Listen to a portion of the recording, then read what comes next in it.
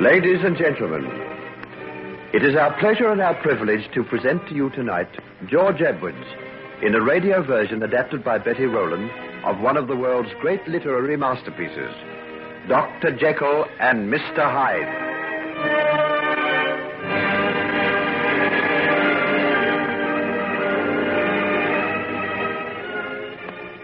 It took the genius of Robert Louis Stevenson to fashion this tale of the dual forces which are forever at war in every human breast, the powers of good and evil.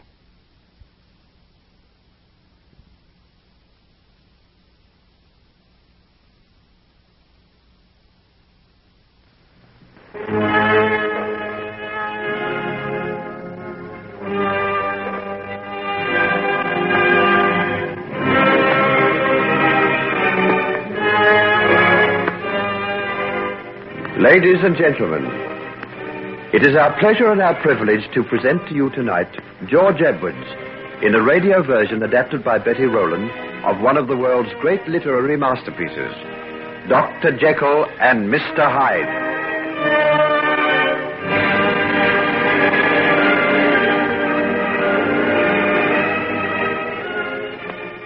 It took the genius of Robert Louis Stevenson to fashion this tale of the dual forces which are forever at war in every human breast, the powers of good and evil that lie dormant in us all.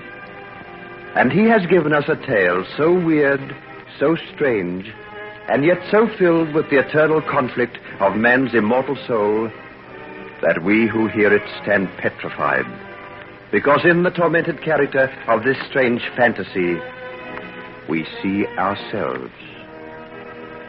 Step by step we will take you along the tortuous path followed by young Henry Jekyll, fortune's darling, born to great riches, talented and handsome, until we see the final dissolution of this unhappy being who sought to split his soul in twain and assume a separate identity for each side of his dual nature, the one entirely good, the other completely evil.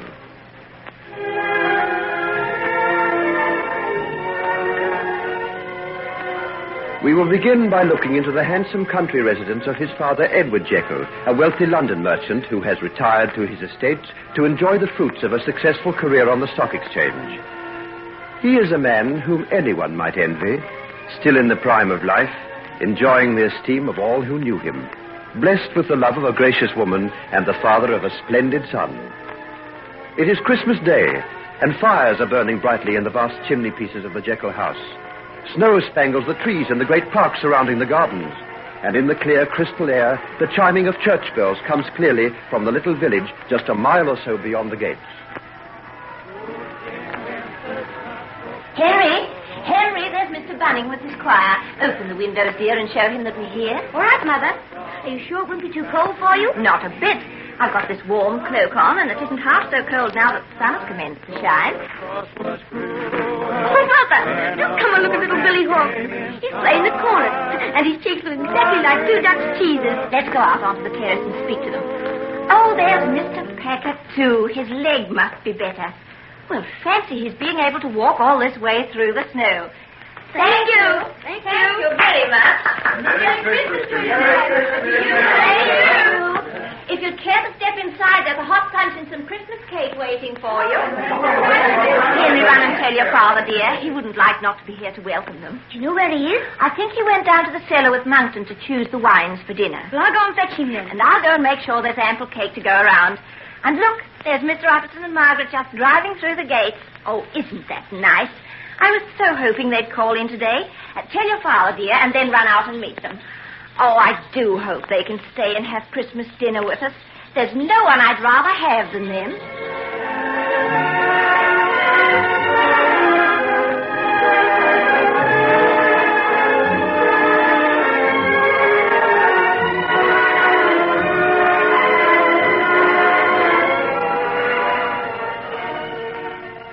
Another glass of this port, Utterson, before we go into the drawing room. Thanks. I think I will. What a glorious color it has.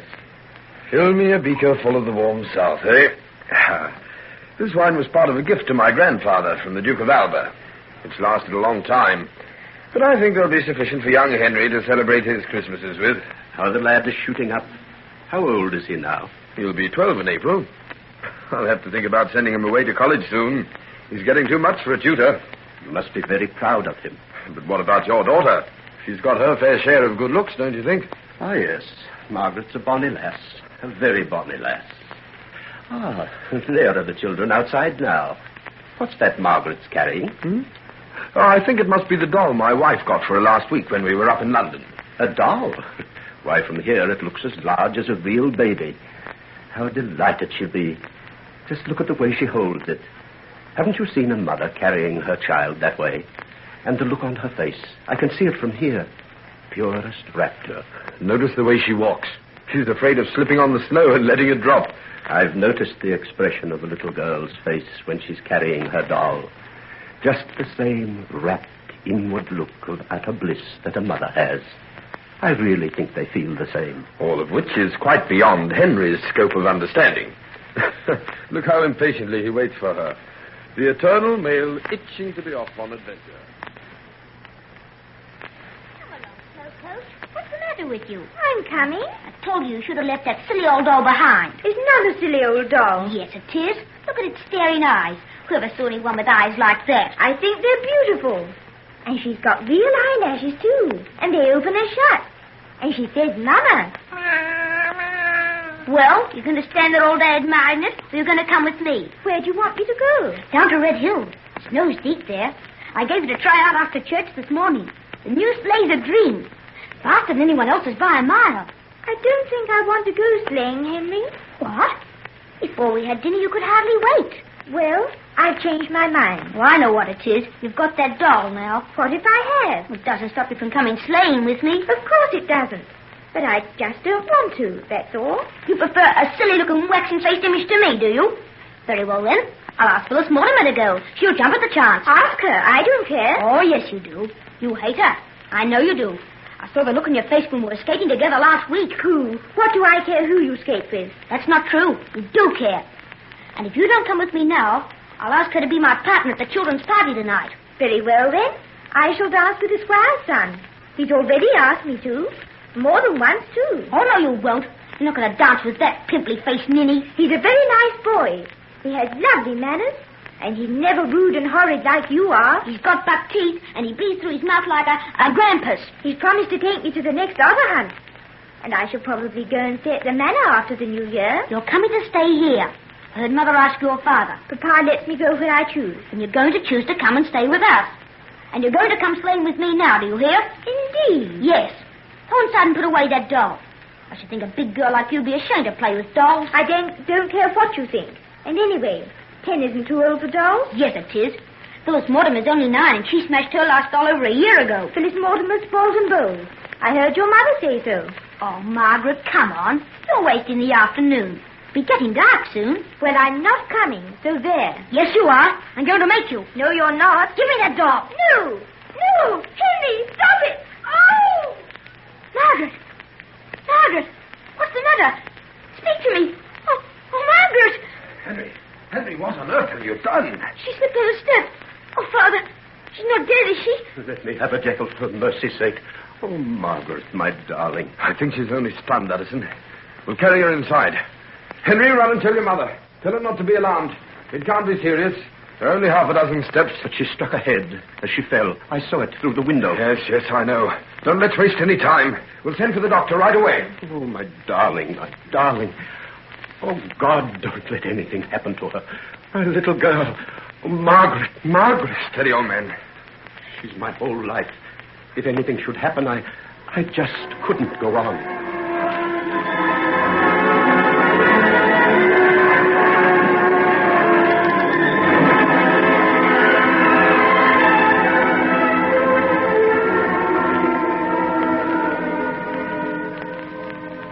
She'll be all right in a week or so, just like concussion, that's all. He's sleeping quietly now, and I expect her to wake up almost herself again. Thank you, Doctor. I can't say what a relief this is. These young things are liable to suffer all sorts of mishaps, sir. How did it happen? She was playing with Mr. Jekyll's boy on the top of some steps. I don't know exactly how it came about, but she slipped. Very easily done. The ground's like glass after the freeze last night. Well, I'll be getting along. Be around in the morning. No excitement, mind. Oh, we'll see to that. Well, good night, sir. Good night. Good night. Thank you, Utterson, old friend. What for? For what you said about the accident. You might easily have said so much more. As far as I'm concerned, nothing more need be said, ever. That's not so. There's something I feel I have to say. Something that I've wanted to say to you for a long time, yet lacked the resolution. Will you sit down with me for a while before we go to Mrs. Jekyll? Why, certainly. Is there something that troubles you? Something that troubles me very deeply. Utterson, did you notice my son's face as he tried to tear the doll out of Margaret's arms this afternoon? You mean just before she fell? Yes, I did. What did you think? Well, to be truthful, there was something on the face of that boy that struck terror into my heart. I know. What's the meaning of it? I've seen it from time to time, and it's always the same. Something so evil, so hideously profane seems to peer out from behind the mask of his features that I can't believe my eyes. You saw it this afternoon? Yes. Has it happened very often? Not more than half a dozen times in his life. The first occasion was when he was little more than 2 years old. He was playing with his nurse, a woman of whom he was particularly fond. And suddenly I saw the change, and he turned and sank his teeth into her arm until she screamed with pain. We had to almost prise his jaws apart. It was the most horrible thing I'd ever seen. And when did it happen next? About 2 years later. My spaniel had a litter of puppies, little soft lumps of silk. Henry was playing with them when suddenly I heard the mother dog begin to wail, and Henry laughed. Never as long as I live will I forget that sound. It wasn't the laugh of a child, but that of a fiend. Or as to where he was. He had broken their backs. Every puppy lay dead at his feet. Good heavens. And then another time... For heaven's sake, what's that? It's Henry. He has terrible nightmares after one of the attacks. I must go to him at once. Excuse me. Oh, Edward Jekyll, my poor friend. You are indeed in need of help. May God have pity on you and on your son.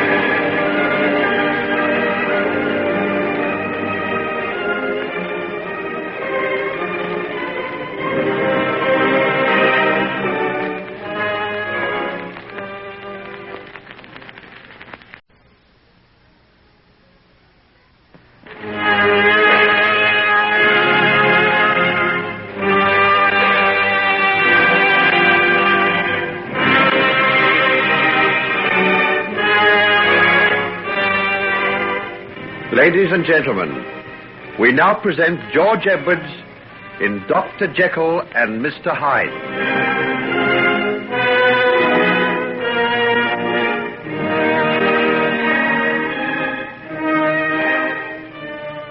Robert Louis Stevenson startled the world when he gave it Dr. Jekyll and Mr. Hyde, this masterly portrayal of the warring forces of good and evil forever struggling for ascendancy in every human breast. But the child is ever father to the man, and for that reason we took you back in our last episode to Henry Jekyll's early boyhood, to mark the traces of that strange duality of nature which in after years were to bear such bitter fruits. A simple childish quarrel with Margaret Utterson, daughter of his father's dearest friend, rouses the latent demon in Henry, and the result is an accident which may well have led to tragedy. But Margaret escapes with minor injuries, and that night his father, Edward Jekyll, reveals to Mr. Utterson the dark forebodings as to Henry's future. Some years elapse, and we now see the young Jekyll as a tall stripling of 17, nearing the end of his college days, and to all outward appearances, as handsome and fine a young man as one would wish to see. The scene is the seniors' room, and the time, that brief hour between supper time and the evening prep. What do you think, fellas? Markham's been expelled. What? Well, serve him right. He's had chances enough. He knew what he was asking for, breaking bounds like that. But even if he did, it seems a bit hot sending him down for that. It wasn't merely breaking bounds, my little innocent. It was what he did with his illicit liberty. I warned him that the head wouldn't stand for any more little frolics in Thorley Woods. Thorley Woods? What was he doing there? Picking blackberries, of course. But, shut up, you lot. Well, what's the matter with our Mr. Jekyll tonight? Not looking his usual cheery self. Not upset by the sad fate of little Mark, the baby Romeo, are you? Well, what are you so smug about, anyhow? Mark's been unlucky, that's all. True enough, my friend. Who am I to cast the stone? Oh, I forgot. Rogers told me the head wanted to see you, Jekyll. Where is he? In his study. All right. Now, don't any of you others pinch my chair while I'm away. You'll be gone for an hour, old chap. No doubt the head wants to get a little guidance from his head prefect on how to put down vice in the senior school. Oh, dry up, Pelton. You're a poisonous toad. Well, at least everybody knows it. Why, what do you mean? Oh, nothing. Pray allow me to open the door for your holiness to pass through. Don't be an ass. What are you always picking on Jekyll for, Pelton? Oh, he's so confoundedly irreproachable, he gets on my nerves. The fellow's hardly human. Always tops the list in exams. Never misses a class. Has all the blues for sport, and I don't doubt kneels down by the side of his blameless bed every night and prays for mere sinners like you and me. He's too good to be true. Come in. Ah, Jekyll, come in and sit down. Thank you, sir. I want to have a talk to you about this affair of Markham's. Most unpleasant business. Yes, sir.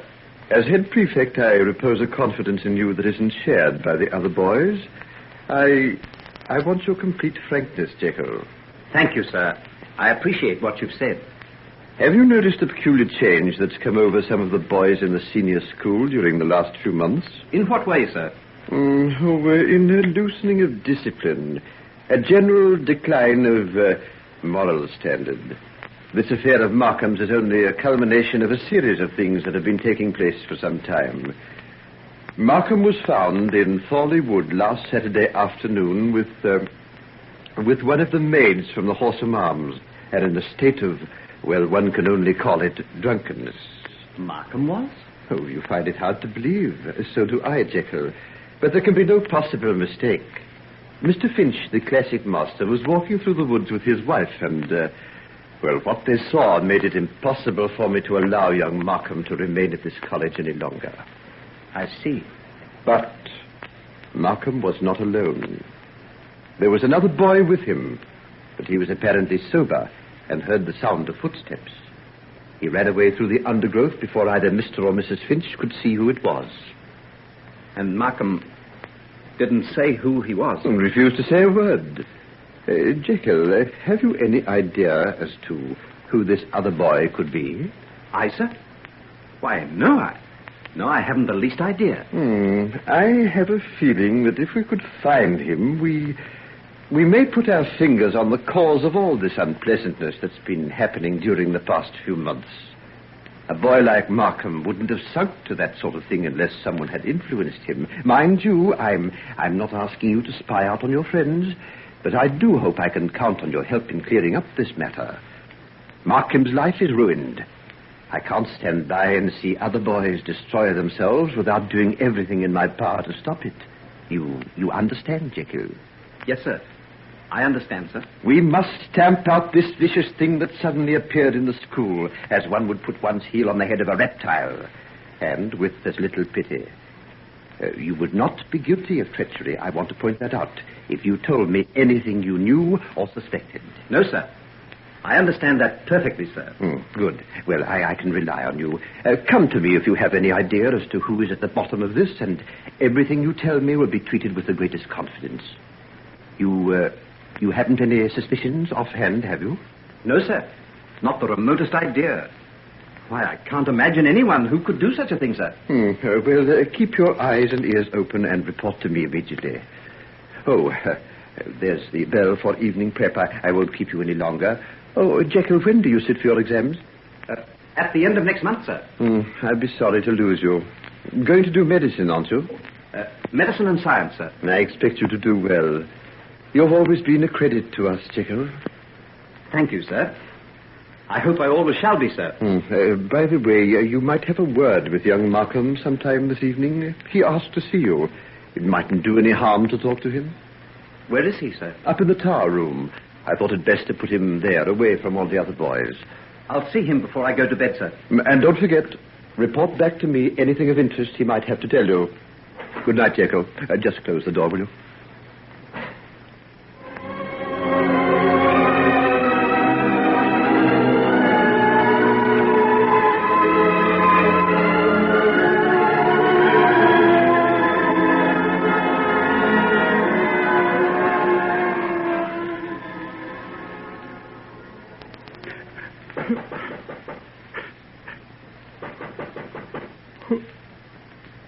Who's there? It's me, Jekyll. Oh. The head said you wanted to see me. Yes, sir. I did. I want to tell you what a swine you are, Jekyll, but it doesn't seem to matter now. Oh, well. I'd just go ahead if it helps. It'll take more than that to help me. You understand what this means, don't you? Yes, I think I do. I wonder. Your people are rich. Mine aren't. It's taken a lot of doing without to send me here. Can you guess what it's going to be like when I have to face them tomorrow? Well, I'll make it up to you. I swear I will. Give me a clean sheet and a chance to start again? Oh, no. Not even all your money can do that. They don't take men into the civil service with a kind of record I'm going to have when I leave here.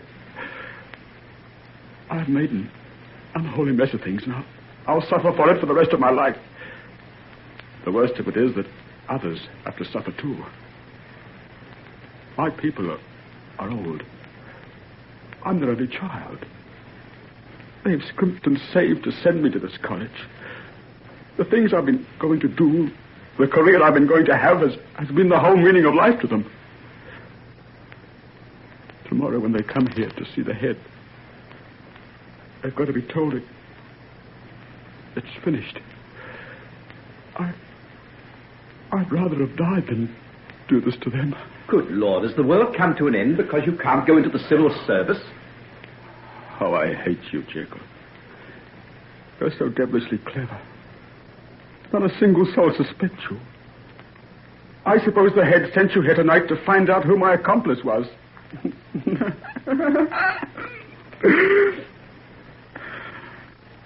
That's funny.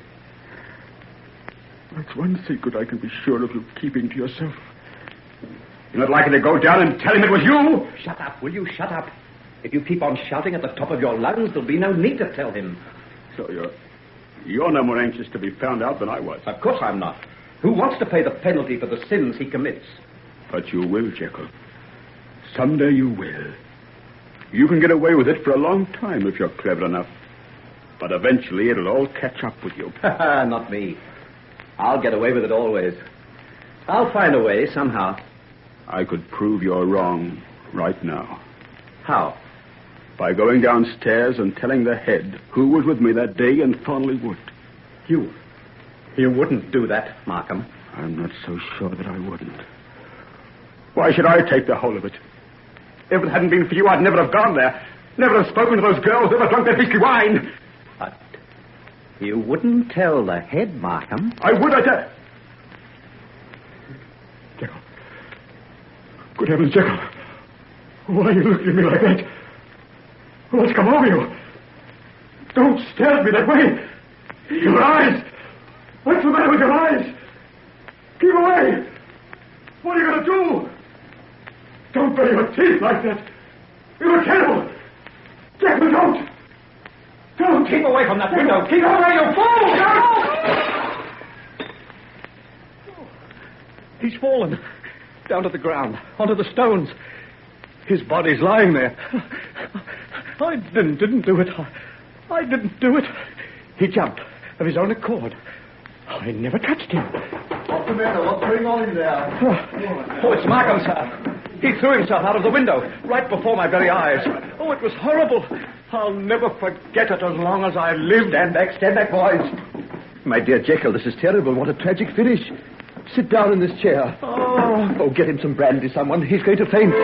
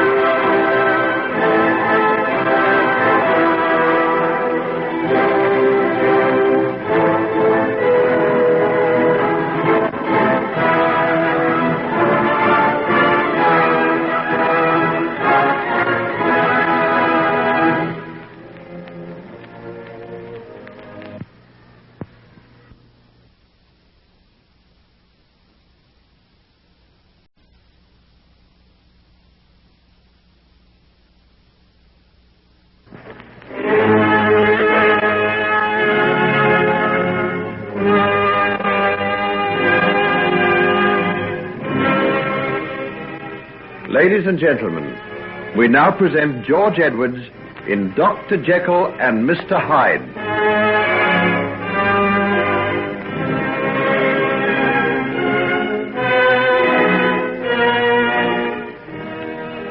There are forces of good and evil in each one of us, but perhaps in few instances so clearly defined as in young Henry Jekyll.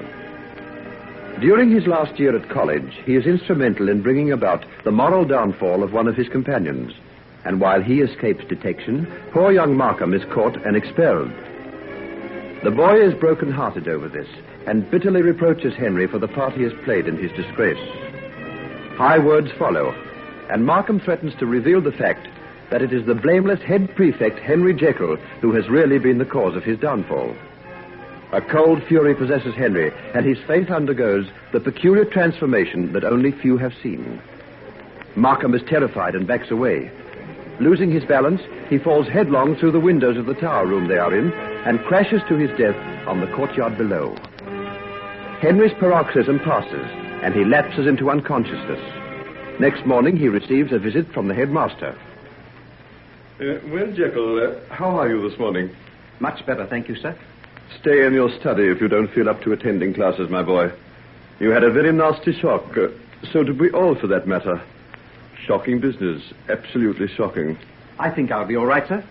As a matter of fact, I'd rather not be alone just now. I can well understand that, my boy.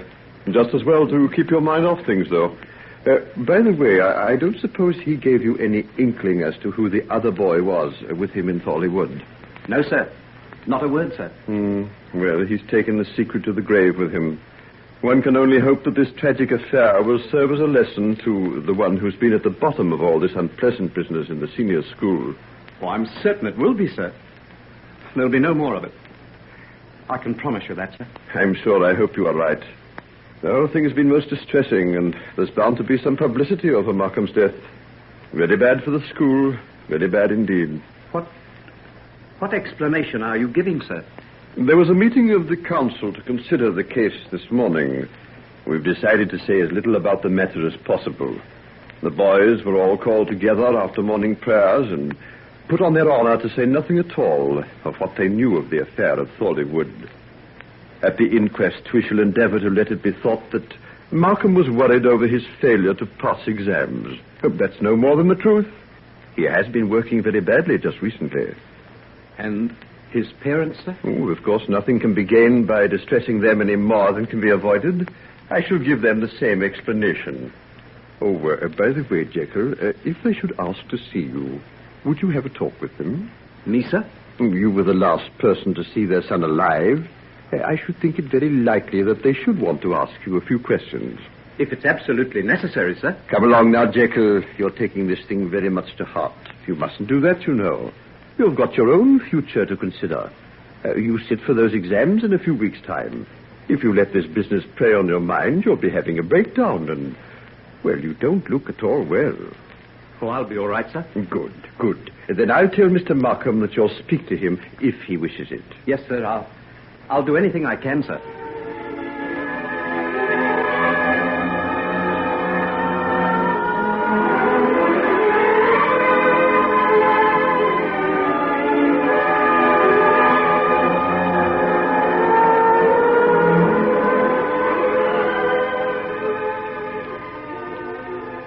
They tell me, Henry, that you and my son were the greatest friends. Yes, Mr. Markham, we were. We went everywhere together. Oh, I shall miss him. I shall miss him very, very much. Did he ever say anything to give you any indication that he contemplated taking his life? Never, sir.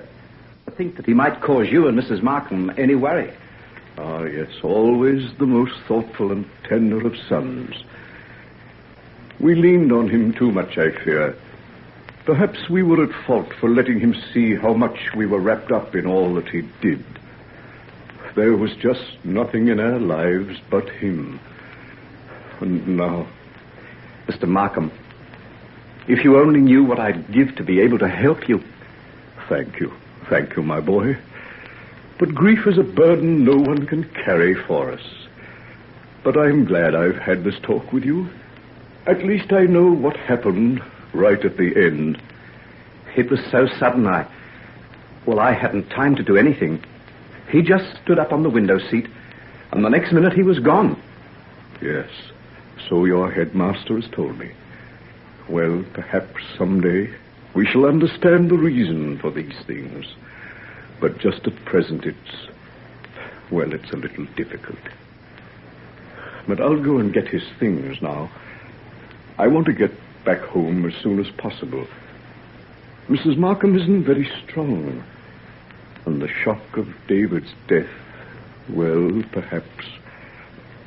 Oh, dear, who knows? Mr. Markham, don't say that.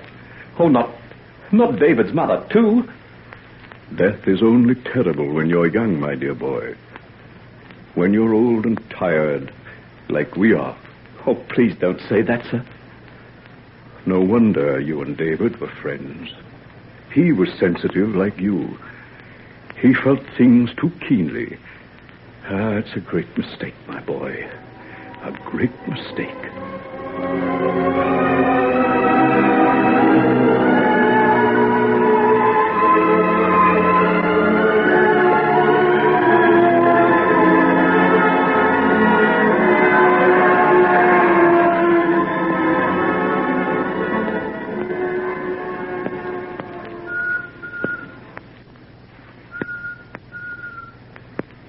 Henry?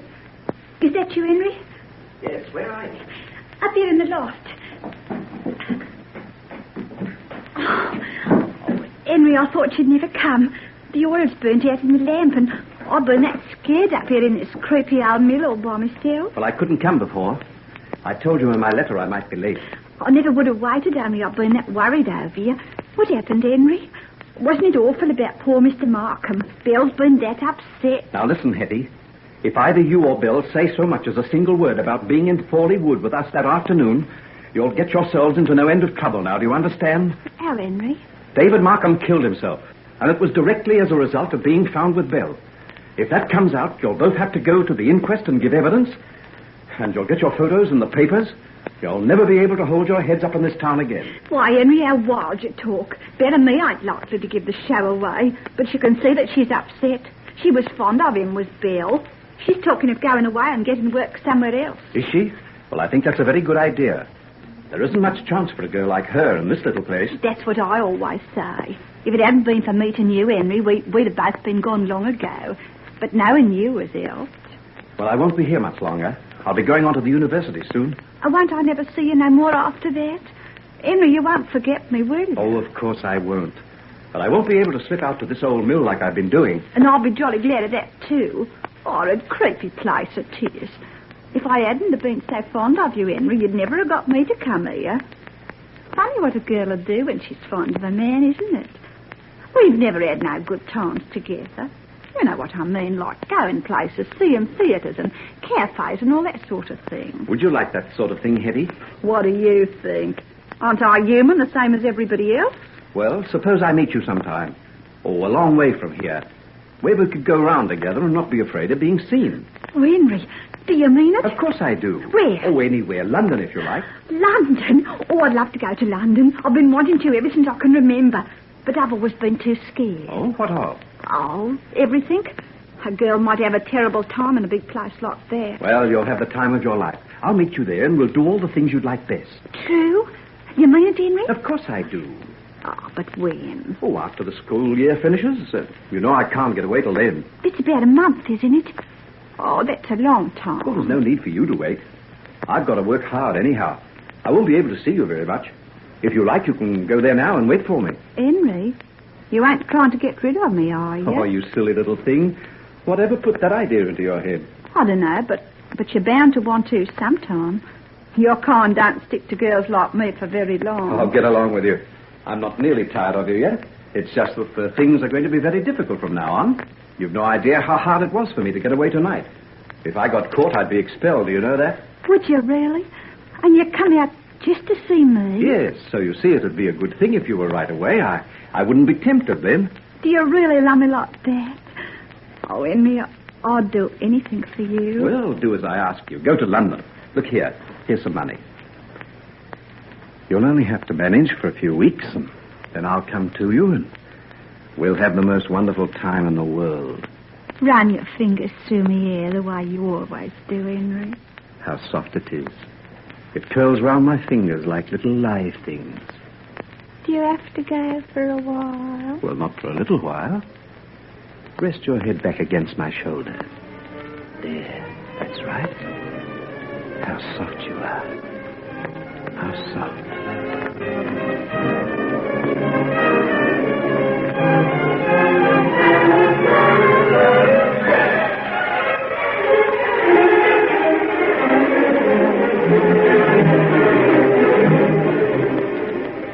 Are you sure there isn't any letter for me today? I've told you. There's nothing at all. You got the name right, Eddie Wilson? Do you think I'm likely to forget it?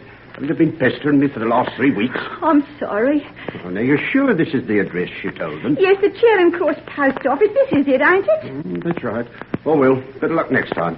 Come again this afternoon. Thank you, mister. I will. What's the matter with her? Oh, you see dozens of them like that. Wait for letters from someone. Sometimes they get one, sometimes they don't. Looks down on the mark, doesn't she? Pretty looking little thing, too. Comes from the country somewhere. London's full of them. They never learn. Where's your references, my girl? I haven't got any. Then it's no use you coming here. We never have names on our books unless they have the best references. Thank you. I didn't know.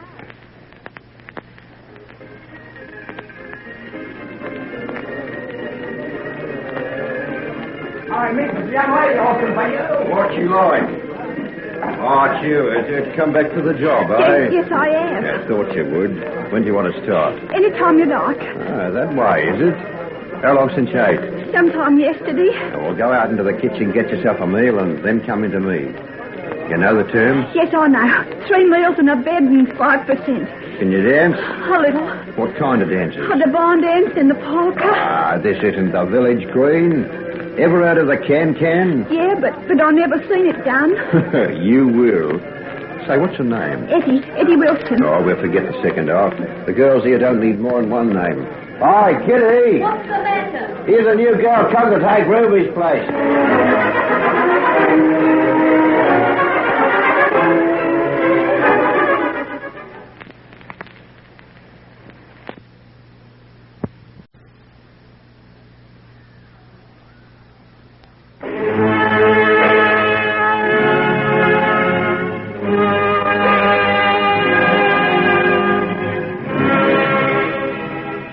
Ladies and gentlemen, we now present George Edwards in Dr. Jekyll and Mr. Hyde.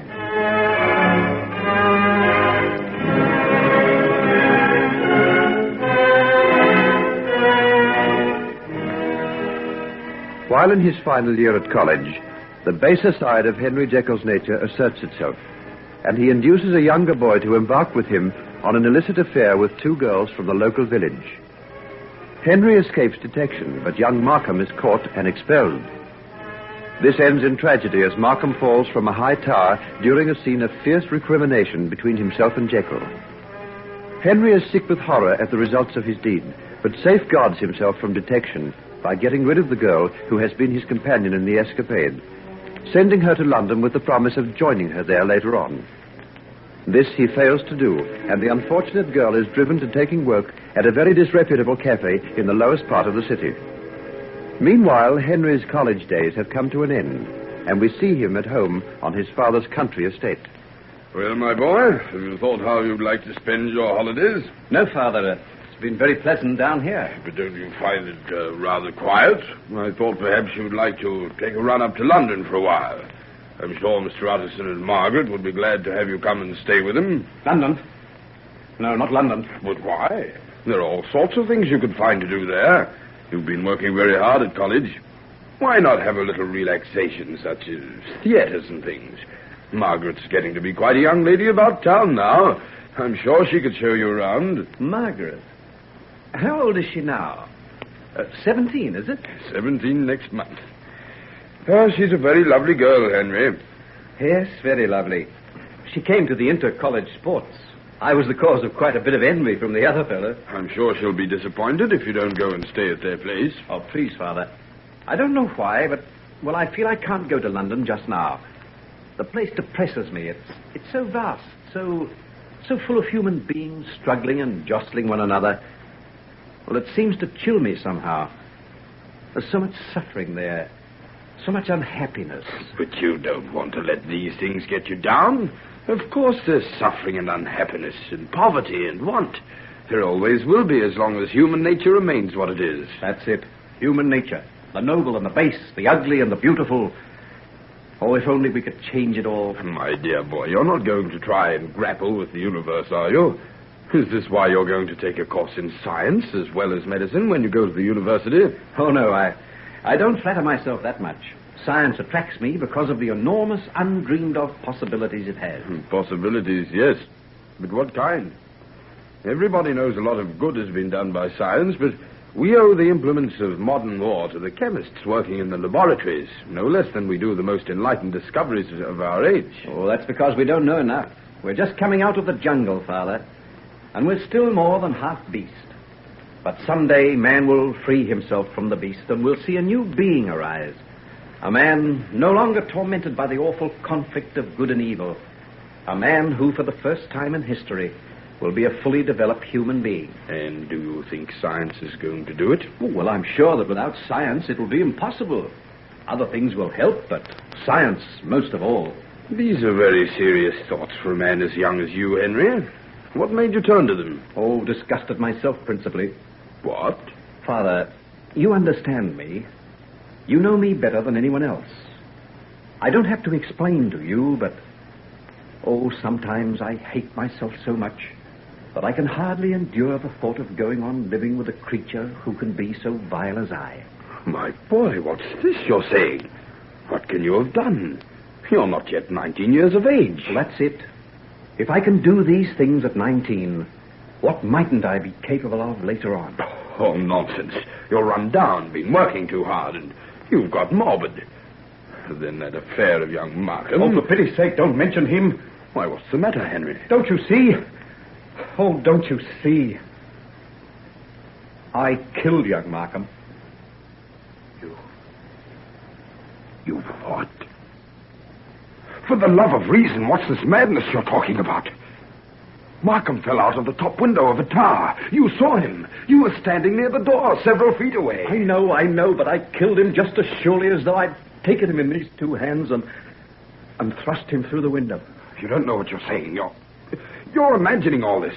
Oh, if only I could persuade myself that. I'm haunted by it night and day. His face, his voice, and the cry he gave as he fell. And then his old father, that tragic face, the hopeless broken voice. I'll carry those things round with me for the rest of my life. Henry, my son, sit down here and tell me calmly what you mean. What I said is true. You were on the other side of the room when he fell. Yes, I was. You can rest assured of that, Father. I didn't push him through the window. But it was because of me. And it was because of me that he was disgraced and expelled. Young Markham expelled? Yes, they hushed it up. But that's the reason he was in the tower room. He was more or less under detention. I can't believe it. What did he do? The things I told him to do. The things I took a hellish delight in watching him do. Oh, Father, what in heaven's name comes over me at times? Why did I want to destroy young Markham? Why did I urge him to respond to all the baser things in his nature and delight in seeing him turn into a kind of beast? Henry, what's this you're telling me? Oh, the truth, Father, the truth. And there was a girl. A girl called Hetty. And this girl, this Hetty? Well, after the trouble about Markham, I got into a panic. I persuaded her to go away to London. And that's where she is now? Oh, I suppose so.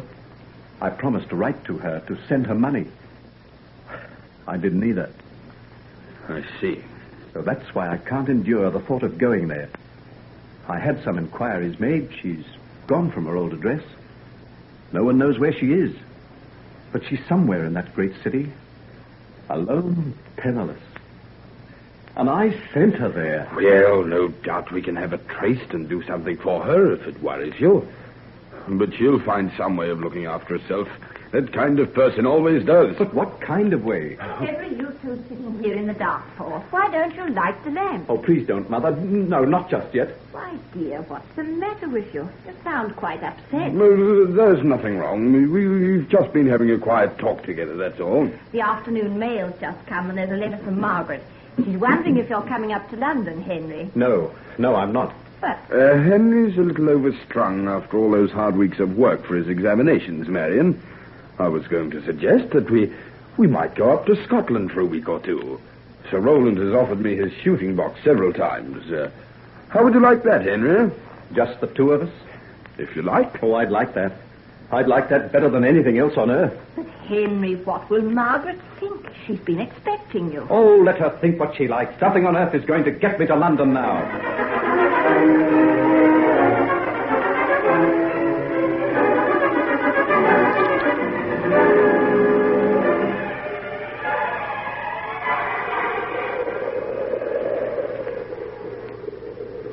Oh, it's blowing a gale. Just as well we didn't go out fishing today, Henry, my boy. It's the worst of the coast round here. These storms blow up at a moment's notice. What's that group of people doing down there on the sand? Why, they're watching something. By Jove, I believe there's a boat out there. Can you see it? Where? Just beyond that line of rocks. It's in trouble with the looks of it. A fishing boat from the village, I suppose. Yes, you're right. Shall we go down? I don't suppose we can do anything to help, but one never knows. Well, here's a path down the side of the cliff. I'll go first. Mind you don't slip.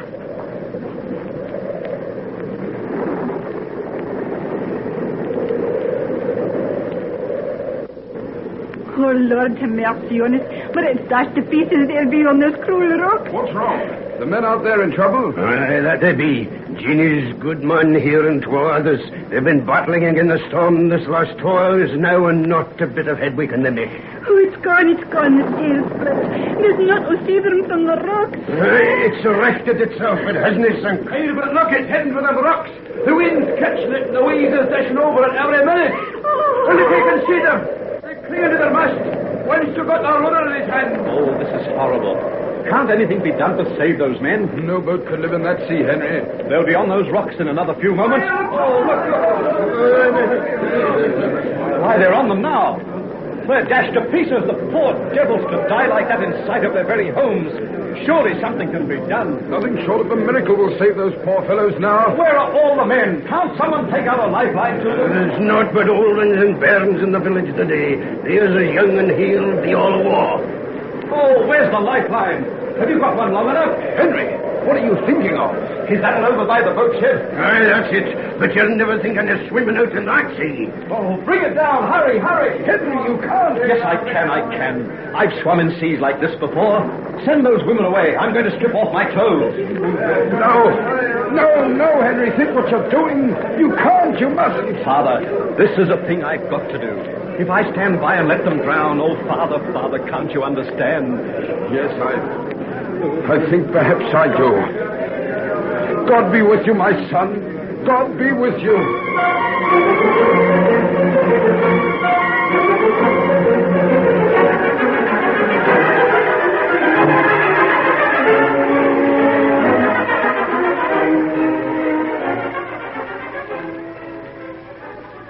Oh, sir, how can I ever thank you?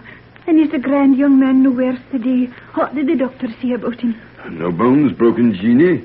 He's badly bruised and cut about, but it's a miracle how he escaped with so little hurt. A miracle it is. If had been an angel of God come down from heavens to save my man and the others with him, he couldn't have been more blessed in our eyes. I'll pray for him. That I will every blessed night of my life, and my bairns too. Can I do anything to help? For boy, I could tend him while he's so poorly. His mother and a friend are coming up from London tonight, thank you, Jeannie, but if you'll just pray for my boy, that would be a great thing. I'll tell him when he gets better. I think that he'll be glad to know. Yes. Very glad to know.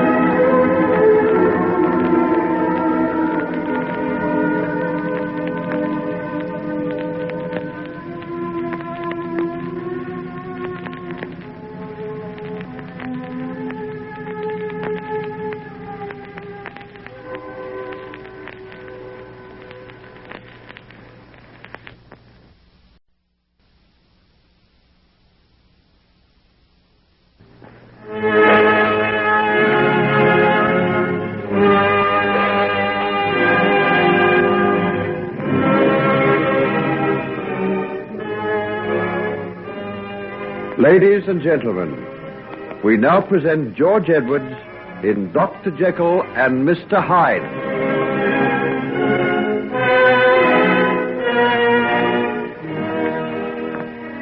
We have now seen both sides of the strange character of Henry Jekyll. The streak of evil which induced him to bring about the moral and physical destruction of his schoolmate David Markham, and the sublime which impelled him to plunge into the boiling seas off the coast of Scotland and rescue some fishermen whose boat had been driven on the rocks. In doing this, he suffers some minor injuries, and his mother and Margaret Utterson, the girl who is already playing a significant role in his life, come up to nurse him back to health.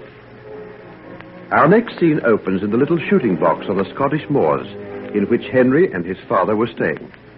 Well, Henry, my boy, how's the leg this morning? Oh, as well as ever it was, Father, thanks. My word has cleared up wonderfully in the last few days. No trace of that stiffness? Oh, none at all. In fact, I'm feeling so well, I'm going to take Margaret out for a walk along the cliffs. I'd like to have one last look over that sea before we leave. Well, I'll be sorry to go back. London isn't half as nice as being up here. I wish we could stay another month. Then come out now and let's make the most of our last day. We'll take something to eat and stay out till dark. I'd love to. Watch out for storms. There were some rather ugly-looking clouds over the horizon a while ago. Oh, we'll take raincoats. And there's generally a shepherd's cottage to shelter in. Sure you won't come too? Oh, not me. I'm going to take a stroll down to the post office to see if there's any mail up from London. And then I'll sit by the fire and read the papers in comfort. And you, Mother? I'm going along to Katie McBride's to get that shawl she's weaving for me. Then come along, Margaret. We'll leave them to it and go out and get our lungs full of the Atlantic gale. Does the wind ever stop blowing here, I wonder? Wrap yourself up well, dear, and don't be too late home. We'll be all right, dear. Don't worry over us. Call the dogs, Henry. I'll meet you down at the gate, Margaret. Don't forget to bring plenty to eat. This drive makes me as hungry as a hawk. Well, it's good to see the boy striding down the path like that again. He's a lovely boy, isn't he, Edward? The kind of son that every mother dreams of having. Shame on you, woman. You're puffed up with maternal pride. And you're none too modest about him yourself, Edward Jekyll. When you saw all those accounts of what he did in the papers, I saw your chest begin to expand by inches. Anyone might be proud of what Henry did. 3 men owe their lives to him, and a lot of little children would be fatherless if he hadn't risked his life that day. They almost worship him down in the village. They're planning some sort of farewell for him tomorrow. Ah, there goes Margaret now. They look fine together, don't they? It makes me feel grateful to God for all his mercies to see them there. It might have been so different. Yes, Marion, my dear. So different. How strangely you say that. I had strange thoughts.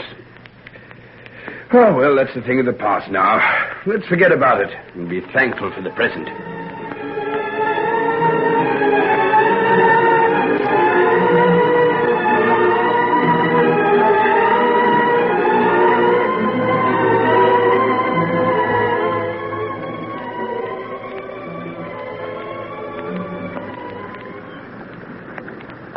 What time is it, Henry? Getting on for 4 o'clock. Don't you think we'd better be turning home? It'll be dark in another hour. Oh, we haven't got so very far to go. If we cut across those moors by that tor over there, we'll strike the village in a few miles. Then come along, let's go. I think your father's warning about the storm is going to come true. I love it. I love to feel the wind whipping through my hair and your cheeks, oh, they're crimson. Not my nose, I hope.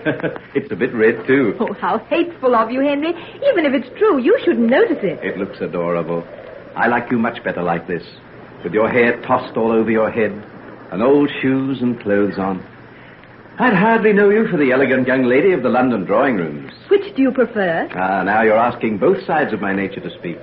The one that likes the sophistication of London with its music and soft lights, silks and satins, and the other that walks over the moors and cliff tops with you. Swept clean by the wind, glorying in physical strength, happy in the comradeship we feel merely by being here together. Have you 2 sides to your nature, then? Well, who hasn't? Why, even you, my little Margaret, must feel the pull of conflicting desires now and again. I'd hate to think that there was nothing of the sinner under that sweet face of yours. Henry, sometimes you frighten me. Why? I don't know. You look at me sometimes and you make my heart beat. There's something queer in your eyes. Don't say that. Don't ever say that. Do you hear? Why, Henry, what's the matter? You're hurting me. You're digging your fingers into my arm. I'm sorry, Margaret. I'm sorry. Well, come on. Let's cut across the moors by this path. It'll take us home, I think. Oh, it is getting stormy. We'll have rain soon, I think. Well, come on. Give me your hand and we'll hurry home. And don't be cross with me, Margaret. I'm awfully sorry I hurt you. I'm never cross with you, Henry. That is, not for long. Come along, let's run.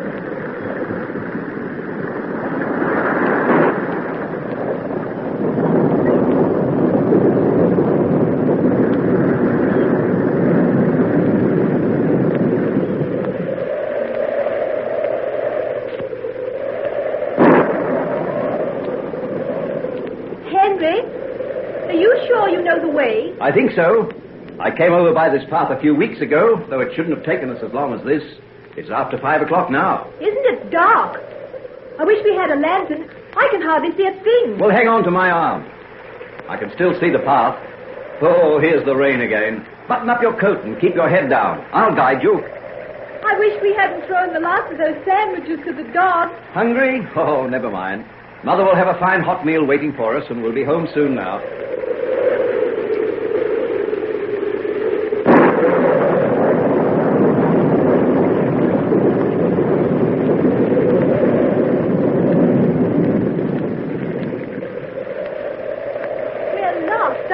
Well, I'm not sure. This path must lead to somewhere, and we're still on it. We seem to have been pushing our way against the storm for hours. I wonder what the time is. Well, hold open the flap of my coat. I'll try and strike a match. You ready? Yes. Did you see? It's nearly 8 o'clock. That does mean we're lost, doesn't it? Yes, I'm afraid it does. I'm awfully sorry, Margaret. I've let you in for this. It doesn't matter. We'll wait till daylight and then see our way back. Oh, it won't be daylight for hours. If only we could find some sort of shelter. Look. Did you see that in the lightning? Some sort of barn or cottage. No, where? Over to the left. Give me your hand. I think I can find it. See? There it is. Yes, I saw it. Well, that must be where this path leads to. Well, thank goodness we'll be able to get out of this rain. Even the dogs know we're lost. They're hanging right on our heels. Oh, well, with any luck, we'll be under shelter in a few minutes. I hope that lightning comes again. There it is. Come along, let's run. Ooh, what luck. We might easily have passed it. What sort of a place is it? Can you strike a match and let's see? I'll try. I'm afraid they're very wet. Ah, some sort of barn. Why, there's a stack of hay over there. And there's a lantern. See if there's any oil in it. Yes, we're in luck. It's half full. At least we'll have some light. There we are. That's better. Oh, I say, there's a fireplace and some dry wood. That's marvelous. A fire to get warm by and dry our clothes. Oh, if only we had those sandwiches. We'll spend the night imagining what Mother had for us to eat when we got home. They'll be terribly worried over us. I wonder where we are. Well, there's nothing we can do till morning, so let's light this fire and warm ourselves.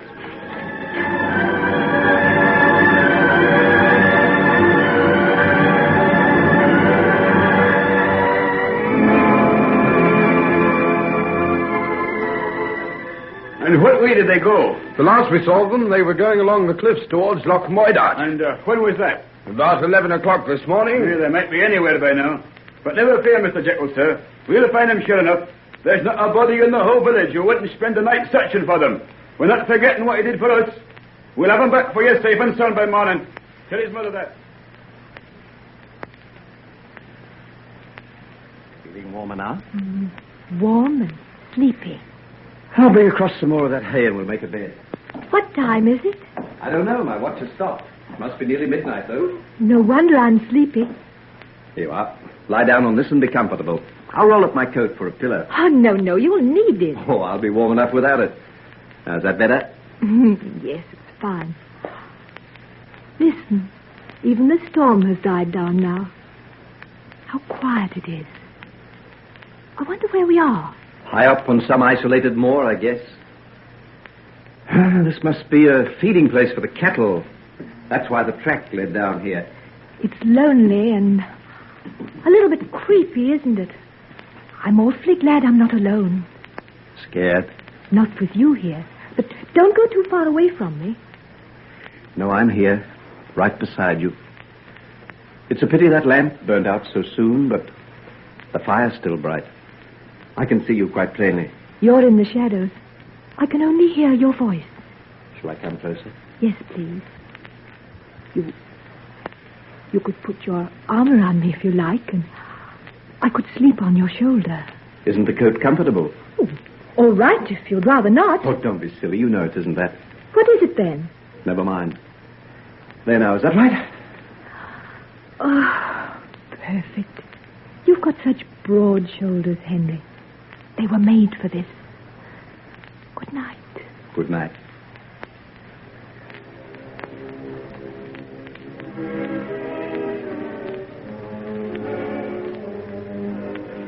Looks pretty there lying in the firelight. She wanted to lie close to me. That's the sinner in her. It's there just the same as in all of us. Can't you even look at the face of this sleeping girl without thinking things like that? We're so far away from everybody. Miles and miles away.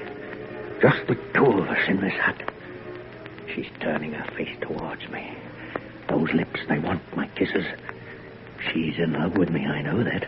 She's Margaret, not Hetty. Is there any difference? Because Hetty's poor and this girl's rich, does that mean they aren't the same inside? She's just the same. And she's prettier, much prettier. Her throat, the soft curves as she sleeps there beside me. She's putting her arms towards me. I'll kiss her and wake her up. Hello! Hello there! Yes? Who is it? Hello! What is it? What's the matter? Someone's found us. They must have sent out a search party. Hello there, this way. Hey, is it you? Are you all right? Where's Margaret? Here, Father, here. I'm safe. Thank God she's safe.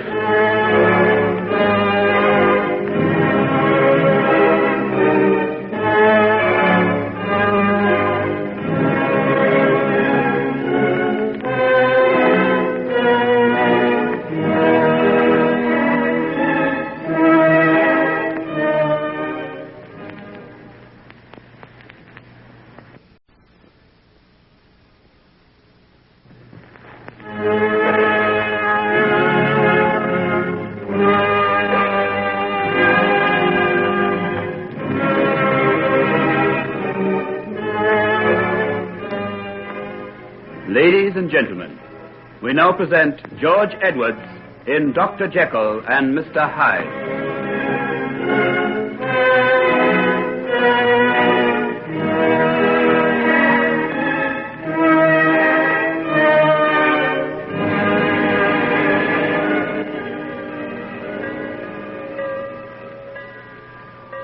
Oh, hello. Are you Jekyll?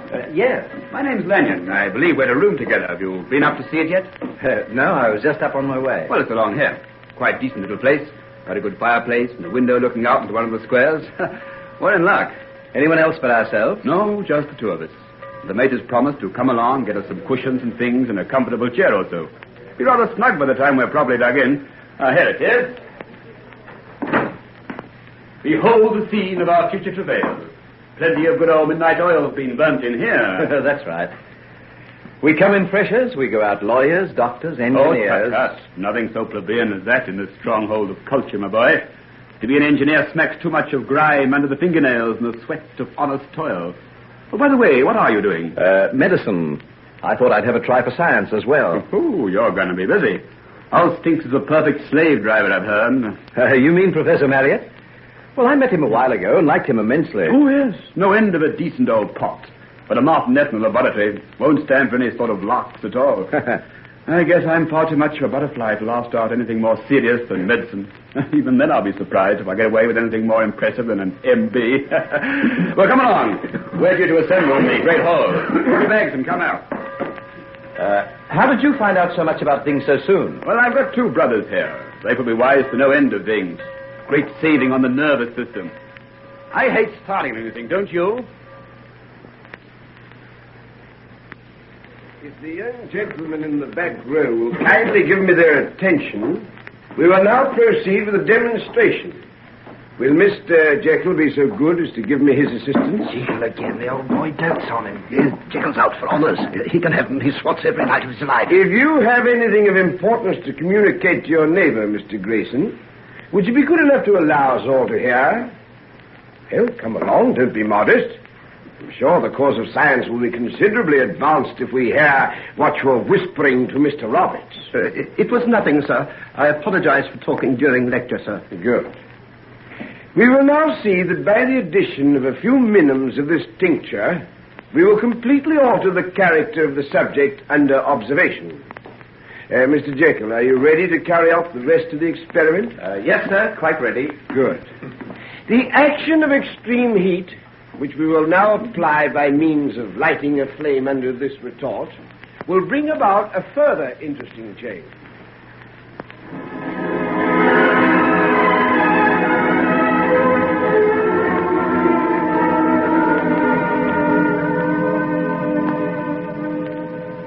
Oh, come on, Jekyll. You're not going to stick at those books all your life, are you? Well, I've got exams in 5 weeks' time, don't forget. Oh, what if you have? You'll pass with one hand tied behind your back. Tell in for this weekend and come to London with Roberts and me. Be back on Sunday night, and you'll feel like 40 men after it. Working yourself to death, man. Don't think you've smiled for a month. With you about to make a fest of yourself? Then come on, be human. Have you ever been on a binge in your life? Have I?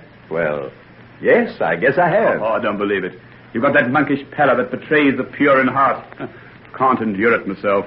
Then come along and we'll wallow in sin. You mean it? Of course I do. I haven't seen London for months. I love the dirty, bedraggled old hag. Let's go and fill our nostrils full of the odour of evil doing. Is this really you, Jekyll? And me thinking you were a positive monk. Casanova was a monk, don't forget. By Jove, so he was. But to see you sitting there under that lamp makes me think more of a knight of the Holy Grail than of him. Then I'll be Tannhauser in the Venusberg. Begone, dull care, away with bookish learning. What if the hand does shake when making the experiment?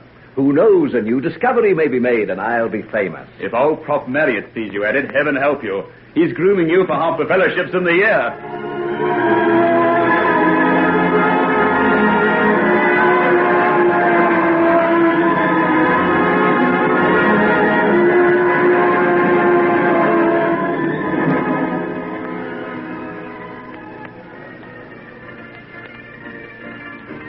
Oh, come along, let's get out of here. The girls here are the same as the ones at Farrow's. Well, what do you expect? They've all got 2 legs, 2 arms, and no brain. Can't anybody show me something different? Be back at the university this time tomorrow night, and I won't have done a single thing I haven't done before. He wants variety. What about it, Jekyll?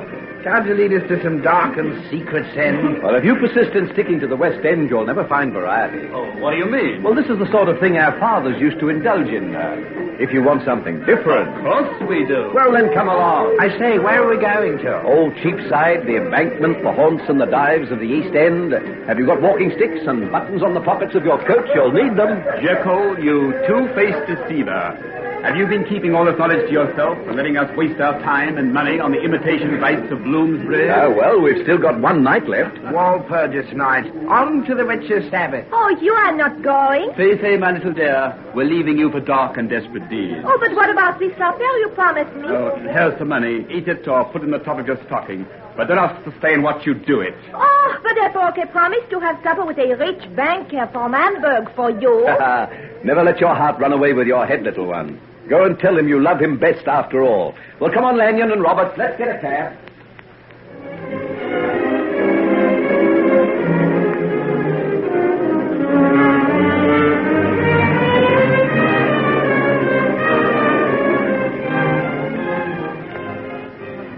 Hi, wake up, Hetty. Pat's singing out for you.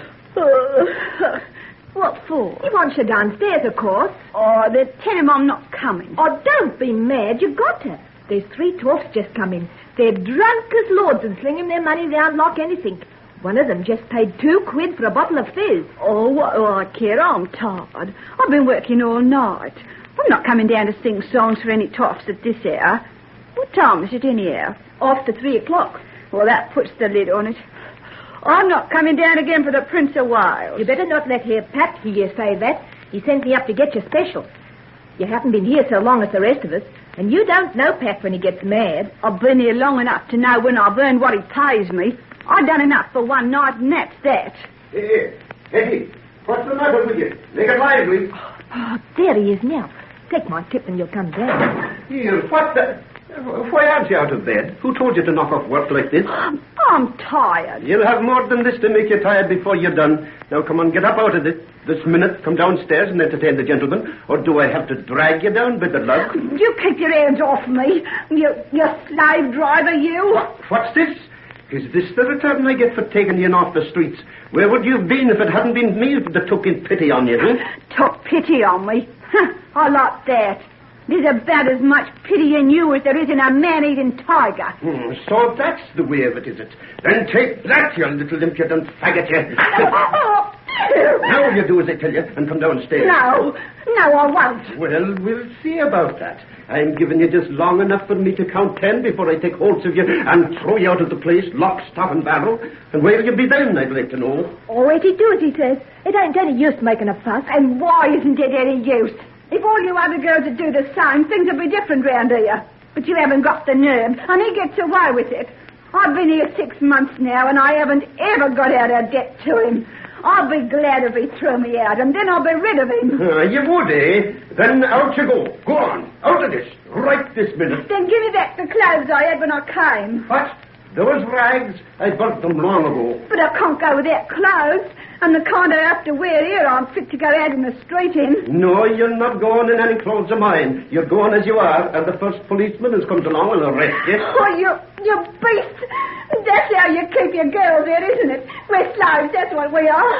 You feed us and dress us and make us do the dirty work you're growing rich on. Shut your mouth, or I'll fetch you such a swipe you'll not forget in a hurry. Go ahead and do it. I'd rather that than go downstairs and be mauled about by those drunken brutes down there. I won't do your dirty work, you hear? I'm through with it. I'm finished. Will you quit your squall, or do I have to knock the daylights out of you? Put on your clothes and come downstairs, or I'll... No, I won't, Steve. I won't. Oh, by Jiminy, I've stood enough. Get out of there, man. Hey, get your dirty hands off me. Come on, now. Get your manners. Here, what's going on here? What's going on here? Hetty. Henry Jekyll. Oh, Henry. What are you doing here? What's that man been doing? Why, Your Honor, it was all a mistake. Have you been striking her? What are those marks on her face and arms? Shut your mouth, you dirty blackguard. Hetty, how long have you been here? 6 months. Oh, Hetty, 6 months. Oh, what do you care? It was you that drove me here. I know, but I'll take you out of it. Where are your clothes? I haven't got any but these. What, not a coat? No, nothing. Here, take mine. Take mine, quick. What are you doing? Is she a relative of yours? Never mind what she is. Get out of my way, and don't you try to stop this girl coming with me. I'll find some way to clean up this hole of yours and put you where you belong. Now, Hetty, are you ready? Oh, Henry, you're mad. You can't do this. I'm going to. I'm going to try and make up for what I did 6 months ago. Come on, let's go. Well, saints preserve us. A gentleman like him and a low little tug like her. And he'll take the other 2 gentlemen away with him as like as not. Bad cess to him.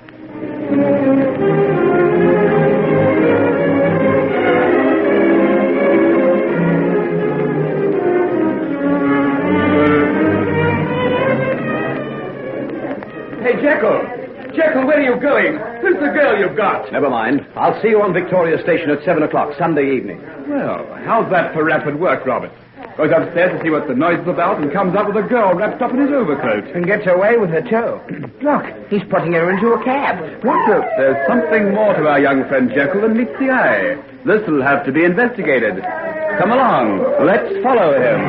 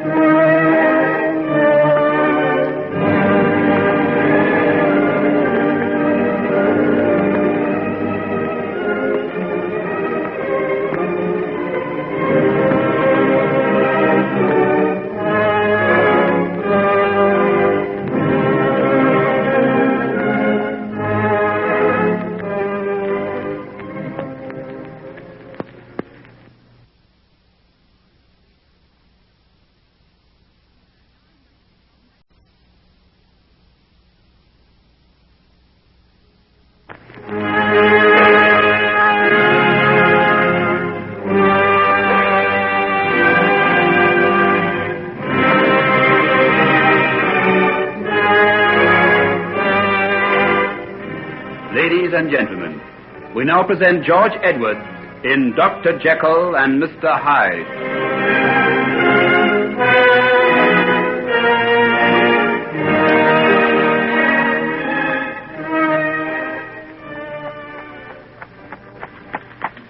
Get up. Well, if I hadn't seen it with my own eyes, I would never have believed it. Our saintly Jekyll coming downstairs with that girl tucked under his arm as cool as you please. He must have known her somewhere before. After all, a man doesn't go upstairs to stop a brawl and then walk out into the night with one of the women for nothing. Would you believe it? Our studious and irreproachable young Galahad. What'll the other fellow say when we tell him about it? Now, look here, Roberts. We'd better be careful what we say about this. After all, none of us is supposed to be up in London this weekend, and if it got about too much... Yes, probably all right. And another thing, it's no business of ours. I like Jekyll, and if he's got something like this girl he wants to keep quiet about, I guess it's up to us to mind our own business. Now, I half wish we hadn't started following him the way we did. Well, we can easily tell the cabman to take us to the hotel. I'm infernally tired, for one. Oh, wait a minute.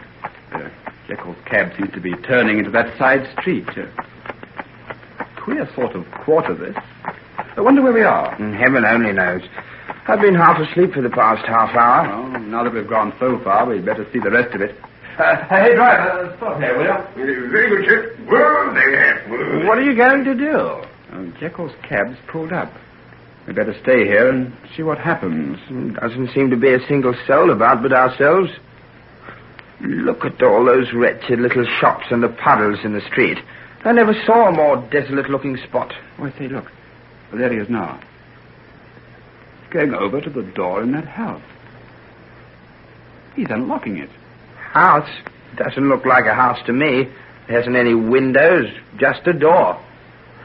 Looks like some kind of warehouse. Looks to me as though it might be anything. See, there, he's opened it. And now he's going back to get the girl. There she is. Doesn't seem to be very anxious to go in. Don't blame her. Looks decidedly uninviting to me. Ideal place for a murder. There she goes. Now he's shut the door. And the cab's starting to drive away. What do you make of it, Lanyon? I don't make anything of it at all. What this building can be, I can't even guess. And that Jekyll should have any connection with the sort of girl that one is seems almost unbelievable. What'll we do? Go back to the hotel and hold our tongues. This is Jekyll's affair. It's no concern of ours. All the same, I'd give a lot to know what's going on inside that place.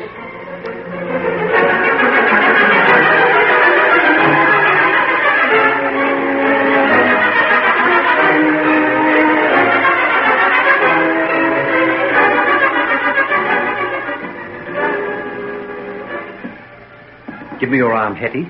I'll guide you up these stairs. Our dark it is. Where are we, Henry? It's part of my father's house. Your father's house? This queer, dark place? Not part of the main house, but an outer building a little way from the other. Now, here's the door. Now, go in. I'll light a lamp for you in a moment. Oh, what a queer place. Did anybody live there? No, it hasn't been used for a long time. A famous surgeon used to live in the main house, and this was the place where he did some experiments. Do you mean he used to cut people up? Well, I don't think he did any human experiments here, but maybe animals, dogs and rabbits and guinea pigs. No wonder there seems to be something queer about it. Think of all the little things that's died here and been in pain. Oh, come. You don't want to go thinking about things like that. It's not a bad sort of a place at all, really. I'll light a fire in the grate over there, and you can get warm, and then I'll try and fix you up a bed and maybe find you some clothes. Jim. Henry, what are you going to do with me? I don't know. We'll think of that in the morning. Well, what will your people say when they find you brought me here? My people are all away in the country. They need know nothing about it. You never wanted anyone to know anything about me, did you? Well, what makes you say that? That was why you got me to leave home and come up to London, wasn't it? You wanted me out of the way, didn't you? Especially after what happened to poor young Mr. Markham. Don't mention his name. Never let me hear you say that again. I won't say it to anybody else, but I don't see why I can't say it to you. I know. So what's the use of pretending I don't? You've changed a lot, haven't you? Do you wonder? I've been 6 months at Mike O'Reilly's, and a good few things has happened to me in that time. You don't think I'd be the same little innocent who went off to London with £10 in a purse and believing you was going to come up and take care of her, do you? Hetty, Oh, don't bother to tell me. I know. I think I knew all along. But you kind of hope it isn't true. Especially when you care for someone like I cared for you. I did try to find you, you know. When? Some weeks later, after the school term finished. Yeah. And there wasn't any danger of you getting expelled like Mr. Markham was. Well, I couldn't do it before. You know I had exams. I couldn't possibly get away. Oh, but you could have written or sent me money or done something like you promised to. Oh, yes, I know. I've been a young swine to you, Hetty, and I know it. Oh, well. What's the use of going into that now? I should have had more sense. But now that I've found you again, I'll try and make up for it. Now, come and sit near the fire. It's burning well now. I'll push this chair up for you. Why, you're half frozen. Oh, no wonder with your feet bare like that. Now, you sit here. I'll go over to the house and see what I can find for you to wear. Henry. What? You'll come back, won't you? Well, of course I will. Whatever made you think I wouldn't? What makes me think you... If you'd gone to that post office in Charing Cross like I did, day after day, open for a letter, if you'd been waiting all those weeks praying for someone to come who never did, you'd know why I don't trust no one anymore. Hetty, my poor little Hetty. I don't know why I didn't die, and that's the truth. I thought about it often enough. I went down to the river once, but there was always the hope that there'd be a letter the next day, or I'd see you in the street. Well, now you have seen me. I'm here. I'm going to look after you, Hetty. All that's over now. No, it isn't. You can't have the lots of me hanging on to you. Maybe you'll be nice to me for a little while, but that's all. Now, dry your eyes and sit beside the fire while I go over to the house. I won't be long. When you've had something to eat and got some clothes on, I'll find somewhere for you to sleep, and, well, we'll talk it all about tomorrow morning. Is that all right? Yes, Henry. That's all right. You don't know what it's like to see you again. I think I've tried for it every night of my life. Can you imagine anyone praying in Mike's place? It's funny, isn't it? No, I think it's rather wonderful. Now stay quietly there, Hetty.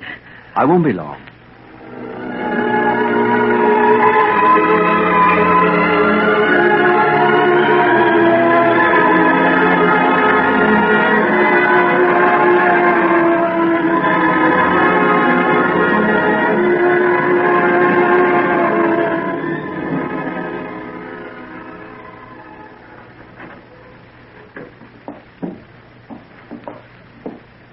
Who's there?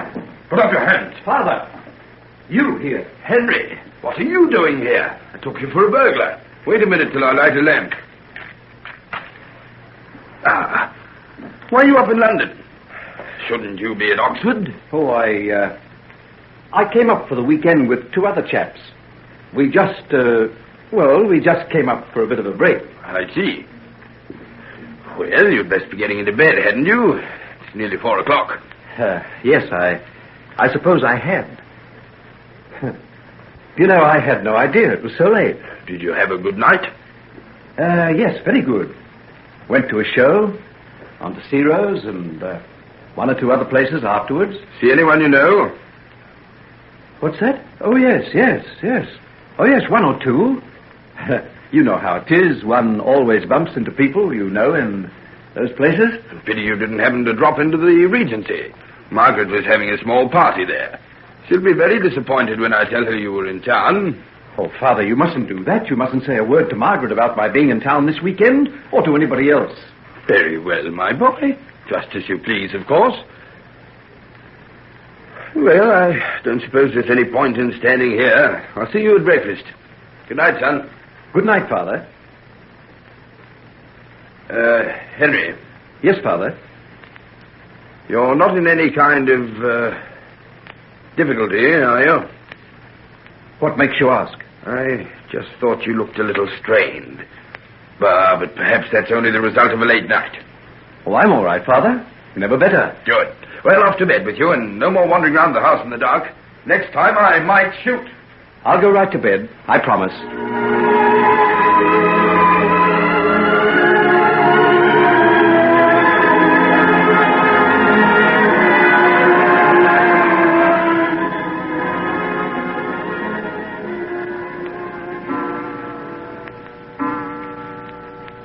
That's 5 o'clock. I've been here over an hour now. She'll be thinking I'm not coming back. Father will be asleep now. Get out of bed and go back to that girl before it's too late. Don't be a fool. It was fate, your father being there. He forced you to remain in the house.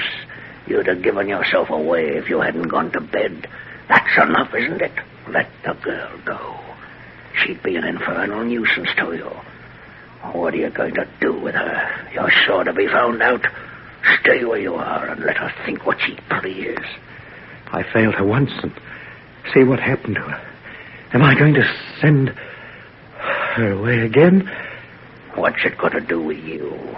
Anyhow, it's too late now. She's lost. Once she's been like that, well, you know the rest. This was none of your doing. If your father hadn't been up in London. Oh, what am I going to do? I'll get up out of bed and go out to that girl. I'll go back to Hetty and take the consequences.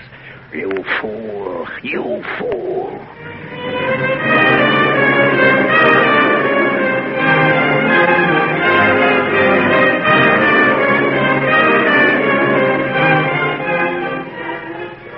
Hetty! Hetty, where are you? Why, she's gone. She's gone. She's gone. You stayed too long. You listened to me, didn't you? You hoped you wouldn't find her here. You knew she wouldn't stay this long. Stop it. Stop it.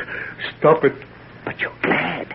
You can go back to Oxford and not have to worry. She ran away of her own accord. No one knows she was here. You can think of Margaret again. What a relief. What a relief.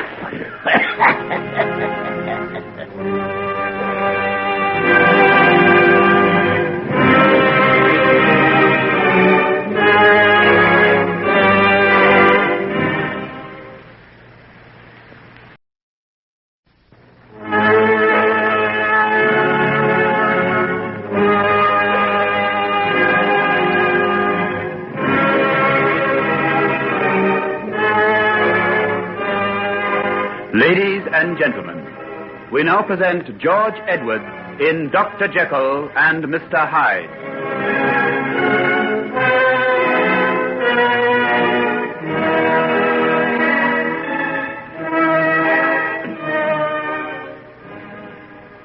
Well, my boy, did you get some sleep?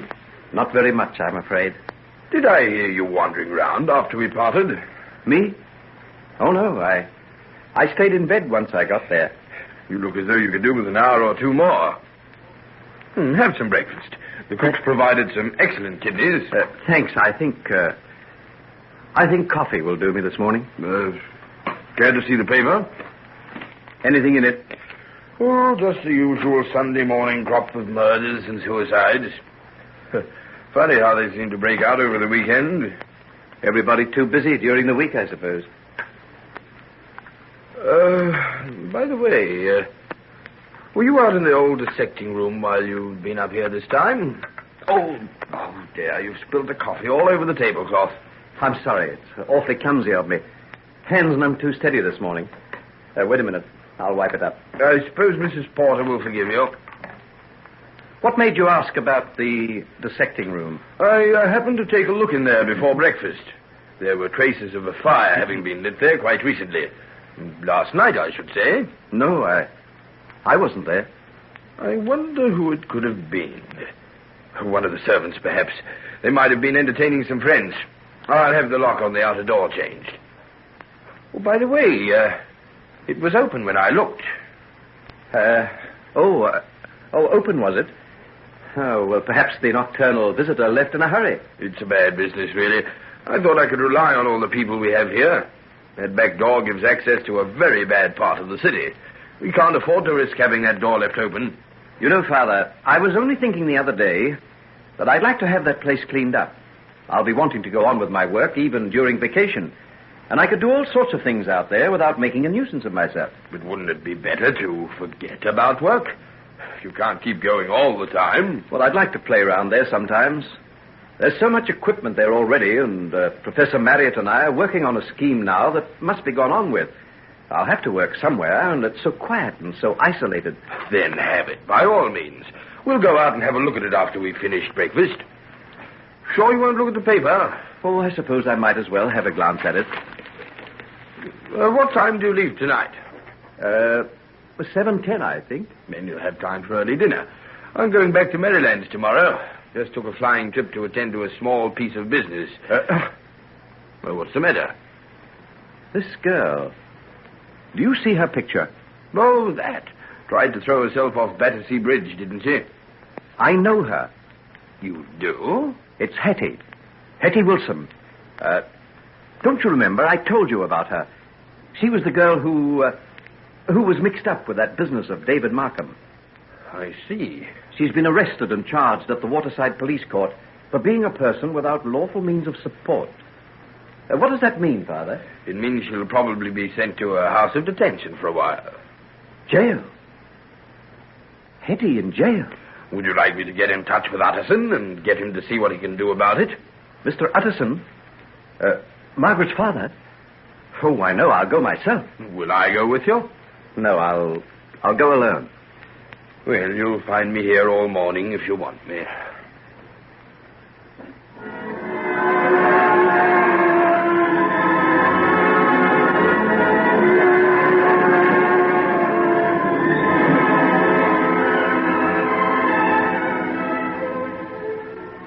No, the prisoner has been removed to the jail infirmary. She's suffering from exposure and immersion in the water. Immersion? Then she did throw herself in the river. She did, young gent. And if it hadn't have been that the water patrol was passing at the time, she'd have been adorning a marble slab in the morgue by now. I see. Oh, can anybody visit her? Visitors allowed once a month by special permit from the Department of Justice. Letters once a week. Thank you. Care to leave any name, sir? I could let her know, maybe. No name, thank you. No name.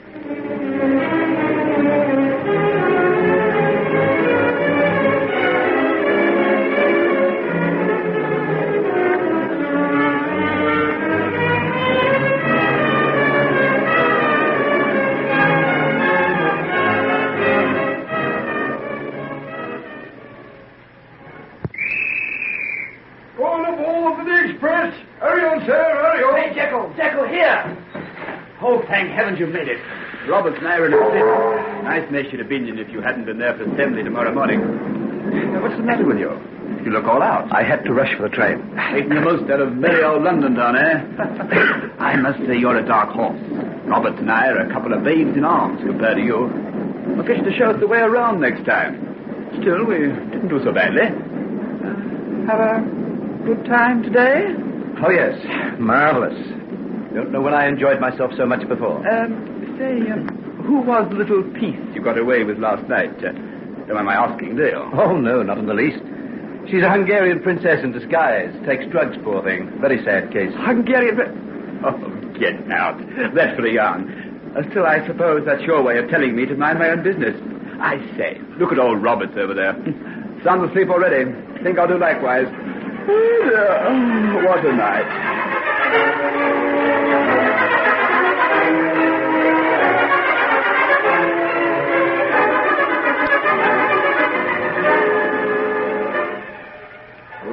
Mr. Jekyll, may I detain you for a moment? Yes, Professor. I had occasion to visit your rooms over the weekend. You were absent. Yes, I went for a longish walk in the woods, sir. Oh, yes, I guessed as much.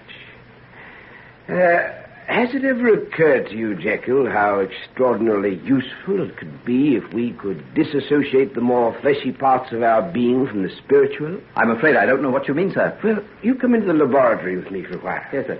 There's no one there now. I've been working for a great many years on a particular line of investigation, and I'd like to interest you in it if I could.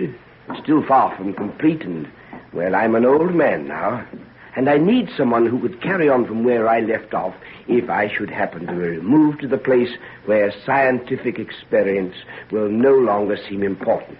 Oh, this way, Mr. Jekyll, this way. Professor, are you putting this theory of yours forward as a practical proposition? It is not my habit to be facetious about matters of experimental science, young sir. And you truly think that by, well, shall we say, deadening a section of physical consciousness of the will, one can release the other from the influence of its counterpart? Why not? See, I reach out my hand to lift this small earthenware bowl off the flame, but knowledge tells me it is hot. This makes me hesitate. And fear of consequences causes me to withdraw my hand. I see. Much better than grasping it and suffering a lot of pain. Precisely. Now let us proceed from the realm of the physical to that of the spiritual. We desire something intensely. It may be something that we know is harmful to us, that may even be injurious to us. Nevertheless, we desire it. Now, if the fear of consequent injury could be removed, wouldn't this open up an entirely new scope of existence? Yes, it certainly would. I want to lift this hot vessel and may not because it will burn me. You may want to indulge yourself in some white-hot experience and dare not because of the damage that you would suffer. Do I make myself clear? Yes, quite clear, sir. Good. And so we have the battle of impulse and inhibition constantly struggling for ascendancy within us. We are, all of us, not one man, but two. There is the evil and the good in each of us, and our physical body is the battleground for these opposing forces. We're everlastingly tormented by them, and some of us are destroyed by them. Don't you agree, Mr. Jekyll? Yes. Oh, yes, I agree. Well, why can we not sever these opposing forces and let each one go his own way? The sublime in us to walk untrammeled by the millstone of our baser selves, the profane to follow his impulses without the agonizing aftermath of hideous remorse. But how? How? We'll see here, in this little cabinet. Now, Mr. Jekyll, here's a drug I've compounded, and here a tincture.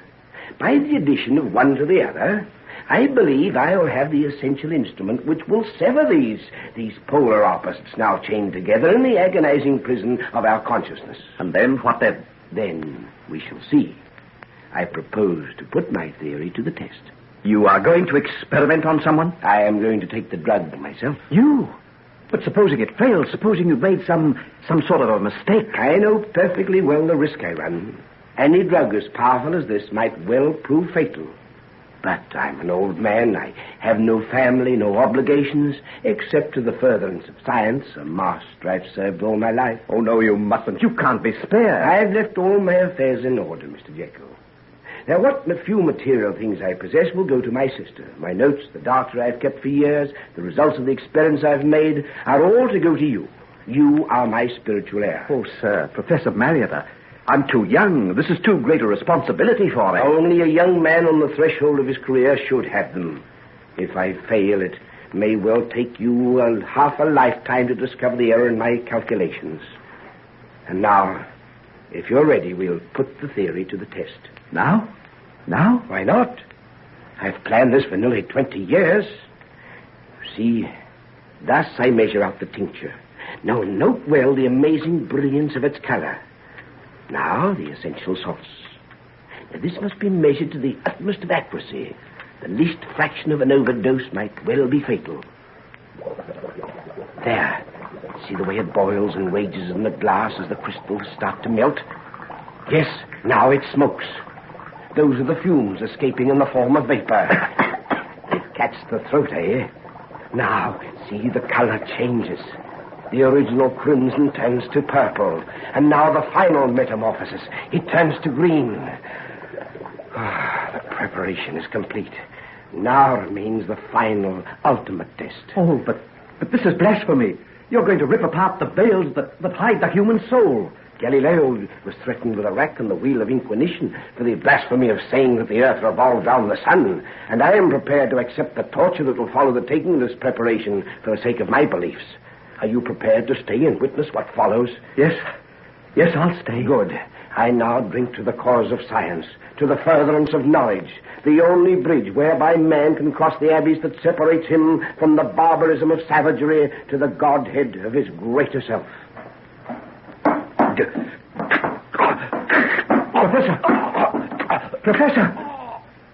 Professor! He's dead. It failed. There was something wrong with the mixture. You said it might take half a lifetime to succeed. But I'll do it. I'll not fail to carry out your trust in me. I shall succeed where you have failed.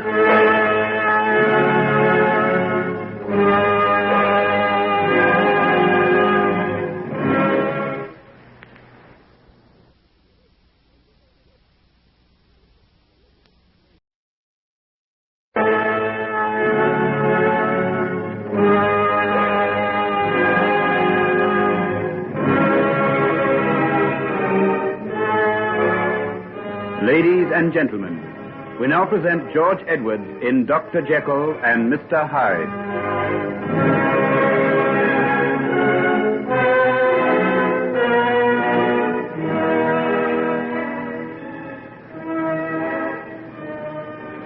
In the Welby. Change here for Rochester. Good day, Mr. Jekyll. Expecting the young gentleman home today? Yes, he should be on this train. Ah, there he is now. Henry! Henry, my boy. Father, my word, it's good to see you again. It is indeed. What luggage have you got? Oh, just this handbag and a fair-sized trunk in the van. I'll get Watkins to see about it, and we'll go out to the carriage. Your mother's waiting there for you.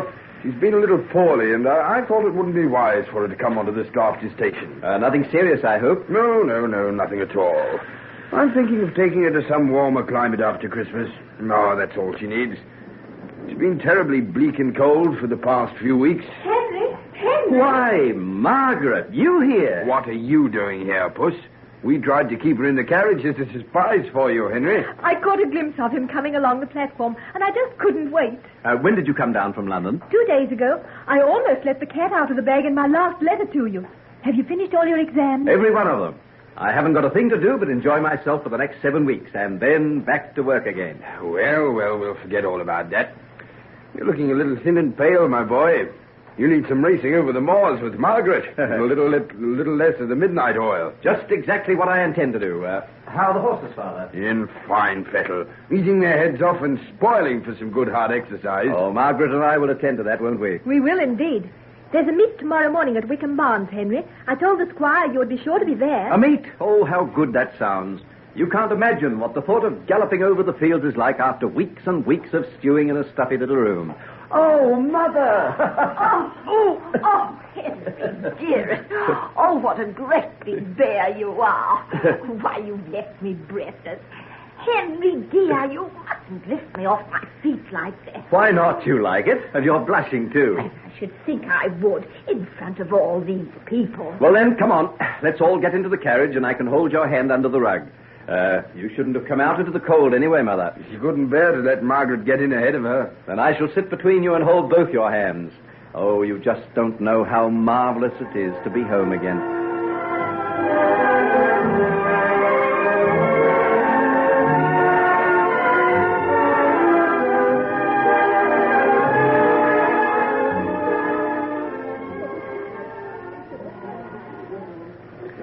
Well, Margaret, are you ready to start for home, or haven't you satisfied that raging appetite of yours yet?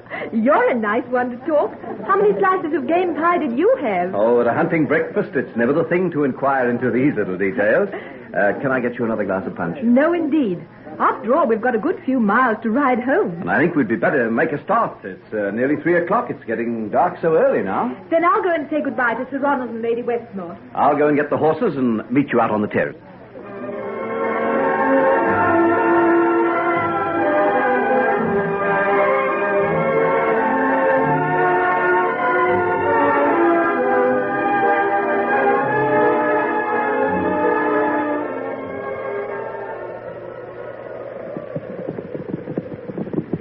I think we'd better hurry, Margaret.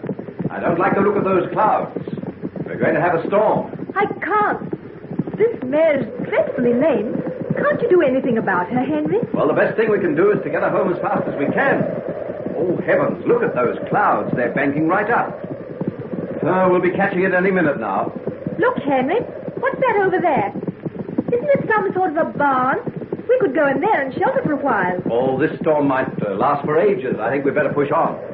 No, I don't think it will. It might be over in half an hour. Oh, it's beginning to snow. Come along, let's get out of this.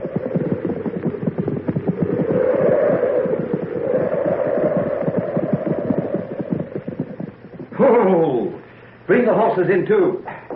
Steady, Brutus, steady, boy. Can you manage, Clytie? Yes, easily. There. There's a good lad. Now, steady. Oh, just out of that in time. My word, it's blowing a regular blizzard. Welcome to my castle, young lady and gentlemen. Oh, what's that? You didn't see me here. I came out in the storm as well.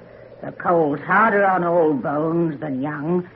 See, I've got a little bit of a fire going here in this old fireplace. If the young gentleman had fetched a few more of those sticks over in the corner, we'd soon have a fine blaze. Why, yes, certainly. That's a good idea. And the young lady can sit down here beside me. Don't look so startled, my dear. I'm only old Mother Hegarty. I'd be out in the fields gathering herbs if it wasn't for the storm. Why, of course, I know you now. You live in that little cottage on the other side of Ludlow Bridge. Yes, everybody's heard of me. They come from near and far to me. I've got herbs and remedies for every ill. Rheumatism, the blight, sore feet, strangles in cattle, or love sickness, so I can cure them all. Why, you must be some kind of a witch, then. Aye, to be sure. Then, can you tell fortunes? Fortunes, that I can. Break up those sticks, young sir, and put them in the fire. And when we got a good blaze going, I'll look in the palm of your hand and tell you what I can see. Double, toil and trouble, fire burn and cauldron bubble. Oh, now, Henry, don't make fun. You spoiled everything that time the gypsy was going to tell my fortune at the horse show. Well, you forget I'm a man of science, or I hope to be. And anyhow, I know your future. Do you indeed? Well, we'll see. Come along, Mother Hegarty. Tell me what you see in my hand. A soft white hand, full of luxuries and no hardships. Anyone might envy such a hand if they hadn't eyes to see. What do you mean by that? See this line along your wrist? And this one here? Look how your life gets cut in two. Aye, there's a load of sorrow in your hand, my pretty one. You see, Margaret, you're not going to have everything your own way after all. You may mock at me, young man, but you'll not laugh a little later on. You'll remember what I say to you today. Show me that fine white hand of yours. Come along. Hold it out. What are you waiting for? Why, Henry, I believe you're afraid of what she might say. So you do believe her after all? Believe? In this hocus-pocus? Then hold out your hand. Turn it towards the fire so that I can see. Here you are, then. Let's hear it all. The other one. I need to have them both. Nay, I'll not tell you anything. Take your hands away. Oh, see what you've done, Henry. You've spoiled it all. Oh, please, Mother Hegarty, tell me mine. I'll tell you one thing, my pretty. Keep away from the man with the signs that this young gentleman has got in his hand. Whatever do you mean? Oh, she doesn't mean anything. She's cross with me and wants to make me out a villain. It's not me that'll make you out a villain, young gentleman. It'll be yourself. Oh, what a horrid old person you are. Because I don't say pleasant things about your sweetheart. Very well, then. I'll read what I see, so you'll not be heeding. You believe nothing but you want to if you're in love with him. Come, stir up the fire and give me light. Aye. Now I can see. Here's the right hand. Everything as smooth and fine as it should be. And here's the left. Can you see the difference? Mark the way those lines go twisting right across the palm. They break and twist and end in nothing. And the thumb. Aye, that's a main queer thumb to grow on such a fine, strong hand as yours, young gentleman. What's that got to do with it? You don't like it either. Come along now. Don't jerk away like that. You want to hear, so let me see some more. Yes, Henry, let her. You'll be wise to listen, young lady. It may save you a mite of gray hairs and sorrow if you do. Oh, let's get out of this. I never heard such a lot of nonsense in all my life. You're telling us nothing. All you do is mutter and mumble and drop hints. Aye, then I'll be telling you. One hand's the good in you, and one's the bad. And what's this I see? Mercy on us, is it a man's death? And you still so young? What do you mean? Your own heart will tell you, am I right or wrong? Did no one die because of you, and not so long ago? Stop it. Let go my hand. Aye, and that's not the whole of it. There's broken lives and broken hearts and a load of sorrow that'll rest upon your soul to weigh it to the ground. Oh, stop this. I don't like it. But there's another side to it. This other hand. It has fine deeds written in it. Courage, sacrifice. A hand like that could do a power of good. Oh, well, at least it gives me an even chance. For a moment, I thought I was right for the hangman. Don't make light of him. See that mark there close to your wrist? I've only seen the like of it but once before, and that were on Ted the blacksmith's son. Him has killed a man near Bentley's Hill and died upon the gallows for it. Oh, what nonsense. What utter nonsense. I might have believed a little of what you said, but not that. Oh, give us something for her trouble, Henry, and we'll go. I think the storm's passing on. You think you ought to trust yourself alone with me? It's pretty dark outside now. Yes, and your mother and father will be getting worried about us. Come along, let's start. You lead the horses out and I'll open the door. Oh, thank goodness. There's a rainbow.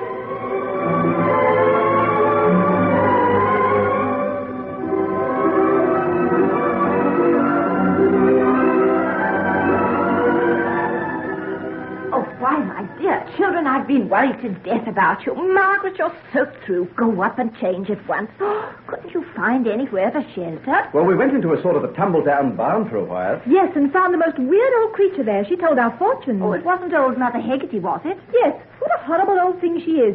She told us all sorts of beastly things. Mother Heggarty did. Why, she always seems the most kindly old soul. She's a little mad, of course, but I've been told she was quite a brilliant woman once. Her husband was a chemist and did all sorts of experiments. That's how she gets such results with her herbs. She learns it from him. She may be a good chemist, but I hope she's a bad fortune teller. Oh, it's chiefly character analysis, you know. I've heard that she's quite amazing at it. Though why anyone should want to be told what their character's like, I can't imagine. Surely everybody knows themselves. Dear little mother. If only all of us were as simple, as uncomplex as you. Instead of being like Henry, outwardly a saint, inside a sort of monster. What on earth are you talking about, dear? Well, that's what the old woman said. And what are you going to do about it, Margaret? Do? I'm going upstairs to have a bath and a rest, and then I'm going to get dressed and go off to the hunt ball with you, you double-dyed villain. In spite of the threat of the gallows? In spite of everything, Henry.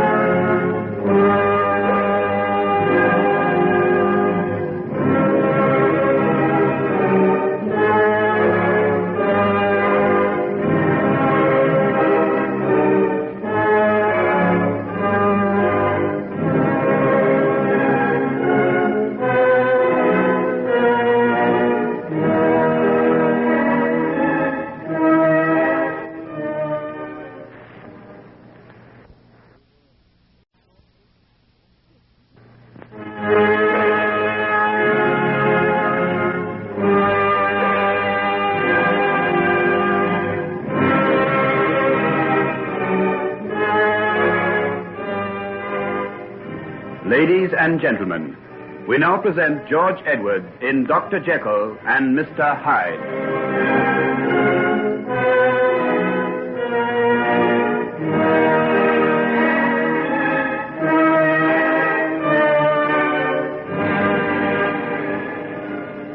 Well, Henry, dear, are you all ready to go? Yes, Mother. The carriage is waiting. We'll be off as soon as Margaret finishes putting the final touches to her toilet.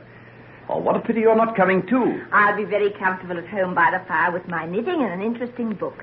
Much more to my taste than hunt balls. Are you sure you wouldn't like me to stay with you? No, I wouldn't dream of it. Besides, who'll chaperone Margaret? Dear me, have I got to do that? You're not to go off playing whist and forgetting all about the child, Henry. Don't worry, Mother. I'll keep an eye on her. Oh, here she is now. Come along in, dear, and let's have a look at you. My, what a lovely dress. Do you like it? Daddy bought it for me when he was over in Paris last month. I've been saving it up for this. Oh, it's perfect. Just perfect. I'd no idea your father had such good taste in ladies' ball dresses. Our good friend may have a side to his nature that we've never suspected, my dear. Do you like it, Henry? I'll tell you what I think of it when we're dancing the first waltz. Well, if we don't make a start, you'll be too late. Let me help you on with your cloak, Margaret, dear. Oh, just a moment. Henry, pass me over that little case on the table by the window. This one? Yes, thank you. Come here a moment, Margaret. See, these are some pearls I wore when I was a girl. The clasp's a little old-fashioned, perhaps, but I like it all the same. Bend down, my dear, and let me put them around your neck. Why, Auntie Marion. If I'd had a daughter, they would have been hers.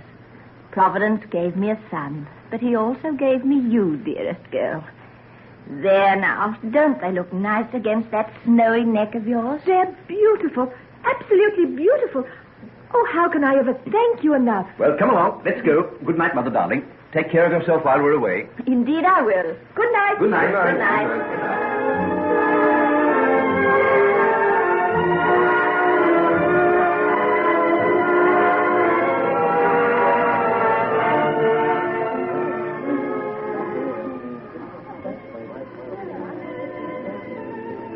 Margaret, darling, what a dream of a frock. You look divine. Thanks, Molly. Yours is lovely, too. Is my hair all right at the back? Of course it is. If only I had red hair like yours. And such lovely curls. What's wrong with yours? It shines just like satin. And black hair looks marvelous with your blue eyes. Well, I hope Vincent thinks so.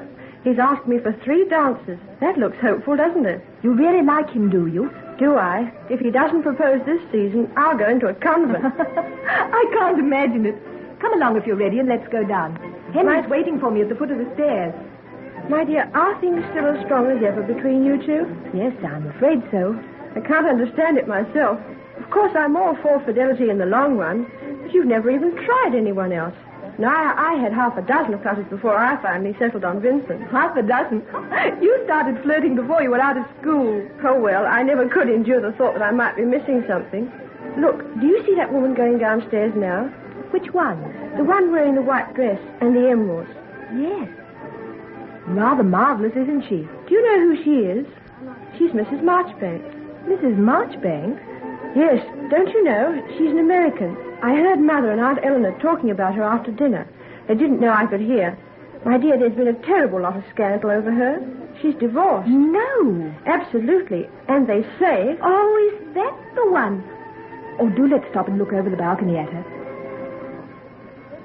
She is smart, isn't she?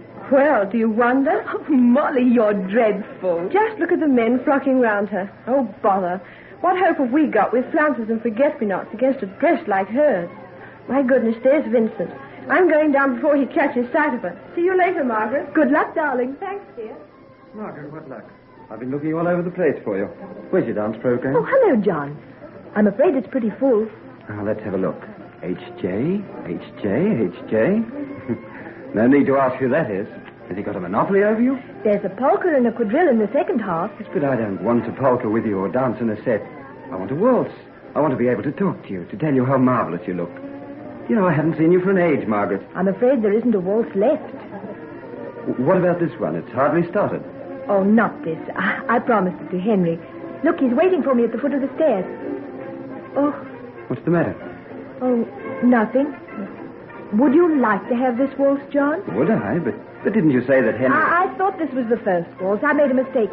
He's dancing this one with that American woman, Mrs. Marchbanks. Is he? Well, I never could stand her before, but now I'll be grateful to her forever. Come along, don't let's miss a bar of it.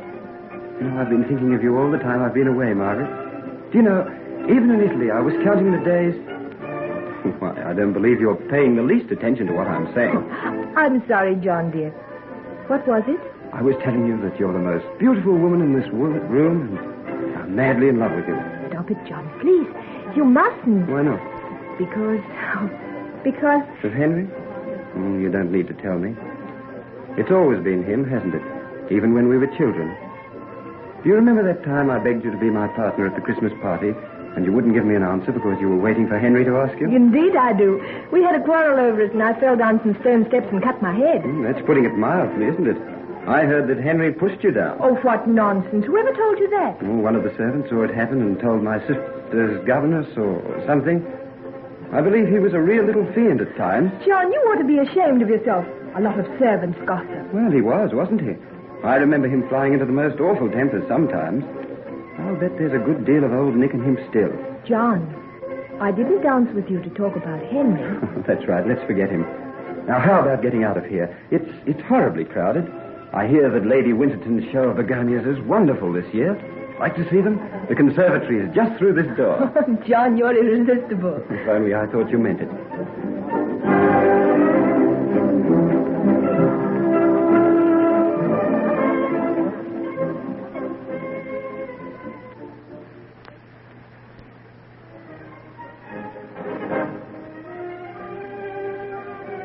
Tell me about yourself, Dr. Jekyll. What do you do besides hit a hearse like a red Indian? I was watching you at the hunt today. Were you? I didn't see you. Oh, no. I'm no Amazon. I was comfortably wrapped up in rugs and getting a view from the Marchioness's carriage. Oh. Do you utterly despise me for that? Oh, not at all. It seems right enough somehow. I couldn't imagine you riding over fences and getting splashed with water and mud. Or landing head first in a ditch. Poor Tilly Lansdowne.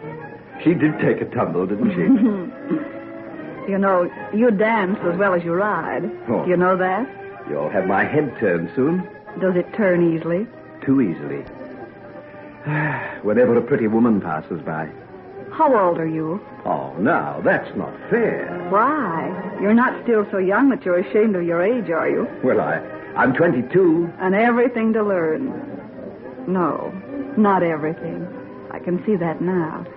There's just that about your eyes. But still, a lot. A whole lot. If anyone would teach me. Are you an apt pupil? A diligent one. Well, we'll see. Are you fond of flowers, Dr. Jekyll? Well, that all depends. I believe Lady Winterton's hothouse is marvelous. Someone was telling me. Well, the conservatory's just through this door. Shall we go?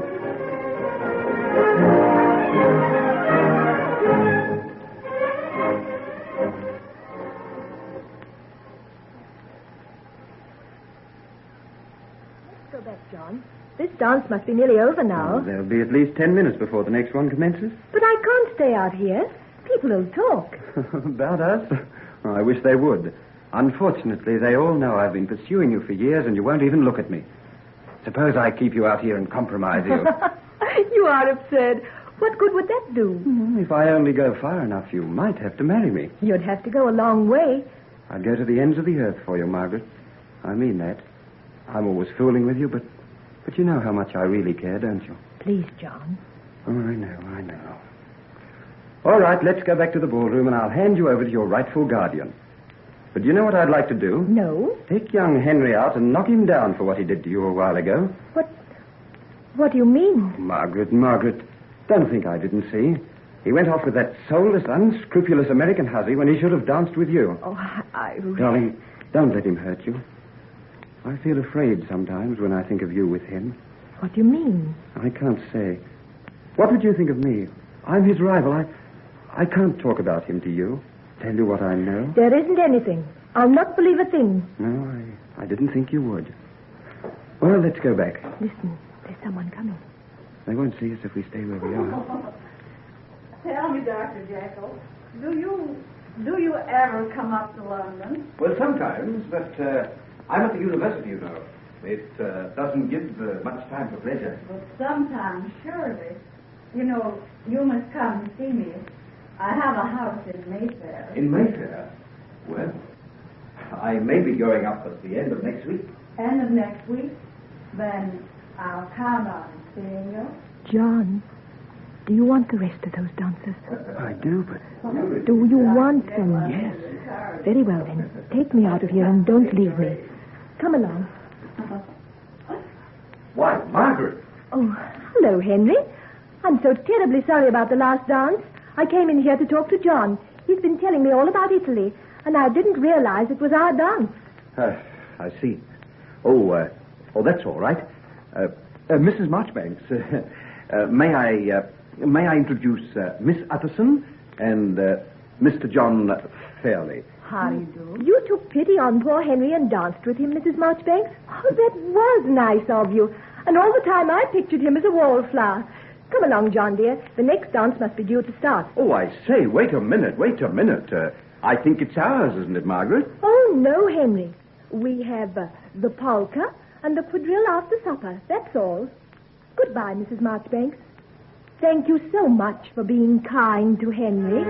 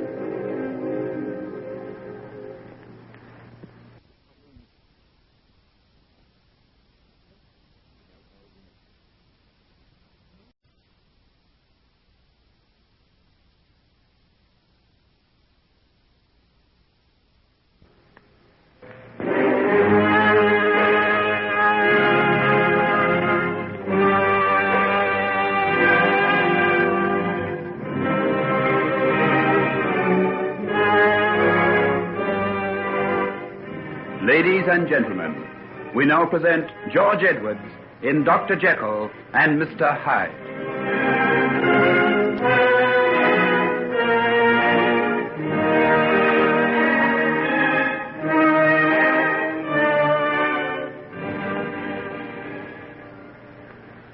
Well, this is a surprise, Margaret, dear. I didn't think we'd be seeing you before midday. It's such a lovely morning, and I don't feel the least bit tired. I'm surprised to hear that. You never stopped dancing from the time you got there till we left at 3 o'clock. No need to ask if you enjoyed yourself, then. None at all. It was marvellous. Just marvellous. Had breakfast, my dear? Yes, thanks. Carrie brought me up some quite a while ago. I think I'll go out and get a little of this morning sunshine, if you don't mind. Yes, do, dear. You may not feel tired, but you could do with a little more colour in your cheeks. Aunt Marion, here are your pearls. Thank you so much for letting me wear them. They look beautiful. But, Margaret, dear, I meant you to keep them. Didn't you understand? You said if you had a daughter, they would have been hers. I'm not your daughter, and I never will be. Never. Well, what does it mean, Edward? Why did she say that? I don't know exactly. Something happened at the ball last night? Oh, nothing in particular. Edward, you're keeping something back from me. I can tell by the way you speak. Now, what is it?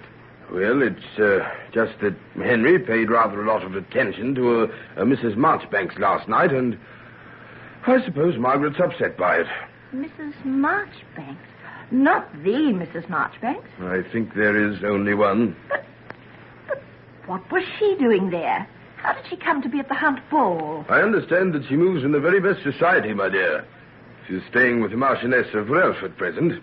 Don't forget that she has met with the approval of a very distinguished personage indeed. Forget it. How could I when it's common gossip in 2 continents? But does that mean that decent people have got to recognize a woman who makes an open fool of... Hush, my dear. These things are far better left unsaid. She only concerns us because she's been the cause of making trouble between Margaret and Henry. Did she take much notice of him? Quite a bit. But why? Henry's only a boy. What can a woman like that see in him? Oh, he's handsome and young. These women like to try their wiles on young men sometimes. I'd like to try my wiles on her. Edward, if anything really comes between Henry and Margaret, it'll break my heart. They're made for each other. Well, we'd best leave these matters to them. Ah, there goes Henry across the terrace now. He's following her along Rose Walk. I think our little Margaret will be wearing those pearls after all, my dear. Come, pour me out another cup of coffee, and we'll go into the morning room. It's beautifully sunny there.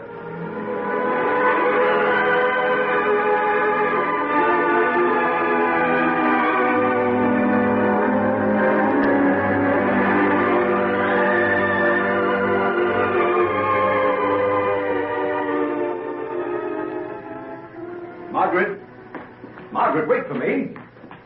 Why, where are you going in such a hurry? For a walk? Mind if I come? I can't stop you. Oh, yes, you can. By telling me you don't want me. Are you going to? I'm going as far as the stables, really. I want to tell one of the grooms to have Clytie ready for me at 11. Oh, going riding, are you? Who with? John. Margaret, look at me. Why? I want to tell you how terribly sorry I am. Oh, Margaret, I'm a brute. I deserve to have you hate me. I don't hate you, Henry. What then? I don't know. I was angry last night, terribly angry. And now I just feel numb and dead. Oh, Henry, why did you do it? Oh, why ask me? I was standing at the foot of the stairs, waiting for you, eager for you to come, and suddenly somebody came along and said that Mrs. Marchbanks had asked who I was and wanted to meet me. Well, I couldn't refuse.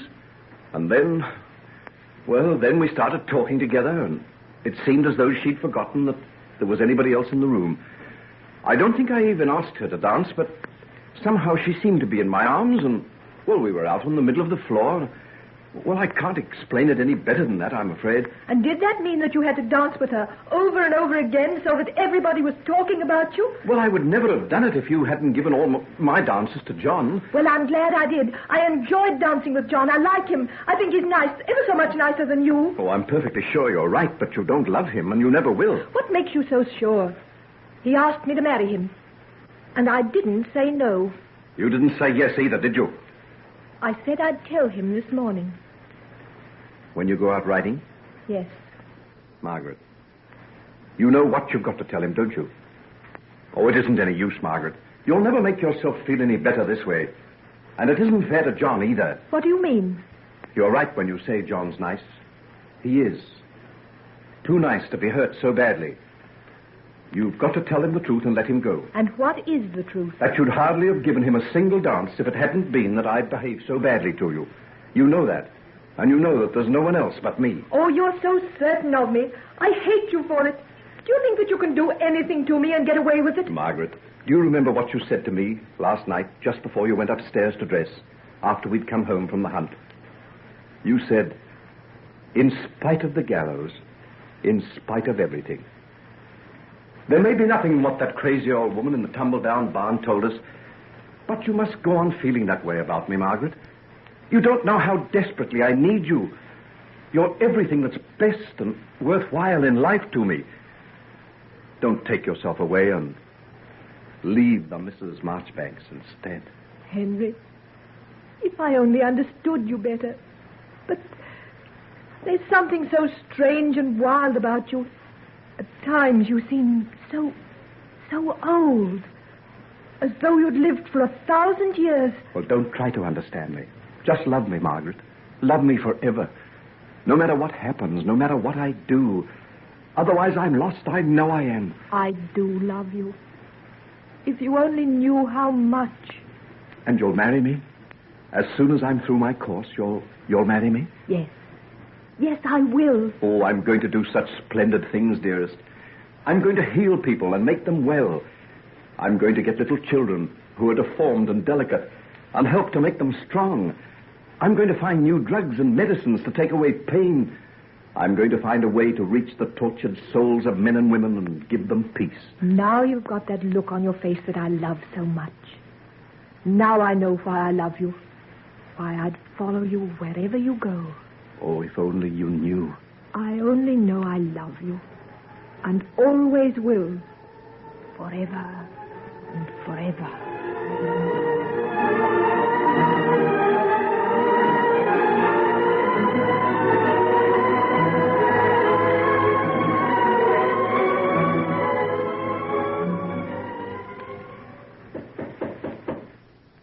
May I come in, Mr. Utterson? Yes, Henry, my boy, come in. When did you reach London? I came up last night, sir. Have you seen Margaret? Not yet. I thought I'd have a word with you first. Well, sit down and tell me what it is I can do for you. I want you to give your consent to Margaret and me announcing our engagement at her birthday party next week. You knew, of course, that we had this sort of understanding, didn't you? Yes, I knew very well. As a matter of fact, Margaret told me about it after she came back from staying at your parents' place some months ago. I trust you haven't any objections, sir. You're the son of my oldest and closest friend, Henry, and that makes what I have to say all the more painful.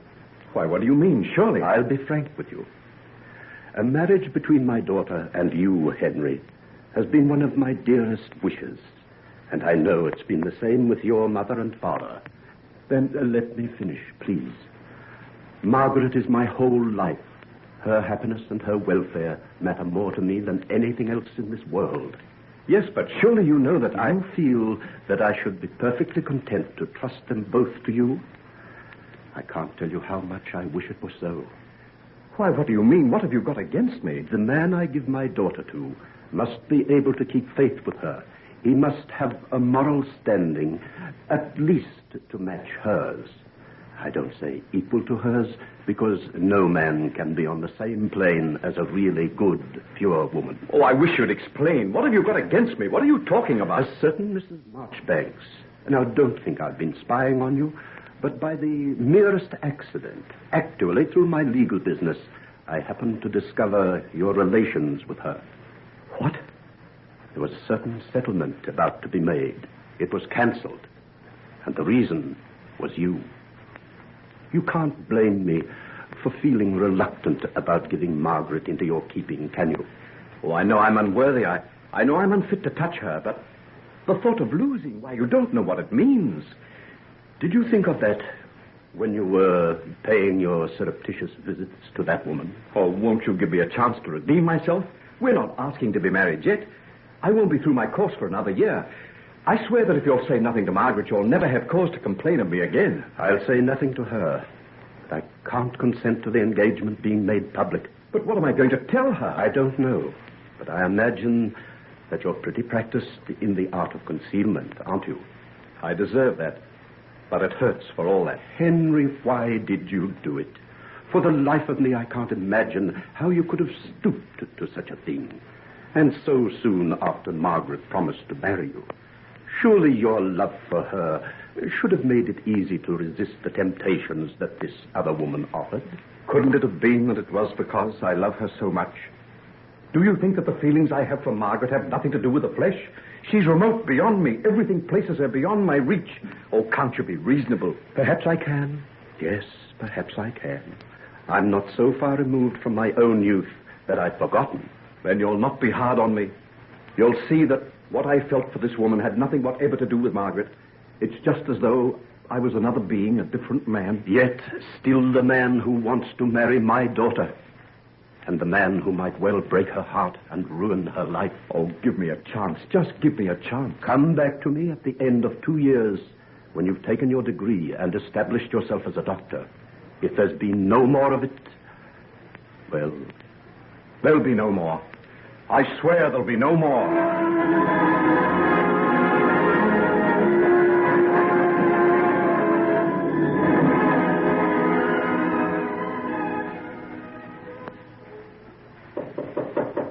Who's there? Lanyon, what on earth are you doing? It's tucked away in this laboratory at this hour of night. Go away, you idiot. I'm working. Your supper's getting cold. I made cocoa, too. Well, drink it yourself. I don't want any. You know what the time is? Yes, it's 12:15. Go to bed and sleep your brains away. I'm going to stay here till I've got something to go right. When I'm in hospital, don't get some sleep. Oh, you'll end up in one if you don't shut up and go away. You've made me forget my calculations. I'll have to do them all over again. Oh, all right. You budding geniuses, give me a pain. Professor Marriott, my beloved master, I've been a coward. I failed to keep my word. I haven't discovered the secret, but I'm going to. I've got to. I can't have this infernal, evil second self destroying me.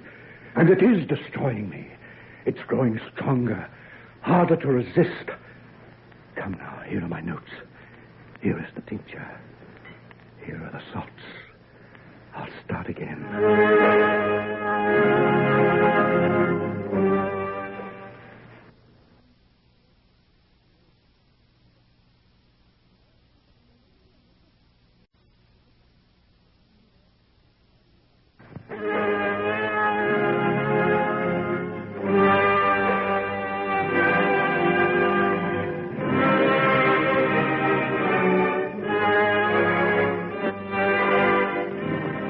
Ladies and gentlemen, we now present George Edwards in Dr. Jekyll and Mr. Hyde.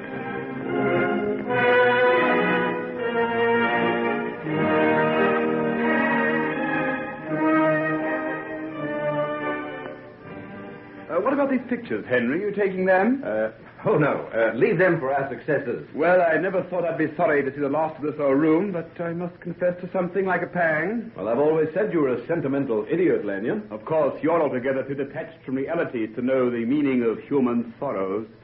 But my feelings are of a sweeter, simpler kind. Yes, if I throw this book at your head, you'll know if your feelings are of a sweeter, simpler kind. Well, I never thought of be packing up the same time as you. Greatest surprise of my life to find I'd passed the final. Just imagine, Hugh Lanyon, M.B. B.Sc., written on a shining brass plate. But then again, you, with half the honors and diplomas of the year tucked under your arm, can't imagine the humble pleasures of us lesser men. Oh, Hugh, you garrulous idiot. Shut up and sling me over those straps. Yeah. I'll never get the lock of this trunk to hold. Say, where are you going this summer? I'm going to stay in London. London?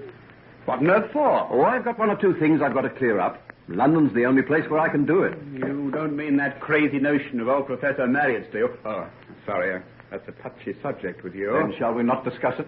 Now, come on, look lively. If you're going to catch the 4 o'clock train, you don't have any time to waste. Hello. Your cab's waiting, Mr. Jekyll, sir. Oh, thanks, Bert. I'll be right down. So this is where we say goodbye, is it? Goodbye, nothing. After you finish gadding around Europe all summer, I suppose you'll be coming back to London. Look me up as soon as you get there. And, Henry, I know you hate sentiment and all that sort of rot, but it's been good here, sharing this little room with you.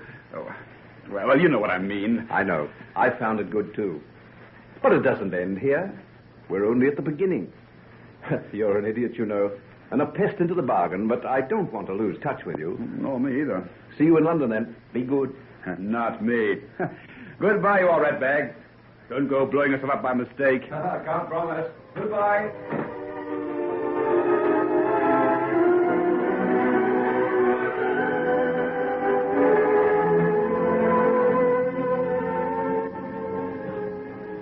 May I come in? Oh, Margaret, dear, how nice to see you. Daddy and I are going to Lord's this afternoon to see the cricket. I was wondering if you and Mr. Jekyll would like to come, too. Oh, that's very sweet of you, dear.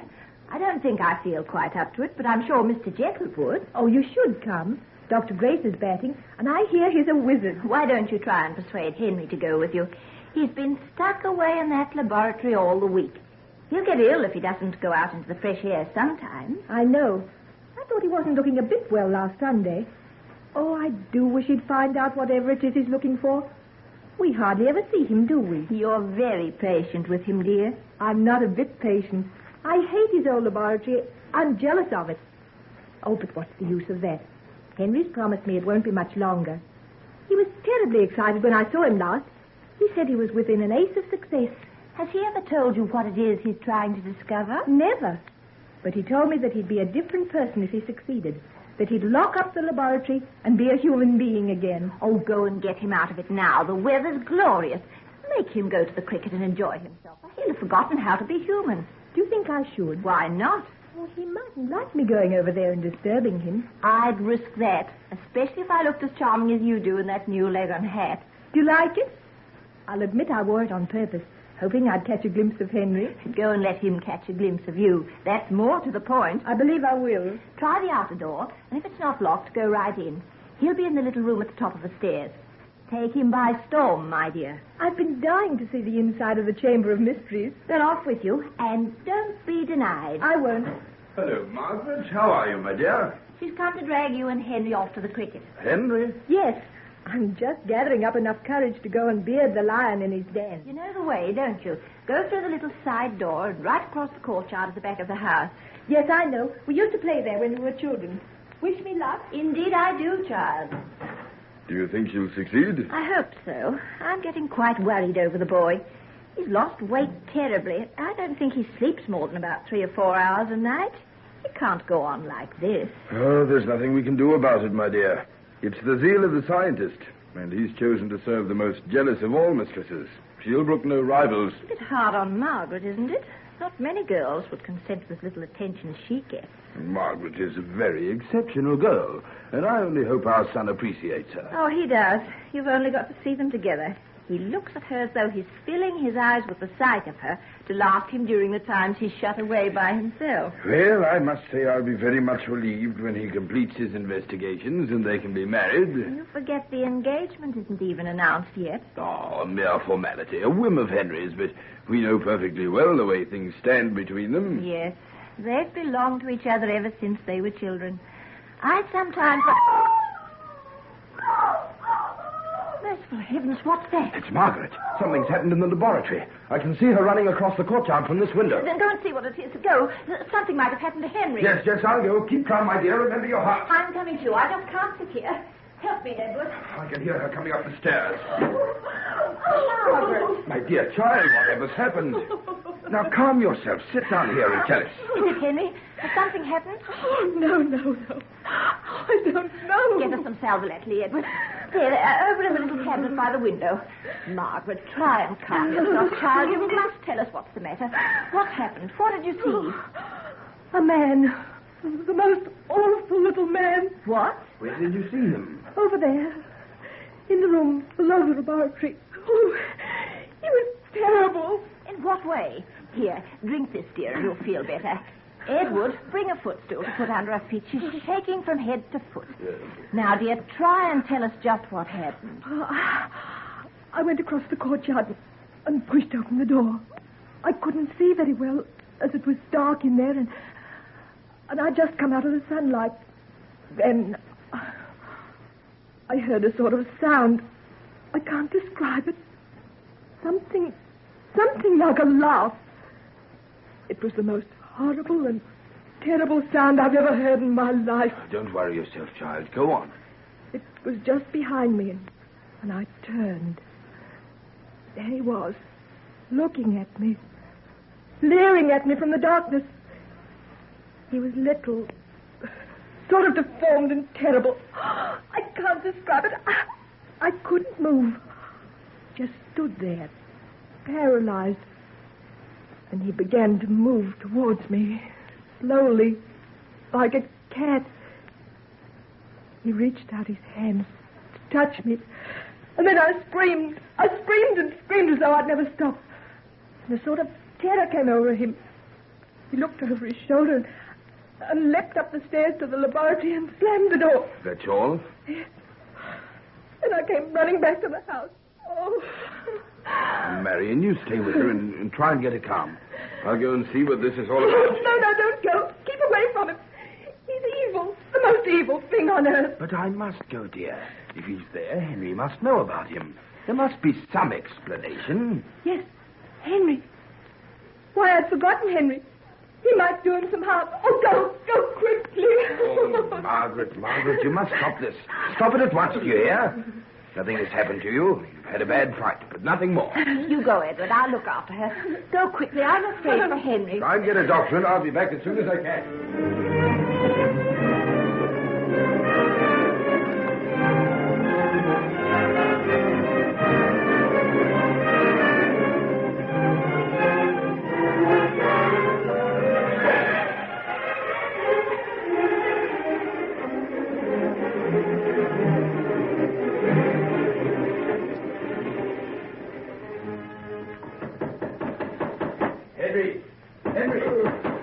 Henry, are you there?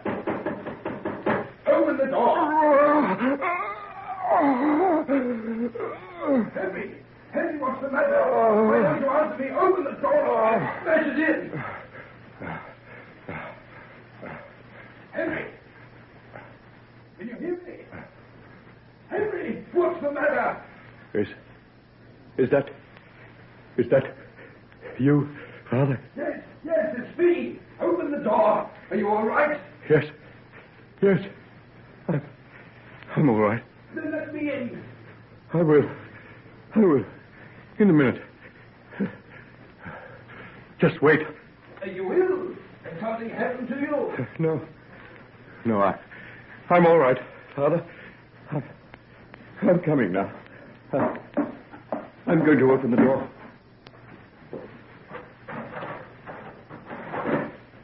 Henry. For heaven's sake, boy, what's the matter? You look deathly. I'm quite all right, Father. Just let me sit down in this chair for a while. I want to rest. I've had a sort of seizure. Let me get you something. Some of this brandy. Yes, just a little. Just a little. Thank you. Oh, that's better. Now, tell me what happened. What's going on in this place today? First of all, Margaret... Just tell me about her. Margaret. Is she all right? She had a terrible fright. Who was this man she saw? Do you know him? Yes. Yes, I know him. I know him very well. Who is he? What was he doing here? He was helping me with my work. He's been of the greatest value. Henry, you've got to stop. It'll kill you. The seizure you've had. Has it ever happened before? Yes. A few times, but never like this. Never like this. You've been experimenting on yourself? Yes, on myself. I implore you to stop. Even though you succeed, what does that count for if you destroy yourself? Succeed? I have succeeded. Magnificently. Splendidly. Beyond my wildest hopes. Father, you shall see a new man born. You shall see the human soul attain to heights no one has ever dreamed of. A new era in the history of humanity has begun this day.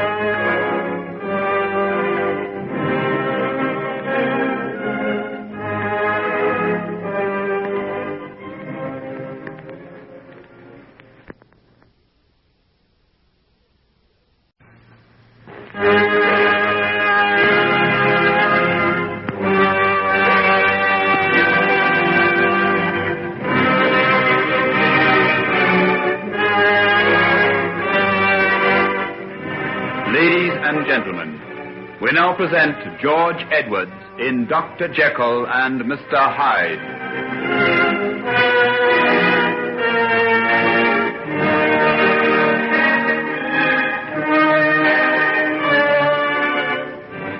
If you're feeling well enough to walk, Henry, I think we'd better go back to the house.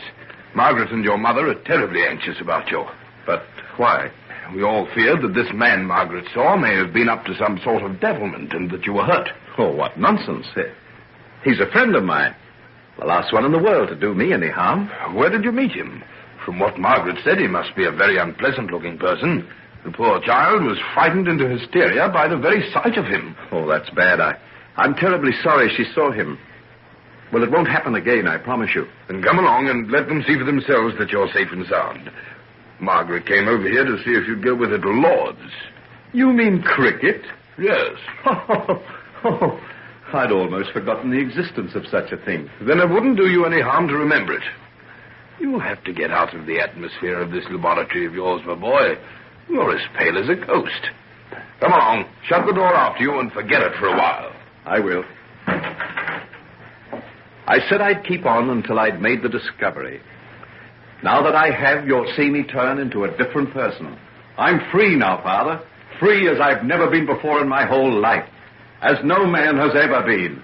Well, I'm sure I don't quite know why you should say that, but if it means we're going to see something of you and you're going to live a more normal, a happy life, I must say I'm very glad. Why, it's a lovely day. Quite warm and sunny outside. Mr. Jekyll, come quickly. Why, Maud, what's the matter? Mr. Jekyll, sir, she's had a turn. She's awful bad. Henry, come quickly. The shock and excitement's been too much for her. Lie her down flat on the floor, Margaret. No, take away that cushion. Now loosen the collar of the dress. Father, the hypodermic. It's all right. We'll get her round. Can I get you anything else? No. This injection's the only thing. She should rally in a few moments. Henry, she's lying awfully still. I can't seem to feel her pulse. Let me try. Henry. What is it? Why are you looking like that? Oh, Father. Father. The breathing stopped. Henry. She's dead. She's dead.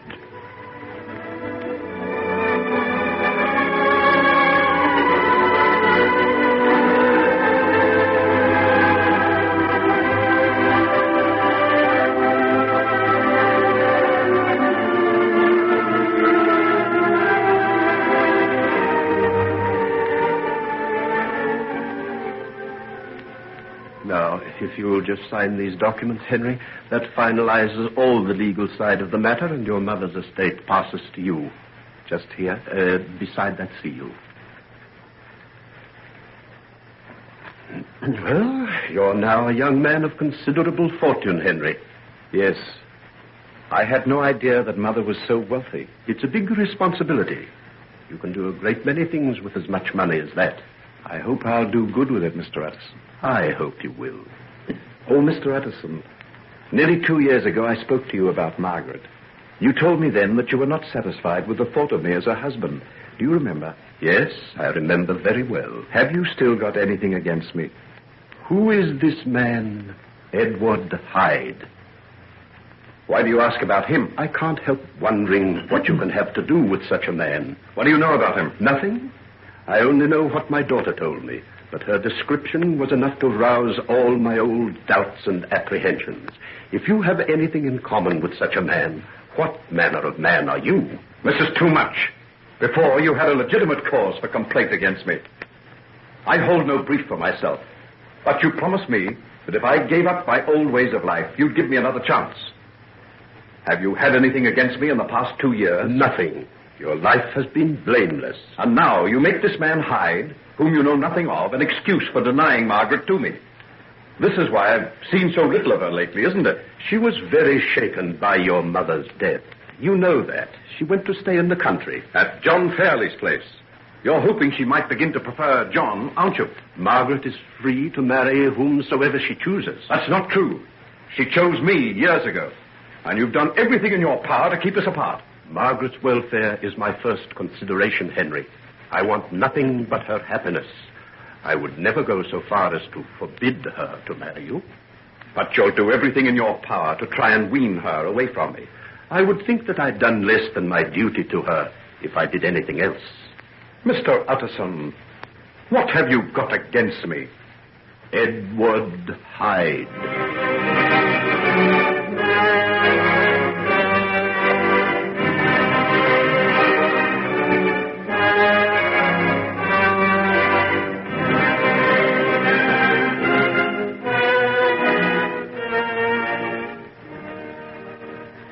Will you be wanting any supper when you come in, Mr. Henry, sir? No, thanks, Poole. Oh, by the way, I'm going down to the laboratory for a while.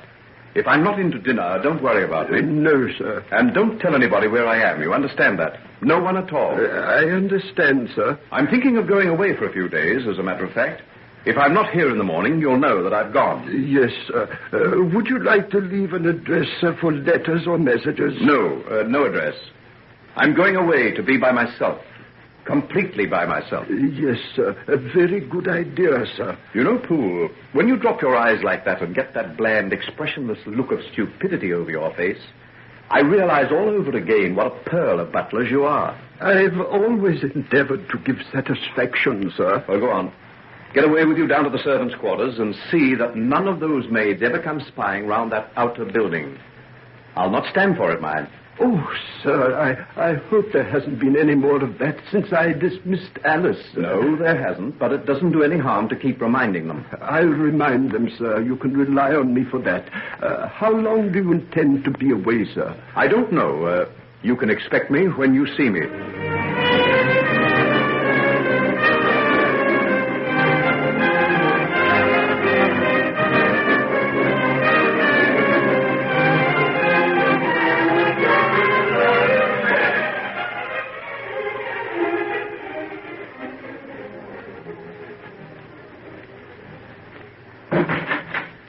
Look at the place. Dust and cobwebs over everything. I haven't been here for weeks.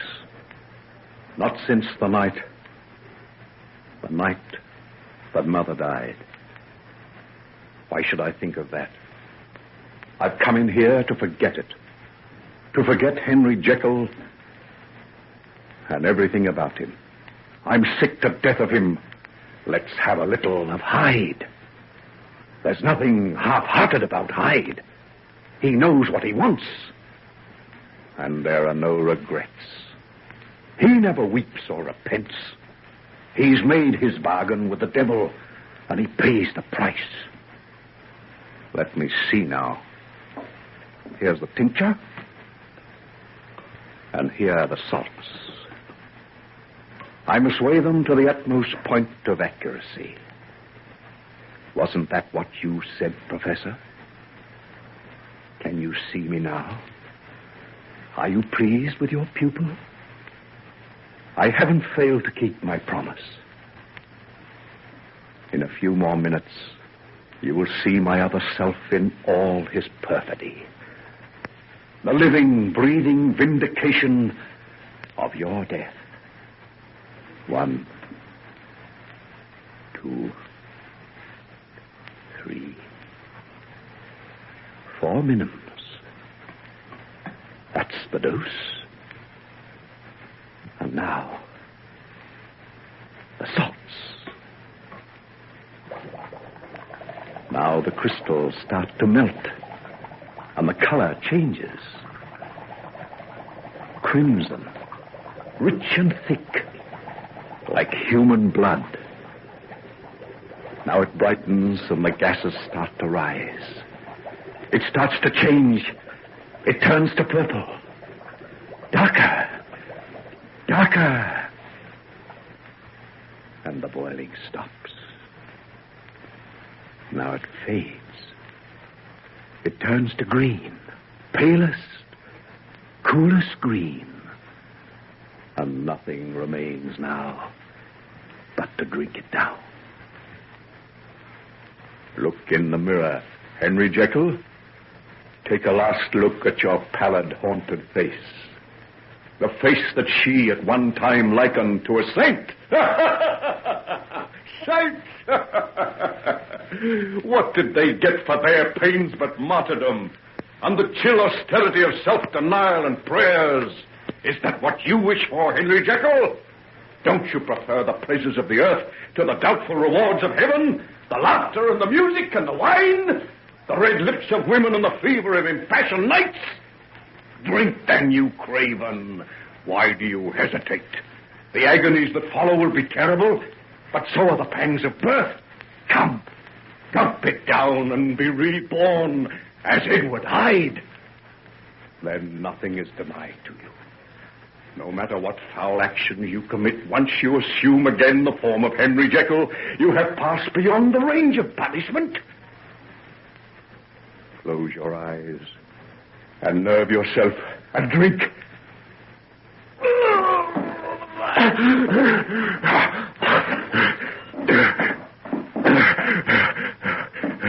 It's done. It's over with. Once more, I've had the courage to go through the agony, and now, in a moment, I'll get up off the floor and look at myself in the mirror.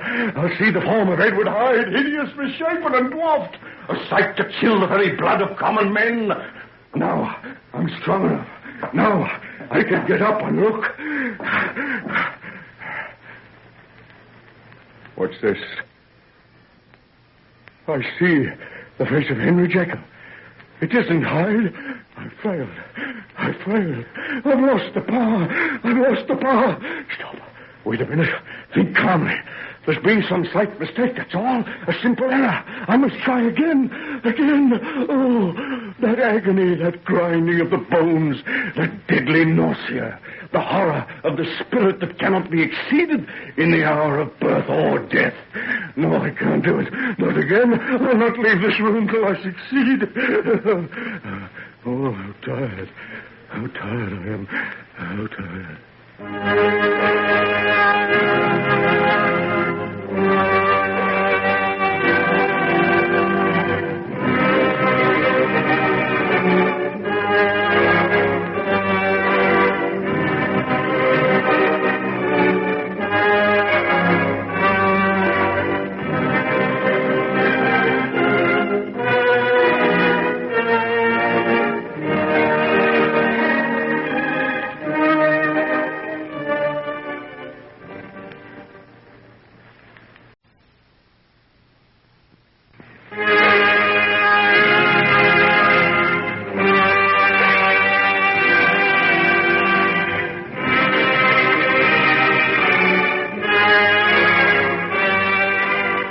Ladies and gentlemen, we now present George Edwards in Dr. Jekyll and Mr. Hyde.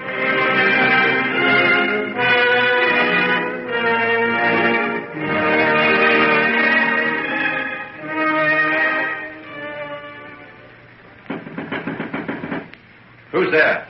It's Hugh. Hugh Lanyon. Oh, come out of there and act like a human being, you blithering idiot. Anybody else but you infernal. Yes, I know.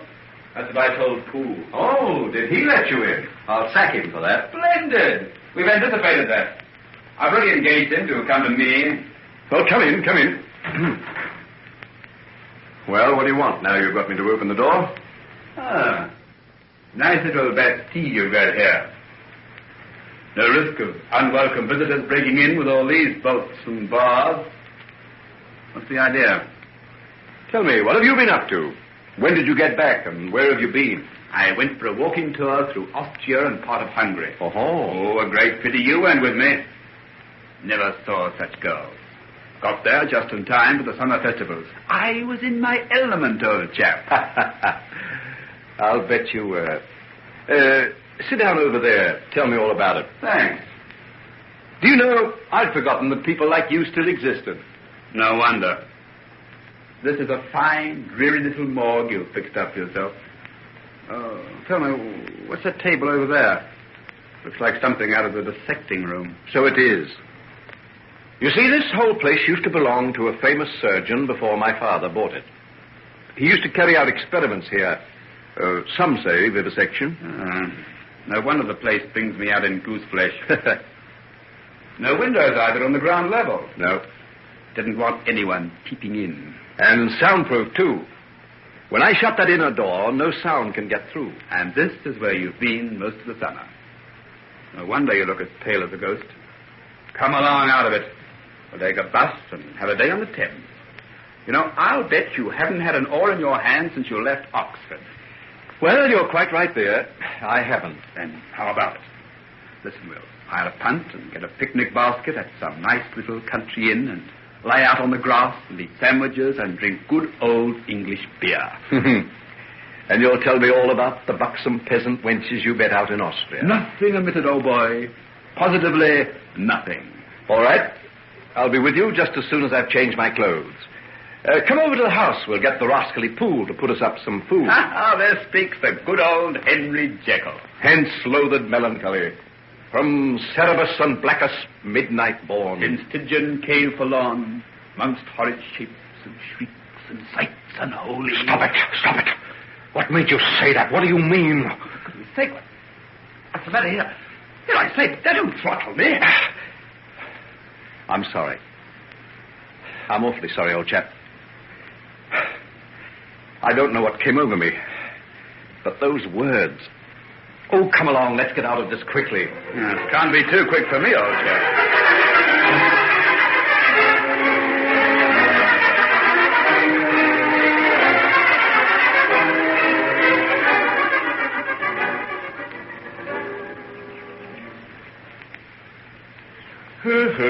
Oh, dear. Well, how about some more of your father's excellent ale? Where's your glass? Beside that tuft of grass. Oh, yes, I see it. Oh, dear. It's good to lie here with the sun in your face and the smell of warm earth in your nostrils. You don't know what sunlight is, or how the earth can smell. And you've lain out in the sun at midday in those Austrian valleys. And at midnight under the moon. How I envy you, Hugh. You can take your pleasure so simply. Just as simply as you swallow that glass of ale. I haven't noticed you showing any signs of constriction of the gullet. But I haven't got the capacity for roistering round Europe. I'm too much of a hypocrite, I suppose. I'm afraid of losing somebody's good opinion. Do you know what's the matter with you? No. Margaret Utterson. What? You've been trying to live up to her and acquire grace in the eyes of that jealous old Puritan of a father of hers. What rot. Oh, no, it's not. But it's a sheer waste of time. A fellow like you's bound to break out now and again. You know, it's my opinion he's delighted at having an excuse for preventing Margaret from marrying you. Yes, but why? Well, he'd like to keep her for himself. Life will be very empty for him when she goes. You know, he's doing his best to marry her off to John Fairley. She's been staying down at his place for almost 2 weeks. But she's back in London now. I've got an invitation to dinner at her place tonight. Yes, I know. Well, you're going, aren't you? I don't know. What's the matter with you? She won't like it if you're not there. Well, maybe her father is right. I may not turn out to be a very good sort of a husband. Well, I'll be... Henry, what's come over you? When I went away, you were crazy over her. I still am. But in the last few weeks, I've begun to think that perhaps I ought not to marry. You mean on account of your work? Well, principally. Oh, I agree. Women can make the devil's own mess of one's plans. But personally, I think it would be a good thing if you got over Margaret. Oh, you utter fool. I haven't got over Margaret. Can't you understand that it's because I think so much of her that I'm trying to keep away? If she's hurt because I don't come tonight, and John Fairley's there, mightn't that make her think better of him? Well, of all the quixotic rubbish I ever heard... You go ahead and marry a girl, whatever the outcome of it may be, wouldn't you? Well, I hope it wouldn't be too horrible. No, that's right. It wouldn't be. Someday you'll marry some pretty little empty-headed creature who'll sit at the foot of your dining table, fill the nursery with children, and think you're the last word in manly virtue and wisdom. Oh, that's going too far, old chap. Ah, but you'll be happy. Yes, you'll be happy. In your own way. But me, I'm afraid I'll never be. Oh, now you're getting gloomy again. Time we left. Well, the sun's going behind those clouds anyhow. And if we're going to be in time for Margaret's dinner party... I've told you I don't think I'll go. Oh, nonsense. You're not going to give up like that. Come along and give John Fairley a run for his money. Anyhow, I'd love to see you do Utterson in the eye. I never could stand it. Hello? What's all that about? Comes from that building over there. Have you got any idea what it is? Oh, some sort of reformatory, isn't it? That's right, so it is. By Jove, one of the prisoners must have escaped. Yes. Look at the warders rushing out through the gates. I say, is that guns they've got? Hope they don't shoot this way. Well, come along. Let's move off. They're bound to stop us and ask if we've seen anyone, and we'll be late enough getting back to town as it is. Yes, I say, listen, Henry. Why, there's someone coming this way. In a hurry, too. Now, I wonder if... Look, there he goes, behind those bushes. Look. And just over there. Good Lord, it's a woman. Where? I'll be... Mr. Epley, don't forgive me. I'll be somewhere. Here, what's the matter with you? I say... Hetty Wilson. Oh, wait. Oh, Edward. You. I say, what? Good Lord. It's the girl from the music hall. I'll be in a minute. And I have to go back into that place. I'll kill myself. Here, quick. Into the boat. Get down on the floor. We'll cover you up with rugs. Quick. Help me, Hugh. Oh, but I say, listen. Don't argue. Help me cover her. All right. And pick up that basket. We've got to be out in the middle of the stream by the time they get here. Now, don't you move, Hetty, whatever happens. I say, Henry, look here. Do you realize what you're doing? Yes, I know. I'm helping a prisoner to evade the law. If you like, you can go and call those warders and tell them about it. Oh, here, I say, don't be too hard, old man. Oh, then pick up that basket. Help me push this boat out from the bank. Ready? 1, 2, 3, push.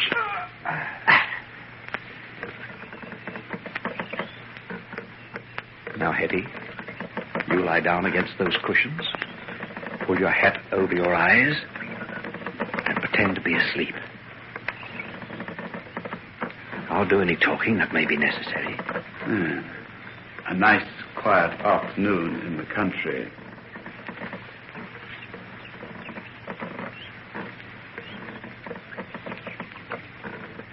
Look out. Look out, they've seen us. Hello there. Hello. Where do you come from? Lower Huntingdon. Well, what are you doing here? Well, what do you think? Stop that boat while I talk to you.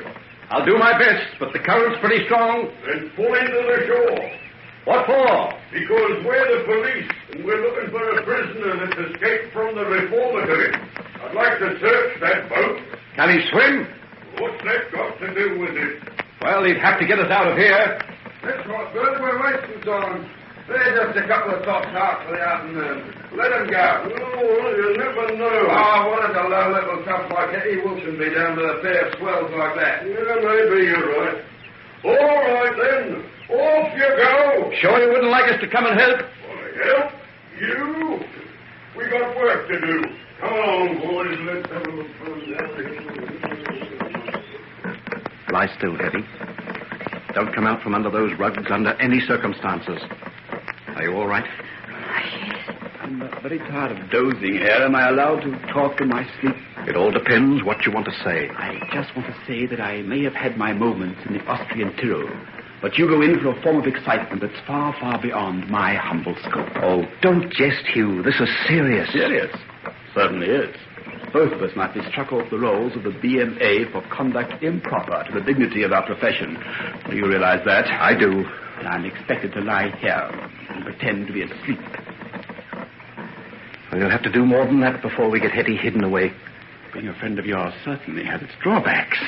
But you are my friend, Hugh, aren't you? Yes. Confound you.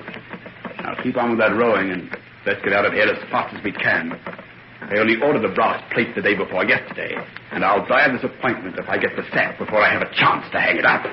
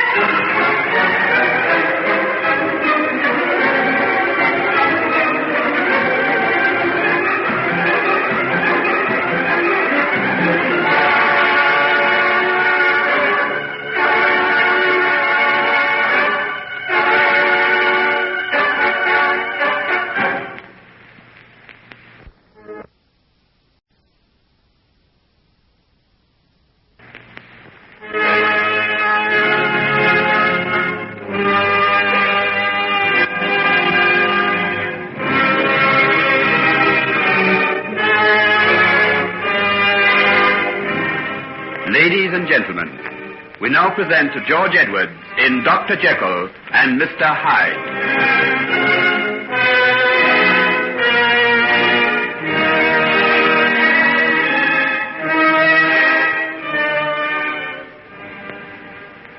Margaret, my dear, dinner has been waiting almost 10 minutes now.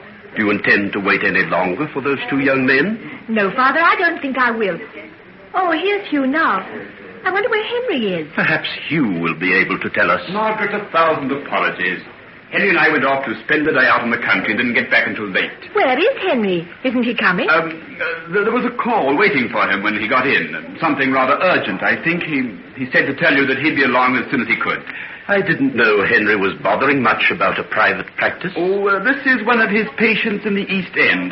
You knew he went down there twice a week to give free advice and medical attention, didn't you? No, I had no idea. Neither had I. How long has he been doing this, Hugh? Oh, for quite a while, I understand.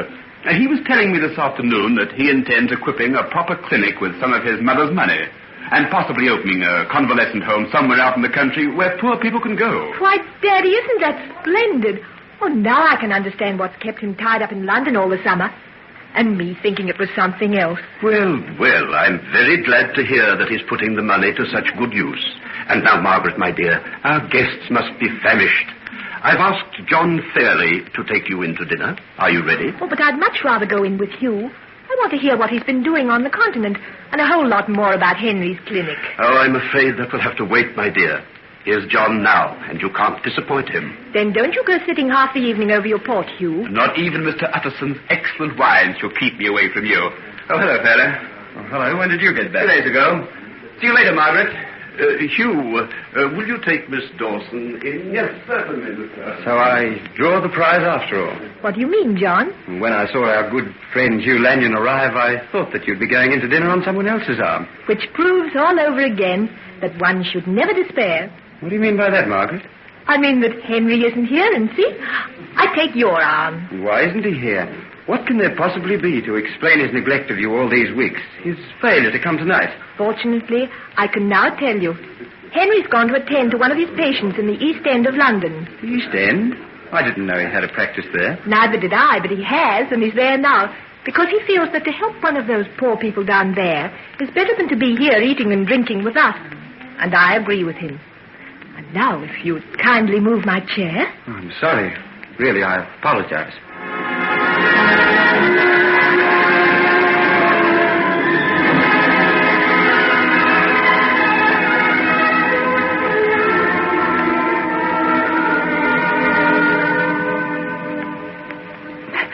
Henry, where are you taking me? Wait till I unlock this door. Oh, but this is the same place you brought me to before. Yes, and the place you ran away from, you little goose. You didn't come back. Well, I couldn't. When I went over to the house that night to get you some clothes and food, I found my father there. How could I explain to him about you? I had to pretend to go to bed. When I came over here an hour or so later, there was no sign of you. Oh, Henry, if I'd only known. And then you ran out of the place and tried to throw yourself into the river from the Battersea Bridge. What else was there for me to do? I had no one. No friends. No money. No nothing. Poor little Hetty. Well, sit down there and I'll get you something to drink. Here. Now take this. Thanks. You had me, you know. I tried to find you the next day. I went to the place where you were, but they wouldn't let me see you. You come to the prison infirmary? Mm-hmm. Oh, if I'd only known. It would have meant so much to me. Why didn't you leave a message? Just a word. I did. I told the warden to tell you that I'd been. I left some money and a note. I never got them, never. And all this time, I've been so bitter. It's made me worse than I'd have been otherwise. How? I was one of the bad ones in that place I got away from today. The matron told me I had a criminal mind. They shut me up by myself. They weren't going to let me out. I was to stay there for another 3 months for bad behaviour. So you ran away? Yes. One of the warders, he helped me. So they're not all inhuman, then? You don't think he did it out of kindness, do you? I paid him for everything he did, the beast. Hetty. I meant what I said this afternoon, that I'd die before I went back there. You poor little thing. Have you got any more of that brandy? Well, what about something to eat? There's food in the cupboard over there. Food? Real food? I haven't tasted any for nearly a year. Well, here it is. Chicken, white bread, and butter. I can't believe it's true. Well, it is. The whole nightmare of the past is over, too. I'm going to see that things are better for you from now on, Hetty. I couldn't be much worse. That's one comfort. Well, tell me what happened to you after you came out of the hospital. Oh, you mean after I tried to throw myself into the river? They sent me to prison for 3 months. It's against the law to attempt to take human life, they told me. Even your own. And then? I made some friends in there. They were in for other things, stealing mostly. I went to live with them when I came out. Well, I was a beginner at the game, and I got caught pretty soon. For stealing? Uh-huh. Got a year for it. I should have been coming out now, but they decided to keep me there for insubordination and insolence. That's about the lot. I ran away this afternoon, and here I am. If I get caught, I guess I'm there for years. They don't encourage prisoners to run away. They won't catch you. What you going to do with me? I'm going to keep you here for tonight. No one will find you. It's my laboratory. No one ever comes here but myself. But no running away, mind. Is it likely? Without the cops in London on the watch out for me? Good. Then I'll leave you now. There's a bed over there and plenty of food. I'll see you first thing in the morning. Will that do? Yes, that'll do. I'll have to do.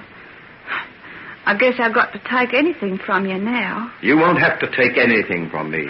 Couldn't be any worse than what I've been taken in the past. No matter what it is, prison and the warders, solitary confinement weren't any worse than knowing that you'd tricked me, let me down. Oh, Hetty, please don't. But you did, didn't you? You got me off to London knowing darn well that you'd never come and see me like you promised, didn't you? All right.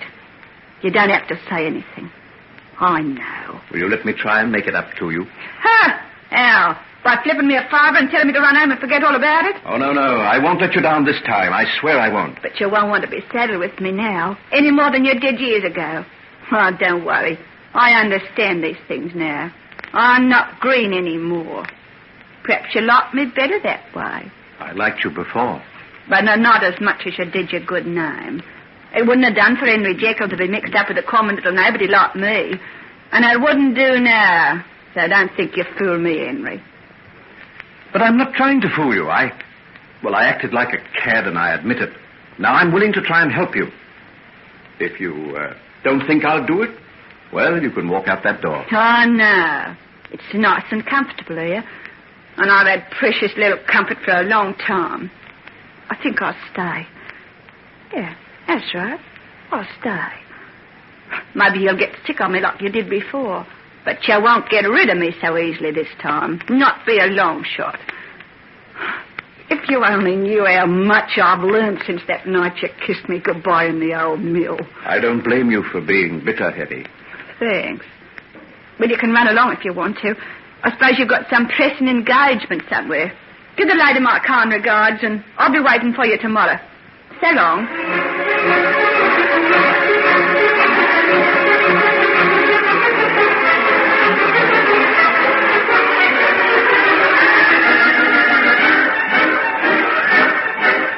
Henry, you've come at last.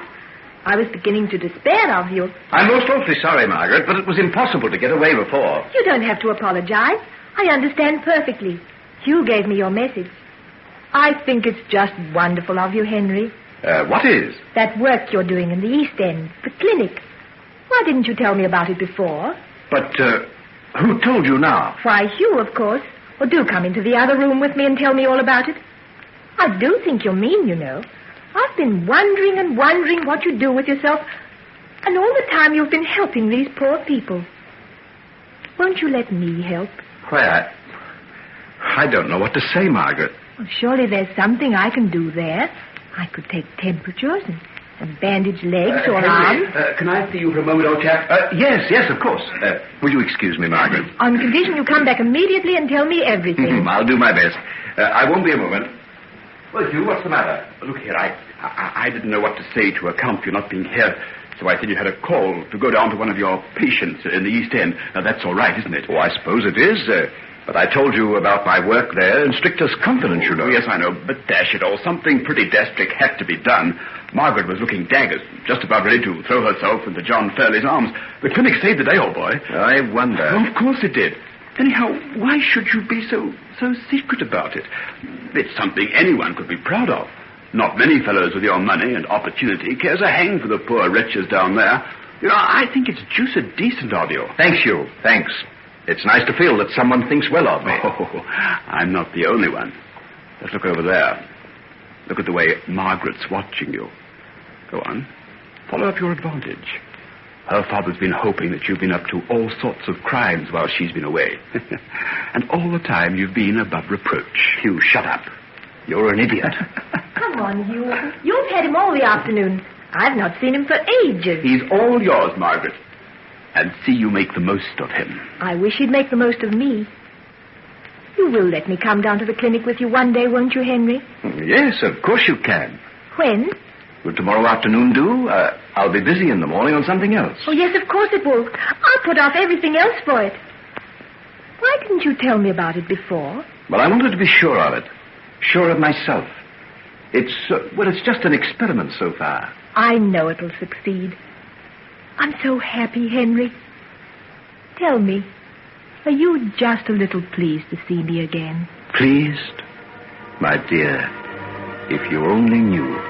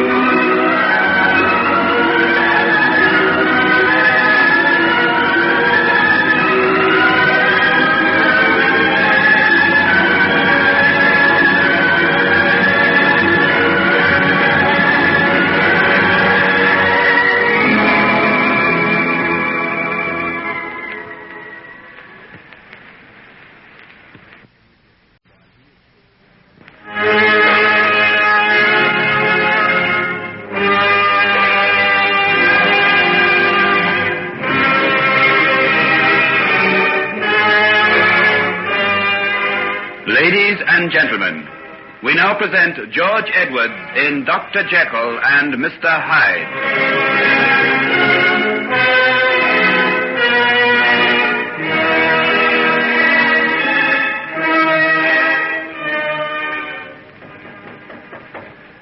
May I come in, Hetty? Yeah, come on. Well, did you sleep? Off and on. This is a queer place. Gets on your nerves after a while. Yes, it is a bit gloomy. Never mind. I've come to take you out of it. Where to? A friend of mine who's away from London has left me the keys of his rooms. I know he won't mind you using them. Supposing he comes back and finds me there. Oh, he wouldn't do that without letting me know. Are you sure? What's his name? His name? Yes. His name is Edward Hyde. That's a funny name. Well, he's rather a queer person himself. Still, his rooms are very comfortable. You can be sure of not being disturbed. Look, I brought you some clothes. If you dress yourself in these, I'll go and get a cab. You can slip out the back door and into it, and no one need see you. It's funny to hear you talk like that. Anyone would think you'd been helping criminals to escape all your life. You're not a criminal, Hetty. Oh, yes, I am. 7 charges of stealing against me. You can't wink your eye at that, you know. Well, get yourself dressed and we'll be on our way. I'll open the door into the little lane at the back. You can come out as soon as you're ready. You'll find me waiting in the cab. Say, there isn't any trick in this, is there? What makes you ask? I don't know. You just get used to looking for the catch in things after a while. Oh. Why should you bother about me anyhow? Just to try and make you see that I'm not all bad. No, I never thought that. I just know you're like all the rest of us. Didn't want to be found out, that's all. Say, this is a nice dress. Where'd you get it? I went out and bought it first thing this morning. Well, you've got a good eye for what's nice, I'll give you that. Off you go then, I'll be ready in about 10 minutes.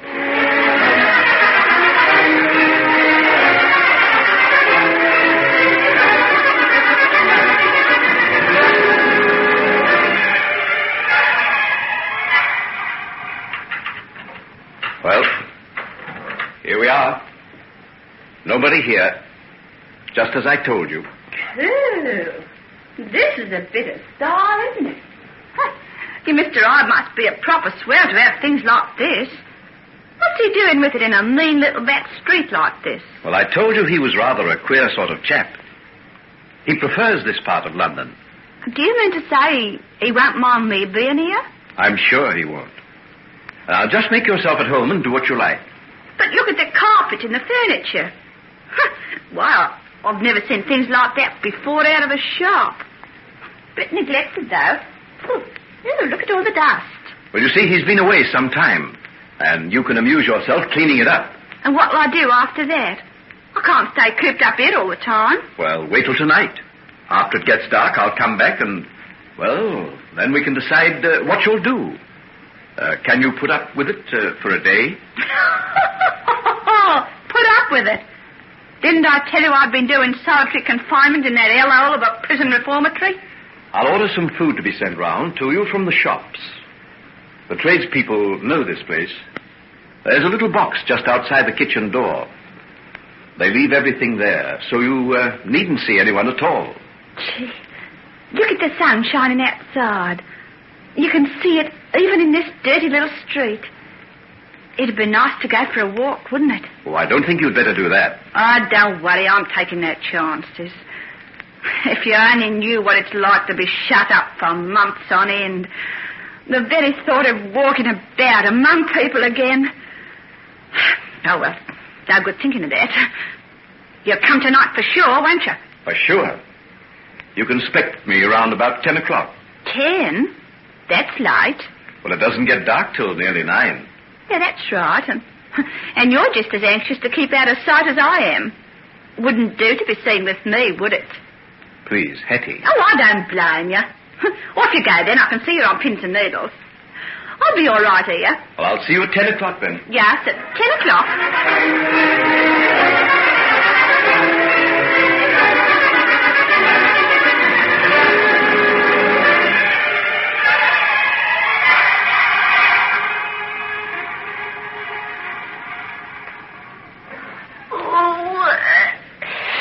Now, it's all right, little fellow.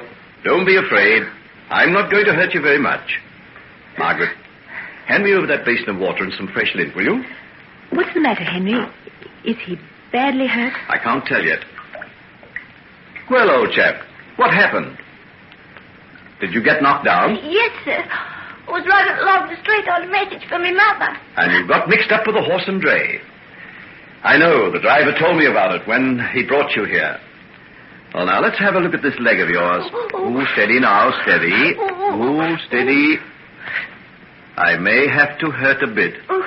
Look, you hold my hand. Hold it hard, see? I don't mind if you dig your nails into me. There. Does that help a little? Yes, miss. Then you hang on for all you're worth. Tell me, what's your name? Johnny, miss. Johnny, is it? I knew someone named John. He lives in the country. Have you ever been out into the country, Johnny? Once, on bank holiday. My mother and my father took me out to Hampstead Heath. Did you like it? Oh, yes, it was busking, miss. Merry-go-rounds and coconut shies, and then we seen a real good go-in between two fellas down near the Bull and Bush Hotel. That's what you call a day in the country, is it? That isn't what I mean. I mean where you can see horses and cows and walk for miles and miles over the green fields and find birds' nests and go fishing. Is that what the chap you know does? You mean John? Oh, yes, he does all those things. Oh, crap, you'd like to see a bird's nest. John's got a collection of eggs he found when he was a little boy. Oh, he's grown up now, is he? Yes, he's a man now. Oh, but he still likes to walk along the hedgerows and look for nests. We found a thrush's nest one day when I was staying down at his place. He showed me the little mother bird sitting on her eggs. He must be a pretty nice sort of cove. He is. Oh, poor little chap. Have you nearly finished, Henry? I'm sorry. I didn't mean to do that. My hand must have slipped. I think I've got this wound fairly clean now.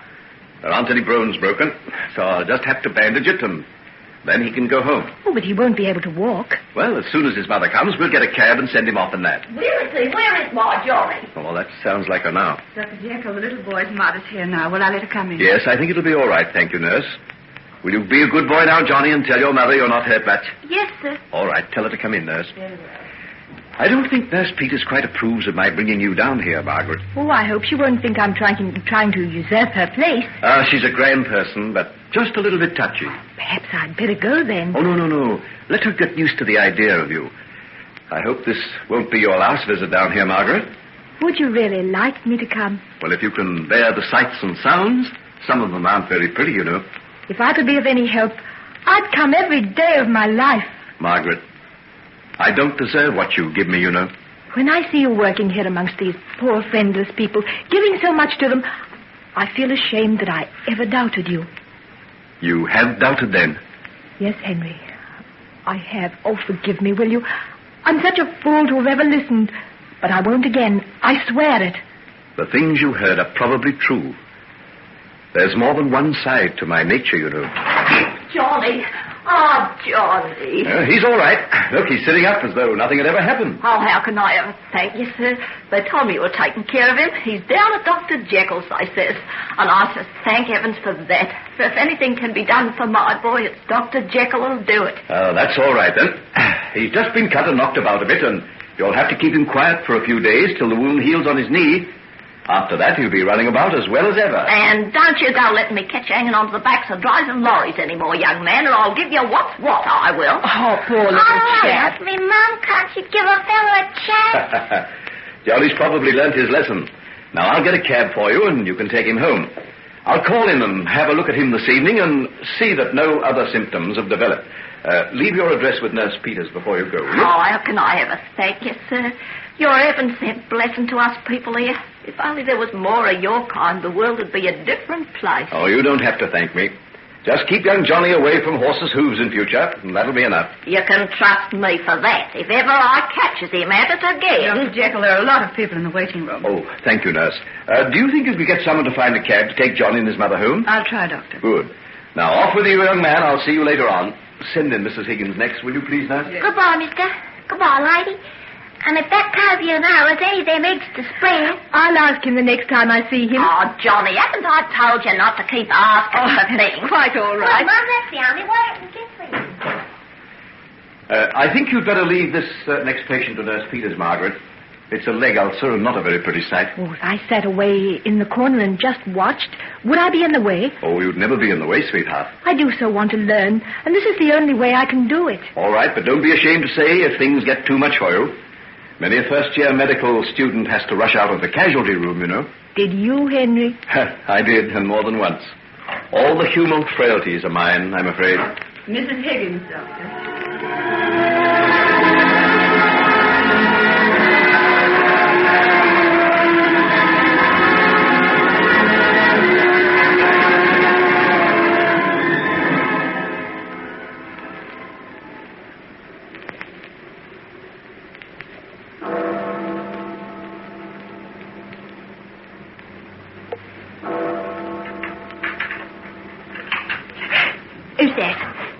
Is that you, Henry? Henry, is that you? Why don't you answer? It's dark down there, I can't see. Is that Miss Hetty Wilson speaking? Yes. Who's that? Don't be afraid, my dear. I'm a friend of Henry Jekyll's. A friend of Henry Jekyll's? Did he send you here? Yes. He wasn't able to come here himself, and he thought you might be disappointed. Who are you? In another minute, I'll be at the top of the stairs, and you'll be able to see me, my dear. Hold that lamp a little higher. It's very dark here. There now. That's better. Can you see me?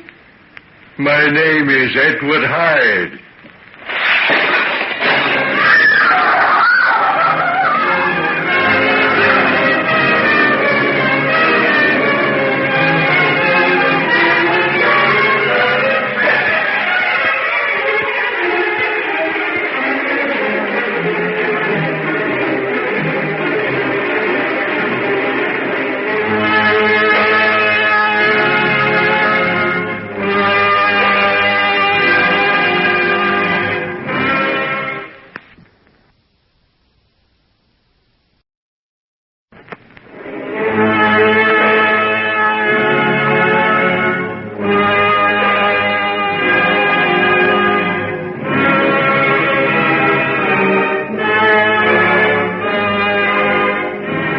Ladies and gentlemen, we now present George Edwards in Dr. Jekyll and Mr. Hyde.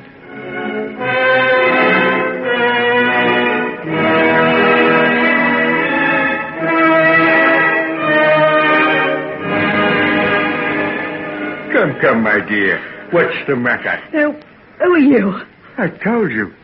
My name is Edward Hyde. I'm a friend of Henry Jekyll's. But I told me you were a wife. So I was. I've been out of town for some time, but I came back, as you can see. Come, you're quite unnerved. If I hadn't had the presence of mind to fling my coat over that lamp when you dropped it, you might have caused a serious fire. You frightened me. I can quite understand that. If you were expecting the godlike Henry Jekyll, I'm not much like him, am I? Not much. Come, my dear. Am I as bad as all that? Can't you bear to look at me without a shudder? See, I'll light another lamp in this room, and you can take a good look at me. See now? How's that? Go away. Don't come near me. Tut, that's not very nice of you. After all, you're enjoying my hospitality, you know. Where's Henry? Why didn't he come? Our dear good friend Henry Jekyll has been detained. Social engagements, I believe. You know how these things are with our young gentlemen of fashion. But he said he'd come at 10 o'clock. And you've always found him reliable in the past? Not the first time you've waited in vain for him to keep an appointment with you, is it? Still, he did have the grace to send me and his apologies. This is his way of getting rid of me, isn't it? He knows it's either stay here or go back to prison. I might have known he'd do something like this. Oh, no, this is entirely my own idea. You misjudge Henry if you think he wishes you any harm. Of course, he's never done me any harm, has he? It wasn't him that tricked me into coming up here to London, promising to send me money, coming to see me. It wasn't him that drove me into taking that job in Red Mick's dance hall, was it? And he regretted it. Regretted it? Sends his apologies, I suppose, like he did tonight. That's Henry. Nice and charming. And false as they make 'em. Be careful what you say about him. He's my friend. I know Henry Jekyll. He wouldn't hurt a living soul. Oh, you mad? He's a saint, you hear? No one can say a single word about him. Then they don't know him like I do, that's all. He does good every day of his life. Think of the sick people he helps, the poor people he gives food to, the children he sends away for holidays. Henry Jekyll does? Yes, Henry Jekyll.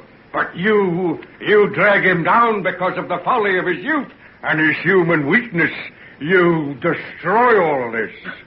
I'm not a handsome fella like Henry, am I?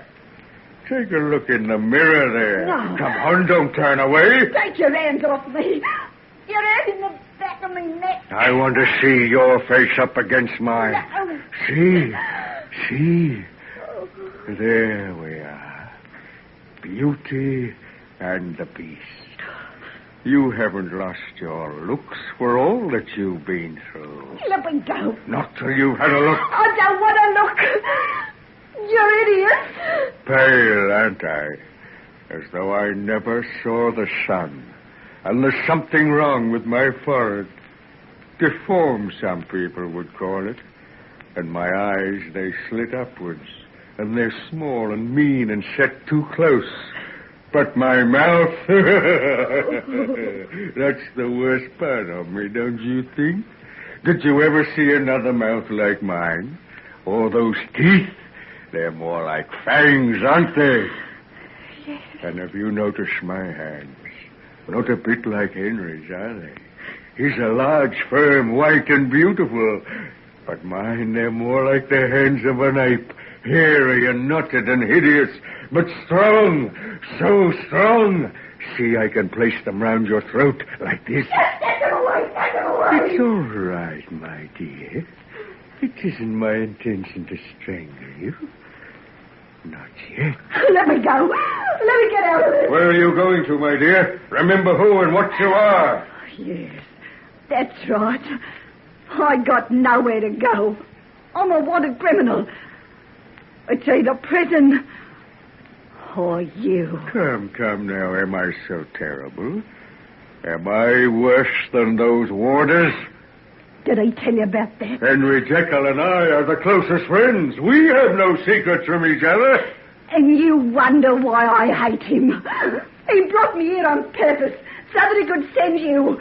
Whether you'll pay for it, I'll make him. If you so much as try to harm him, if you say one single thing against him, I'll take that throat of yours in my hands and I'll crush it to a jelly. Come here. Fool, stop your whimpering. You're here alone with me, and I intend to keep you here. Wipe your eyes and fetch me that decanter of wine. I've had enough of talk.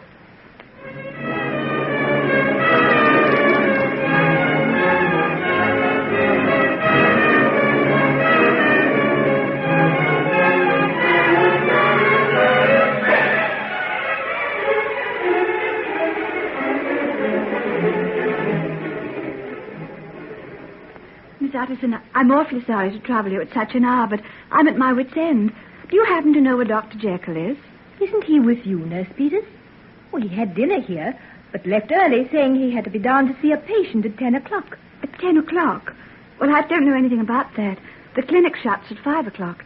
Dr. Jekyll wasn't expected down again till 2 o'clock tomorrow afternoon. Was there some special case he had to see about? Not that I know of. But I've come now because of little Johnny Burke. Oh, the little boy who was knocked down this afternoon? Yes. His mother came along to me in a terrible state. It's taken a very bad turn. I don't like to say without Dr. Jekyll seeing him, but it seems to me like internal hemorrhage. Good heavens. And can't you find him? No. I went to his house, but none of the servants have seen him there since about 9:30. Oh, that'll be after he left here. Did they try in his laboratory? Yes. He did go out there, but the whole place is in darkness now. Then what will you do? Is the little boy very bad? Very bad indeed. That's terrible. But can't we get another doctor? Oh, no, Miss Utterson. No other doctor would come. It's Dr. Jekyll's case. But supposing he dies? No other doctor would come. Oh, then we've got to find him. If you wait a minute, I'll come with you.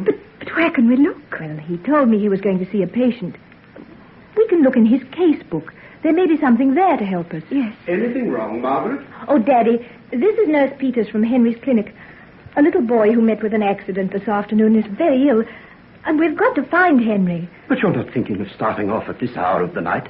It's close on 11. But the little boy's terribly ill. He must have help. And what are you going to do? We're going to Henry's house to see if we can find out where he is. Margaret, you can't do that.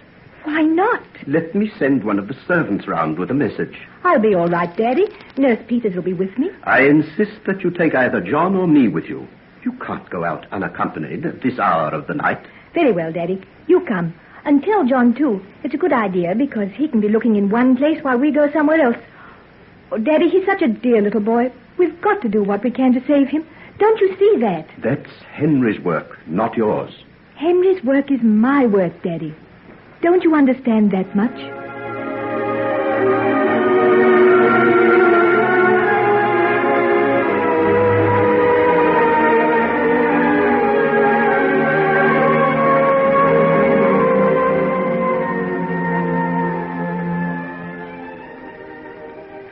No, Miss Utterson.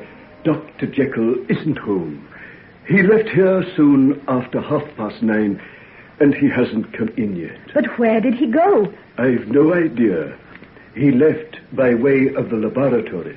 The laboratory? Yes. You see, there's a door that lets him out onto the street by a back way. He often goes out that way, miss. But look, I can see a light there now. He must have come back again. I believe you're right. Daddy, Nurse Peters, he's here. Where? In his laboratory. The light's just come on in the upper room. In the window, see? Well, you wait in the carriage with Nurse Peters, and I'll go out and get him. Will you take me through the house, Poole? Yes, Mr. Utterson. Certainly, sir. Come this way, sir. Thank you. Tell him it's urgent, Daddy. My dear, I imagine Henry knows more about the seriousness of internal hemorrhage than you do. Just follow me, Mr. Utterson. I'll bring a lamp and light you across the courtyard. It's a very bleak night tonight, sir. It is indeed.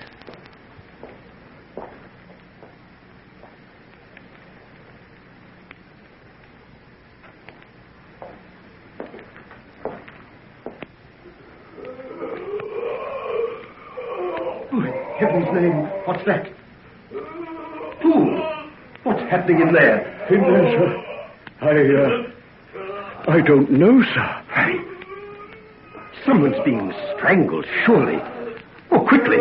We must break in the door. Oh, no, sir, no, sir. I wouldn't do a thing like that, sir. I wouldn't know how to explain it, sir. It's part of Dr. Jekyll's work, sir. That's all it is, sir. What? Those cries and groans? Part of Dr. Jekyll's work? Then what devil's business is he engaged in? I don't know, sir. But he's given me the very strictest instructions that none of the servants but me is to come over here. And even I'm not to break in, no matter what I see or hear. I see. It's stopped now. There's silence. Yes, sir. It's always like that, sir. In a few minutes, one or the other of them will come out. One or the other? What do you mean? Dr. Jekyll or Mr. Hyde, sir.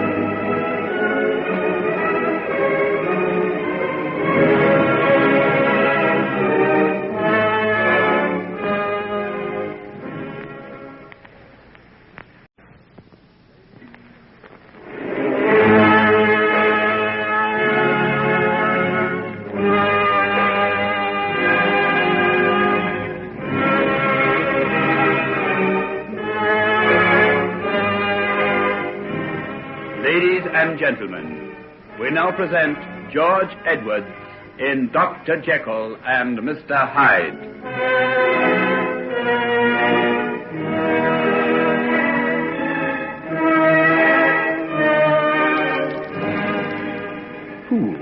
Who is this Edward Hyde? I couldn't say, sir. Yet he comes here?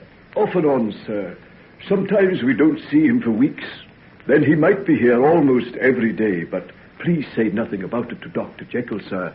He'd be very angry with me for discussing it. Have no fear, Poole. You can absolutely rely on me. Who's there? 'Tis I, Utterson, and Poole. What do you want? There's a message for you, Henry. A little boy you attended this afternoon has suddenly become very ill. The nurse suspects hemorrhage. Oh, very well, then. I'll be down in a minute. Would you like me to come in? No. Why, what do you mean? Nothing. It's just that I thought I heard you cry out a few minutes ago. No, I'm perfectly all right. Go back to the house. I'll be over in a little while. Very well, Henry. We'd best be getting back, sir.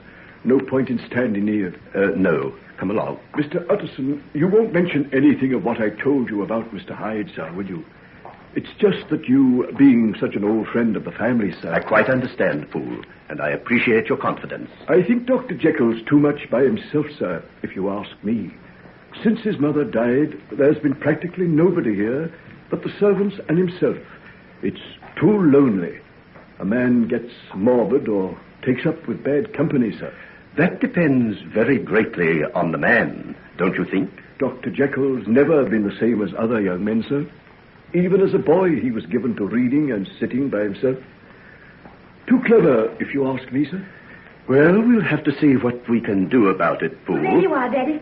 Did you find him? Yes, my dear, we did. He'll be in just a moment. Nurse Peters has gone back to the little boy. She thought she might be able to do something while we were looking for Henry.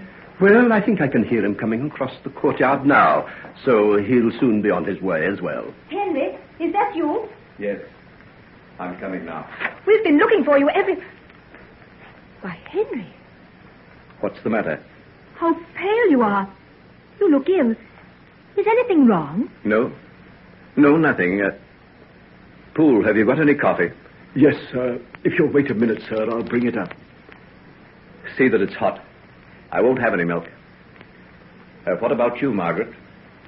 And you, Mr. Utterson, would you care for some? No, we'll get along. You'll have to hurry away, and we'll only delay you. Are you ready, Margaret? Yes, Daddy, I'm coming. Henry, are you quite sure you're all right? Yes, dear. Yes, dear. I'm a little tired, that's all. I've been working very hard. I wish I could share your work. Be with you now when you go to that little boy. Well, that's impossible, my dear.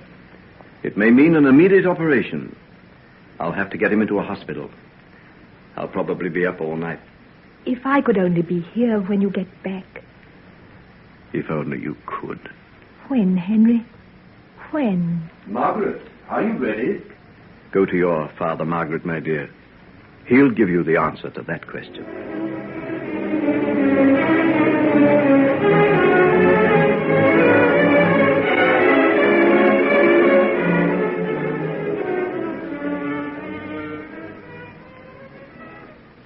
Daddy, what do you mean?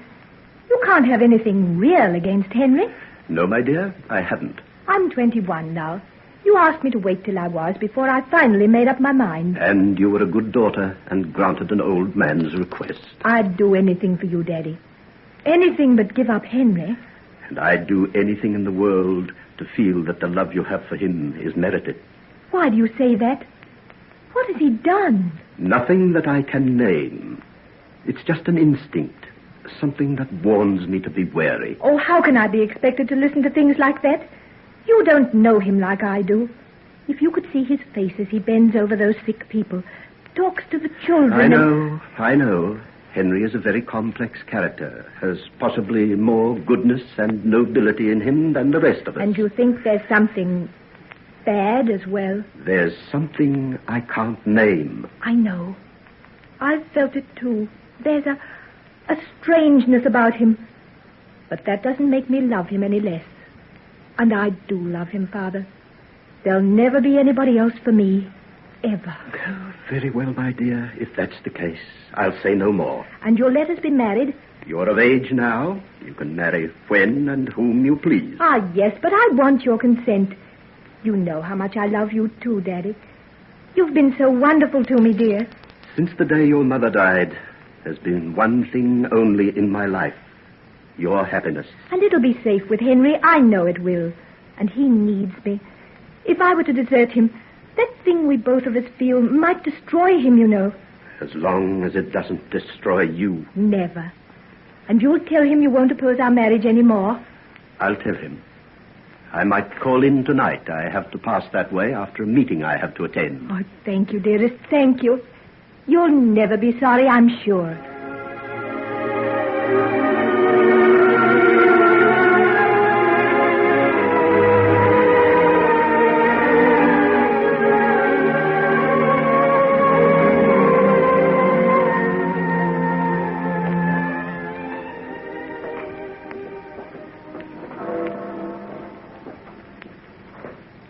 Good gracious. Is that really 12 o'clock? Yes. What no windbag the chairman is. He could have cut that report in half and told us just as much. I had intended paying a call on young Henry Jekyll on my way home, but it's far too late for that now. Oh, you might find him still up. He keeps pretty late hours. It's only a block or so away, and I pass his place, so I'll see if there's a light still burning. Do you mind if I walk with you? Find I sleep better if I take a little exercise last thing at night. Oh, yes, do come along. I'll be glad of your company. How deserted the streets are. Not a soul abroad besides ourselves. There's something a little uncanny in seeing the streets so empty, isn't there? And listen to that wind. Well, come along. Let's button up our coats and hurry along. Come down this side street. It's a shortcut, and it'll take us almost to the square where Jekyll lives. Oh, we're not alone any longer. There's someone else hurrying along home. Yes, what an odd-looking creature he is, too. Do you see the way he walks? A kind of cat-like shuffle, if such a thing were possible. Making a fair pace. Around the corner another minute. Yes, with that heavy stick of his and the long black cloak fluttering in the wind, he looks like some weird night creature. Hardly human at all. Funny you should say that. I was just thinking the same. Good Lord, just look at that. I say, wait, what's he doing? That child, it ran into him as he turned the corner. He's striking it. It's fallen under his feet. Look. Oh, come quickly. He'll have it killed. Hi there. What are you doing? Stop. He's taken to his heels. Winter, can you catch him? I'll try. You'll take care of the child. Yes. Oh, there. Now. No, don't be frightened. Oh, he won't hurt you anymore. Tell me, what happened? He knocked me down. He beat me with his stick. But why? Did you bump into him? I was running out, and I didn't see him. And where had you been at this time of night? My father's sick, and I was there to get the doctor. Oh, come, you poor little thing. See, let me wipe the mud off your face and hands. I don't exactly know. My friend and I were walking along the street, and this little girl bumped into a man who was hurrying on ahead of us. He lost his temper and beat her with the stick. I was looking out the window. It was horrible. The most horrible thing I ever saw. Oh, it's a pitiful thing. My friend took after him. He may catch him. Look at me now. Look at the poor little thing. I'm dead with fright. Here's also let that children have this promenade. If only 36 she has to go for the doctor. When he comes down. The doctor. Never look at her and see if she's barely hurt. Look at her poor little mouth. He drove her teeth out through her lips. I'd like to string up to the lamppost, I would. What is the matter here? Been an accident? This child has been injured, Doctor, but I don't know how badly. Oh, let me have a look at her. Now stand back, everybody. Stand back. I can't do anything unless you give me room. Come now. What happened to you? Did something knock you down? Yes, sir. A man. A man? Fiend, more like. He knocked her down and trampled her underfoot with his boots. Oh, dear. But why? What had she done? Bumped into him. She ran along the street. Oh, where is this man now? Here he comes now. Down there, courting. Oh, my word, so he has. Well done, Winter. Did you have any trouble? No, not at all. He came along without a protest. Let's have a look at him. Bring him into the light. Come on. Now, little one, don't be afraid. He won't hurt you again. Hold up your face, you cur. Let me have a look at you, if you're not too ashamed. I should be delighted to reveal my face. If the ladies and gentlemen present are not afraid to look. Mercy on us. Did you ever see such a face? And now, might I ask, what it is you require of me? You might ask indeed. I saw you attack this child. You'll pay for it to the last penny. Now, let's have more than that. Let's give him a taste of his own medicine. What about that stick he's carrying? You can't do this. He did it to the top.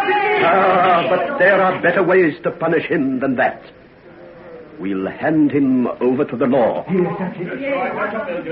We'll make his name reek from one end of London to the other. If he has any friends or any credit, we'll see that he loses them. Yes.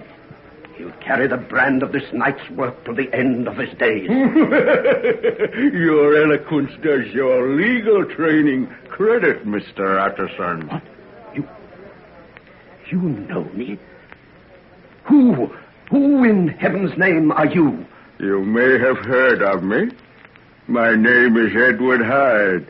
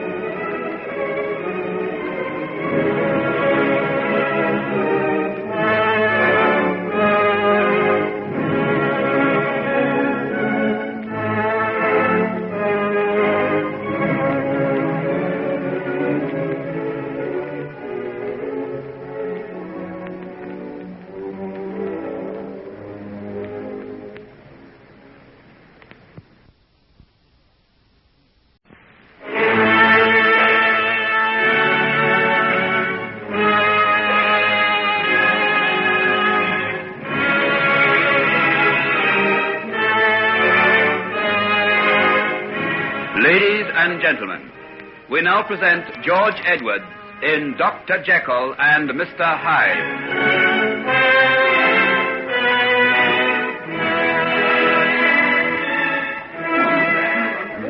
Edward Hyde?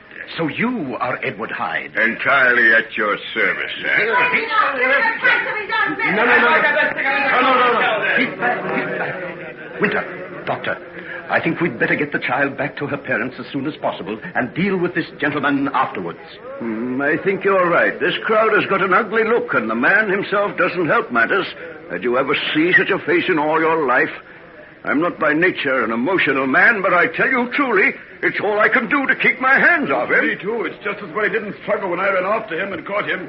I'd have had a job to keep myself from strangling him. Come along, then. Let's get out of this. Does anyone know where the child lives? Yes, the fourth house on the right in the next street. All right, then. Now, you'd best get back to your homes. We'll look after the child and see she gets her deserts. I'm a lawyer, and my friend here is a well-known businessman. You can rely on us. You can call on me, mister. You want a witness? I saw the whole thing happen. Struck her down again without the least provocation. Good. Give Mr. Winter your name and address, and we'll call on you if we need you.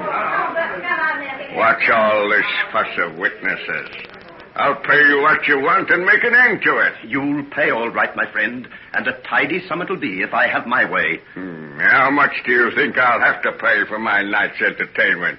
From the state of the child's dress, I gather they're not well off. What do you think? I'd say to £50. In a few moments, we'll be at the child's house, and then you can find out. I don't want to see them. No gentleman wishes to be involved in a scene of that sort. Come, name your figure, and I'll pay. Double the amount you named would be nearer the mark, I'd say. £100 for a few bruises and a bit of a fright. I'd no idea the sensibilities of the English poorer classes were so costly. Less of your insolence, sir, or you'll go to the police station, as you well deserve. No, don't do that. I'll pay. Come with me and I'll get the money right away. Where do you want me to go? Not far from here. I'll have to get you a check. You wouldn't expect me to have that amount of money in my pocket, would you? No, I don't suppose you would. Winter? Yes? This man has agreed to pay £100 if nothing more is said about what happened tonight. And so he should. Will you and the doctor go with the child while I go with him to get the check?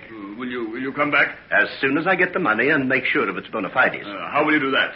By keeping him in sight until the bank opens and it's cashed, if necessary. All right, then. We'll wait. Come along, Doctor. This is the place, I think. Lead the way, Hyde, and no tricks, or it'll be the worse for you.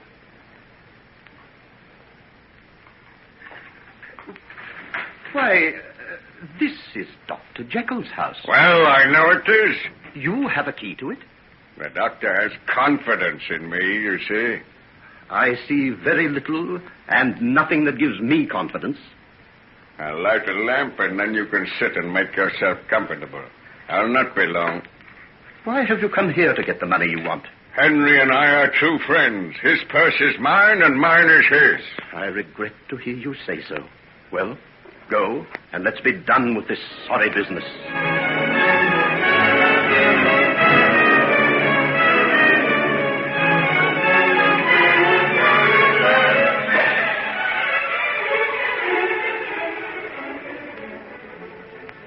Mr. Utterson. Mr. Utterson. Well, I must have fallen asleep. I think you did. What time is it at all? Nearly 2 o'clock. And I've been here all this time. However could I have done such a thing? What will the others be thinking? Oh, you mean Mr. Winter and the doctor who took care of the child? You know all about tonight's business, then? Yes, I know. Henry, what in heaven's name have you got to do with this creature Hyde? I can't explain. Oh, here's the check. He asked me to give it to you. Signed in your name? Yes. He felt that you might have some doubts about the validity of one signed by himself. Is that the true reason? Well, what other could there be? A dozen. This man has some power over you. He's blackmailing you. Is that it? No, it isn't that. What is it, then? Henry, I demand an answer. Do you know why it was that I happened to be in the vicinity of your house tonight? No. I intended to come in if I saw a light burning. I had a talk with Margaret after dinner tonight. She won my consent to your marriage. You've agreed? I did. Not that I feel any happier over it, but because I had nothing really positive against you. And on my way to tell you so, I witnessed this hideous deed committed by one whom you claim as a friend. A crime you are willing to cloak with money, paid from your own account. What am I to think? Well, there is one thing I want you to know. Hyde has no power over me. Rather, the reverse is the case. The moment I choose, I can be rid of him. I can blot him out of my life as though he had never existed. Then do it. Do it, man, before it's too late. If you don't, you'll regret it. The man is so evil, so vile in every way, that merest contact with him must mean contamination. Yes, I fear I must. Tonight's episode has shaken me more than I can say. Whatever could have come over him, I can't imagine. Sheer bestiality. Something that lies deep in his horrible soul. The man is capable of anything, even murder. Murder? Murder? Yes, I've sometimes thought that, too. If he were to hate someone enough... Please, God, I shall not be that person. Please, God, you won't.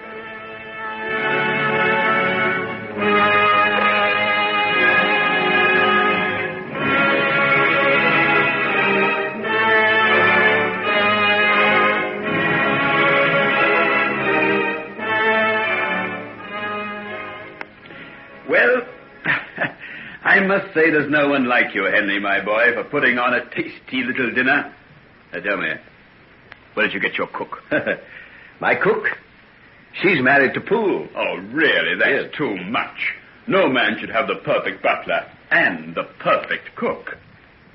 Well, my dear Lanyon, I'll go even further than that. I'm now going to get Poole to bring us some of the perfect brandy. I think we'll have it in the library. Poole! Yes, sir. I've already put it there, and some of your special cigars. By the way, I shall want you there for a few minutes. I want you to witness a signature. Certainly, sir. You may as well come right away, and that's the last I shall want of you for the night. Do you mind, Hugh? What, witnessing a signature? Not a bit, not a bit. I'll want you to. You see, it's my will. Your will? Here, I say. You're not getting morbid, are you? Oh, no, but the fact is, I'm getting married, and, I want to make some changes, you see. Oh, why, of course, yes. How stupid of me. When's the happy event to be? Oh, not for another few weeks. Margaret's away collecting her trousseau, and it seems that it takes some time. Well, make the most of it, old boy. Make the most of it. Well, I will. That's why I sent for you. Oh, seriously? Mm-hmm. Oh, I say, that's fine. And do you know, Henry, I've been feeling a little poorly lately. So, what do you say to a little run over to the continent? Over to the continent? Yes. Paris is marvelous this time of the year. Paris? Good old Paris. You incurable libertine. Have you forgotten that I'm all but a married man? Besides, that's where Margaret's gone to buy her trousseau. Yes, that does make it rather awkward. Very. Oh, but there's still Vienna. Oh, I say, tell you what, how about going to that village I told you about? I was there for the autumn, but imagine what it will be like in the spring. What's its name again? Corvina. Oh, yes. You go to Innsbruck and then branch off on a little line almost as far as the Bremer Pass. Ah, what a country. What girls. Mind out. Here's Poole coming. You start getting him too excited, he mightn't be able to hold the pen. Oh, Lord, yes. There's that will, isn't there? Oh, where is the bally thing? Here it is. Oh, come in, Poole, come in. I'd better sign first so that you can see me do it. Now, Hugh, if you'll sign there and Poole on that other line, it'll be done with. No, just here. Oh, there you are. Now you, Poole. Here, sir. That's right. Thank you. Now, I want you both to have a good look at me. Look, but why? We've both seen you before. Well, I want you to be able to certify that I'm in perfect health and of my right mind. Henry, what's all this about? Are you anticipating that anyone will contest the will? I'll tell you that later on. Would you say that I'm quite sane, Poole? Well, you look all right, sir. Good for you, Poole. Never be deceived by appearances. And now, if you brought us in the coffee, that'll be all for tonight. Thank you, sir. Good night, sir. Good night. Good night, Dr. Lennon. Oh, good night, Paul. Now, I say, look here, Henry. What is the meaning of all this? Who's going to suggest that you aren't in your right mind? Well, the terms of the will you've witnessed are a little peculiar. Just take a look at it while I pour you out some coffee. Thanks. Black or white? White. Black, thank you. No sugar. I'll warm the glasses near the fire a little before I pour the brandy. This is some special old brandy my father got as a present from one of the Rothschilds. He did him some sort of service one night. I say, it's none of my business, but who is this fellow Hyde? Oh, just a friend of mine. I should think he must be. According to what you've written here, he's to inherit more than £100,000. Yes, my mother's entire fortune. And then this business about your disappearance or unexplained absence for any period exceeding 3 calendar months. In which case, Edward Hyde shall step into my shoes and assume my place. Oh, now I begin to see why you wanted Poole and me to have a good look at you. Yes, I thought you would. And another thing. There's nothing here about Margaret. Any will I might make now automatically becomes invalid when I marry. I will have to make another one. I had to make this because I don't know what might happen between now and my wedding day.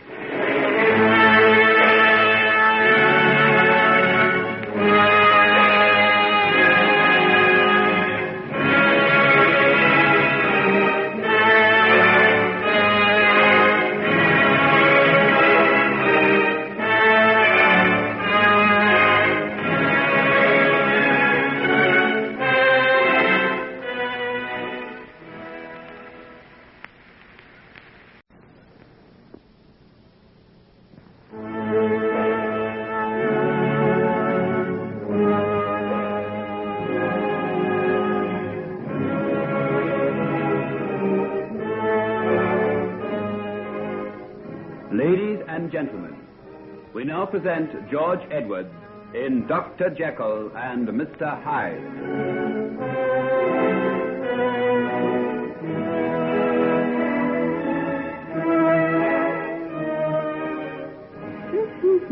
One, 2, 3, 4. 1, 2, 3, 4. Oh, bother, I can't get that step right. 1, 2, 3, and 4. Bravo. Quite nice, my dear. Why do you come sneaking in like that? You got me a fright. I like to take you by surprise. I often wonder what you do with yourself while I'm away. What do you think I do? It would be nice to think that you spend some of your time at the window eagerly watching for my return. You? I spend most of it dreading the sound of your key in the door. Well, you'll have a happy release from my presence for a while, my dear. I'm going away. Going away? Yeah, doesn't that please you? Yes, it does. There's one thing I always like about you, Hetty. You never pretend to do anything but hate me. Why should I? Isn't everything about you hateful and vile? Is it? Everything. I didn't think it was possible for anyone to be as low and beastly as you. And yet I think you'll miss me while I'm gone. Miss you? Yes. Evil has a sort of horrid fascination about it, you know. At first it turns us sick. Then we have to look again just to make sure our eyes didn't deceive us. Then we keep on looking. And after a while we find we rather like the terrible sensations.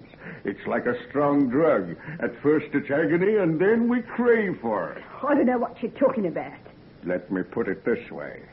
I believe that the beautiful face of Henry Jekyll would seem colorless after mine. What can a beast like you know about Henry Jekyll? I know he's going to be married in a few weeks' time. Married? He's getting married? Yes, to such a charming girl. She's in Paris now, buying her trousseau. That's why he and I are going away for a while. His last days of freedom, you know. What? You and him going away together? He's out of his mind to be even seen with you. He won't be seen with me. But we'll be together for all that. Together all the time. He'll not get away from me for one moment. What do you mean? What power have you got over him? You're always hinting and suggesting things. You say you're his friend. You couldn't be a friend to anyone. You're too vile, too horrible. You've got him in your power, that's what it is. You make him give you money, pay for this place here. You're blackmailing him. Blackmail. Who else accused me of that? Yes, Mr. Utterson, the father of the young lady Henry's going to marry. I hate that man. Someday I'll square accounts with him. Stop it. Don't look like that. I can't bear to look at you. You needn't be afraid, Hetty, my dear. I'm not thinking of squaring accounts with you. Not yet. And that reminds me, while I'm away, you'll continue living here. I've arranged for you to get everything you want from the usual shops. And what else? What do you mean? Well, aren't you going to loan me any money? What do you want money for? What if I want to go out? I'm not going to lock you up. You know what I mean. You've given me food and clothes while I've been here, but never a penny of money. I'm like a slave, that's what I am. Or a prisoner. But I imagine this is a rather superior sort of jail. Still, if you prefer the other... I'm not sure that I don't. Anything would be better than you. Remember, you've got another 2 years of your original sentence to serve. And you'll get at least another 2 years for breaking out of jail the way you did. Yeah, you've got me on over there. Well, of course I have. And I can keep you here, or I can hand you over to the police. But just to prove that I can temper justice with mercy, I'm going to leave you this check for £100. It's yours, and you can spend it as you please.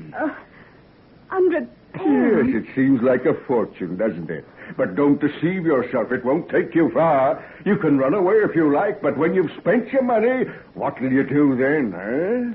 Don't forget your previous attempts to keep yourself. I know. I know. So you'll be here when I get back. Goodbye, my dear, darling little Hetty. Take your hands off me. Get away, get away. Oh, such passion. Well, I'd rather have it that way. Hate is a strong sensation. I know it well. I hate people, too. Good people, wise people, hypocrites and liars. People who commit their sins in the dark and hope they won't be found out. Without the courage to be really good or really bad. Oh, I despise them. Stop your raving and get out of here if you're going. Go on, get out. You're not little, Hetty. That's what I like about you. I've thrashed you, but you aren't coward. You hate me, but you're not afraid. I do. If you only knew how much. That's right. That's right. That's the look I like in your eyes. They're big and full of fire. Perhaps I'm making a mistake in going away. What can the fat peasant girls in Caravina have compared to you? And where's Caravina? In Austria, my dear. That's where I'm going for the festival in the spring.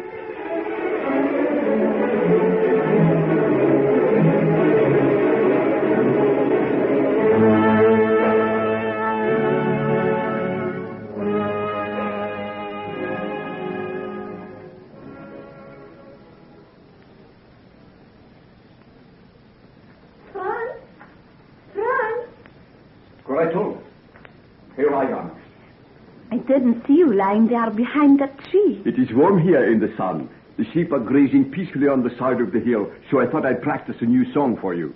I brought your mittagessen, fresh bread and cheese and some of Father's beer. He said it's very good this time. Oh, let us try it then.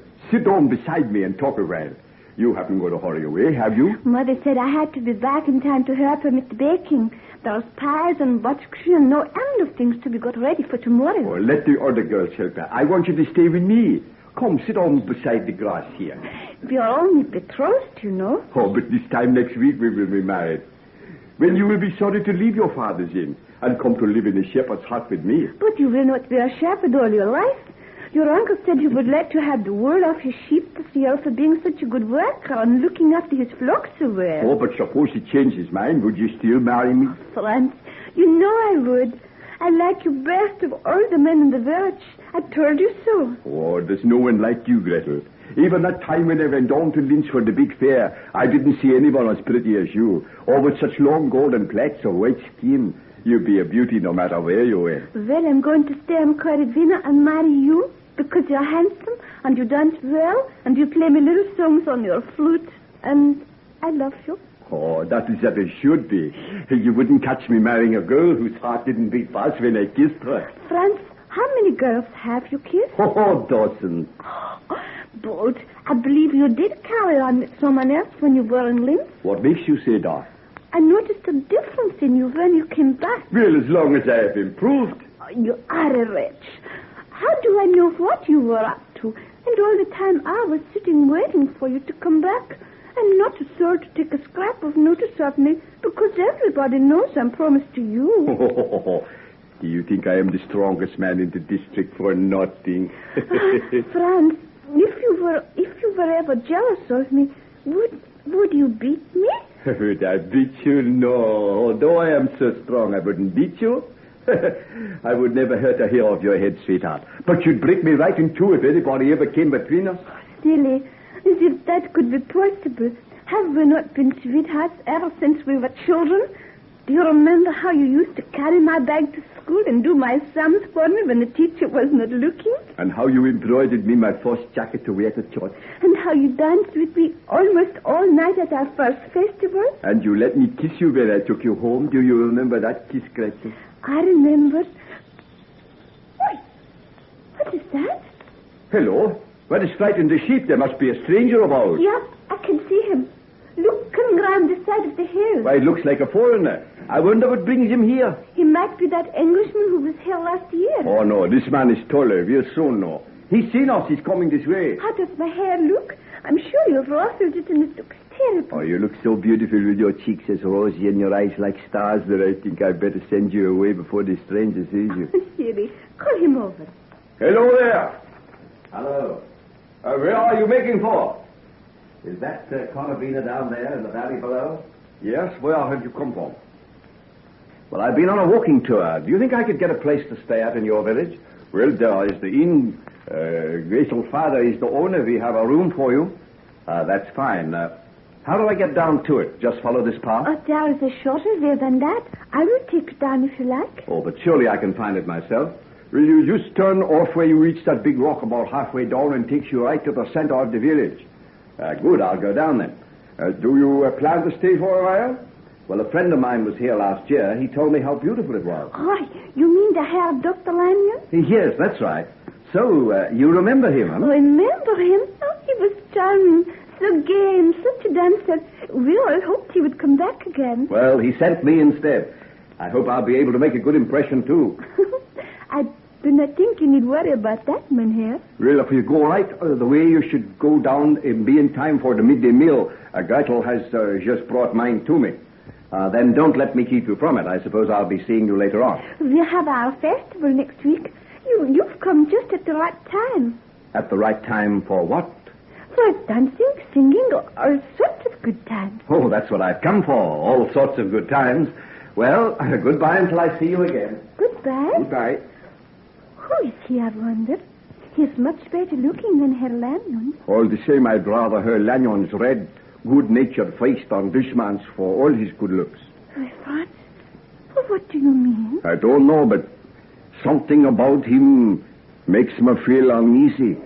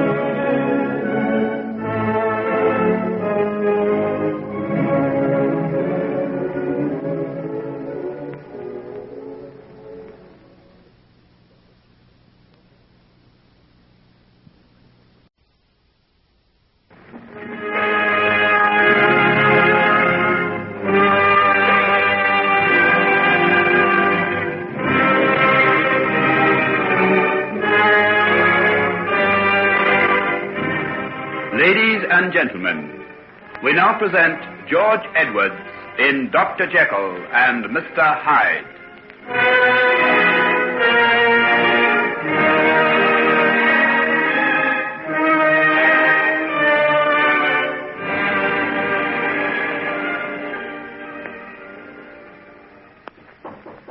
Come in.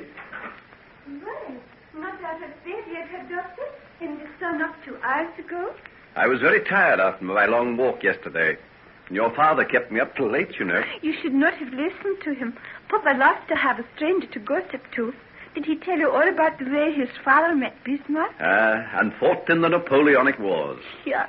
Yes, I think I know most of the family history now. Where shall I put the hot water, Herr Doctor? Oh, anywhere you can find some room. I'm sorry to have my things scattered all over the place. Will you have your breakfast sent up here? It is all ready. Oh, no, I'll be down in next to no time. Just open that bag and give me out a dressing gown, would you, Gretel? Then I'll get out of bed. Certainly, Mynheer. Oh, what a lot of funny little bottles. And such a beautiful red color. What? What are they for? What are you talking about? Not that one, girl, not that one. I mean the bag against the wall. Shut it up at once. Oh, I'm sorry, Mynheer. I did not mean... It's all right. It's all right. I should have told you more carefully. Those are some specimens. I've been making some experiments. If you touch them, it might have spoiled everything. Oh, I'll be very careful.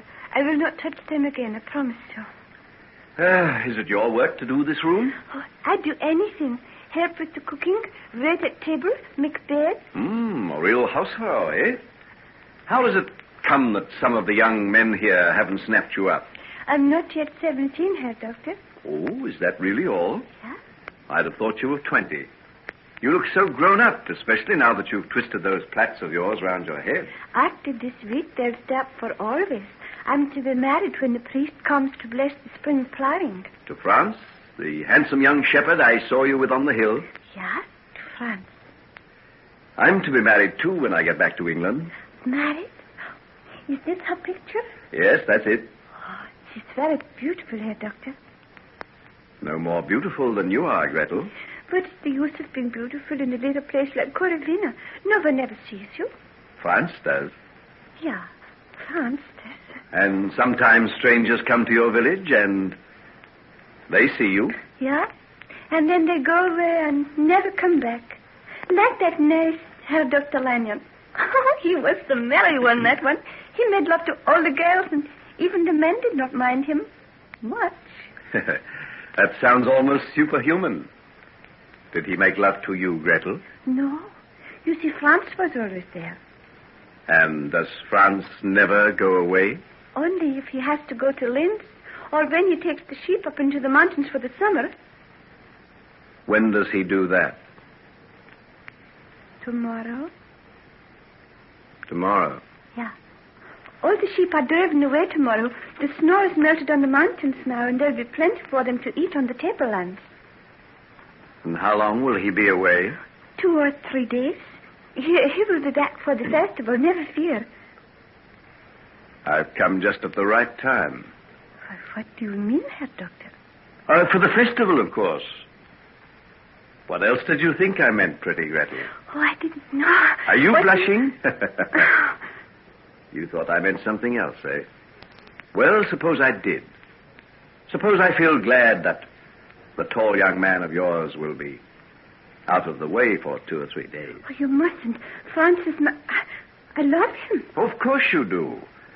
But that doesn't mean that you mightn't find somebody else rather pleasant, too. Come over here beside me, Gretel. What a soft white arm you've got. No, please. You're not to hold me, so I must go. You really want to go? Yeah, I must. Then kiss me before you do. No, please. Franz doesn't kiss you that way. You must teach him, my pretty bird. Your face. Oh, what's happened to it? What do you mean? Your eyes, your mouth. Get out of here. Go this instant. Why, look at my hands. They're changing. I'm changing into Hyde. The tincture, where is it? In that other bag. Let me get some of it. I must take it quickly. 1, 2, 3, 4. Steady now. Keep calm. There must be no mistakes. Now the salts. That's right. Against a bubble. It's ready. I must drink it down. I must drink it. Oh, my courage fails me. I dread the agony. Come on, you fool. What's the matter with you? Drink it. Drink. Oh.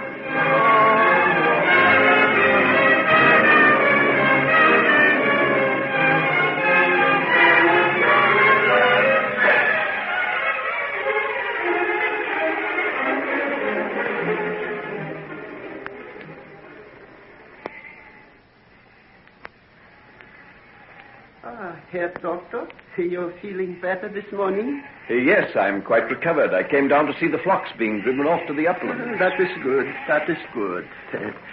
Gretel will be married to Franz when he gets back from the mountains. She doesn't seem to want him to go. Look at the way she's clinging onto his arm. I can't think what's come over her.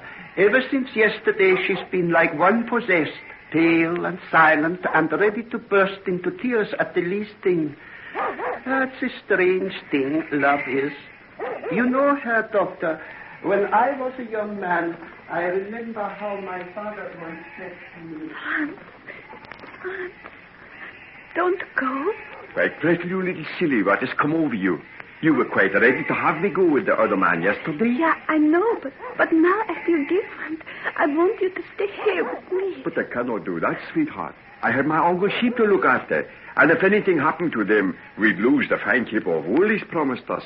And that's to be the beginning of our fortune, don't forget. But supposing something happened to either of us, what good would the money be then? But what is going to happen? I go slowly up the mountain trail with the sheep, and I come down the glacier with the other men, the way I've always done ever since I was a boy. I'm not going to take any risk this time, little bird, with you waiting for me at the foot. And what if I'm not there? What? What is the shore saying? I do not know. I feel uneasy, Franz. I'm frightened. But why? There's nothing to be frightened of. Has anything happened to make you feel this way? Gretel, look at me. It's not this Englishman who's come here to stay. He hasn't said or done anything, has he? Nothing. Because if he has, by heaven, I'll break every bone in his body for him. Franz, what are you talking about? He's been sick, you know that. He had a sudden illness yesterday morning. Oh, that is right. The poor devil. It doesn't look as though he's good for very much even now. Boss, are you coming? I'm coming. There's Rudy calling me. I'll have to go now, sweetheart. Come back with a smile and get the roses back into your cheeks before I come. It will only be 3 days. Yeah, that is all. I will be waiting for you, Franz. Of course you will. And look out for me as I come across the ice. I'll wear that red scarf you knitted me, and you'll be able to see it a mile away. Goodbye. Goodbye now. No more nonsense, man. No more.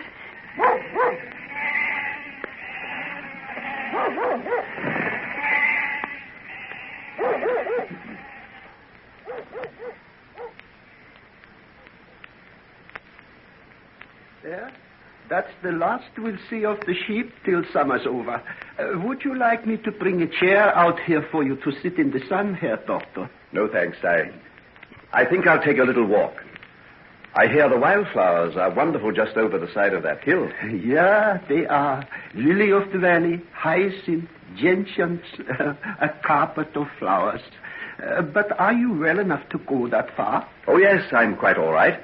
What time is dinner? I'll be back. Would you like me to send it out to you? The day is so fine. It seems a pity that you should have to come back so soon. Couldn't I take something with me? Oh, no. I'll send it out. The bread's not yet out of the oven, and there'll be some fresh pies and cake later on. Oh, well, if it's no trouble. No, not at all. Gretel here will take it to you, won't you, child?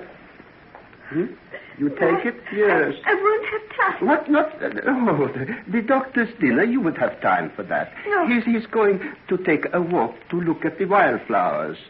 No, I won't have time. Oh, no time? I have to help with the house and with the cooking, Papa. Rubbish. Now that the men are away from the village, we'll all have a rest for a few days.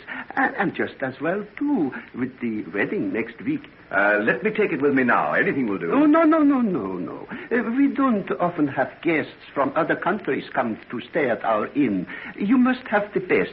Gretel will take it out to you. No, I won't go. Oh, Gretel, what's the meaning of this? Have you gone mad? No, I just don't want to go. What is this rudeness? Herr Doctor, I apologize. Oh, don't trouble, Papa Shank. I think I understand. Please don't force her to do anything against her will. But I can't understand. Such insolence. If she were younger, I would box her ears. You go for your work, Herr Doctor, and leave it to me. You shall have your dinner, and Gretel shall bring it to you. I shall insist. Papa, go in to your mother, miss. You are not married yet, remember. And as long as you're in my house, you shall do as I say. Be off with you. That's what comes of being in love, Herr Doctor. It turns the mind. I'll be glad when she's married. Franz is the one to manage her. No nonsense about Franz. I once saw him toss a man just like that because he angered him. No nonsense about Franz.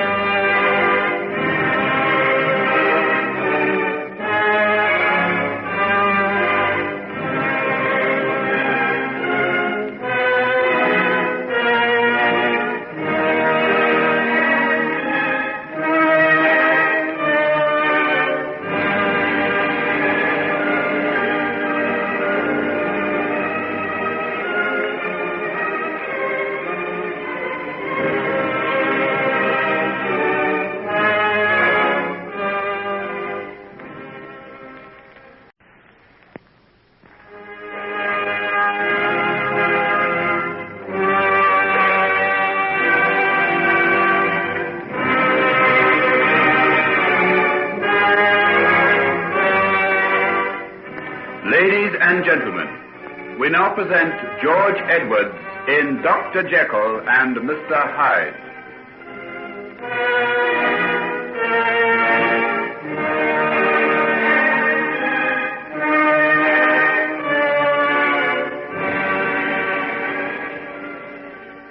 You have no idea at all of his whereabouts? Absolutely none. Didn't even know he was away till I called at his house 2 days ago, and Poole told me he'd gone. And he left no address? None at all. I gathered from Poole that there was nothing out of the way in that. He often disappears for days at a time. Yes, but he's gone over a week now. This is disastrous. The latest news of his father is that he's not expected to live more than a few days. We simply got to get in touch with him. What is it? A stroke? Yes, he had the first seizure yesterday morning.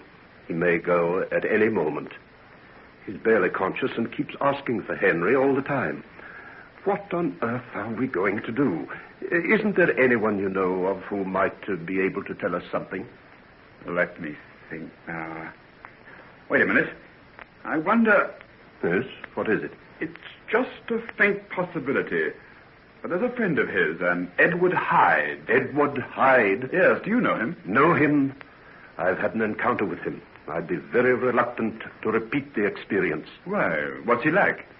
He's without doubt the most loathsome and degenerate specimen I've ever set eyes on.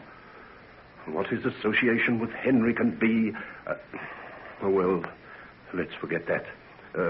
What were you going to say? The last time I saw Henry, he gave me his address. It was in connection with a will he made. He told me where to find Hyde if ever he should be needed. Why should Hyde be needed? I know no more about that than you do. But it's obvious that Henry sees a good deal of him. You might even know where we can find him now. You may be right, though I'd hate to have to go and ask him. Then I'll go. As a matter of fact, I'd rather like to have a look at him. If you're anything like me, you won't want to look a second time. I never met anybody in my life who roused sheer murderous hatred in me like that creature did. In you? Why, it hardly seems possible. Wait till you've seen him. I wasn't the only one. There were others with me as well, and I could see by the look on their faces that they could hardly keep their hands off him. Why, is he some sort of demon? Well, he may well be. The thing I saw him do was nothing short of the act of a fiend. What was it? I saw him trample a little child down in the street, grind it with his heel, and beat it with his stick. What? Every word of that is true. It was the most horrible and revolting thing I ever set eyes upon, and committed by the one who is claimed as friend by the man my daughter proposes to marry. I won't attempt to disguise the fact that the thought of such a thing sickens me. Yes, I think I understand. But there must be some sort of explanation. I knew Henry very well. Always regarded him as a sort of a saint compared to myself. He's been wrapped up in his work, never gone in for the sort of things that I have done. You know, getting tight and larking around with women and all that. I hope you're right. And in the meantime, we've got to find him. The thought of that old man dying without seeing the son he loves so much is more than I can bear. Well, I'll go at once and see Hyde. There may be something he can tell us. I'll come back here as soon as I can. Very well. I'll make what inquiries I can think of. Goodbye for the present.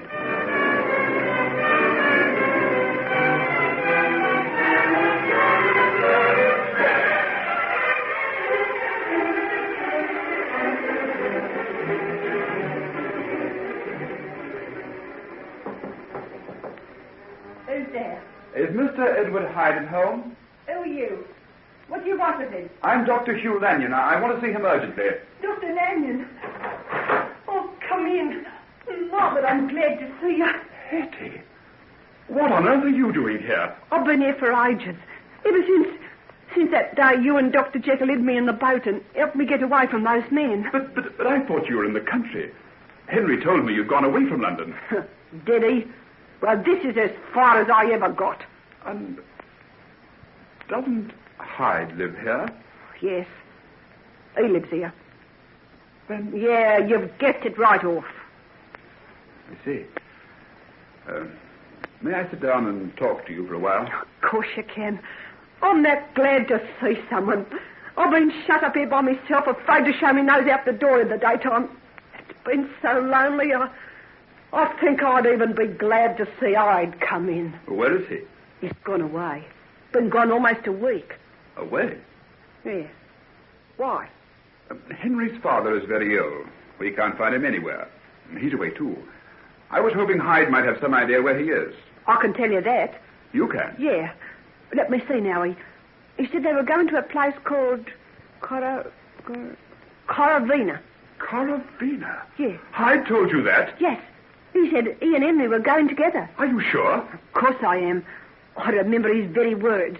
He said, he won't be seen with me, but we'll be together for all that. He'll not get away from me for a moment. And they've gone to Coravina. Why on earth didn't Henry tell me? Do you know where it is? Of course I do. I was there last year. It was I who told him about it.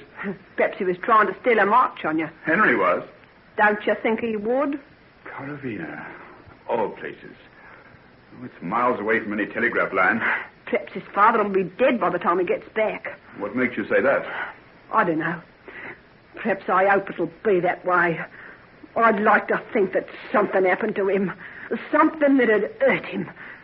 Something that'd make him pay a little for the things he's done to me. Etty. Shocks you, does it? I sit here all day thinking of ways to get back on him. Him and Hyde. What a pair they are. So different. Yet somehow, underneath, they're the same. Both cruel as the devil.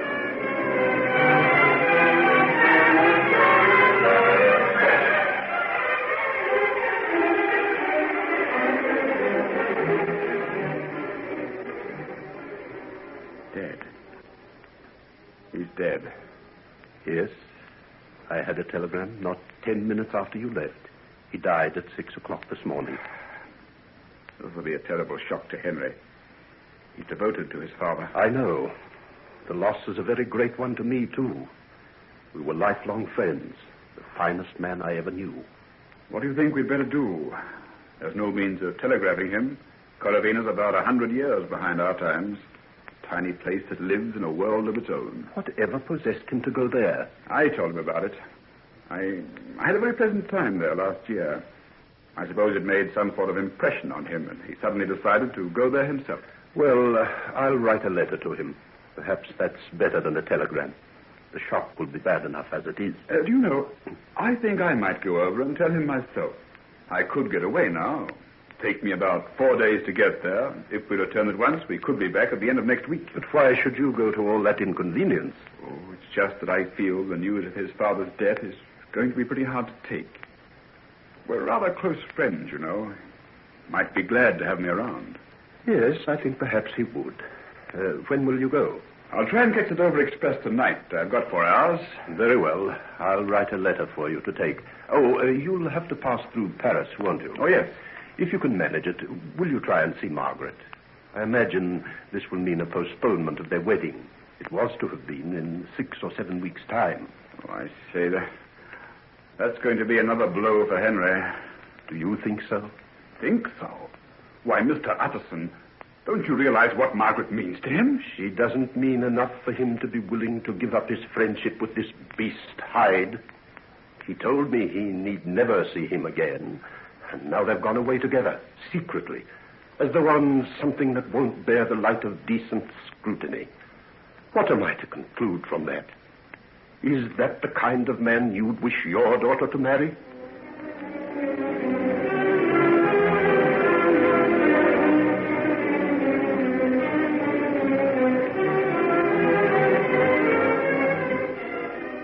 Hello there. Anybody home? Who is there? Come out of the kitchen, you old rascal, and see.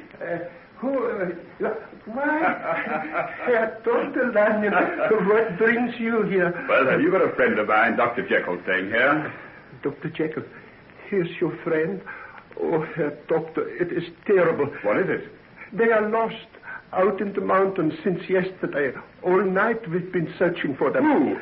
The Herr Doctor and Gretel. They went out yesterday morning to climb the Straits Pass, and they haven't come back. Oh, good Lord, what's being done about it? All our young men are away with the flocks, taking them to the summer pastures. Only us old ones are left. We've sent word to them. They'll be coming back this morning. Oh, here they come now. Look, they're racing down the glacier on skis. They're coming like men possessed. There's Franz in front. I can tell by the red scarf he's wearing, the one that Gretel made for him. Oh, Gretel, my little daughter. And you so soon to be married. Oh, come along now. Everything may be quite all right. Dr. Jekyll's an experienced mountaineer, and Gretel's born to the mountains. She didn't want to go. I got angry with her. All this is my doing. Why didn't she want to go? She didn't like the Herr Doctor. It was very strange. Such a quiet, pleasant gentleman. Oh, by the way, where's his friend? His friend? Mr. Hyde.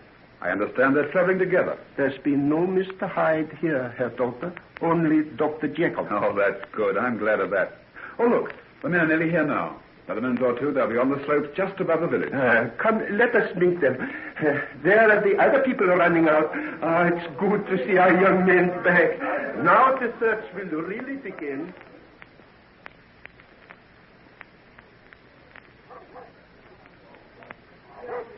Papa Shaw, what is it? What has happened? Oh, Franz, my boy. They went away yesterday, and when evening fell, and no sign of them. Have you got food ready for us, and ropes, and alpine stock? Yeah, everything waiting. Oh, why should she go with him? Couldn't he have gone alone? She went to show him the way. Oh, it was my doing, Franz. I confess it. Why, what do you mean? Didn't she want to go? No, she went unwillingly. She must have known. If anything has happened, how shall I ever forgive myself? If anything has happened because of him, I will smash him in two. She feared him. She knew. Franz, my son, what are you saying? I shouldn't have left her. She begged me not to go. Come along, men, and let us get going. We've got to find him before another night comes. Do not waste any time. Go.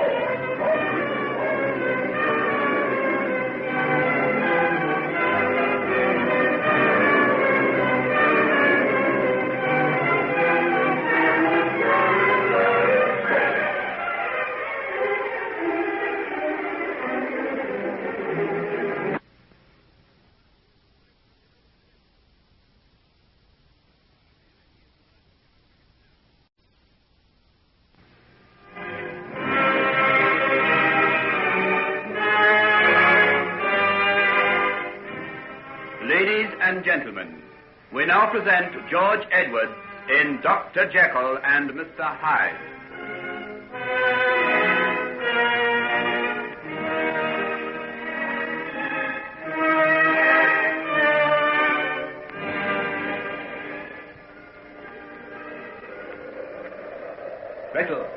Gretel, can you hear me?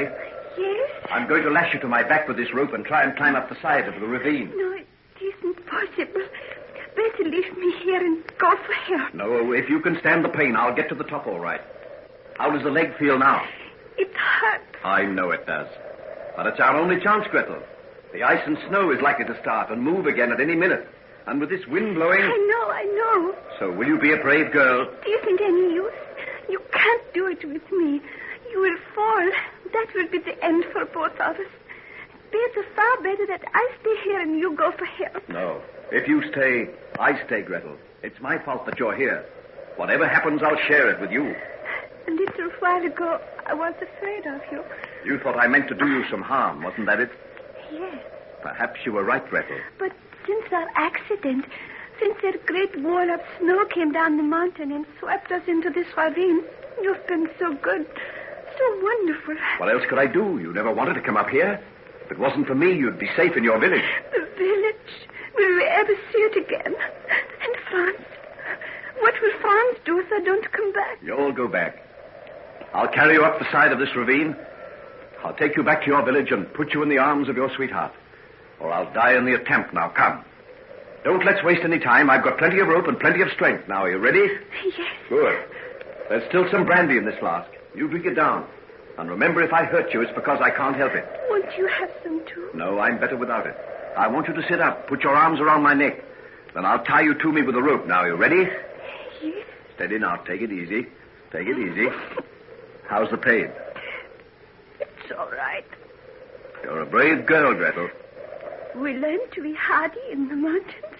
You'll be the mother of splendid sons one day, Gretel. That seems far away now. Oh, nonsense. It's only the distance from where we are now to the top of the ravine. Well, perhaps 300 feet. Just that little distance between us and life, between you and France, and your wedding next week. We're not going to admit we can't fight our way up that far, are we? Herr Dr. Jekyll, I said I was afraid of you. It was because I feared I might love you. Don't say that, Gretel. Since we have been through this night together, I know I will love you. Always. But without fear. It is the kind of love that is without evil. That is good and big. And makes us feel close to God. Before, I would have feared to tell Franz about you. Now, if ever I see him again, I will tell him everything. And we will both remember you always with love and gratitude. Oh, please. Please don't go on. If only you knew how little I deserve it. If you only knew what was in my heart when I came to Korovina. We in Korovina are far away from the world. We don't know the way that others live and think and feel. But we do know good from bad. And I know whatever may have been in your heart when you first came, it is no longer there. You're right, Gretel. These hours spent on the mountain with death so close to us, just the two of us on the edge of eternity, have cleansed me as nothing in this world has ever done before.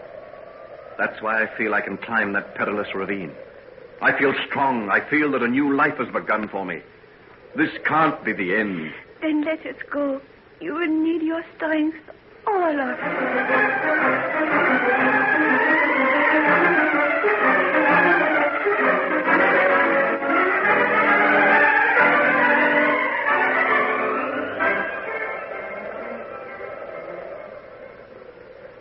You take Carl and Friedel and follow the rest far. Dr. Lanyon and I will take the north side.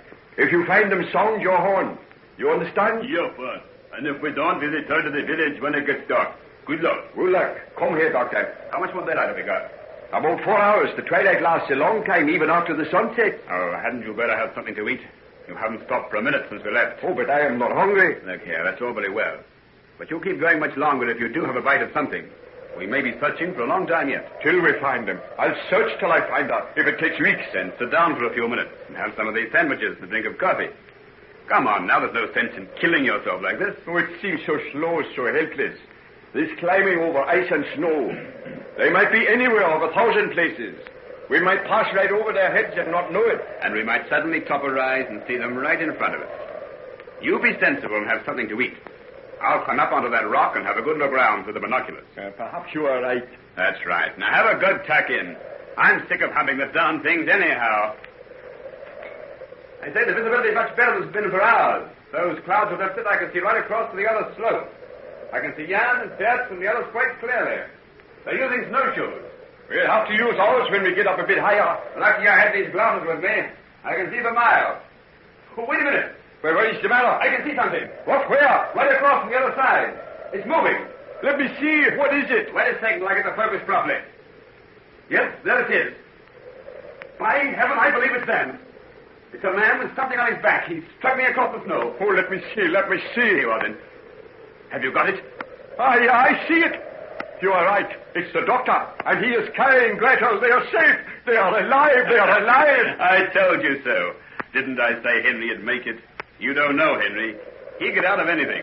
So what'll we do? Sound the horn. It is the signal. Rudy and the others aren't far away. Then we'll get across to them. It'll take about an hour, but we'll let them know we've seen them, and that will give them heart. Well sounded, man. Blast your lungs out, and let's get going.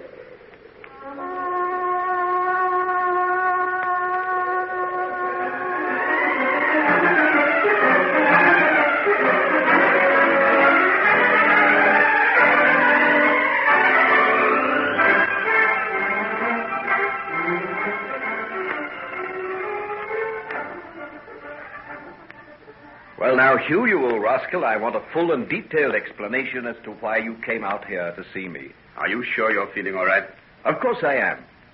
A good night's rest and one of Frau Schanz's breakfasts under my belt, and, well, I feel ready to tackle it all over again.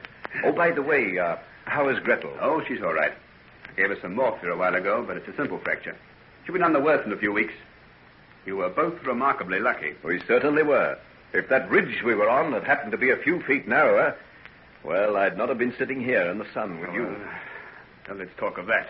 No, let's talk about why you're here. You got me thoroughly curious. How did you know where I was? Hetty Wilson told me. Hetty Wilson? Yes. But where did you see her? I went to that address you gave me. What address?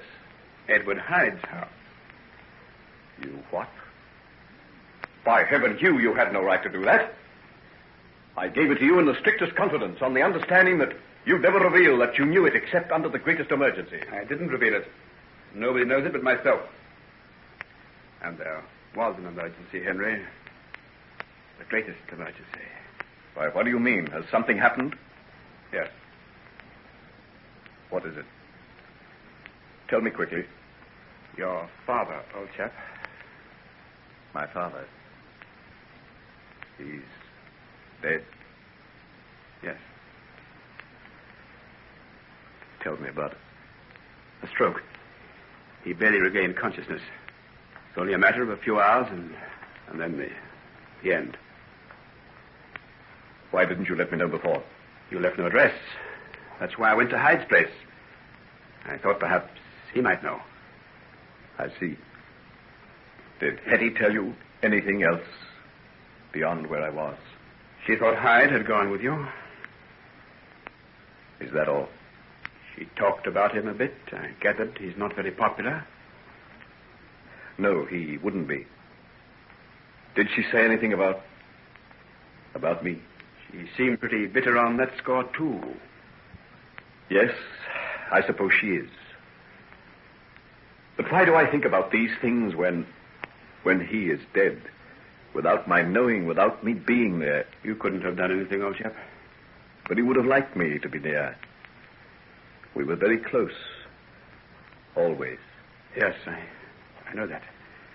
That's why I came out to tell you. I couldn't bear it to come just by letter or telegram somehow. Thanks, Hugh. I appreciate it. You're a very good friend. The best I've got now. Well, what will you do? Go back right away?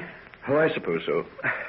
That's why I can't quite see that there's nothing to be done, and London's a dreary place to feel sad in. I think it might seem a little odd if you didn't. There's bound to be a lot involved with the estate. Ah, yes. The estate. Our good friend Mr. Utterson will be busy in that direction, I suppose. All right. I'll go back. And wear black clothes and a somber look and sign on the dotted line like a respectable member of society. Oh, Dr. Jekyll, did I disturb you? No, Franz, what is it? How about the wedding next week? Gretel will not be well enough, I think.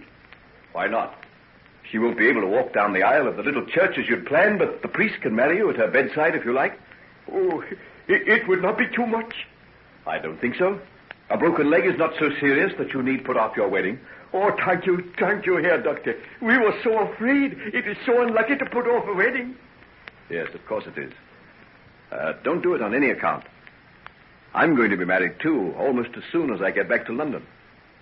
I'm not going to put it off for anything. Why, what's the matter, Hugh? Why are you looking like that? Well, as a matter of fact, Mr. Utterson came with me as far as Paris to see Margaret. Yes? Well, what about it? He thought that under the circumstances it would be as well to postpone things for a while. You mean my wedding to Margaret? Yes. As a matter of fact, I think he's cancelled some of the arrangements already. What, without consulting me? By heaven, this is too much. But surely you must... I've been waiting for Margaret for years. He's put me off again and again, and I'll not stand for it. Nothing and no one shall keep her from me. If that old man tries to do it, it'll be the worst for Henry, me. old man, take a pull. You're unstrung. You've had a bad time. The accident, the news of your father's death, and now this. Oh, haven't I lost enough? I can't do without her. I can't. She's the most beautiful of the most wonderful thing I've got left in life. How can I live without her?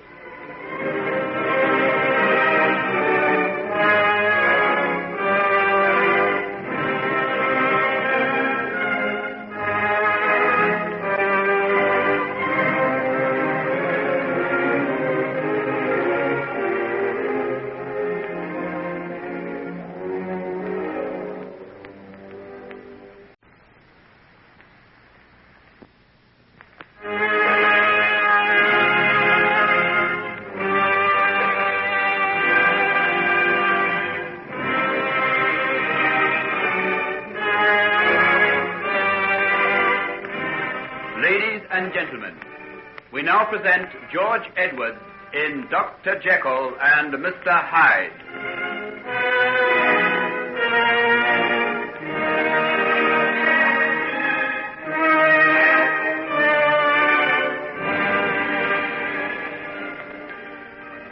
But, Daddy, you shouldn't have done it without consulting Henry or me. My dear, there was so little time.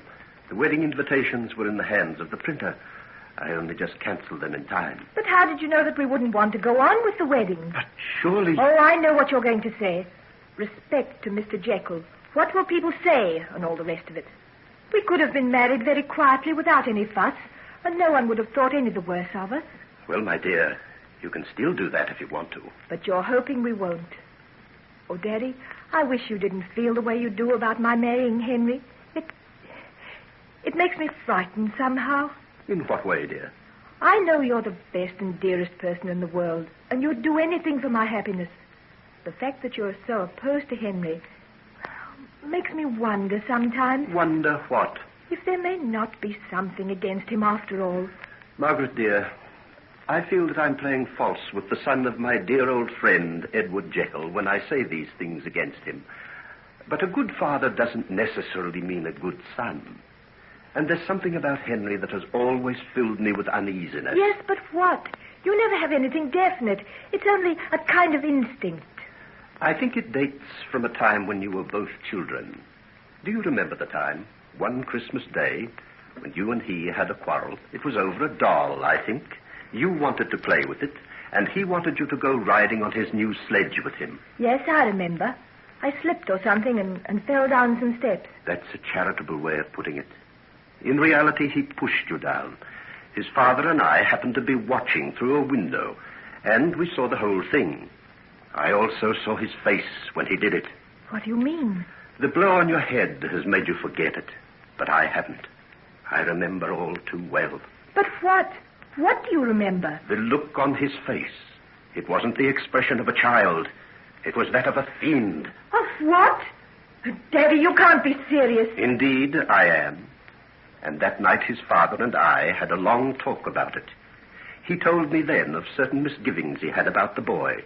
From that time on, I've dreaded to see the growing attachment that has developed between you. Because you saw him lose his temper. You know me better than to think I'd pay any attention to so small a thing as that. Oh, what else then? There was a story about something that happened while he was still at college. One of his friends, a boy named David Markham, got into some sort of disgrace. No one knows really what happened, but while Henry was in the room with him, it was a room high up in a tower, young Markham either threw himself or fell out of the window and was killed. Daddy, you're not suggesting that Henry had anything to do with that? There was another boy there, the son of a client of mine, who said that Henry had been particularly intimate with Markham and had actually been involved in the same escapade that got him expelled.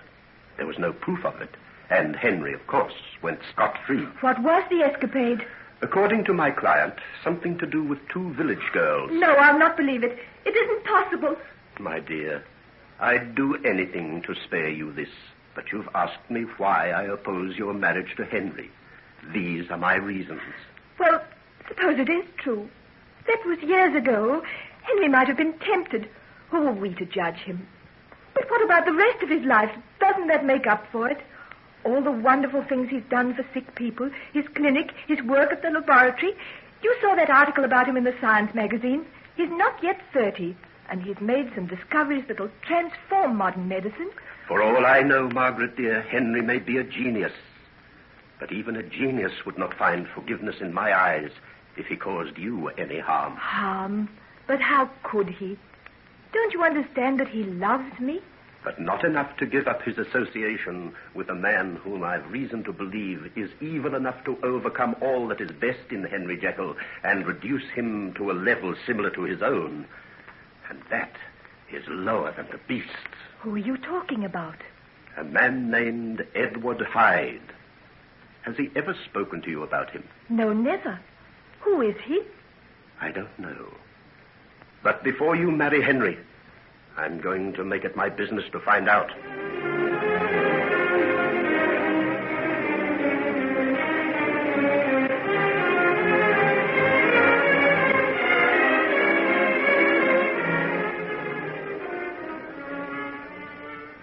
Henry.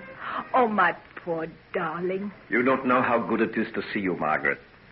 Somehow I was afraid you wouldn't be here. But why? Surely of all times now. When one has had the terrible, unexpected blow, one distrusts everything. But not me, surely. Not you, dear. But there might have been something else to keep you away from me. Nothing. There's nothing on this earth that could ever do that. As long as I feel you want me. I'll want you always, no matter what happens or where I am. Will you remember that, sweet? Keep on telling me. You don't know how I love to hear it. Is it true what Hugh Lanyon told me about your father putting off our wedding? He thought he was doing what you would wish, Henry. Not he.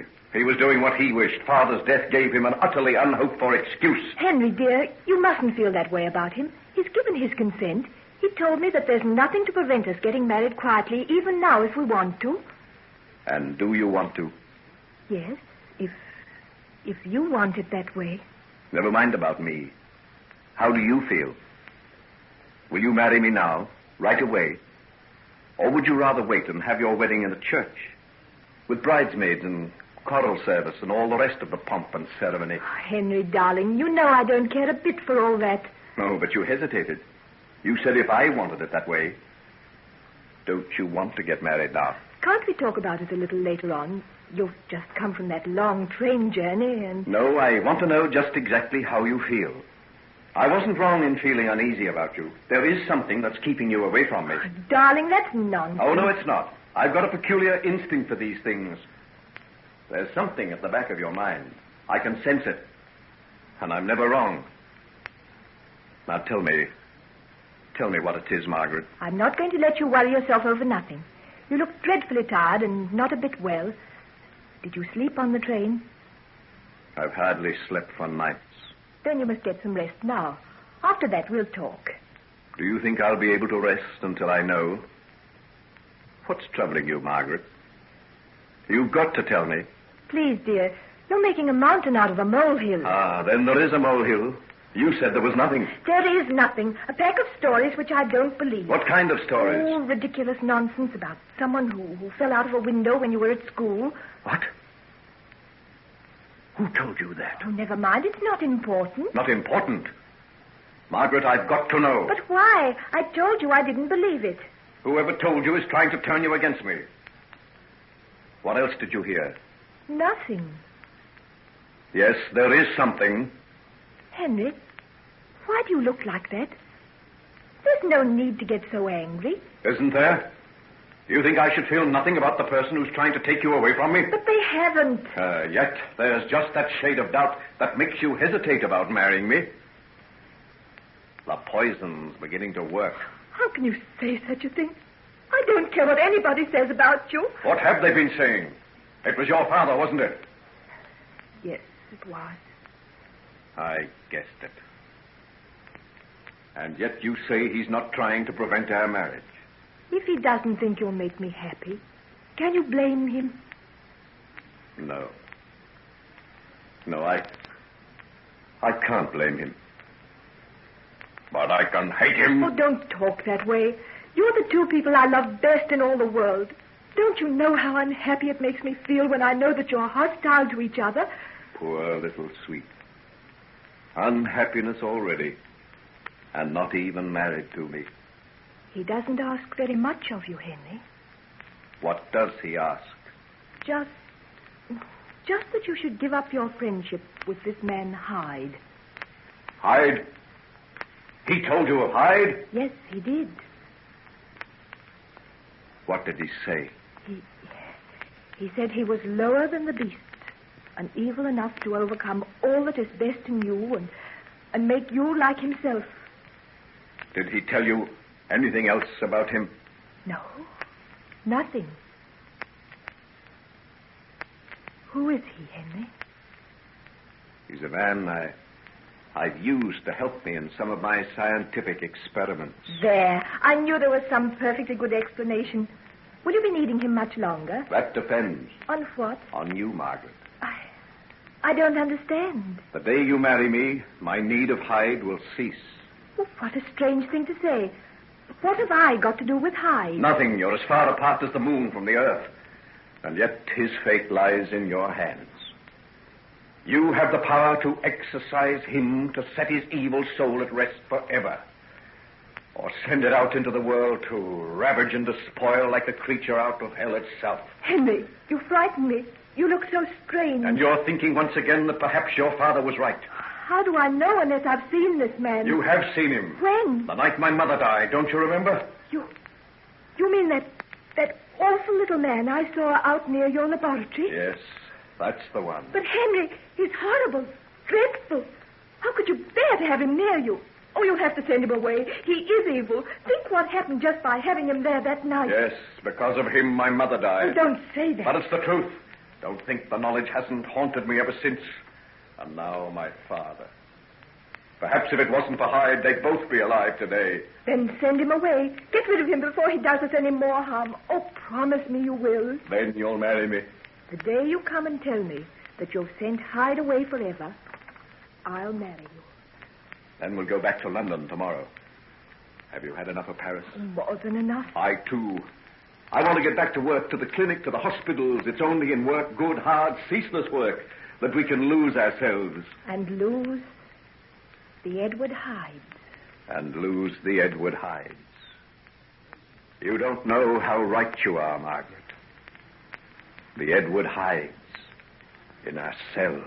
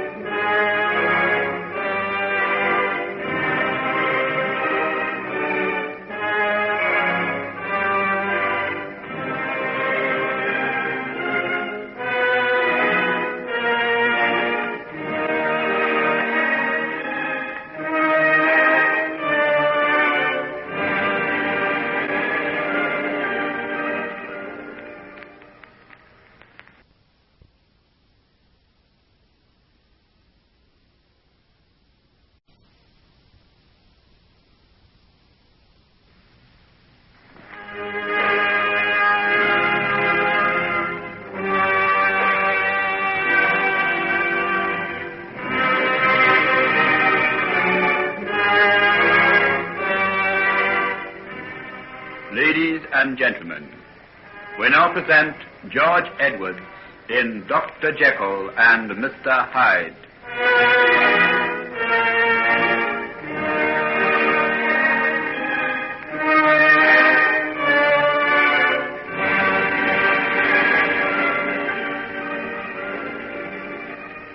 Come along now, Florrie. I'm going to take your crutches away from you, and you're going to walk across the room to where Miss Utterson is standing. Now, are you ready, Margaret? Yes, quite ready. And here's the new doll you're going to get when you reach me, Florrie. Dr. Jekyll, I can't get that far by myself. Oh, yes, you can. There's nothing the matter with you anymore. The operation and that holiday in the country has completely cured you. Now, come now. Give me those crutches. I'm sure I'm going to fall. Not a bit of it. Now, steady now. Take your time. First one foot, then the other. That's the way. Now, hang on to me until you get your balance. Good. Oh, that's splendid, Florrie. Come on. Just a little way across the room. Won't the other children be envious when they see your dolly? Just a few steps more now. That's the way. Bring your other foot forward. Now, I'm going to take away my arm. Now I've fallen hurt myself. Well, what if you do? You can get up again. But you're not going to fall now. Get your balance. There now. Off you go on your own. Bravo. Good girl. Splendid. I got across all by myself. Of course you did. I told you there was nothing wrong with you. Now, come along, Margaret. Let her have a doll. She's earned it. Are you busy, Dr. Jekyll? No, nurse, what is it? There's a crowd of people outside wanting to see you. I think it's some sort of a deputation. Deputation? Whatever for? It's supposed to be a great surprise, but I think they've made a collection amongst themselves to buy you and Miss Margaret a wedding present. Well, I'd never. Oh, how lovely of them, Henry. Out of their poor little bits of savings. Are you ready, Margaret? Yes. I feel quite nervous. I'm an interloper here. It's you they've come to pay tribute. Not a bit of it. They've come to know and to love you, too. Who is it that visits them and brings them things to eat? Oh, who's been telling tales? Your good deeds have found you out. Now, come along. Let's go and face the ordeal together. Our first wedding present, Henry. And we'll never get another. That will mean so much to me.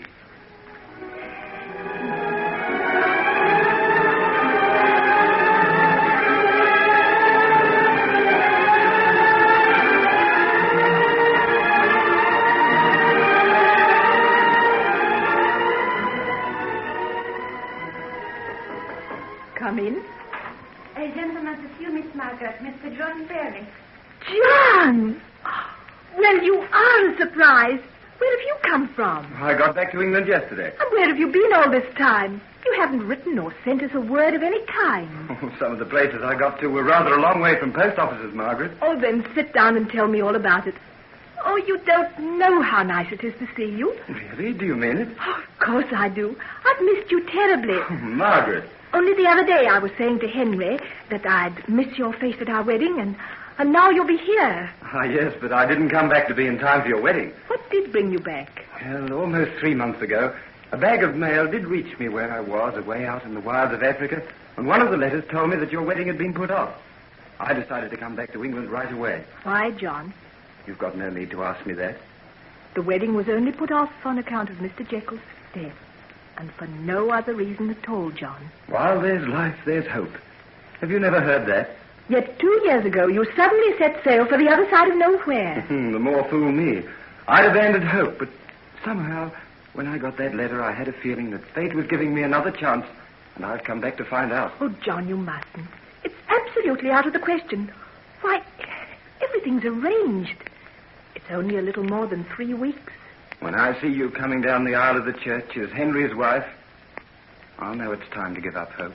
John, why do you talk like that? Why do you think? Because I love you. John, dear, it hurts me to hear you say that. You pour out this precious thing at my feet, and I...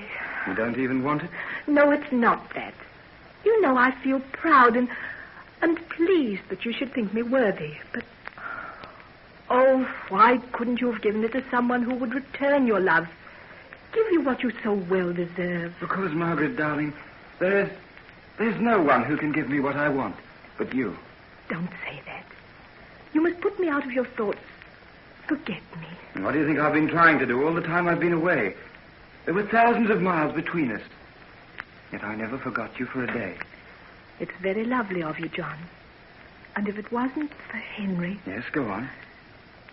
It certainly would have been you. I don't wish him any harm, my dear. No, you mustn't say it. I shouldn't have said what I did. I don't know what's come over me. I don't know either. But I tell you, Margaret, my hopes have never been so high as they are at this moment. Stop it. If you say things like that, I'll have to send you away, not see you. Don't you trust yourself? I do. But I mustn't even let myself think of the possibility of Henry not being here. Yet the thought is there. By heavens, Margaret, I was right when I decided to come home as fast as I could and have another try for you. You weren't. Don't you understand that I'm to be married in 3 weeks' time? 3 weeks? Anything might happen in that time. Ah, no, Margaret, you can't shake me off so easily this time. I want you more than anything in heaven or earth. And I'm going to try and get you by every means I can.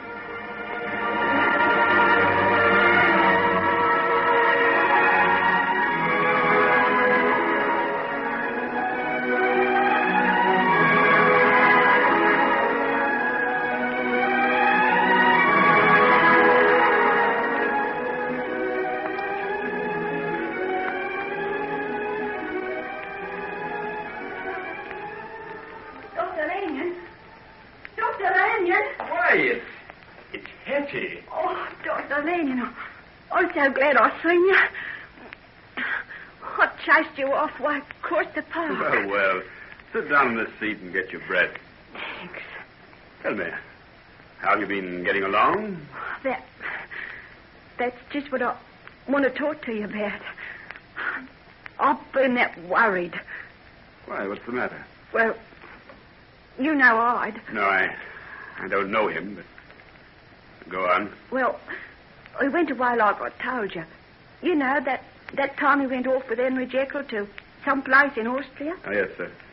Caravina. Well... Yes? He hasn't never come back again. Hasn't he? No. I've never seen or heard so much as a sign of him from that day to this. And that's nearly 4 months ago now. So it is. But aren't you rather pleased about that? I gathered you didn't like him very much. I didn't like him. I hated him. But at least he gave me money. Kept me in food. I see. But didn't he make any provision for you while he was away? Oh, he left me some money, but that's all gone. Then the tradespeople kept on letting me have things for a while, but now they're starting to turn nasty. And you don't know what to do? No, I don't. You see, well, you know how it is with me. If I go out looking for work, someone's sure to start asking questions. Yes, sir. I understand. Dr. Lanyon, please don't think I'm trying to put anything over on you, but if it ever came out that you and Henry was mixed up with me... Yes, you don't need to remind me of that, Hetty. I sometimes break out in a cold sweat myself to think what might be the result if it got known that we'd helped you to escape that time. Yeah, that's what I think about, too. So, something's got to be done, hasn't it? Yes, certainly something has got to be done. I haven't wanted to do it, but seeing as how I met you, I might as well be truthful with you. I was on my way to see Henry when I spotted you. Then I'm mighty glad you did see me. Yeah. I guess I wouldn't be too welcome turning up at his place. Well, it might make things a little awkward for him. See, Hetty, he's going to be married very soon. Married? Is he? Some girl in society, I suppose. Well, someone he's known all his life. Known all his life? All the same, I bet she don't know him like I do. You're very bitter against him, aren't you? Wouldn't you be? Yes. Perhaps I would. Well, I'll do something about all this, Hetty. You can count on me. I know I can. You're the only decent chap I think I ever struck in my whole life. Do you know, you've never done a single rotten thing since I've known you. Well, if I'm the best you know, you must have been very unlucky, Hetty, old girl. Unlucky? Oh, well, I say things change every 7 years. That perhaps I'm in for something good. It's just on 7 years since I first met Henry. And I thought he was the most wonderful and marvellous thing that ever walked or breathed. How I loved him. I guess even the girl he's going to marry don't care for him as much as I did. Oh, look here, Hetty, you're not going to cry, are you? Oh, there's no point to that. Don't know what come over me. Don't often let myself think of things like that. Guess I'm a little light in the head or something. Are you? When did you eat last? Day before yesterday. Good Lord. Here, come over to this tea shop with me now, and we'll soon fix that up. And have some money for you. Oh, thanks. That'll last you for a while, and then either Henry or I will come down to where you live and make some arrangements for you to carry on. As long as it's not Hyde. I don't think I could stand the sight of him again. Sometimes I wake up in the middle of the night, and I think I hear his footsteps in the room. He walks that light, just like some animal. And his eyes, they sort of shine in the dark. I couldn't stand no more of him. Not at any price.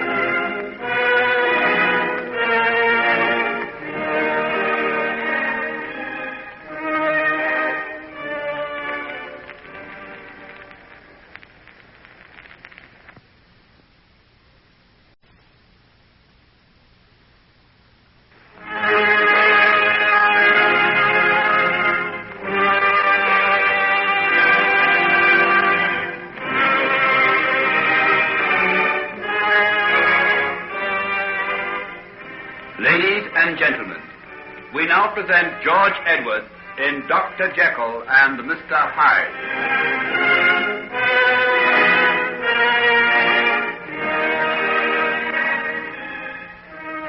Hello, Henry, old boy. Been having a few improvements made around the place? Yes, I thought Margaret might find the rooms a little dark and overpowering as they were. They hadn't been redecorated for about 10 years. You know, I like the idea of that big fireplace you had put in the entrance hall. Yes, it's rather nice, isn't it? Imagine how it will look on winter days. As soon as the door opens, you'll look into a great leaping fire. A warm welcome, eh? Well, I imagine it'll be one of the pleasantest places in London. And with my pretty Margaret to add her smiles. All the arrangements for the wedding going well? Oh, yes, I think so. From my end, anyhow. Margaret's fussing around with bridesmaids' dresses and red carpets and all the rest of it, but I guess she'll manage it all in plenty of time. Are you busy? Not for half an hour or so. I'm due at St. Giles at 4 o'clock, but it doesn't take me long to get there. Something you wanted to see me about? Yes. I happened to meet Hetty yesterday. Hetty? Where? What was she doing? She was coming across Green Park. I gathered she was on her way to see you. What about? I suppose you know how things were between her and Edward Hyde. Yes. Yes, I knew. Well, it appears that he's gone away somewhere. She hasn't seen him for months. I know. Any idea where he is? Not the slightest. I haven't seen him. Nor am I likely to. Speaking personally, I'm infernally glad to hear you say that. I have never met the gentleman, but anyone who has seems to loathe the very sight of him, including Hetty. Yes, I rather imagine Hetty has particular reasons for hating him. What are we going to do about her, Henry? About her? We? Well, I guess she's my responsibility. Not altogether. I'm involved in the matter, too, don't forget. Anyhow, for all sorts of reasons, I think you'd better let me do what's necessary. You mean on account of my getting married? Yes, it wouldn't be too good if you got tangled up in anything just at present. You're a good chap, Hugh. No one ever had a better friend than you. Oh, forget it. We went into all this years ago, the day we left the university. I don't forget it. Ever. Well, don't let's talk about it then. Dash it, old man, you're making me feel all hot and uncomfortable. I'll be coming out in a rash if you don't dry up. All right. And you'll let me deal with the matter of our little Hetty and make the best arrangements I can? No, I can't let you do that. Oh, but hang it all. You don't know the risk you're running. If old Utterson... Oh, yes. I know all that. But our good friend Utterson will never know anything about this. I'll go down to Hyde's house and see her tomorrow afternoon sometime. I think you're taking an unnecessary risk. Why? Utterson doesn't know of the existence of Hyde's house? You didn't tell him anything about it, did you? Not a word. You gave me the address in strictest confidence. You know that. Yes, I do. And that's why I haven't any fear of the old man knowing that I've been there. Well, don't take any risk. Oh, I won't. Besides, I know a way to make perfectly certain that no one will ever suspect who I am, even if they meet me face to face. What? You don't mean to say you're going to wear a false nose or something? Oh, no. I don't mean that. Oh, there you go, getting all mysterious again. The mysteries will soon be cleared up, Huey, my friend. This visit to Hetty will be one of the last of them. And after that, a new life, a new happiness. Well, take my advice and watch your step. That old blighter still has hopes of getting rid of you. You mark my words.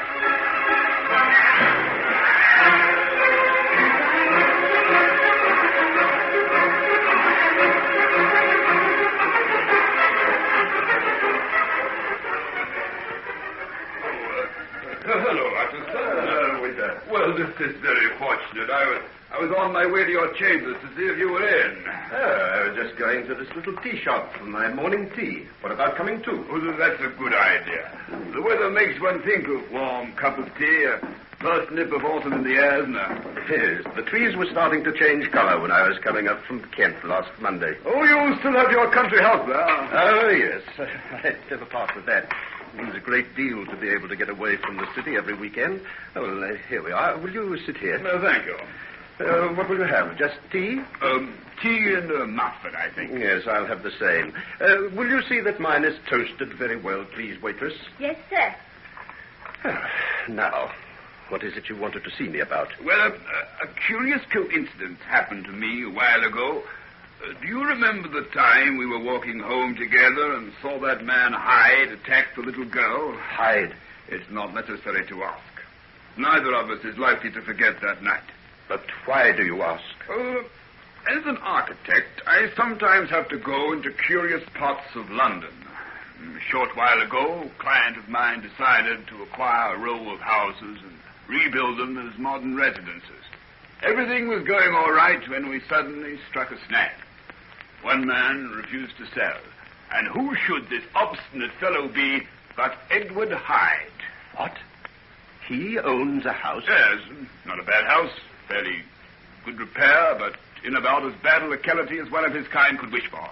Where is it? You can give me the address? Oh, of course I can. That's what I've come to see you about. I want you to try and see if you can persuade the fellow to sell. I don't know that I can do that, but I'm very glad to know where he lives. Very glad indeed. Oh, well, come then. Let's eat our muffins while they're hot, and I'll tell you all I know about the business.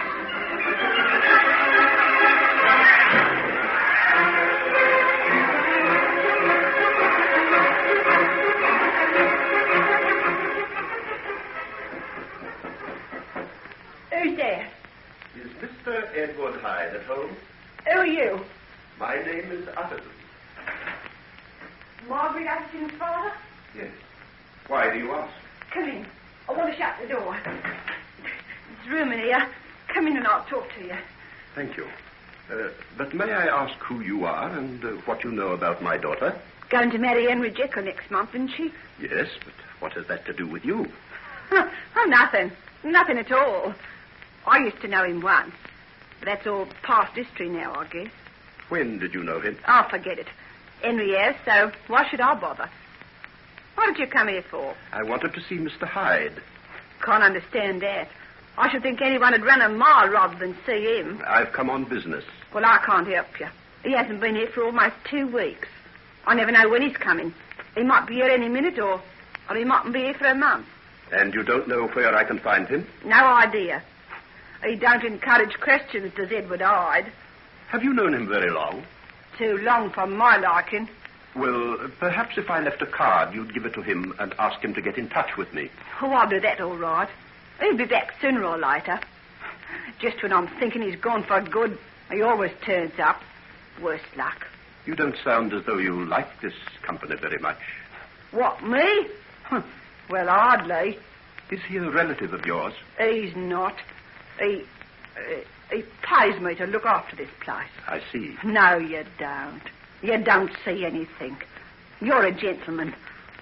You can't imagine anyone like Edward Hyde. I thought I knew what men were like. But I had a lot to learn from him. Then why do you stay? I guess that's my business, isn't it? And I guess you'd better get out of here and mind your business, too.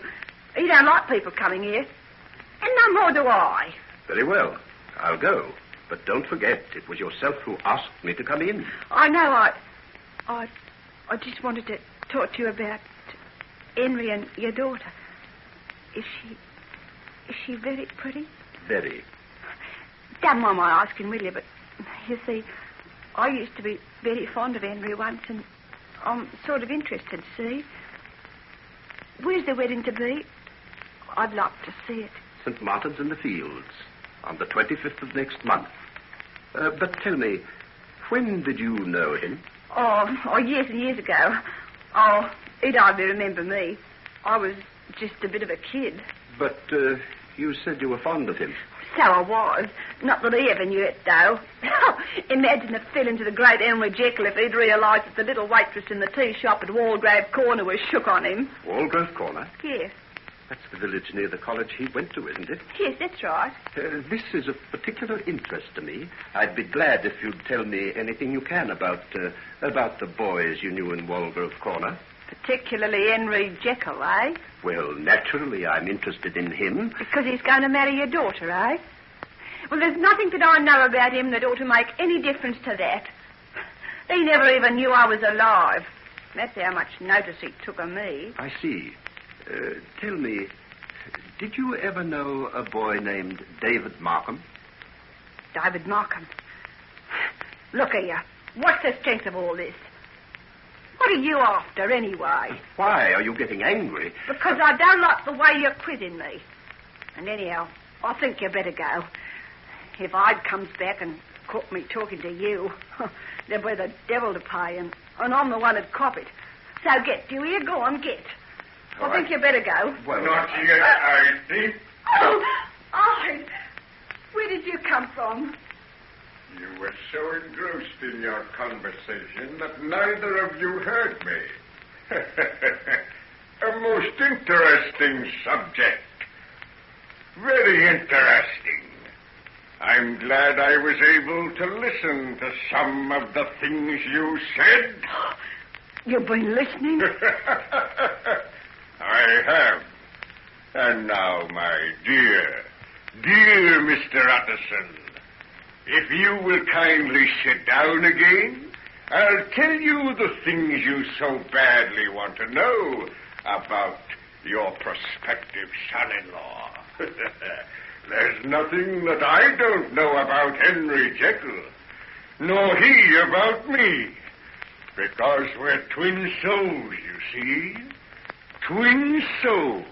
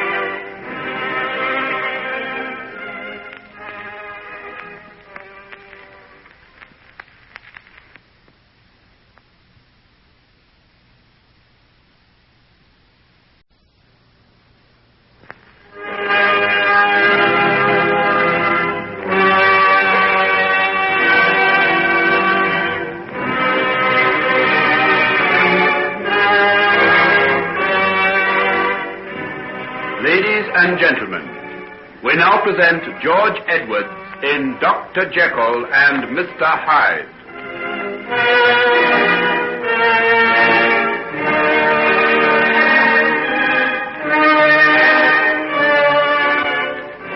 Sit down, Mr. Utterson. Pray be seated. It isn't often we have visitors, is it, Hetty, my dear? Well, you won't be wanting me to help you entertain him. I think I'll go. Yes, it might be just as well. Some of the things that Mr. Utterson and I will have to talk about will be rather of a confidential nature. All right. You'll find me upstairs if you want me. And now, Mr. Utterson, perhaps you'll be good enough to tell me what it is that brought you down to my rather secluded residence? I came on behalf of my client, Mr. Randolph Winter. Ah, yes. The gentleman with the model housing scheme. I think I have given my reply in unmistakable terms to his proposals. I'll admit I was glad of an excuse to come down to your place. I wanted to see you. Good. Now we're getting somewhere. And the reason you wanted to see me was to try and ferret out what connection I had with Henry Jekyll. Wasn't that it? It was. You were wasting your time with Hetty. She knows no more about that than you do.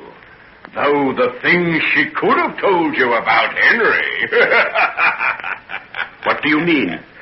You want the full, unvarnished story of Henry Jekyll? Of course I do. Because you don't want him to marry your daughter, isn't that it? Never mind my reasons. Isn't that it? Answer me! Yes, that's it, if you want to know. I want the truth.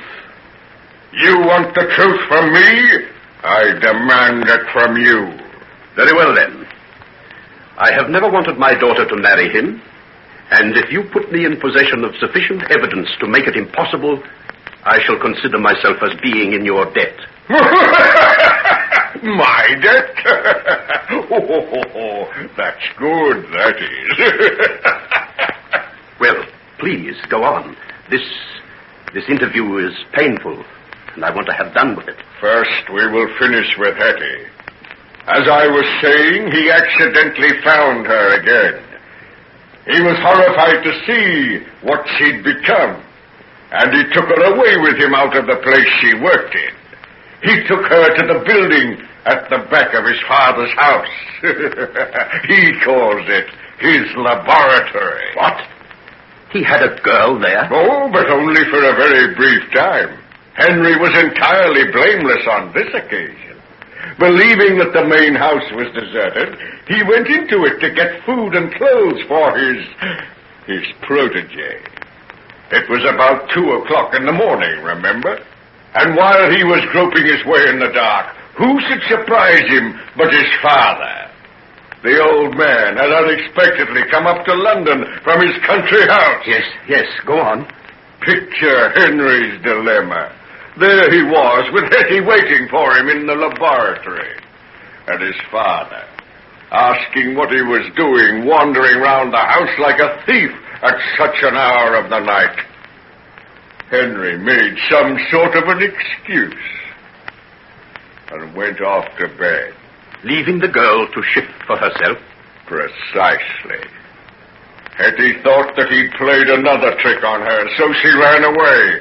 An hour or so later, she was fished up out of the Thames by the water police from where she'd attempted to commit suicide. You can't be serious.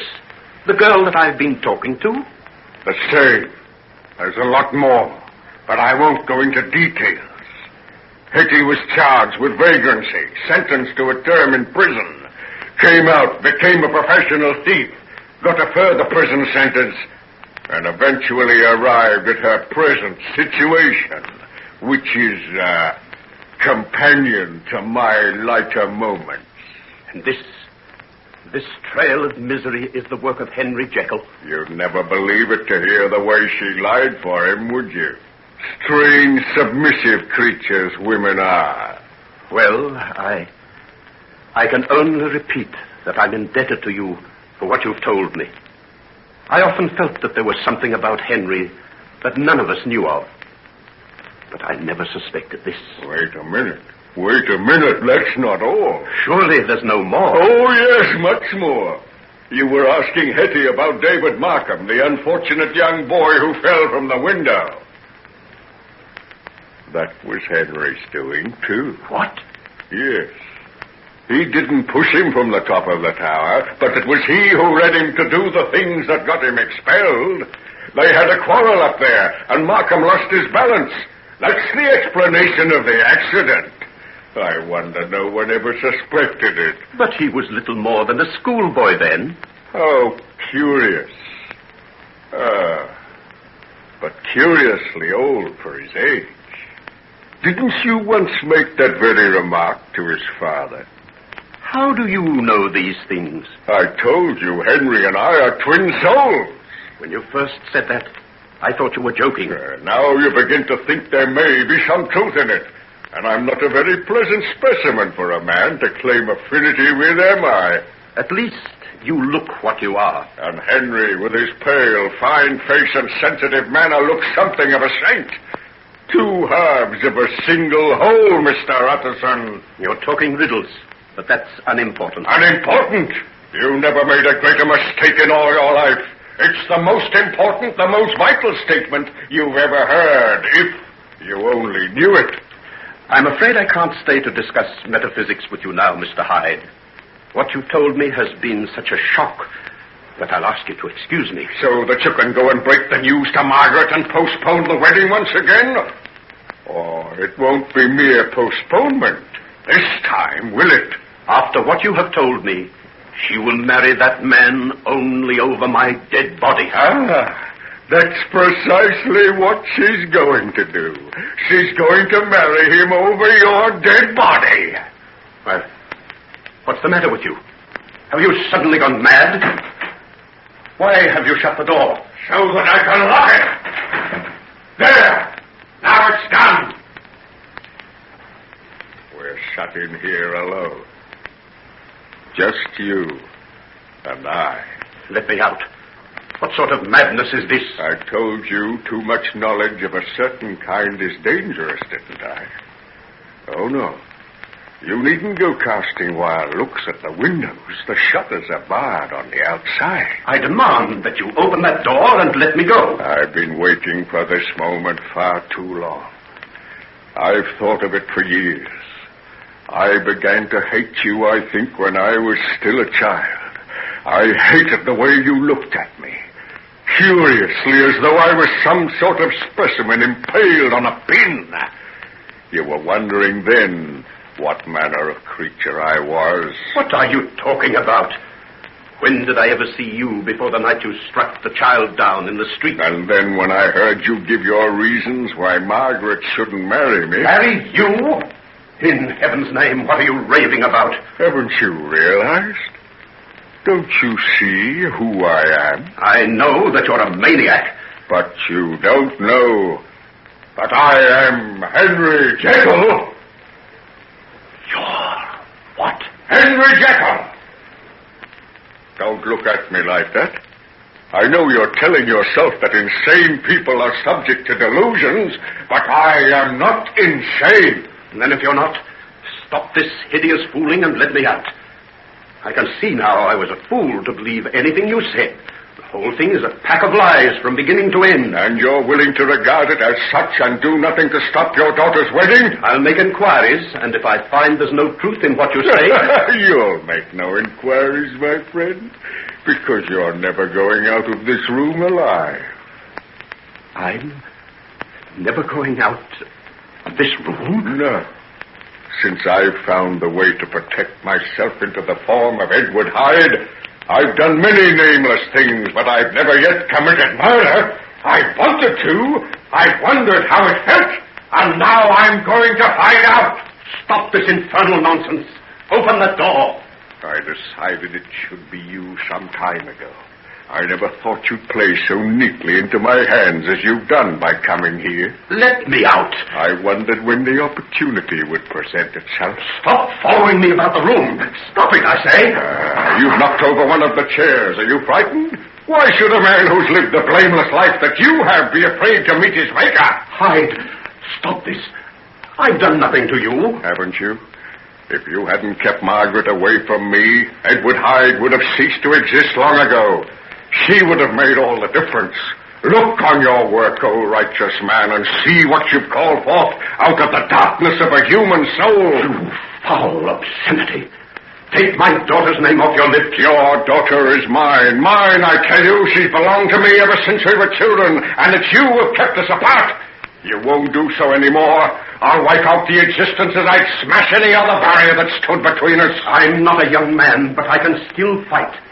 If you won't let me out of this room of your own accord, by heaven, I'll lay you out and get the key that way. Ah, that's better. That's better. Now we've got some hate on both sides. I should say there was. From the first moment I saw you, I had an overwhelming desire to strangle you. You were the foulest, vilest, most repulsive creature I'd ever set my eyes on. The world will be a better place to be rid of you, and God willing, I shall do it. You will! Yes, with my bare hands. Let me get them around your healthy throat. Kill me, would you? Take that. And that. And that. And that. What are you doing?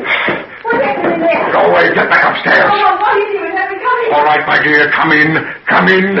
It might serve as a good object lesson to you. What have you done? Oh, look at him. Yes, take a look. That's the work of Edward Hyde. Not a man to fall foul of. Oh, look at his head. Oh, you beast. You beast. Shut up, you little fool. I'll choke you, too. That's right. Fate. Well, perhaps it's just as well. Now, let me get out of this. First the stick. I must destroy the stick I killed him with. Into the fire with it. Into the fire with it. That's right.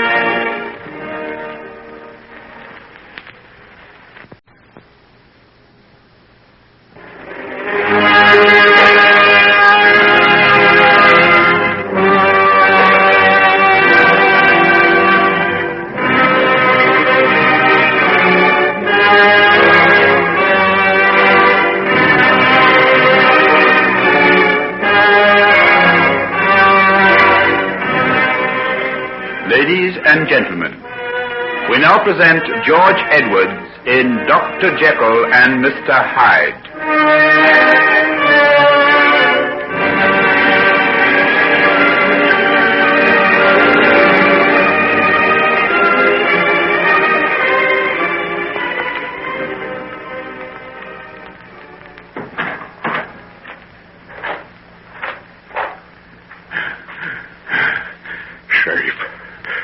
Safe. Nobody saw me. Now for the change. The transformation into Henry Jekyll, and so goodbye to Hyde for all time, yes. Yes, that's certain. This evening's work makes him impossible. Hyde is now a murderer. The gallows wait for him. The gallows. What was it that old woman said so long ago? Oh, what does it matter? She was wrong. She never dreamt of such an alibi as mine. In another few minutes, I'll be the quiet, scholarly doctor, trimming the midnight lamp in his study, and Edward Hyde will have passed away like the stain of breath upon a mirror. And here's the draught. The last I'll ever drink. Look at your reflection in the mirror. Fill your eyes with the sight of the creature of your own conjuring. He served you well. What crimes, what horrible delights he's known, and now the supreme experience of murder. To kill, to crush, to grind beneath one's heel. Madness, ecstasy, the power to take away another's life. That's to be a god. Edward Hyde, I pledge you, the only creature who has ever walked this earth and been pure, unalloyed evil. And now,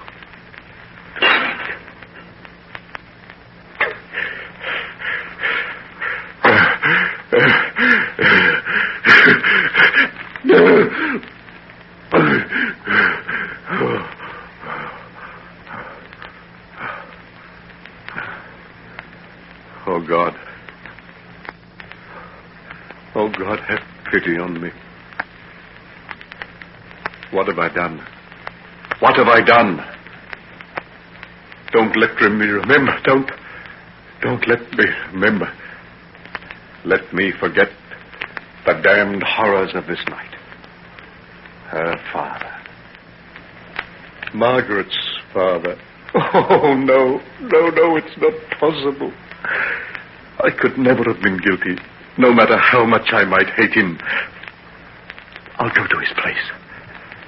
I'll find it isn't true. What's this? Why, it's blood. There's blood on my hands, on my clothes, my boots. Heaven pity me. It must be true.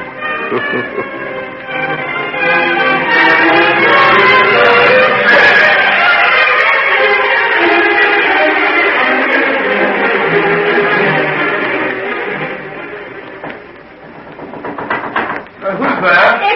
Eddie Wilson. For goodness sake, girl, what's the matter? Dr. Daniel, excuse me. I saw it with my own eyes. I saw it. Come inside. Calm yourself. What are you talking about? The old man, Mr. Utterson. What? For pity's sake, what's this you're saying? He killed him. Beat him to death when he Stop that crying and tell me properly. You don't know what you're saying. I do. He shut him in the room. I was upstairs and I heard it all. He killed him, I tell you. He's there lying in the house now. Heavens. I fainted. When I come round, there was no one there but myself and the old man lying where he left him. But who did it? Who? Oh, Hyde, of course. Hyde. Then he came back. He came back this evening while the old man was talking to me. As soon as he saw him, I think he made up his mind to kill him. I saw the look on his face. Come along. He mightn't be dead. Oh, yes, he is. I can tell you that. Then we must get the police. The police? Oh, Lord, I forgot about you. I guess it's all up with me. Well, I won't put you away if I can help it. It's all up with both of us, Hetty. And Henry, too. Everything is going to come out now. What'll that mean to you? Quite a bit of bother, I suppose. Oh, well, never mind about that now. Compared to what's happened tonight, that seems nothing. Oh, but it is. It might be the end of you and Henry, mightn't it? The end of quite a few things, I'm afraid. But if I don't tell, they'll never know. Hetty, my dear, by the time the police have finished questioning us, there'll be nothing that they don't know. But suppose I'm not there for them to question. There's not a corner deep enough or dark enough in the whole of England for you to hide in. Oh, yes, there is. I know one. Then you'd better get into it right away. Because this murder will raise a hue and cry that'll ring from one end of the country to the other.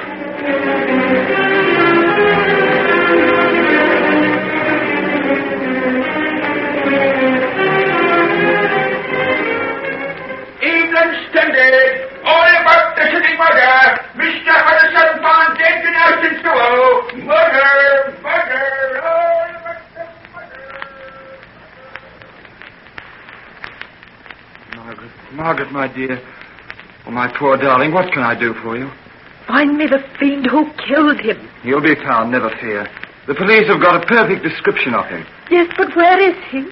No one has seen him since he disappeared out of the house. He'll never get away. There's not a train or boat in England that isn't being watched, and the whole country's being combed for him. He can't hide himself for long. He's too hideous, too unmistakable. John, I can't believe it's true. Why should he want to do it? Daddy hadn't even seen him. He went down to that house to try and get him to sell it to someone. What made him do it? Hush, darling. Don't think of those things. I can't stop thinking. Oh, if only my brain would stop. You need a sedative. Haven't you had a doctor? Yes. Hugh Lanyon came along a while ago. He wrote me out a prescription. What about Henry? Hasn't he been? Why isn't he here with you now? Henry's ill. Very ill. He came along this morning, but he had to go away. Ill? What's the matter with him? I don't know, but he looked terrible. He just sat with his head in his hands and shook from head to foot. Was he so devoted to your father? No, not really. But there are things about Henry that make him different from other people. I never realized it so much as today. He looked just like death. Why should he look like death? It's your father who has been killed. Why isn't he with you? Doesn't he realize that you need him as never before? Oh, please, John. I'm sorry, dear, but I just can't understand him. Forgive me if I've hurt you. You haven't. Then may I stay with you, or would you rather I went? I'd like you to stay. I can't bear to be alone. I keep seeing awful pictures and hearing sounds. No, darling. Here, let me sit beside you. Forget who I am. Just feel that I'm someone who loves you and wants to help. Who'd do anything on earth to comfort you. And you do. I'm so glad of you, John. I never felt so terribly alone in all my life. You'll never be alone, not as long as I'm alive to be with you, darling. And Mother and Father are coming up to London tonight. They want you to come back to Devonshire with them and stay just as long as you like. Perhaps I will, John. I don't know what I'll do just yet. Everything's so confused. So terribly unreal. I can't believe that it's true that I'll never see him again. Oh, Daddy. My dearest Daddy. How can I go on without you?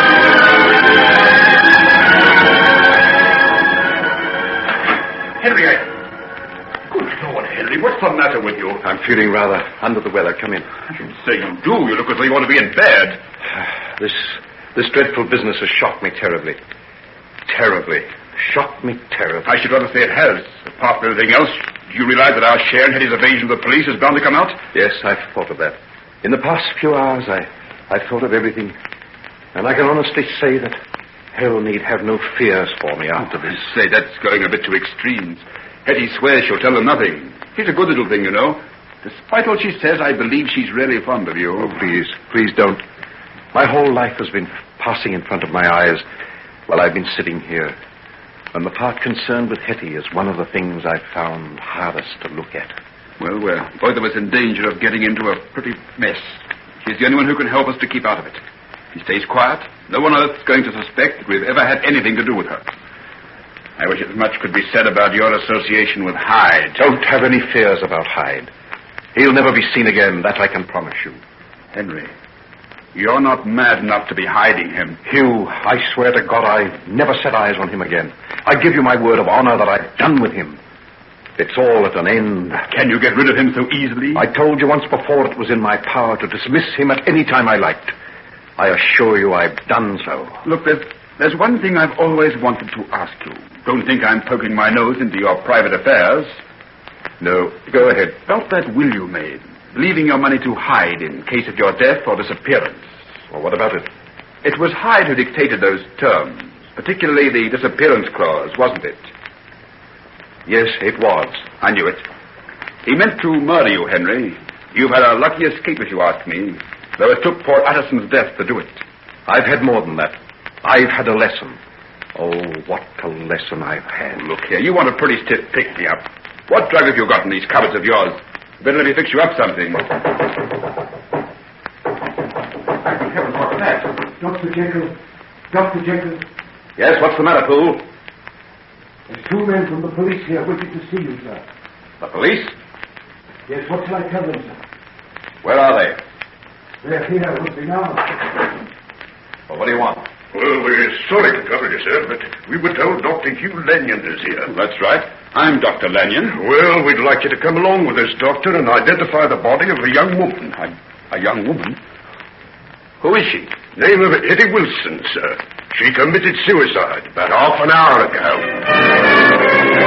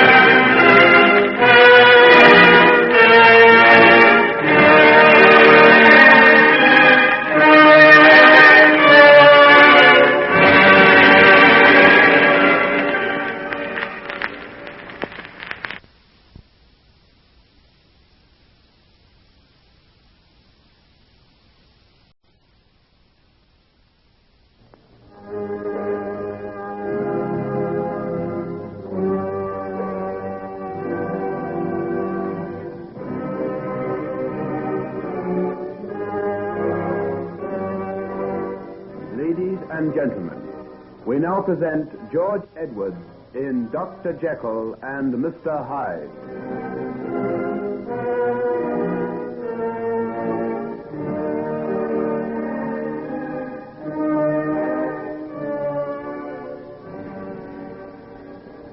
Hetty committed suicide? Where? At the place where she was living. She'd been told to come along to police headquarters to answer some questions. Went upstairs to put on her hat. She didn't come down. When we went up, she'd done herself in. A razor done the trick. Good Lord. Dr. Jekyll, why, what's the matter? He's fainted. Get me some brandy, Paul. There's some on the table over there. Did he happen to know the young woman? I don't know. I don't think so. This whole business has upset him pretty badly. He was to have been married to Mr. Utterson's daughter in a couple of weeks' time. Yes, I suppose she won't feel much like getting married now. I tell you, sir, in all my experience, I've never seen a nastier job than that one. Hardly a bone left whole in his body. Yes, I know. Respectable old gentleman, too. Wonder what he was doing in a place like that. He's gone down there to try and buy the house on behalf of a client, I understand. You don't say.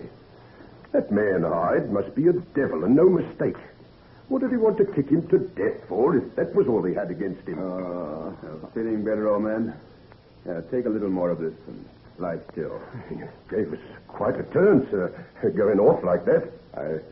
I really... I'm ashamed of myself. I can't think what came over me. You need a holiday. That's what's the matter with you. You've been stuck away in this place day and night. Blessed if I can think what keeps you here. Queer-looking place, if you'll excuse me for saying so, sir. What's all in big glass jars and long, twisted bits of piping? They're tops for chemical experiments. Dr. Jekyll's a well-known scientist. Oh, I see. Feeling better, sir? Yes, thanks, Poole. I'll be all right now. Better let me get you something to eat, sir. You've hardly touched a bit since yesterday. Well, that's a good idea. We'll all go back to the house and shut this place up. It's enough to get on one's nerves without anything else. You all go ahead. I've something I want to do. I won't be long. Well, can't I do it for you? No, no. Please go, all of you. I'm really better now. I can manage for myself. Get them something to eat, Poole. Something hot and strong. I feel I need it rather badly. Yes, sir. I'll go right away, sir. That's a healthier sound, old man. I can see I'll have to take you in hand. Come along, officer. Yes, sir. We'll go across. Dr. Jekyll won't be long.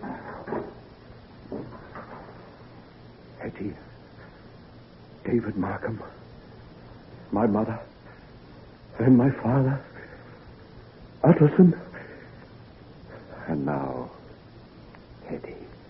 Oh, God. God, forgive me. This is the trail of Hyde. Misery and ruin, sorrow and disgrace, and murder. I have done this.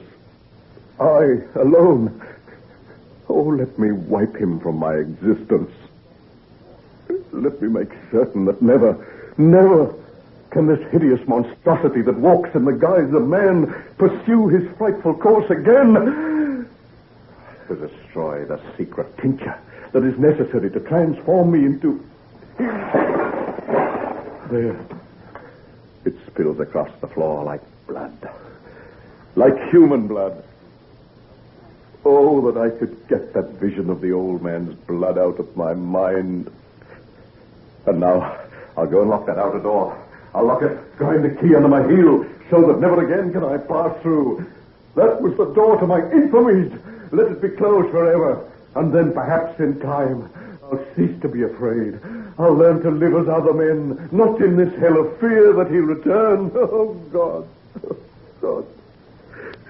Have pity on me, God. What am I going to do to redeem myself in your eyes and in the eyes of men?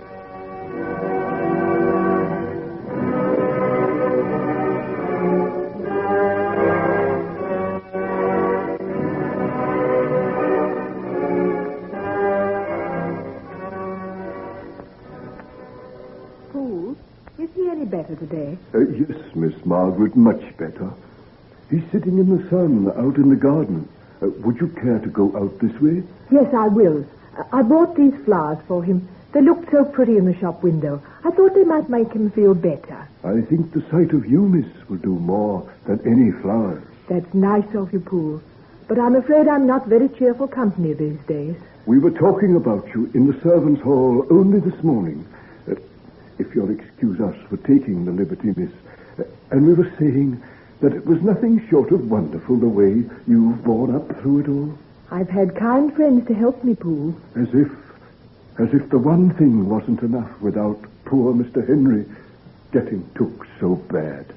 Dr. Lanyon was saying that if it hadn't been for you and the way you stayed with him and looked after him, he doesn't think he'd ever have come round the way he has. How did he seem this morning? Oh, a good deal brighter. Ask me what was in the papers, if you please. Really? Well, that is a good sign. It's the first sign of interest he's shown for weeks. I think you'll find him a good deal brighter in lots of ways when you see him. Then I'll go out right away. Thank you, Poole. I appreciate all you've done for me. It's been a pleasure, miss. A real pleasure.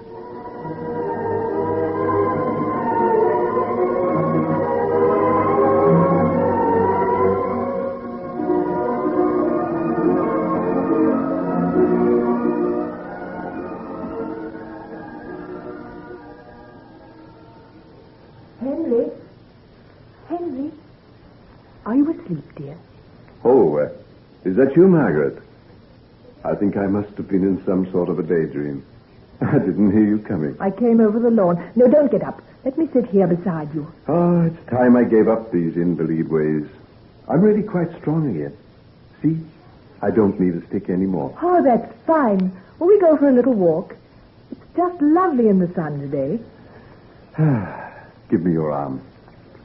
I'll see just how far I can go. I'll bet I can manage to the end of the square. Oh, don't be too ambitious. I don't want to have you going back to bed again. Oh, I promise you I won't do that. The weakness is passing now. I'm starting to think clearly again. I could even remember some formulas quite easily last night. Oh, please don't overdo it, dear. You've got to get really strong before you even think of work again. How are things going down at the clinic? Have you been down there recently? Yes, yesterday afternoon. Nurse Peters and Hugh are doing a wonderful job. Oh, no. Don't tell me they don't miss me at all. That would be too much to put up with. Never fear about that. I was besieged with people asking how you were. It'll be a great day down there when you're well enough to come back to them. Do you really mean that, Margaret? Of course I do. Why do you ask? I just want you to repeat it. It comforts me somehow to feel that I've done some good in the world. You? Why, whatever are you talking about? There's no other person I know who'd given so much of himself to others.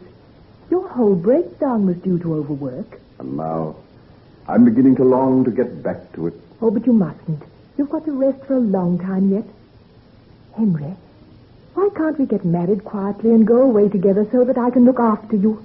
Please. Oh, dear. yes, I know we've been through all this before, but you don't convince me. The fact that you've had a bad breakdown doesn't mean that things have changed between us. I've got to be certain that was the reason for it. These things may have deeper causes than we know. What do you mean? I can only put it in one way. If someone came to me and said a man had had the kind of nervous collapse that I had had, and that he was going to get married immediately after it, I would say that he had no right to do so. Henry, you're not serious. Oh, Margaret, darling, surely you must realize that these things don't happen by accident. Oh, what are you hinting at? Don't let's talk of things like that. You wouldn't if you were really well. All right. Let's enjoy the sunshine and each other's company. You've spoiled everything. Why did you want to say those things? I'm sorry, sweet. I'm sorry. But they're in my mind always. It can't be that you're afraid there may be some sort of, mental derangement? I can't say yet. It's too early to tell. Oh, no. No, not you, Henry. Not you of all people. I won't have it. It isn't possible. Hush, darling, please don't. Oh, what a fool I am. Now, come. Now, we'll say no more about it now. Perhaps you're right. And these things are only the stupid fancies of a sick man.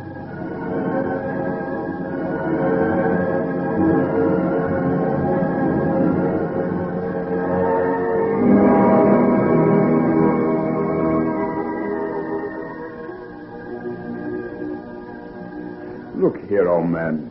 What's this balderdash you've been talking to Margaret? Poor girl came to me in a terrible state this afternoon. What did she say, Hugh? That you've got some fantastic idea that this illness of yours might have some other cause than overwork. And mightn't it? Oh, might.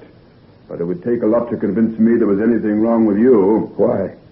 Do I have to answer that? You know yourself better than I do. And that's the answer, Hughie, old friend. I know myself better than you do. Than anybody else in existence does. And that's why I feel I have no right to marry Margaret Utterson. What? You're not serious. Never more so in my life. You'll break her heart. I can't tell you any more than what I say now. But I tell you, Hugh, that I have forfeited all right to marry Margaret.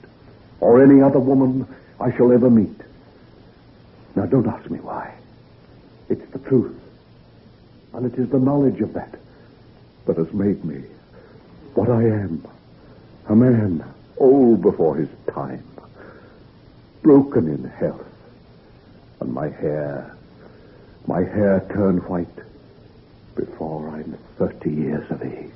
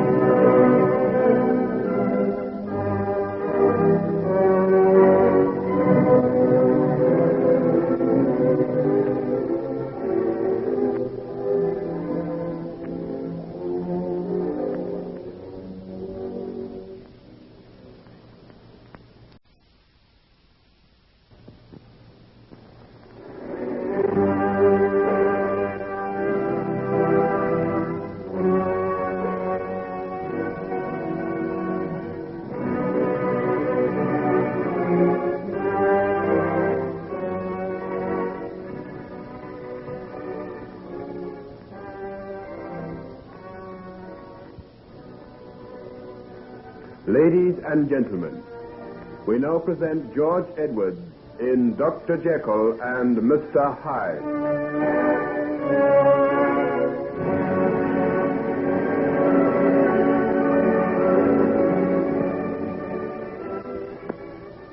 Henry, have you told Margaret this? I said something about it this afternoon.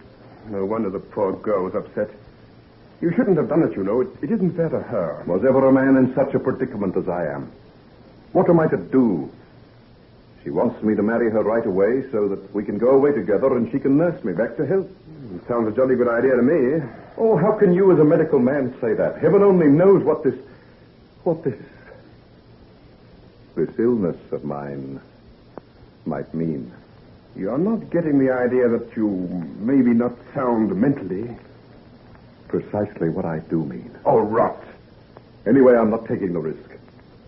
I'll have to be very certain before I go any further. All right, old chap. If you feel that way about it, there's nothing I can do. But I think you're causing unnecessary unhappiness to a woman who's already had more than she can stand. Don't think that I'm not aware of it. I know what she's done for me in the last few weeks. You were unconscious a lot of the time. You couldn't have known the way she watched over you. All the same, I think I did know. I was wandering through the darkest pits of Hades.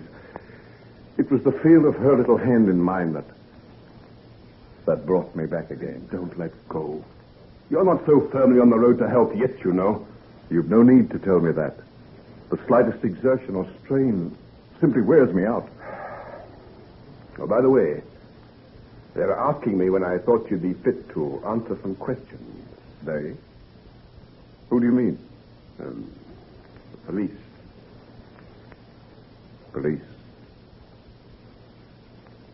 What do they want? They have never found the slightest trace of Hyde since the night he disappeared from the house in Soho. I've held them off as long as I can, but they're just frantic to interview you. But what am I to do with it? You knew him. They think you might be able to tell them something about his habits, where he went, what he did. But I've never seen him either. Surely you told them that. Of course I did. But they want you to tell them all you knew of him before he disappeared. Oh, don't look so upset, old fellow. I've told them that you're not to be bothered too much. I'm not upset. I'll tell them all they want to know. But I don't think it'll help them much. Well, they've got so little to go on, they're bound to seize on every scrap of information they can get. He seems to have been a complete mystery man. Lots of people have seen him, but hardly anyone knew anything about him. Poor little Hetty was the only one who was ever inside that house besides myself and Utterson. They'll never find him, no matter where they look. What makes you so sure? I've had a letter from him. A letter? Written since the murder? Yes. I said nothing about it because I wasn't sure if I should show it to the police or not. What does it say? Oh, a lot of unnecessary things about past generosities I'd shown him. And that I had no fear to worry about his safety because he had a means of escape which he knew was infallible. It hadn't any postmark, I suppose? None at all. It was delivered by hand. I've got it here in this desk if you'd like to have a look at it. You bet I would.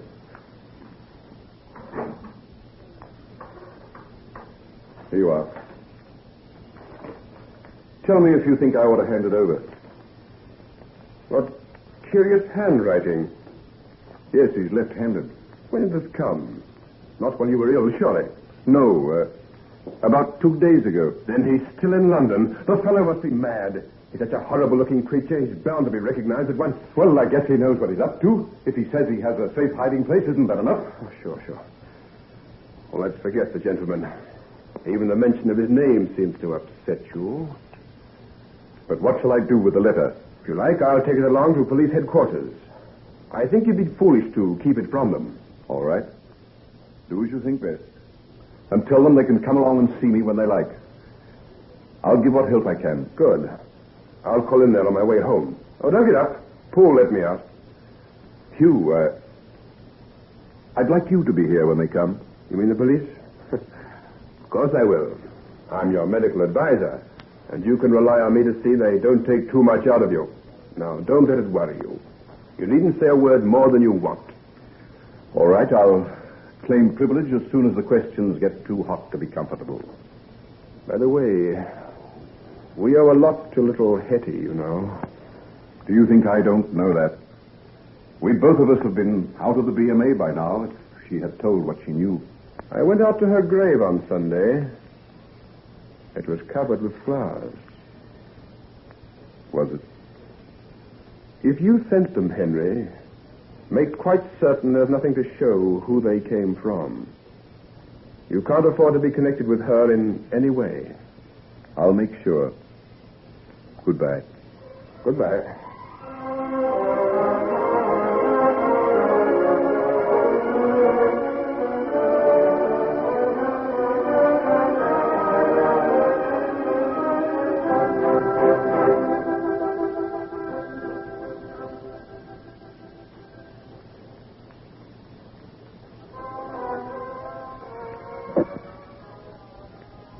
Well, Poole, your master's getting on splendidly, isn't he? Indeed he is, Dr. Lanyon, sir. Getting his appetite back and more his usual self. Oh, by the way, there was a letter handed in for him during the last 2 days. What was the messenger like? A letter, sir? Yes. I have it here. No letter like that was handed in that I know of, Dr. Lanyon. Are you sure? Quite sure, sir. Nothing has come except by post and only circulars at that. Could anybody else have taken it in? No, sir. Maud, the parlour maid, is away sick, and I've been answering the door myself. Oh, well, there must be some mistake. Goodbye, Poole. Goodbye, Dr. Lanyon, sir.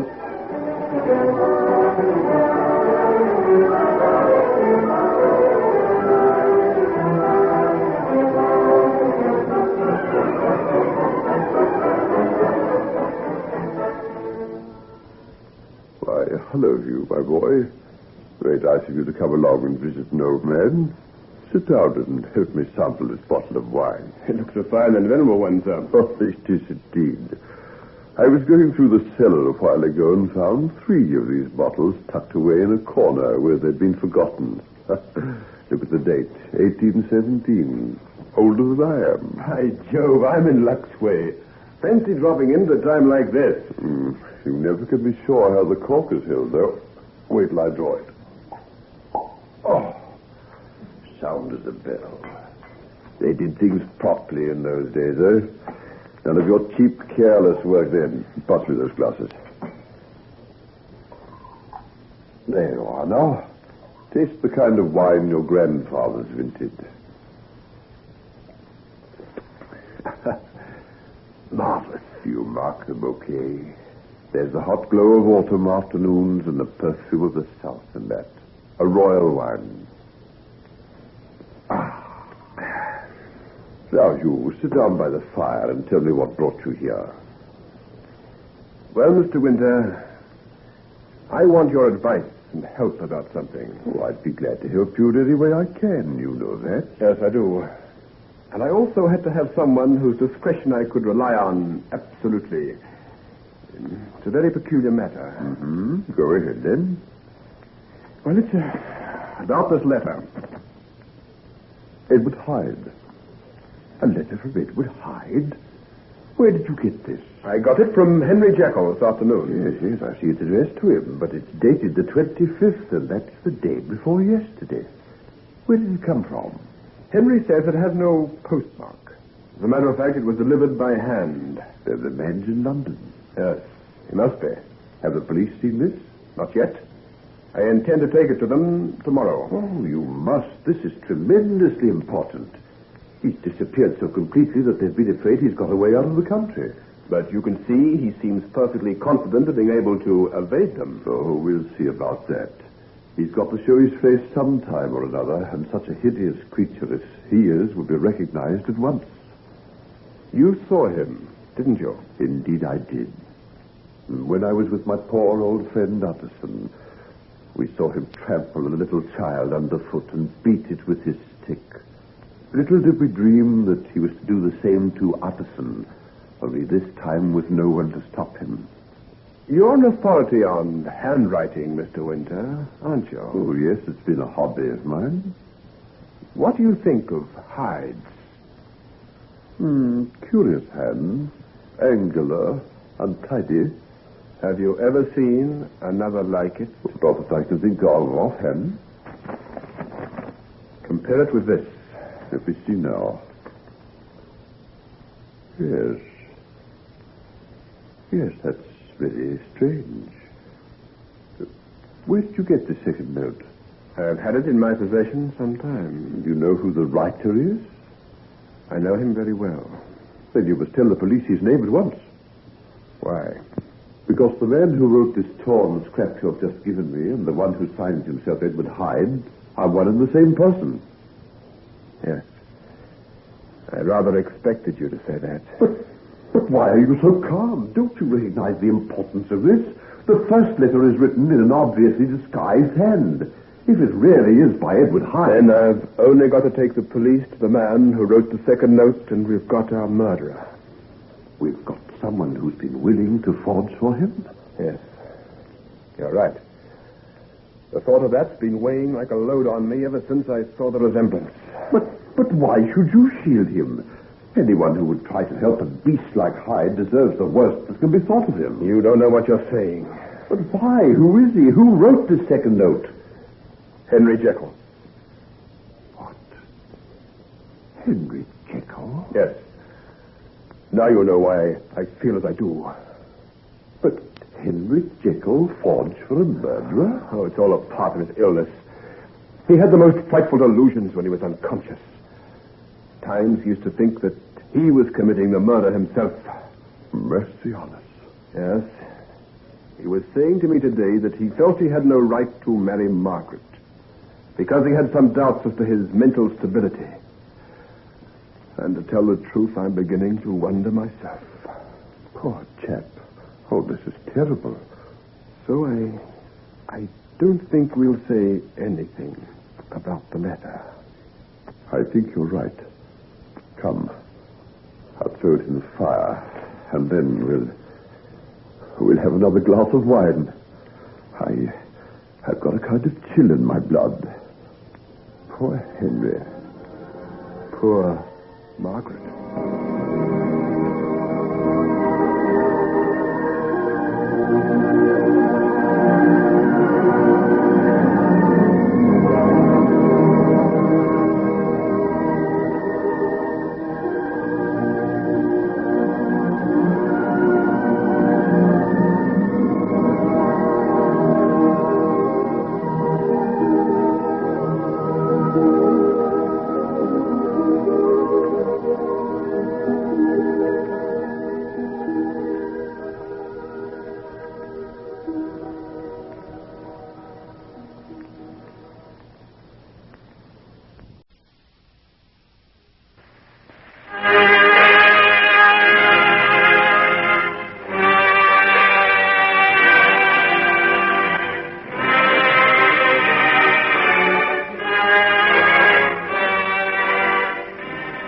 Ladies and gentlemen, we now present George Edwards in Dr. Jekyll and Mr. Hyde.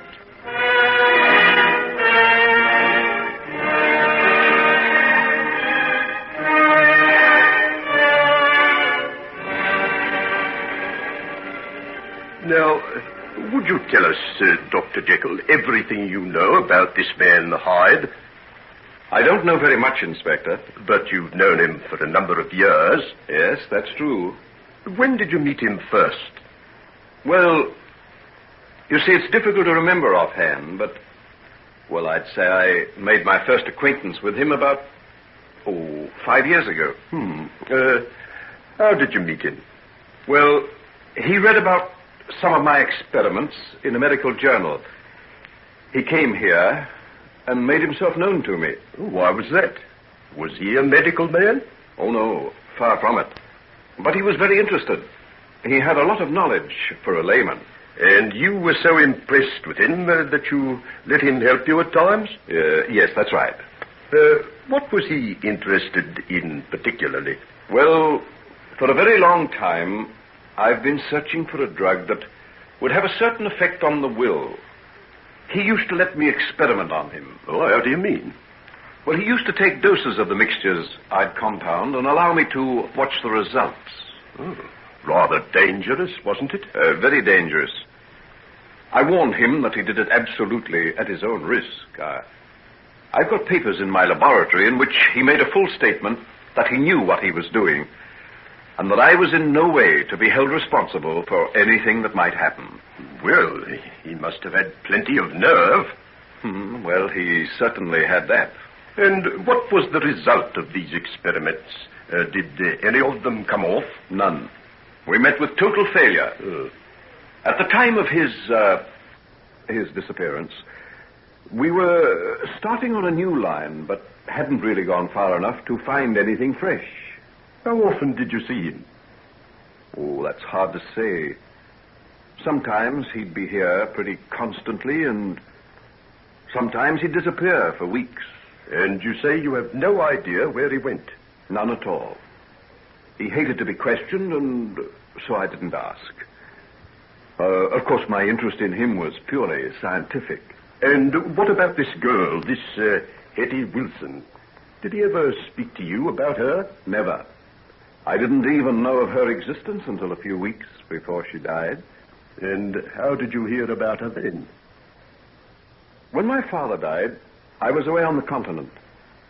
I hadn't left any address, and Dr. Lanyon went down to Hyde's house to see if he knew where I could be found. He met Hetty Wilson then and told me about her later on. I see. And how did it happen that Dr. Lanyon knew Hyde's address? Well, we were old friends. He knows all I do. I told him about Hyde and the work we were doing together.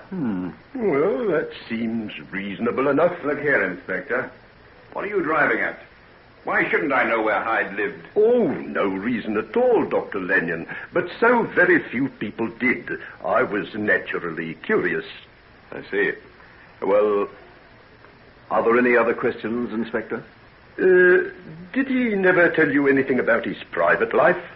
Where he got his money from, or where he went to when you didn't see him? Well, I've told you, my interest was scientific. I didn't like him. I didn't want to know how he lived or what he did.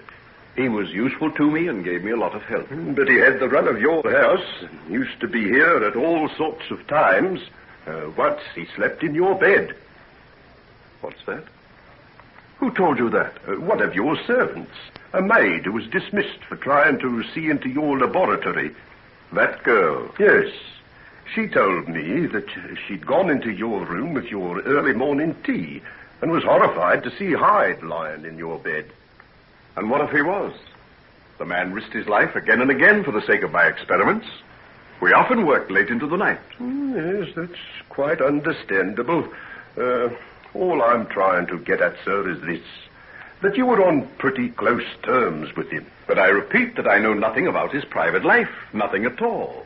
Well, if that's the case, I'm afraid I'm not much further on than before. I'm sorry to have troubled you, Doctor. Oh, that's quite all right. I'm sorry to have been so little help. Yes, it's a bit of a blow to me. I'd counted rather a lot on what you could tell me. You're the only one who seems to have ever had anything to do with him, except that girl, Hetty. I'd give a lot to know just why she killed herself. Shielding someone, I'll be bound. And, you've no idea who it might be? Not a notion. If I had, I might be able to track down Hyde. Well, I'll not stop till I do. The man's a maniac. He's bound to break out again unless he's caught. His kind don't stop at one murder. Why, Henry. Dr. Jekyll, what's the matter? It's all right. Just leave me alone with him. He's not well, you know. He'll be all right in a little while. Oh, I'm awfully sorry. Indeed I am. And he'll be all right. Just leave me. Yes, of course. I'll get in touch with you later on. Goodbye. Goodbye. Now, take this, old man. I'm all right. Now, don't try to get up. Just take things easily. What was it? One of the dizzy turns? Just a kind of blackness that comes over me at times. Well, keep still and don't worry. Our friend has gone, and I don't think he'll be troubling you again. You were a great disappointment to him. Yes, I hoped I was.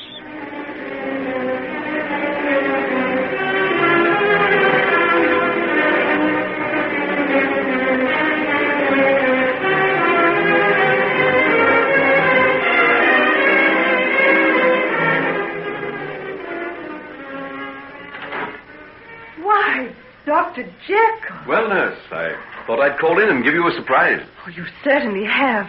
Does Dr. Lanyon know you're here? Not that I know of. Is he here? Yes, he's with the outpatients now. Then bring me a gown. I'll put it on and give him a hand. We might as well give him a shock, too. Why, Dr. Jekyll? Oh, what's the matter? Oh, yes. My hair. How do you like it? It's as white as snow. Oh, you must have been ill. Oh, well, it's all over now. I'm going to start work again, and we'll soon forget all about it. Yes, I'm awfully glad to see you back again. Why didn't you come and see me while I was ill? You had plenty of others to look after you. Didn't you think I might have wanted to see you and hear about your clinic? Hear about the clinic, maybe, but I don't flatter myself you wanted to see me. Why not? Oh, I did call once or twice, but they always told me that Miss Utterson was with you. I see. Surely that old jealousy doesn't exist anymore. What makes you think that? Does it alter how I feel for you, just because I know I haven't got a hope? Shh. Help me on with my gown, will you? Well, been kept pretty busy? Oh, not more than usual. I think some of the patients have dropped off since you've been away. Well, perhaps I'd better keep away altogether, and they might all get well. Oh, when you've seen the number in the outpatients room, you won't think that. Well, come along, then. Let's get going.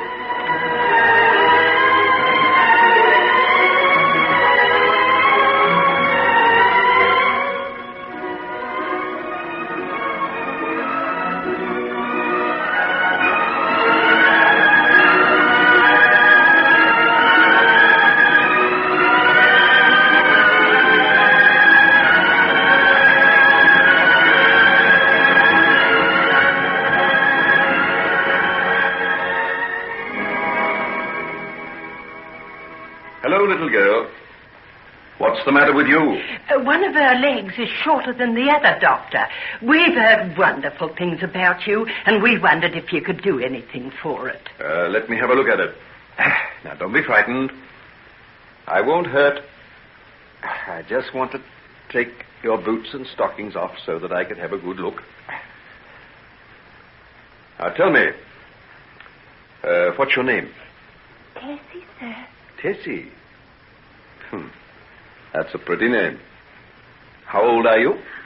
I'm 9, sir. 9? Do you go to school? Yes, sir. I'm in 4th class. Well, 4th class. Fancy that. That's pretty good for 9 years old. Now, come along. Can you stand up over there and let me see how you walk? Do as the doctor tells you, Tess. Yes, Father. Did she have some sort of accident? That looks like the result of an injury to me. Oh, yes, she did about 2 years ago. Oh, I see. Why, what happened? Oh, it was a terrible thing, Doctor. The poor little thing was running along the street one time late at night.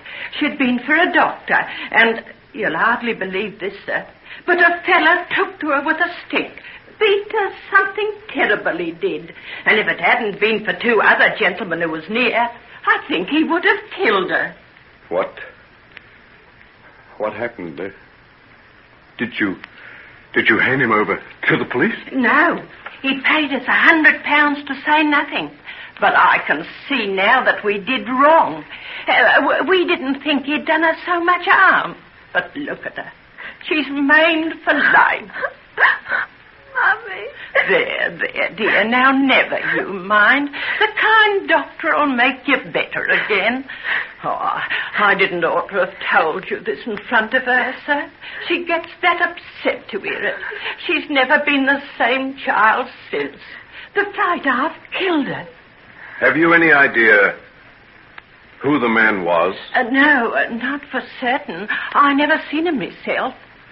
But they do say, sir, that it's him that done that murder a little while ago. That fella, Edward Hyde. Oh, sir, can you help her? Yes. Yes, I'll help her. I'll make her well again. If it's the last thing that I ever do.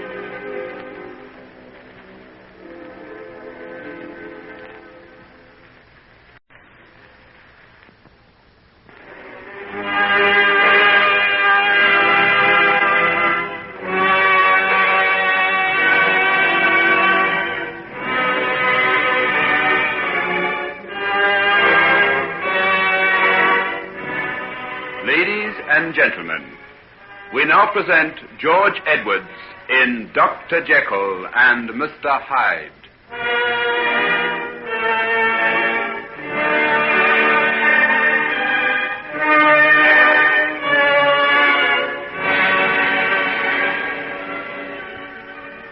When did she first begin to show signs of this lameness?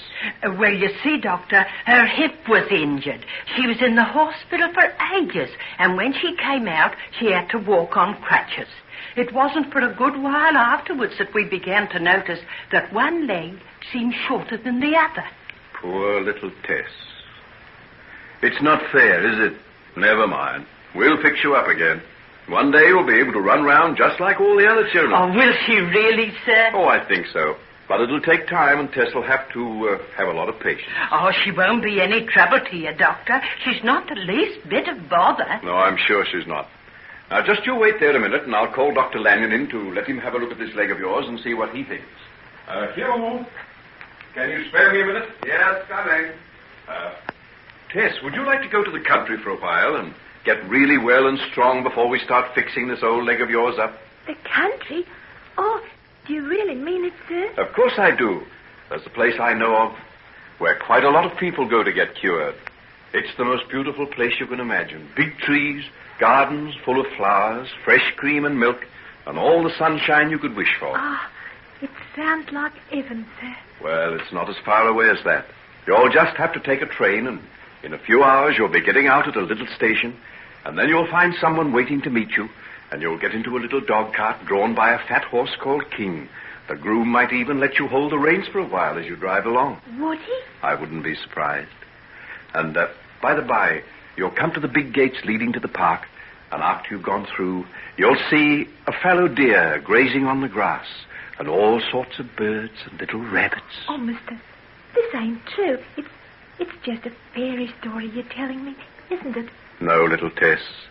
It's true. As true as I'm going to make you well again if it takes me years to do so. Oh, here's Dr. Lanyon now. Sorry to keep you waiting. That's quite all right.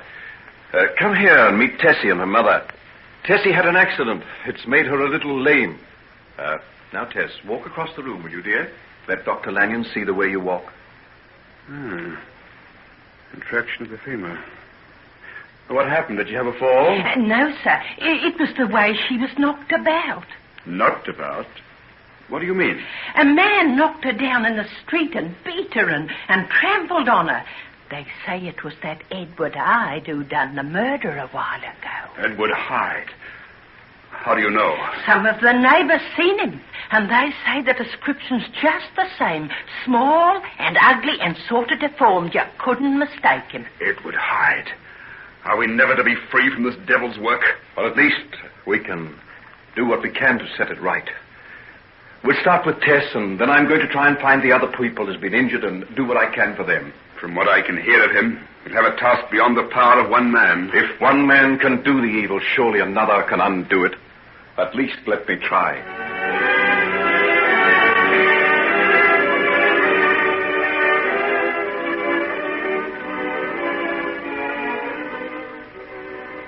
Henry, don't you think we ought to call it a day? It's close on 5 o'clock, you know. Is it? I'd no idea it was so late. I've just got one or two more cases to attend to, and then I'll be through. Don't overdo things. I won't. What are you doing tonight? Care to come and have dinner with me? I won't tonight, if you don't mind. Well, I'm taking Nancy out, as a matter of fact. Nancy? Well, that's a good idea. I think it is, too. So you found something to reward you for all the hard work you put it down here while I've been sick. She's a nice girl, isn't she? Nice? She's one of the nicest I've ever met. That's what I thought, right from the first time I met her. Well, I'll be hanged. And here have I been thinking you've been so self-sacrificing, coming down here day after day with never a murmur, and all the while this is what you've been up to. Well, if you will have such a pretty intelligent girl working in your dispensary... Asking for complications, isn't it? Well, I'm delighted. Go to it, old boy. I didn't think you had so much good sense. She won't hear of giving up her work here, so you'll have to take me into permanent partnership. Are you serious? Will you really come down here and work amongst these people? If you'll have me. Have you? Oh, I should say I would. I've had to turn hundreds away in the past because I couldn't attend to them. We'll do marvels down here together. It's a go, then. From now on, we double our practice and double our responsibilities. That's all you'll get out of it. There's no reward besides the satisfaction of having helped someone. The rest is hard work and a lot of worry. Oh, you're forgetting Nancy. Oh, yes, so I was. Well, I can see her waiting for you out there. Off you go. Give her my love, will you? I say, isn't that asking just a little bit too much? With that romantic-looking head of snow-white hair, you're irresistible, you know. Clear out or I'll throw this dish of disinfectant over you. All right.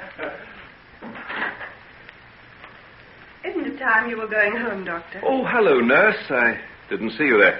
I was wondering where you'd got to. I was doing the last of the sterilizing. But we haven't finished for the day. What about that man and woman I noticed in the waiting room? Oh, neither of them was urgent. I told them to come back in the morning. You did, eh?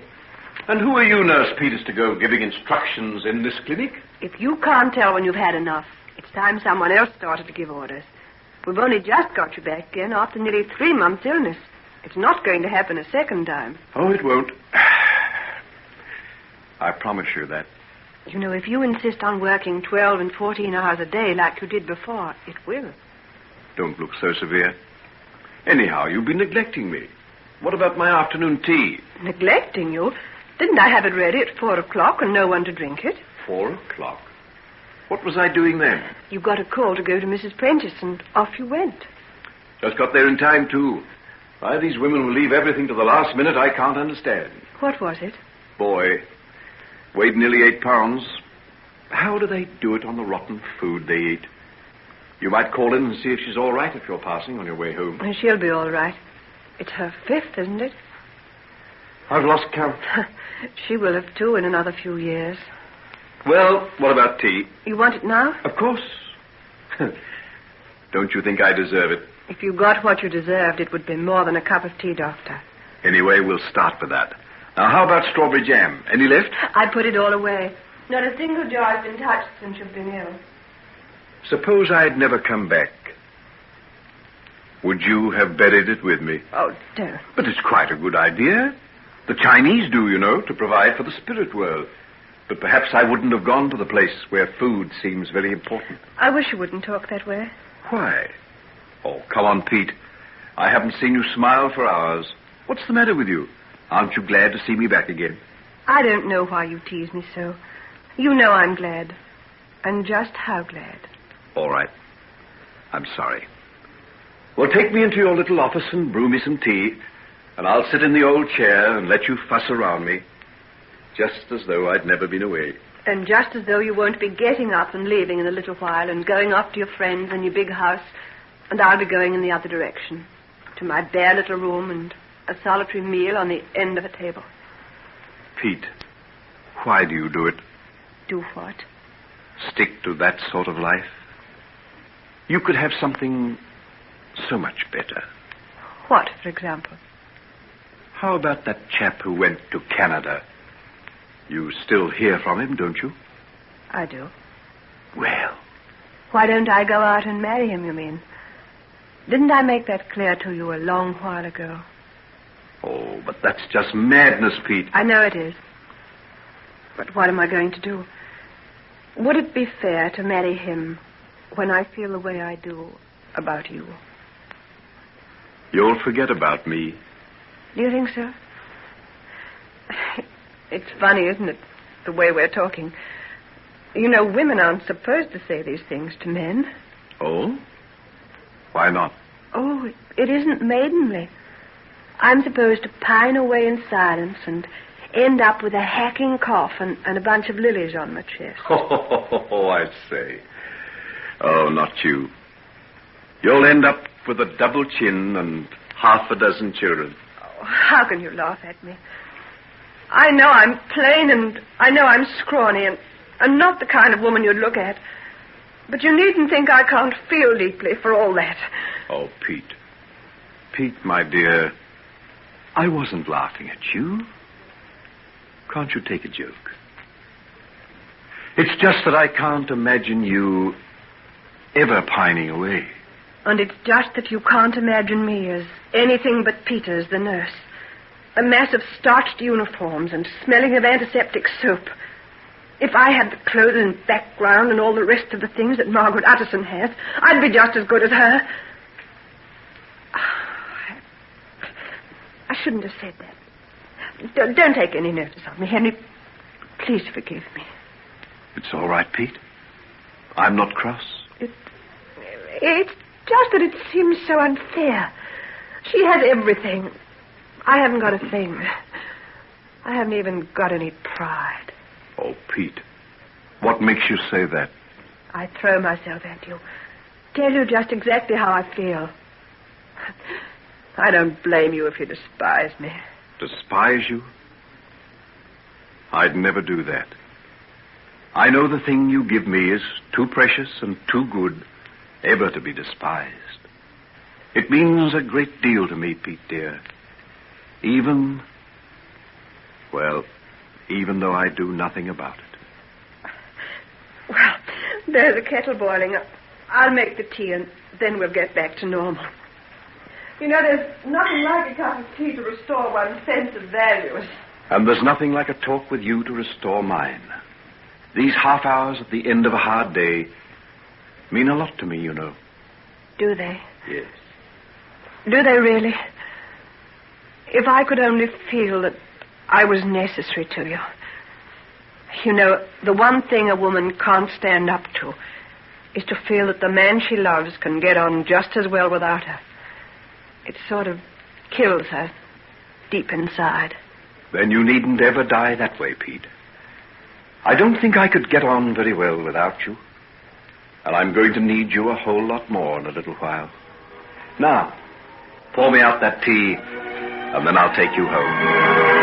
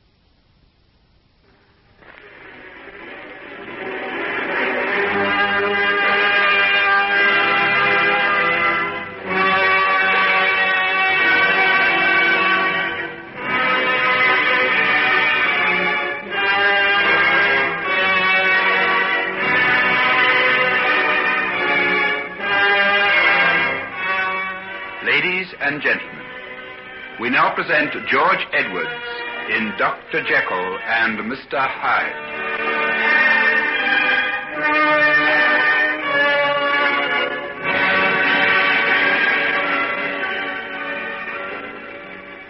I'm afraid Dr. Jekyll is rather busy just at present. Who shall I tell him is called? Well, my name is John Fairley.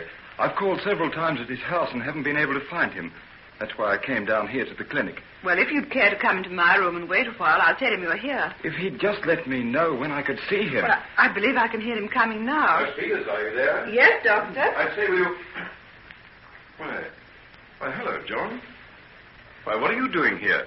I was wondering if I could see you sometime. Sorry to bother you down here, but there seemed no other way of finding you. Oh, that's all right. Anything important? Yes, it is rather. Well, I've about 10 minutes now. If that's any good to you, I'm not due at the hospital till 2 o'clock. Can we talk here? Oh, I think so. You don't mind if we borrow your little room for a while, do you, Nurse? No, not at all. I'll close the door and see you upstairs. Thanks, that will do fine. Well, now, John, what is it? Well, to be quite frank, it's about Margaret. I had an idea it was. What are you going to do about it, Jekyll? I know this might be called infernal cheat on my part, but it's far from being that. I know. Everyone understood that the marriage couldn't go on after that terrible business of Mr. Utterson and then your long illness. But that's all past now, and you don't even seem to want to talk about it. Margaret has told you this, I take it? I've had to wring it out of her. Don't think that she's been complaining, but I knew she was unhappy, and I made her tell me. I'm not blaming her, John. I'm glad she's got someone she can take her troubles to. You are. Great heavens, Jekyll, what's the matter with you? Are you playing fast and loose with Margaret? You've been engaged to her for years now. Do you intend to marry her or not? Sit down, old man. Let us talk this over quietly. I know how you feel about Margaret, and I'm not going to feel resentful, no matter what you say, but it's very important that you shouldn't feel bad about me. I can't understand you, and that's the plain truth. Margaret's the most lovely girl in the world. I'd give my very life to be in your place, and you don't seem to want her. What makes you think that, John? There's not the slightest reason in the world now why you shouldn't marry her. But every time she talks about it, you evade her and talk about something else. Don't you love her anymore? Might it not be that I love her too much to marry her? What do you mean? Things sometimes happen in men's lives that debar them forever from the right to marry, if they have a spark of decency in their makeup. What? You... Oh, it's not any petty little aftermath of a bygone sin. This is something that I simply couldn't begin to tell you about. It's beyond the scope of any ordinary experience. And then if that's the case, what are you going to do? Will this thing pass in time? I don't know. And you're going to keep Margaret in this state of uncertainty till you do find out? No, I'm not going to do that, John. Don't you understand that you're ruining all her chances of finding happiness somewhere else by holding her to her promise to you? Yes, I understand. I deserve all your reproaches, John. You did quite right to come and talk to me about it. I'll set her free. Don't do it if it's not absolutely necessary. I love her enough to be able to realize that no one will ever be the same to her as you. Any other man will merely be a sort of substitute for you. I hope not, John. With all my heart, I hope that she'll come to care for you as I know you deserve. And if patience and understanding on my part can do it, she will. Then I promise you I'll not stand in your way any longer. She's very precious to me, John. There's no one I know of that I'd sooner trust her to than you. You know, when I came here, I felt I wanted to knock you down. Now I feel I want to take your hand and thank you. Though I don't know why. Then we're going to be friends, are we? As far as I'm concerned, we are. Then take my hand, but forget about the thanks. If you can make her happy, I'll be more deeply in your debt than you can ever imagine. And now I think I'll go. I've got a big operation to perform. I'd like a little time to get a grip on myself again. This conversation hasn't been easy, you know. Yes, I know. I'm sorry. Well, goodbye. And good luck. Goodbye.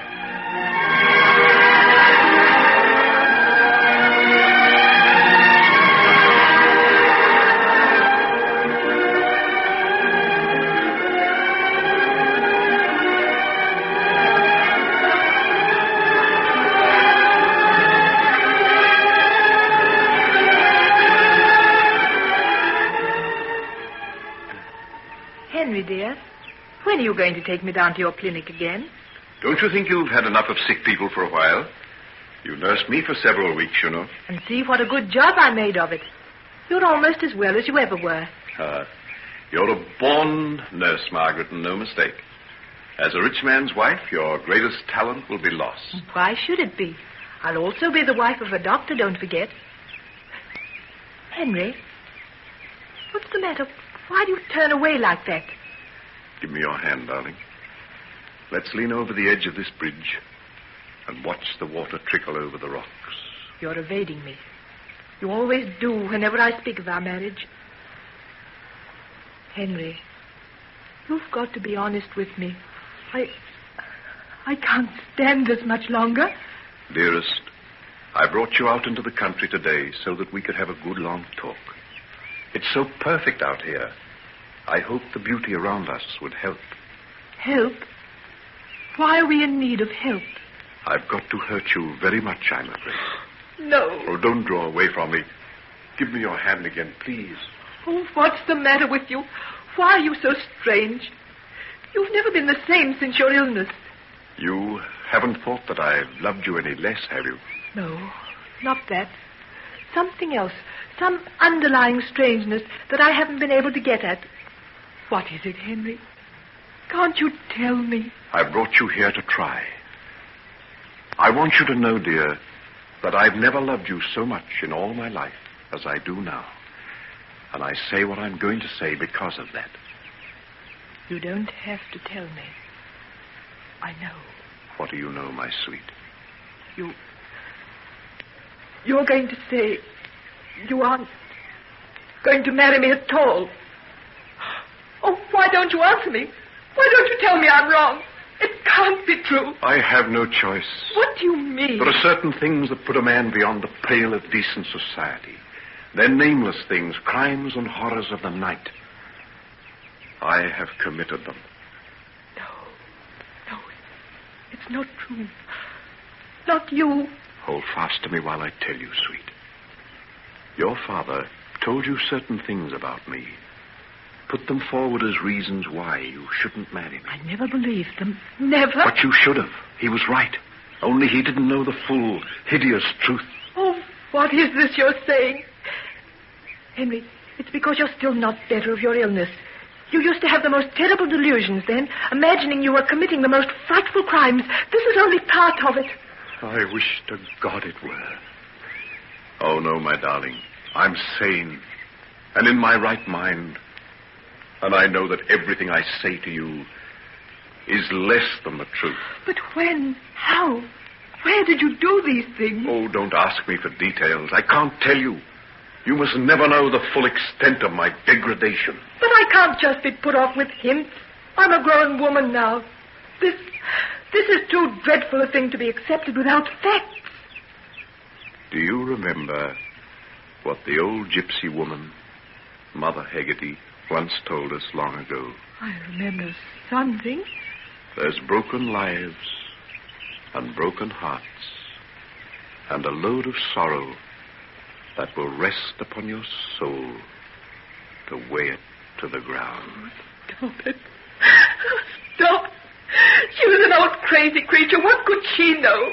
What indeed? And yet she saw into a future that has come to pass. Down to the very last degree. It hasn't. I remember something else. She said there was the gallows sign in your hand. That hasn't come true. Supposing I were to tell you that even that is true. Then I'd know that you're mad. Listen. There's a man named Edward Hyde. Don't speak of him. I must. Because Hyde is the reason that I've got to say these things to you. If it were not for him... well... what's the good of that? But what has Hyde got to do with you and me? Everything. Hyde and I. Everything that man did. Every hideous atrocity. Every crime he committed was shared in and connived at by me. You're not serious. You can't expect me to believe that. It's the truth. But it isn't possible. Hyde is one person, you another. How could you be responsible for what he did? I could have wiped him out of existence, instead of which I set him free to do what he liked. How could you have done so? Was he so much under your influence? He was my creation. I had conjured him up out of the pit of hell, where he belonged. Oh, now I know you're not well. This is madness. It must seem like that. Very well, then. Let it go at that. But you wouldn't wish to marry a madman, would you, Margaret? Oh, I don't know what I wish. I don't want to marry anyone. Oh, you mustn't say that, dear. You mustn't say that. There's John, isn't there? You'd have me marry him? I think he could make you happy. Oh, how could you? Have you thought it all out? I've been thinking what's the best thing for you for a long time, dearest. Oh, Margaret, look at me.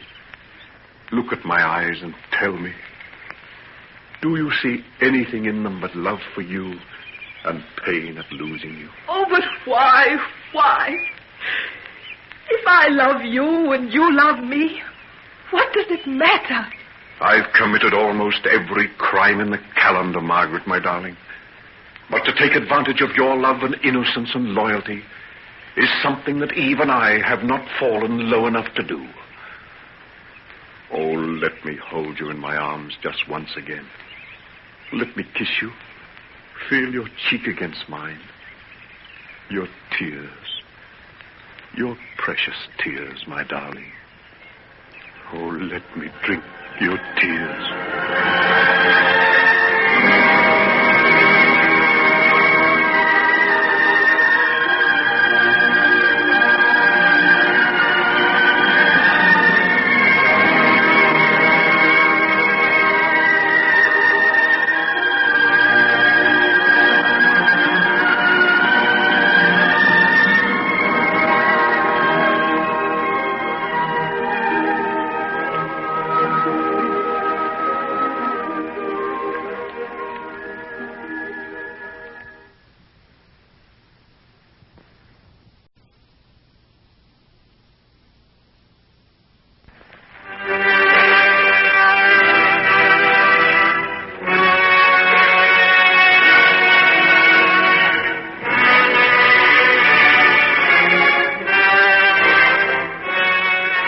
Ladies and gentlemen, we now present George Edwards in Dr. Jekyll and Mr. Hyde.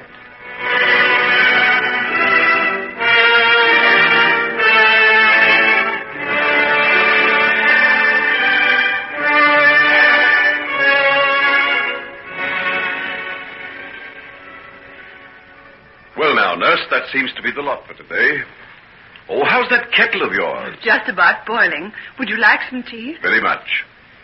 I'll have a word to Dr. Lanyon, and then I'll be along. You'll find him in the dispensary talking to Nancy. Oh, good Lord, not again. What do I pay that young woman for if she does nothing but lure my assistant away from his work? I wish they'd hurry up and get it over. Well, judging by what I saw through the glass door last night, he isn't wasting any time. Neither is she, if you ask me. Well, I imagine we'll be giving them our blessing very soon. I'll be sorry when she goes. She's a first-rate chemist. She was talking about doing some research. Perhaps she could work with you. Not with me. I've given up. I've given up all that now. Oh, surely not. Oh, that seems wrong. You were doing such valuable work. Enough to prove to me, Peter, my dear, that insufficient knowledge is an extremely dangerous thing. Oh, but you mustn't. What about your work on anesthetics and the possibility of nerve blocks? How did you know about that? I'm an ardent reader of the Lancet, don't forget. And you just forget all you ever read about me. It's over and done with. And if you could look into my laboratory, you'd find the whole place covered with dust. I never thought you'd give up. Give up? Is that what you call it? Isn't it that? Why do you think so? You had a bad breakdown from overwork, but that doesn't mean you should give it up altogether. Nurse Peters, do I take it that you're daring to criticize the conduct of your medical superior? Where's your knowledge of professional etiquette? My professional etiquette isn't strong enough to stand the thought of you becoming a back number. Woman, go and boil your kettle and leave these matters to your betters. You can make a joke of it, but I think you ought to be ashamed of yourself, Henry Jekyll. Ah, bless you, Peter.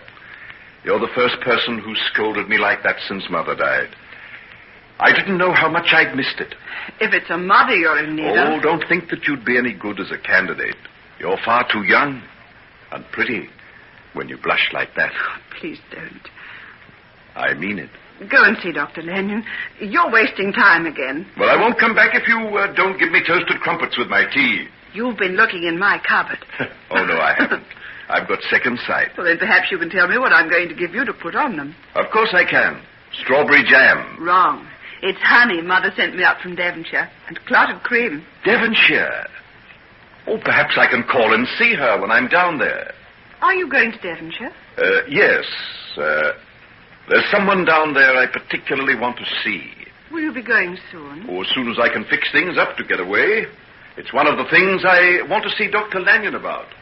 So I'd better make sure of catching him before he goes.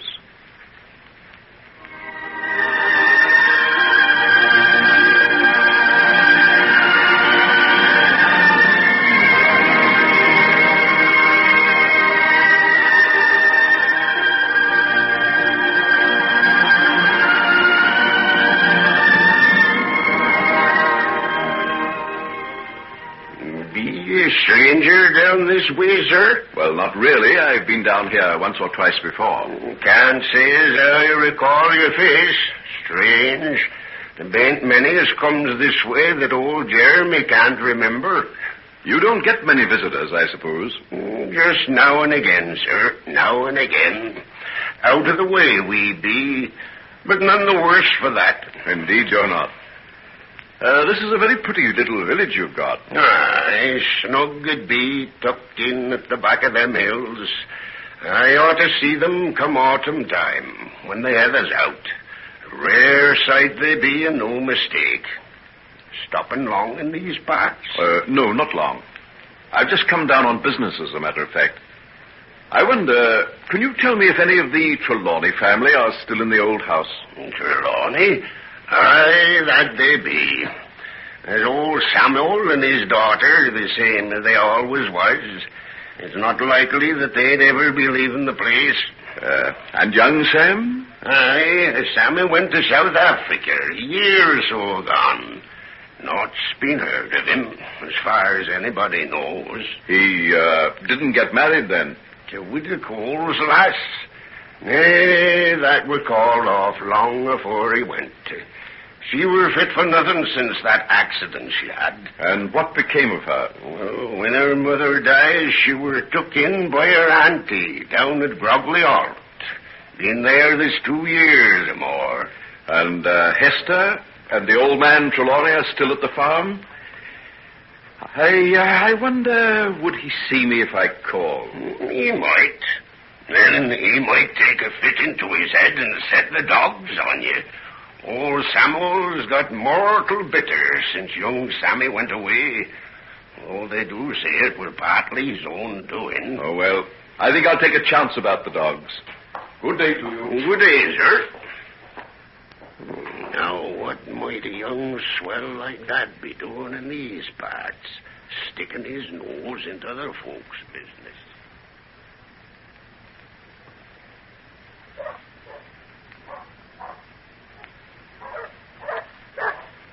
Badger, Rufus, Barney, come here. Stop that barking. Lie down. Be quiet, will you?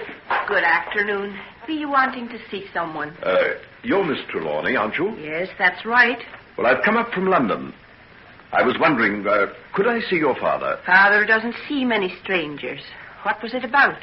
Well, I've been asked to come and see him on behalf of a man named Edward Hyde.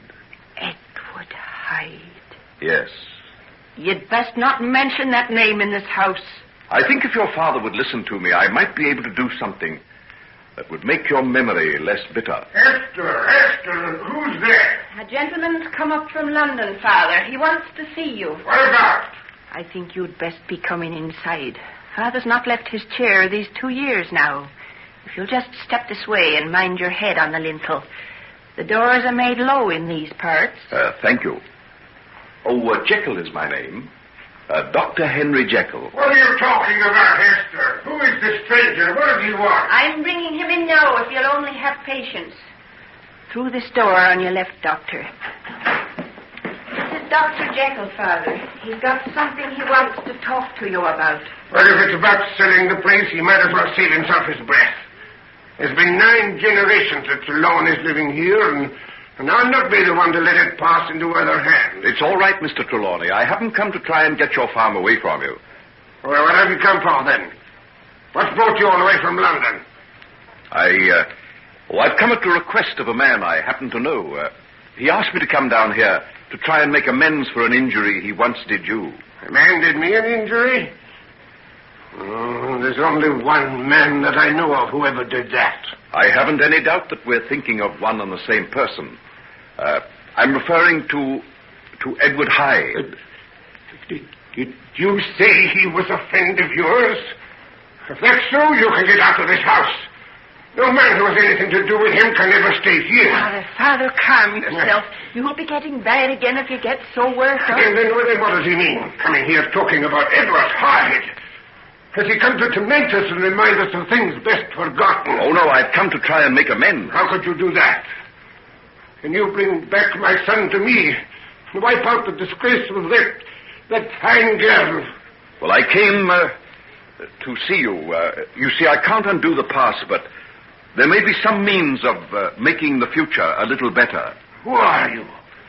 What have you to do with such a man as Hyde? Well, I can't tell you that, but let me say that I'm, in a way, his executor. Executor? Then he's dead. Oh, no, not dead, but gone away. I know. He's disappeared to save himself from the gallows. If ever a man was ripe for the hangman's teeth... Father, try to keep calm. How can I keep calm when I think of that man?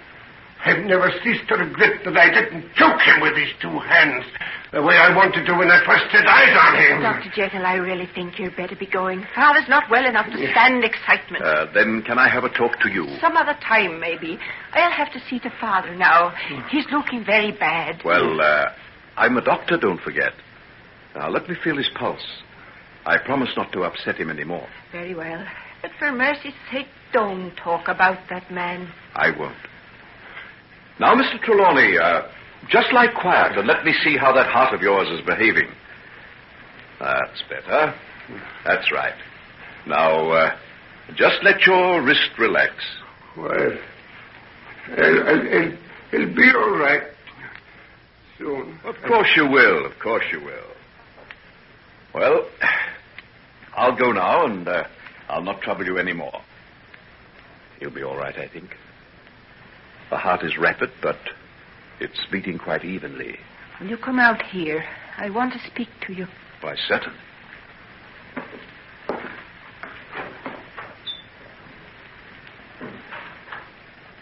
Where did you get that ring you're wearing? Why do you ask? It's the same that he had on his hand. He? You mean Hyde? Yes. I'll never forget it. He had it on the night he came and told us about my brother Sam. I remember the way the light shone on it. You're quite right. It is his. He gave it to me as a memento. Memento? Of him? All we've been trying to do is forget him. Well, Miss Trelawney, if you'll only hear what I've come to tell you, I think you'll be able to forget him much easier. All right. I'll come and see you then. Where will you be? I've taken a room in the little inn in the village. Could you come down there? I'll come down later on after Father's gone to sleep. Very well. I'll wait there for you. Call me if you get worried about Mr. Trelawney. I'm awfully sorry to have upset him like that. You weren't to know. But the mere mention of that man's name is enough to make him bad for days. I think I do know. Everything. Hyde never told you the whole truth of it. He had no secrets from me. Then no wonder your hair's gone white and you're still a young man. The things that man must have carried in his heart would be enough to haunt you for the rest of your days. They do. That's why I've come down here. To try and lay a ghost. Will you help me? All right. I'll come down this evening after it's got dark. I'll wait for you. In the parlor of the little inn.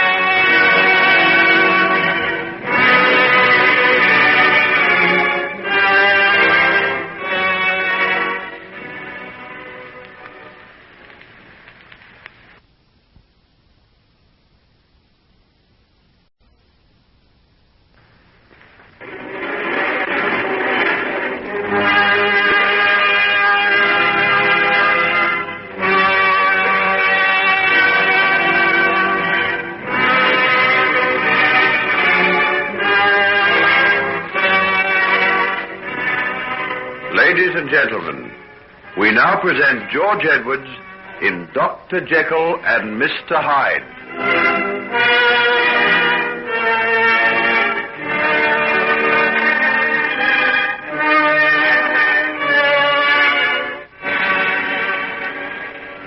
I said as they'd set the dogs on you, didn't I? Oh, it wasn't as bad as that. The dogs came running out when I came through the gate, but Mr. Trelawney soon called them off. Oh, and how did the old man greet you? Well, he was asleep when I got there. Not him. He sits in that chair of his before the fire, pretending he hears nothing. But there's naught escapes his ears. All the same, he's a very sick man. I'm not denying that. Esther'll not be burdened much longer with him, unless her looks dead out. Why? Do you think she'll be glad when her father dies? It'll give her a chance to get away from that farm there, and which be more than she's done these 5 years. Hardly set her foot off the place since young Sammy struck that trouble of his. Is that 5 years ago? Oh, so you know about it then? Yes. You don't say. Well, you're the last one I'd suspect of having any truck with a man of his kidney. Never clapped eyes on such an evil-looking customer in all my life. I remember well the time he first came in here. Young Sammy and 1 or 2 others and myself were sitting in the tap room. It were a hot summer afternoon, and we was mighty glad of a pot of landlord's ale. We was talking about nothing in particular, and all of a sudden a shadow fell across the room as he stood in the door. I don't know why it was, but something in the very shape of him made us all stop talking and stare. Sort of queer, like. When be your father going to start harvesting the apples in his orchard, Sam? Friday, maybe. He were talking about taking them to Bodmin and trying his hand at selling them around the houses himself. I was wondering if I could maybe borrow his cart. Them pigs of mine is eating their heads off. If I could take them into market maybe next week. Hello? What be old Badger speaking up about? Oh, must be a stranger. I've not heard Badger bark like that before. Well, gentlemen, what are you staring at? Pray continue drinking your beer. Oh, no harm meant. We are just struck rather a heap by seeing a stranger down this way. Whose dog is this? Mine. And I'd be obliged if you'd call him off. His manners aren't any better than his master's. Down, Badger, down. Look out, Sam. He'll have you then. Oh, I can't think what's come over him. Stop it, Badger. Oh, bad luck to you. Will you do as I tell you? Badger! Let me try.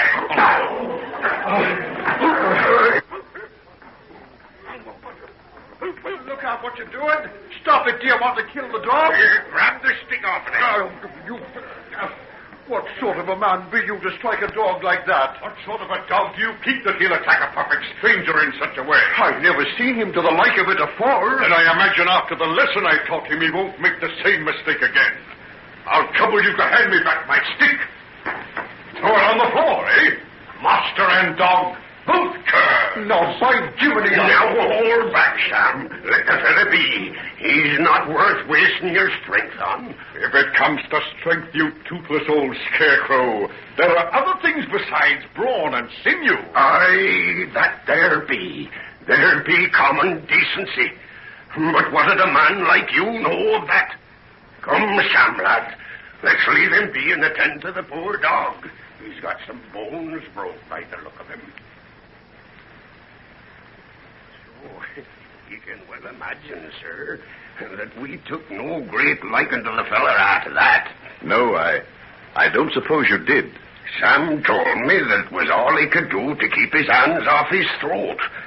And seeing what happened afterwards, maybe it were a pity we held him back that day. Still, if you hadn't, it might have been worse for Sam.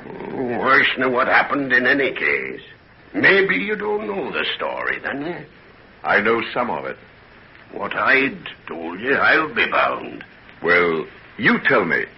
I'd like to know what people say about him down here. There ain't names black enough to call him by. If ever he showed his face round these parts... That is not likely. You know he's wanted for murder. Murder? Hyde wanted for murder? You don't get much news of the outside world down here? Not much. Sometimes a paper gets brought back when one of the lads goes to market. But this be somewhat worth knowing about. Hyde, wanted for murder. You don't seem sorry. Sorry? If they had public hangings and I could go to see that fellow on the gallows, I'd walk 100 miles, rheumatism and all. So he's pretty much hated around here. Hated? It were a bad day for Marston Bridge when Hyde showed his ugly face about the place. Weren't long before he began to make trouble. A day or two after he beat Sam's poor dog, just about evening it was.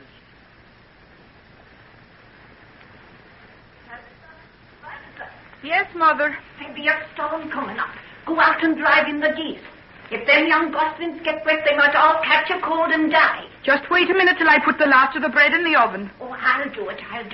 You've a ways to go, and them clouds be coming up fast.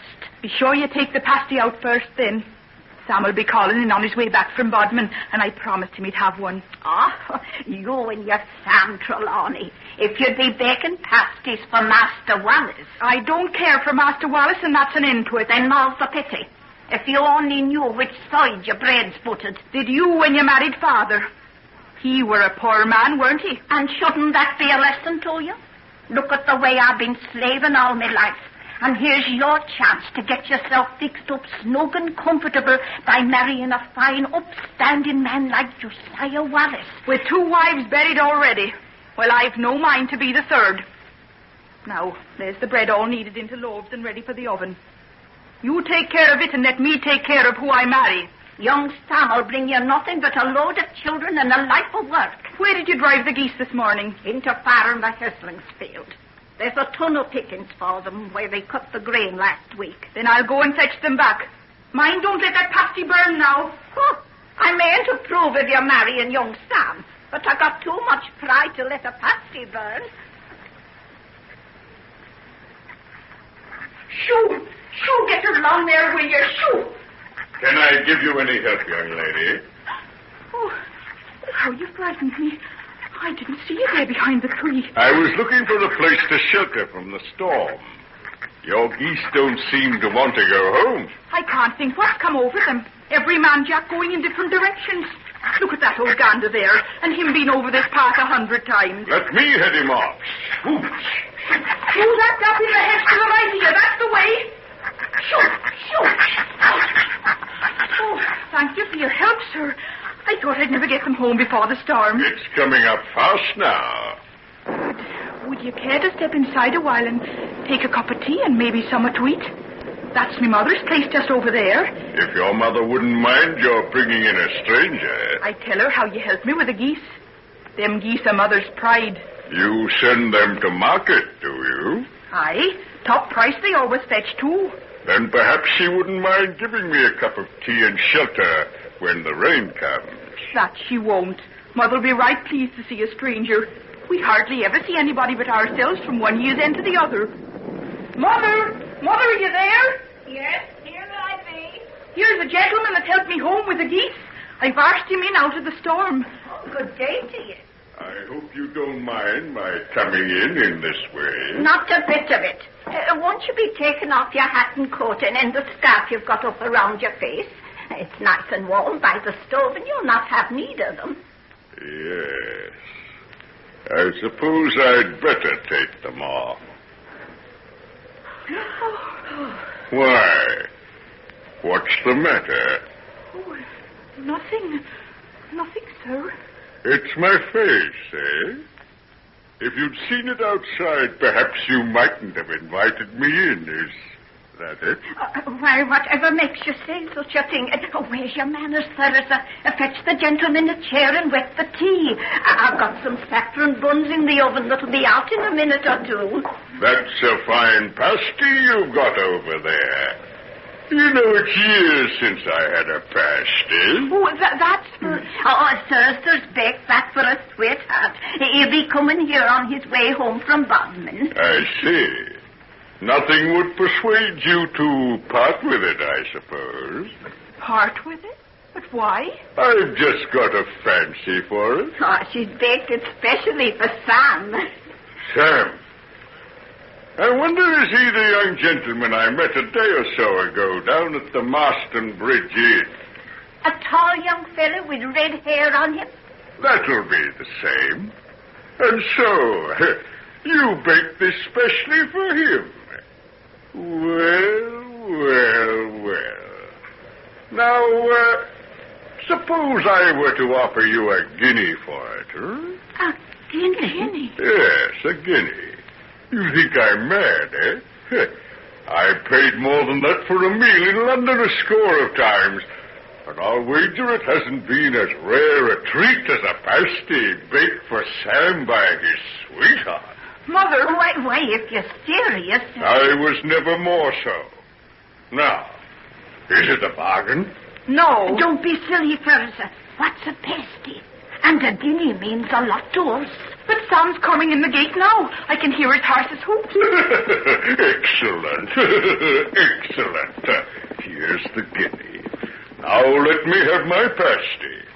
I'd like nothing better than to have young Sam come in and see me just starting to sink my teeth into his supper. Let me face the door so that I can get a good view of his face. This is going to be good. Almost as good as the pasty.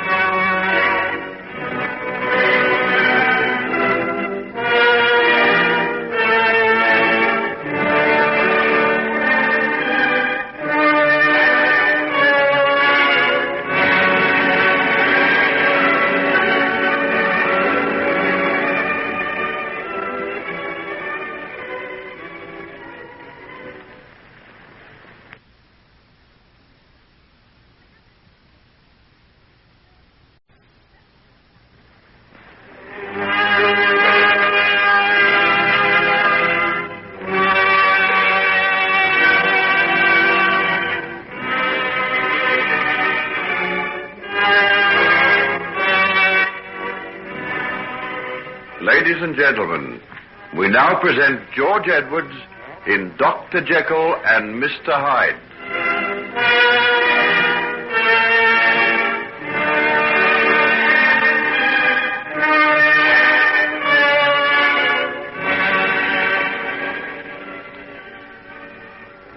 You mustn't eat it. I won't let you. What?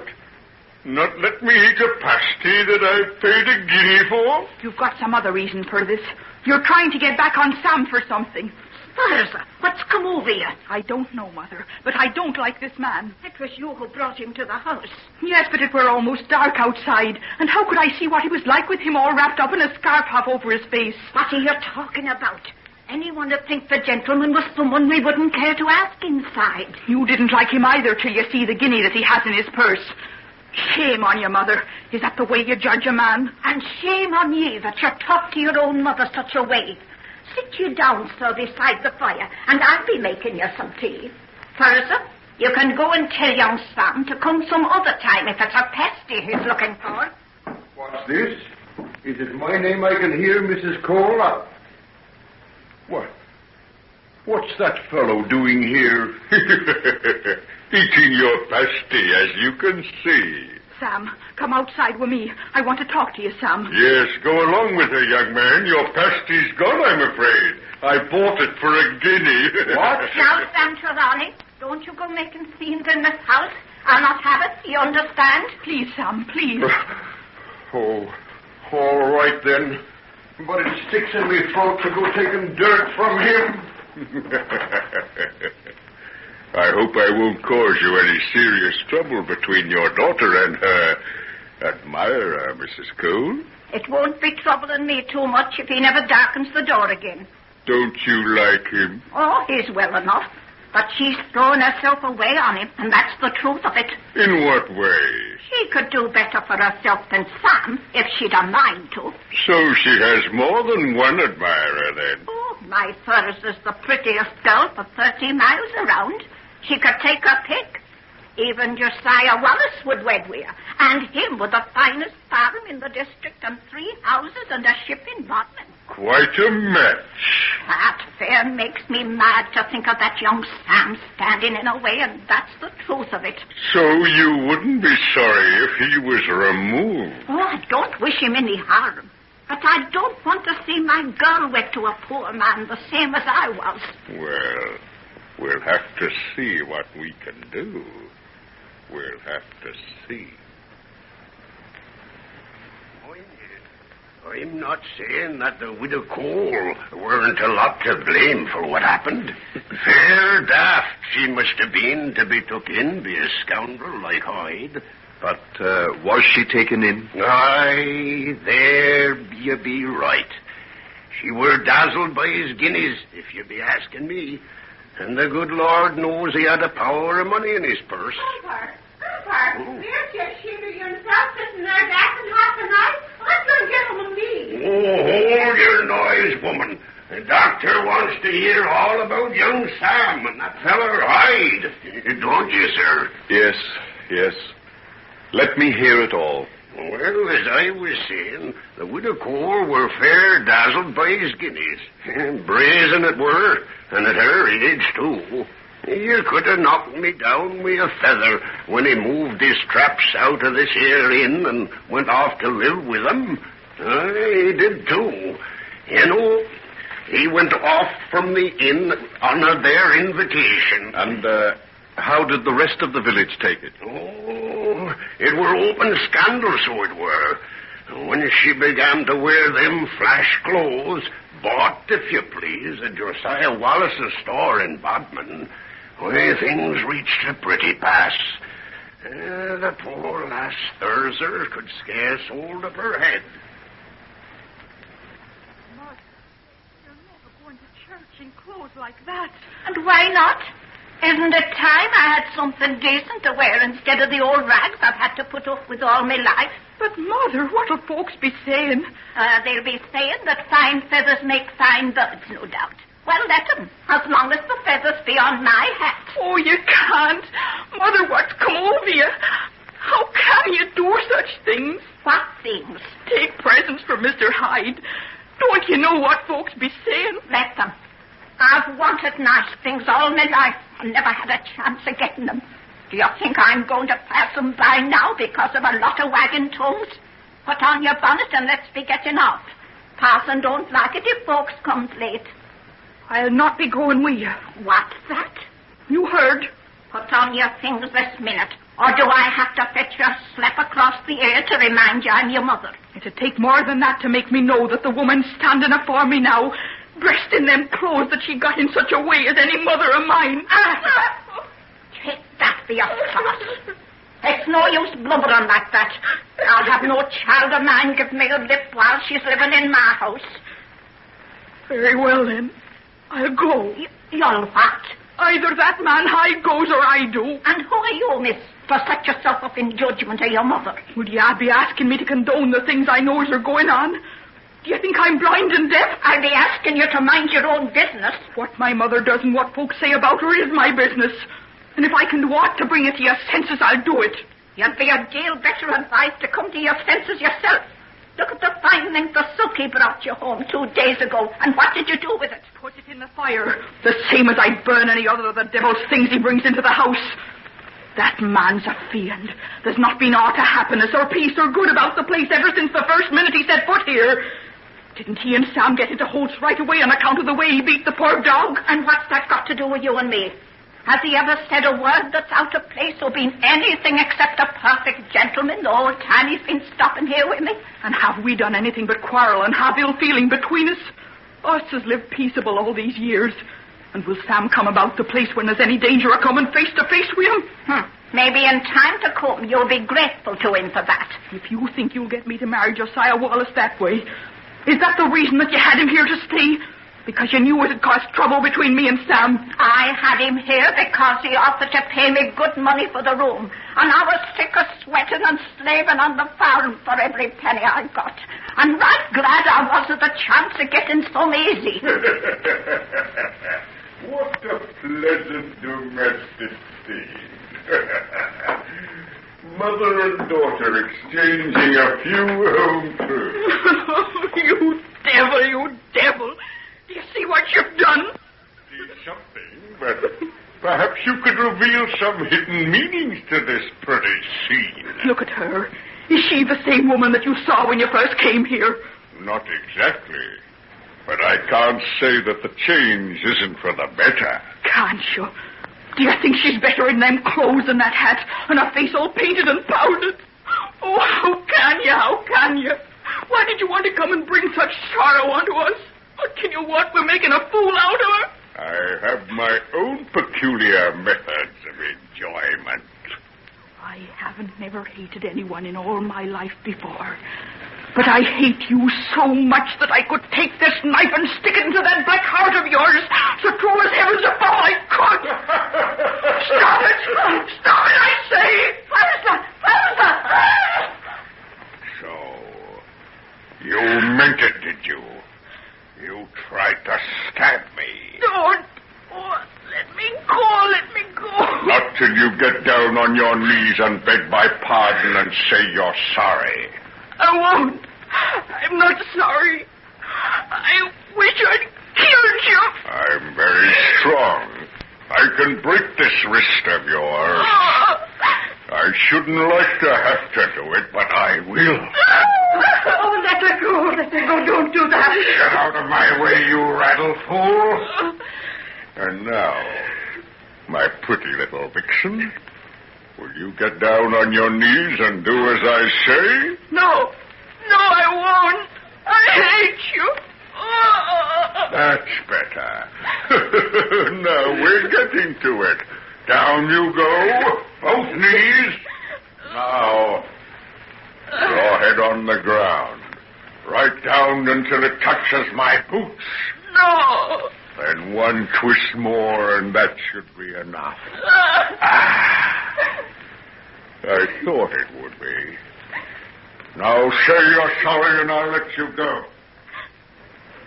I'm sorry. You're a nice, kind gentleman, and I'm grateful for what you've done for Mother and myself. You're a nice, kind gentleman, and I'm grateful for what you've done. Oh, let me go. I can't stand the pain. Sorry, say the rest of it. Come on, say the rest of it for Mother and myself. Mother and myself. That's right. Now I'll let you go and you can get up. Elsa, don't touch me. Don't touch me. You're as bad as him.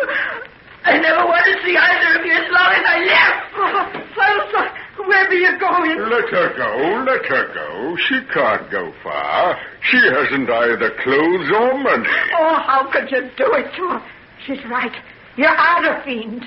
Oh, how could I ever have had anything to do with you? Because you're a contemptible, money-grabbing, unscrupulous hag. Where are you going? To pack my things. I've had enough of simple village life. You and your charming, though regrettably straight-laced daughter have begun to bore me. You can't. You can't just go off and leave me like this. What gave you the idea that I'd do anything else? I'll admit it may be a little unpleasant for you. After all, I imagine that your neighbors must have a very fair idea as to the source of your sudden prosperity. But that will pass. along with the prosperity. Oh, You tried to stab me, would you? Allow me, my dear. Good. I'm glad I didn't have to use the same harsh methods I was forced to adopt about Thurza. And now, while I think of it, I believe I'll have that ruby ring off your finger. It belonged to my father. Can't imagine what made me give it to you. Well, you've got your ring. Now get out of this house at once. As soon as I've got my things, with the greatest of pleasure.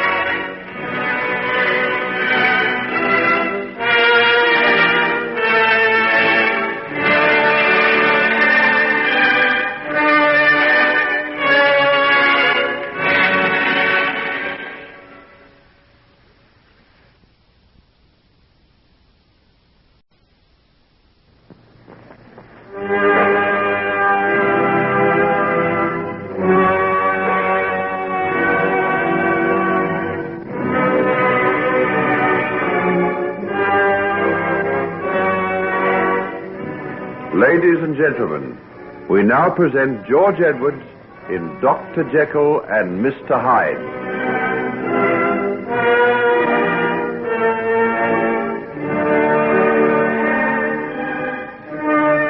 Mind you, I'd have knowed naught of all this I'm telling you if it hadn't have been for Billy Pedlar, who was coming home from market and heard the goings on. He got off his horse and went to take a peep through the window, and he seen Hyde fair tear the ring from off her hand. I was wondering how you knew so much. There ain't much as Mrs. Me, sir, I can tell you that. So it seems. Speaking of finger rings, that be a right queer one you're wearing now, if you'll excuse me for remarking on it. Yes, yes, it is rather unusual. It belonged to my father. Oh, did it now? I had a thought run through my head when I seen it, but I must have been mistaken. Why, what did you think? Well, Billy Pedlar told me about the ring that I'd took off the Widow Cole's hand. He'd seen her wearing it afore, you know, and I'd have sworn it were the same as you be wearing now. Yes, you're quite right. Hyde did wear it. I'd lent it to him for a while. Oh, and he were a friend of yours? Well, not exactly a friend, but I had a good deal to do with him. In a way, I was responsible for him. That's why I've come down here now to try and see what can be done to make up for what he did. It'll take more than the power of mortal man to undo what Hyde did. Oh, but I can do something, surely. Thurza's still alive, and young Sam... Aye, they be living, but there's a sight of bitterness and suffering that can't be wiped away. Maybe you don't know the full story. Then tell me. I know Hyde's side of it, but I'd like to hear another. Well, as I was saying, after Hyde had forced her to her knees afore him and made her beg his pardon, poor young Thurza run out of the house and down the road like one demented. She was smarting from the blows her ma had fetched her. And then there were the times she took the knife to Hyde. Well, she was sobbing and crying to herself as she run out of the place and didn't seem to rightly know what she were at. Billy Pedlar called to her, but she never heeded him nor stopped until she came to young Sam's place and banged on the door. Sam, let me in. Thurza, Lord of mercy, lass, what become over here? Sam. Oh, hush now. Calm yourself and tell us what it's all about. Here, let me dry your eyes. Lord save us. What's this on your face? Did someone strike you? Mother, she beat me, Sam, something cruel. And why? Because I took to her about the way she's going on. I couldn't stand it any longer, Sam, and that's the truth. I'm very ashamed I be. And she struck you? With a pot stick. I be black and blue. Oh, I can see your face, poor lass. Come, let me bathe that cut above your eye and fetch you something to drink. No, I couldn't touch a thing. Oh, just to drink a milk or maybe some tea. 'Twill help to calm you. Come now, that's a good lass.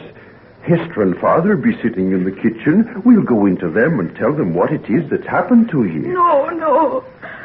I shouldn't have come. I should have hid me shame. What'll your father say when he hears about it? Don't you take no notice of him. He's an old man with a bitter tongue. It's me you've got to take heed of, and I'll say you did right to come here. Where else should you go? I hadn't nowhere else. Since Mother's took to carrying on so brazen, there ain't hardly no one that'll speak to me. Oh, we'll change all that. You and me'll be wed, and I'd like to see the man or woman that scorned my wife.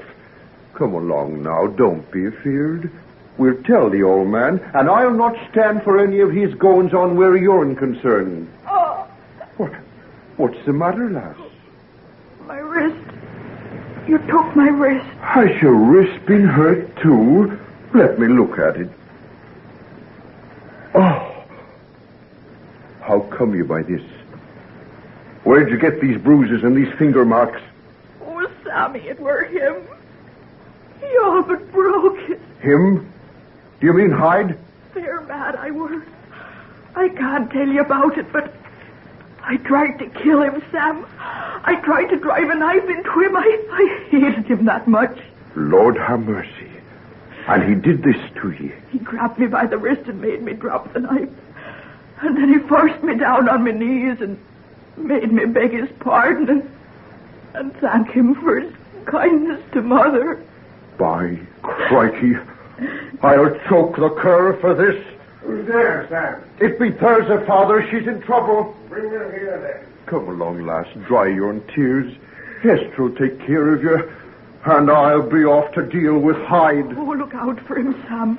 He'd do anything. He'll not do what he's done to you and get clear of it. Come, here's the kitchen.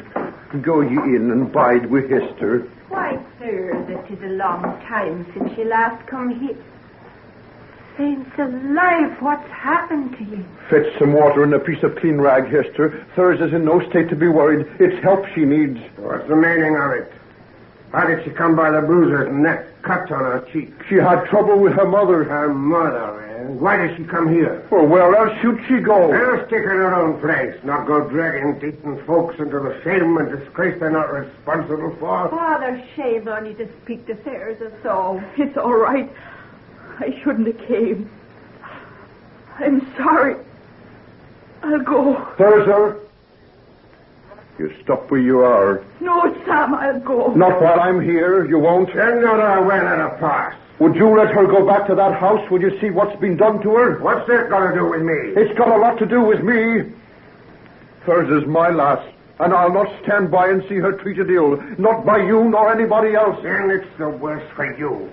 Because I'll not have one of her kind in my house so long as I'm master of it. One of her kind? What do you mean? It's an ill bird that'll come out of that nest.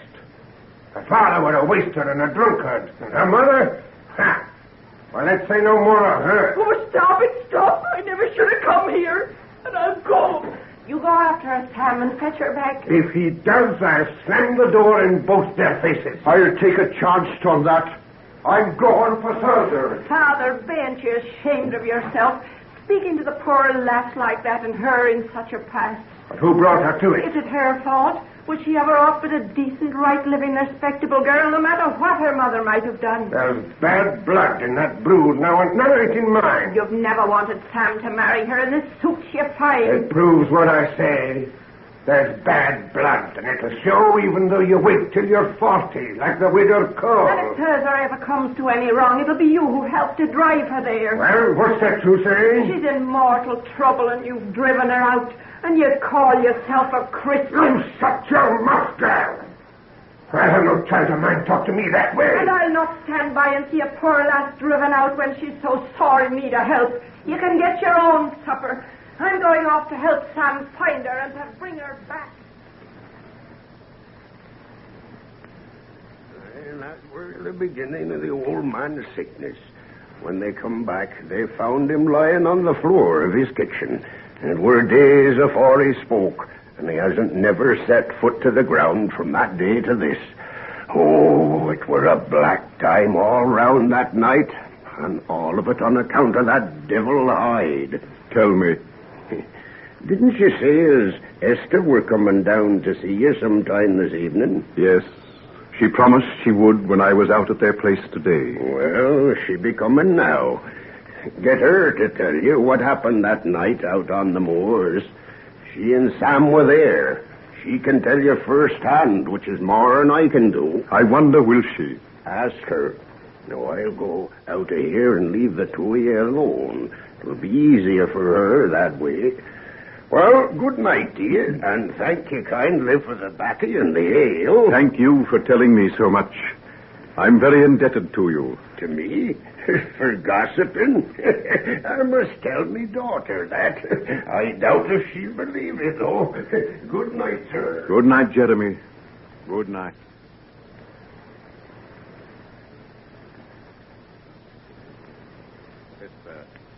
I want you to believe that I'd do anything in my power to set the rights, the wrongs you and your brother and Thurza have suffered at the hands of Hyde. The blackest day in my whole life was when I first set eyes on his hideous form and face. Did you ever see the like of it? It fair made my blood run cold. Oh, how could Thurza's mother... Oh, well, that's all past and gone now. She's dead this 3 years past, and all her follies wear. Dead?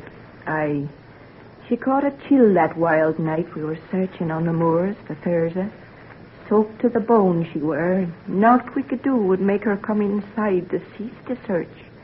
She were ill a long time after that, and never rightly got over it. And where was Thurza found? At the bottom of one of the old tin workings. She'd been there 2 days before Sam caught a glimpse of her. But how did she get there? The night were awful wild. I guess she didn't rightly know what she were about and stumbled as she ran along. She tried to save herself, poor lass, and hung on to a bit of a bush as she slipped down the side. That's how Sam got track of her. He seed it where it had pulled out by the roots, and he climbed down to look. But she wasn't killed. Not killed, but mortal hurt. Her back it were. She's lay like a log ever since. And Sam went off to South Africa. He never forgave his father for driving her out that night, and never a word has he spoken to him since. It's all but broke poor father's heart. He be a hard man, but Sam were his only son and the light of his eyes. Well, there's something I can do. I can bring Sam back from South Africa and give your father back his son. Aye, but what about poor Thurza? I'm a doctor, a surgeon.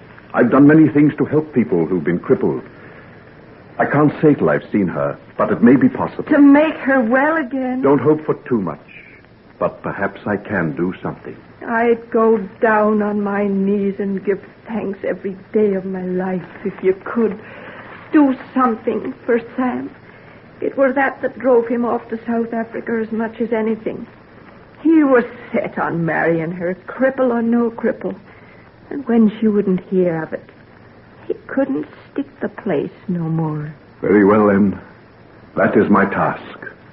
I must bring your brother back and give him Thurza, well and strong again.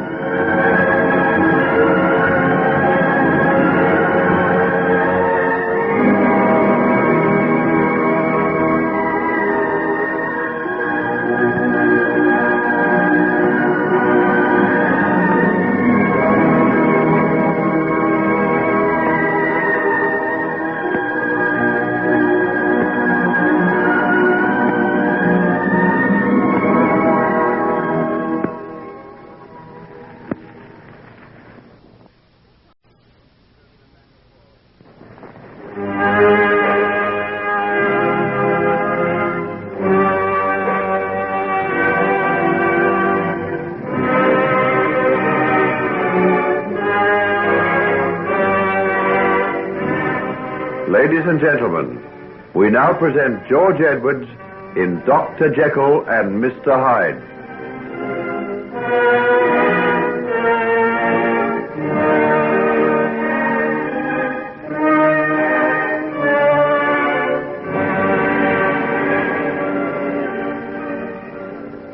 Are you serious? How can such a thing be done? They do say it were her spine that got hurt. It were a terrible fall she had, right down to the bottom of the old tin wording. Have any really good doctors seen her? Just the best we had in Bodmin. Bodmin's a very pretty little town, but I don't suppose it boasts anything very outstanding in the way of a bone specialist. Oh, no. There ain't no one there at all as you could rightly call a specialist. Just Dr. Lethbridge. And him not so young neither. Then that gives me fresh hope.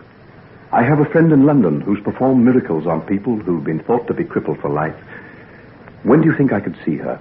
Well, she be living with her aunt about 9 miles from here. Maybe you could hire a landlord's horse and trap and drive across. Will you come with me? Nay, I couldn't be leaving Father for so long. He's asleep now, or I'd never have got away as it is. But do you think she'd talk to me and let me examine her if she hadn't you to tell her I was a friend? Why, for sure. She's only got to look at your face, for one thing. Is it a face that you would trust, Hester? It's a face the like of which I've never seen afore. Like a picture I once seen somewhere, when I were a little child. So kind, so sad, so beautiful. Thank you, Hester, my dear. Thank you. You can't possibly know what it means to hear that from you. Why from me? You have known Hyde. Hyde? What has he got to do with ye? Don't speak of him. Just let me forget. Very well, then. I'll not mention him again. And now, if you'd like to go back to your father, I'll walk along the road with you. That be right kind of you, but there bain't any need. It's bright moonlight, and I hain't far to go. But I feel the need of a little walk. It's rather stuffy in this little room with such a big fire. That's if you don't mind my coming with you. Of course I don't. I'd be glad of your company. Let's go, then. I'll just put on this coat and scarf. By the way, I think I'd rather you didn't say anything to the people in the village about my trying to get Thurza cured and Sam brought back from South Africa. You can rely on me. I'll keep mum and no mistake. Good. Shall we go, then?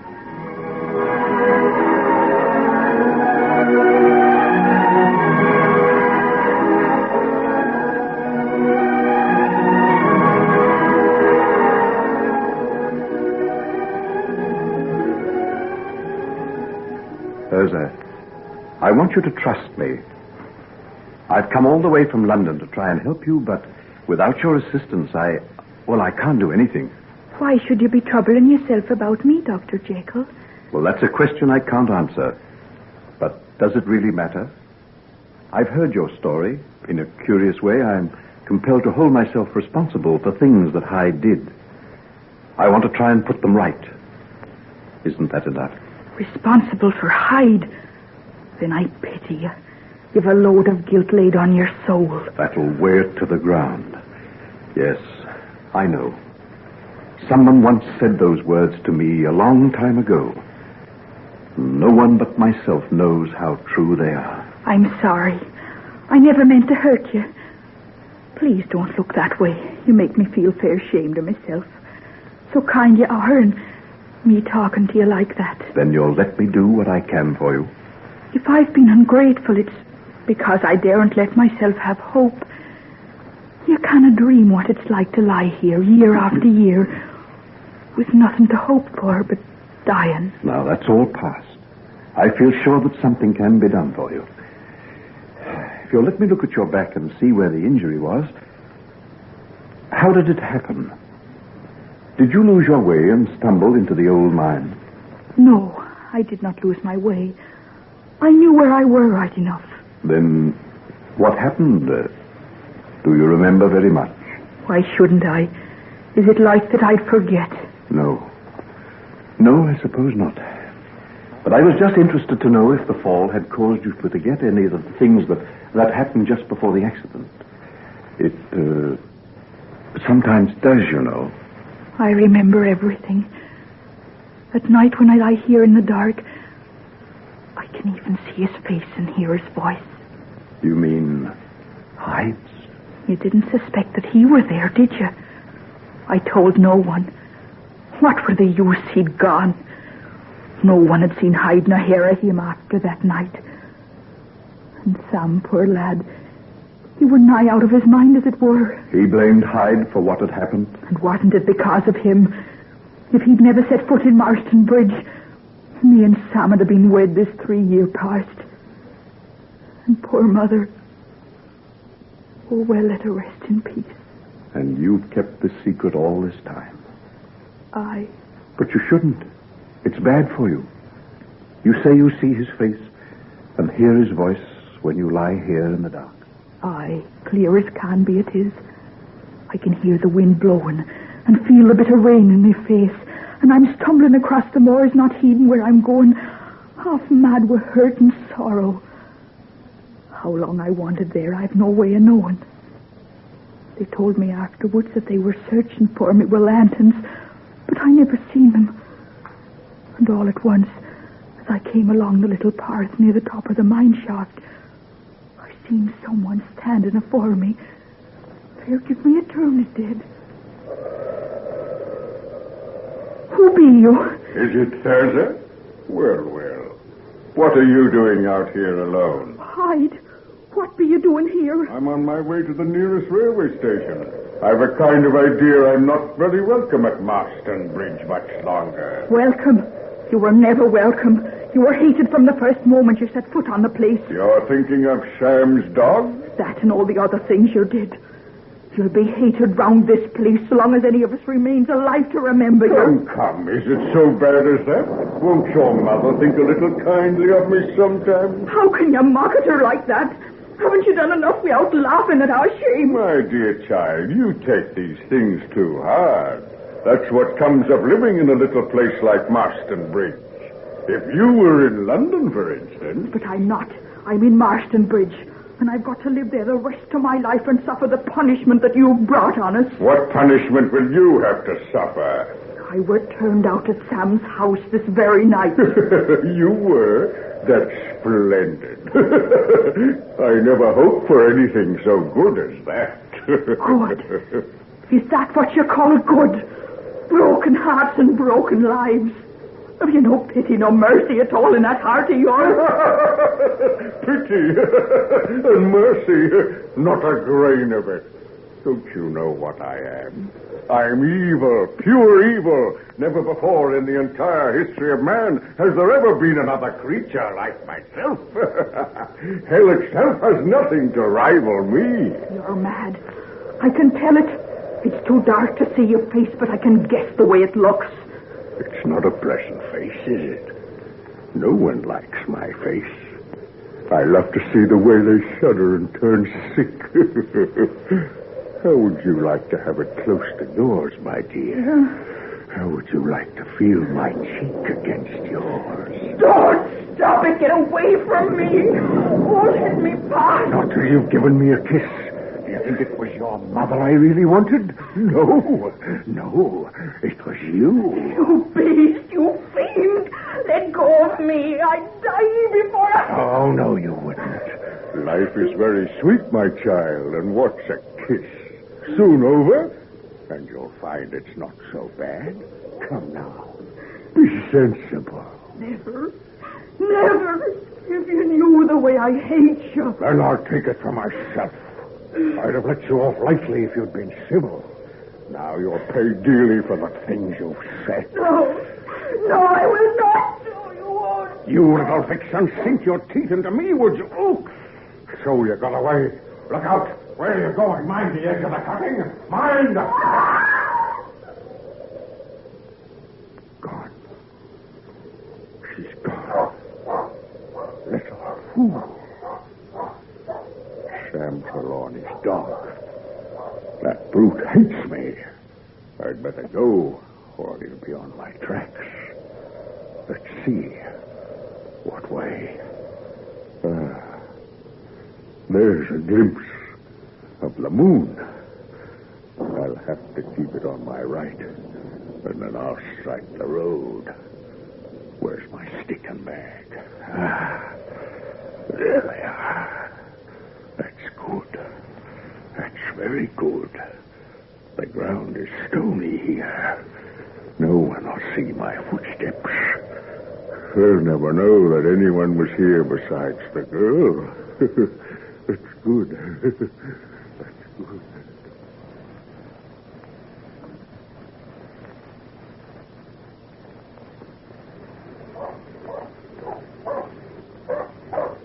Show your lantern here, Ted. Badger's onto something here. He'd never barked that way for nothing. Where are we? By the edge of the old tin working. Lord of mercy, don't say it. Look, what's up? See, that little bush there, almost torn out by the roots. I wish you. Mightn't someone have grabbed it? Oh, look, there's a piece of something flapping in the wind. It's a bit of cloth. Her dress, she's here. Oh, she's fallen down the shaft. Here, wait a minute, Sam. You're never going down there like that. She's down there. Thurs's down there. You must have ropes, man, and more like. 'Tis suicide to go without. Do you think that I can stop here and her down there? Hold him. You're don't let him go down there. Steady, lad. Us knows the way you feel, but there'd be no use in two of you going down head first into yon shaft. Oh, she might be dead. There's water down there. Oh, wait a minute. There's her. There's her. Can you hear me? There's her. It's she. She's answered. We're coming, lass. We're coming down for you. You go for ropes. You go for ropes, Ted and Billy. I'll wait here. I'll stop here and call from time to time. It'll give her heart to wait. And hurry, hurry! Keep your courage, lass. As soon as we have ropes and lanterns, we'll get you up. It won't be long. I promise you it won't be long. In my heart. And by I see them coming down the cutting. When they got to me and started to carry me up to the top, I don't remember anymore. The pain must have been terrible. It were worse nor anything I ever dreamed a body could endure. There might be more pain for you, Thurza, before you get well again. I'd let you tear me limb from limb if I could walk again and be like other folks. Then there is something I've got to do. You shall walk through Marston Bridge and back to your own home, and then perhaps you'll not lie in the dark anymore and see the face of Edward Hyde.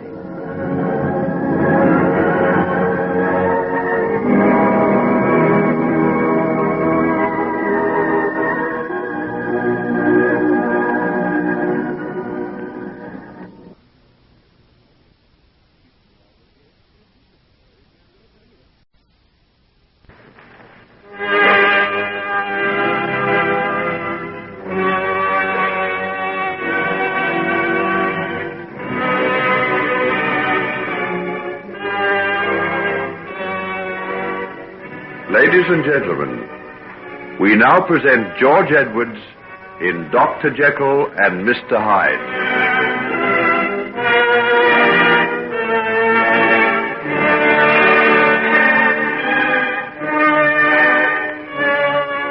Thurza, I've reserved a special carriage on the train.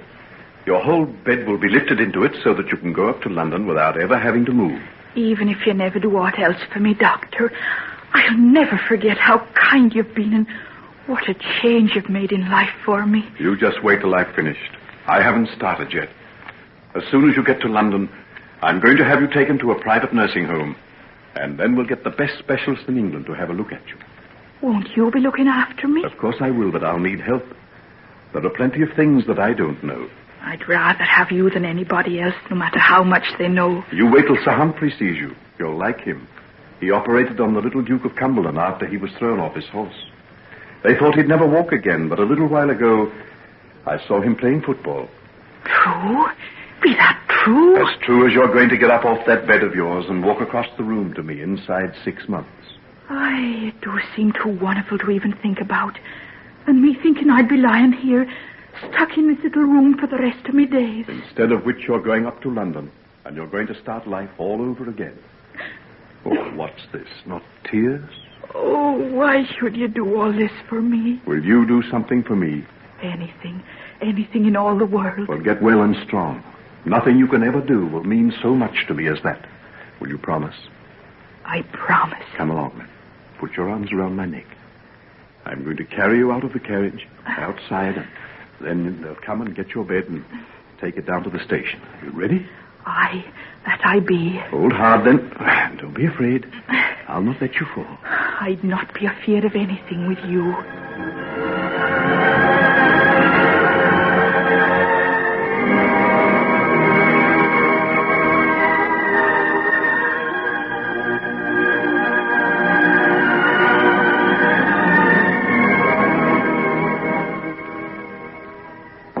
Well, matron, how's my patient today? Much the same, Doctor. Sir Humphrey's just having a look at her now. Would you care to go along? No, I'll see him after he's finished. Has she been out in the garden today? Yes, she had about 3 hours in the sun. Make any attempt to walk? 2 of the nurses supported her. But no success by herself? None at all. Strange. Ah, here's Sir Humphrey. I'll see what he has to say. Oh, there you are, Jekyll. I got here a little early. Hope you don't mind my going ahead and seeing Miss Cole. Not at all. I'm glad I wasn't there in a way. I'm anxious to hear what you think. Well, to be quite frank, I'm a little at a loss. There's no reason at all why she shouldn't have begun to use her legs ages ago. After all, there was no fracture, just a severe dislocation of the spine. When once we get that right... Yes, I know. Of course, there was a certain amount of atrophy of the muscles from this use.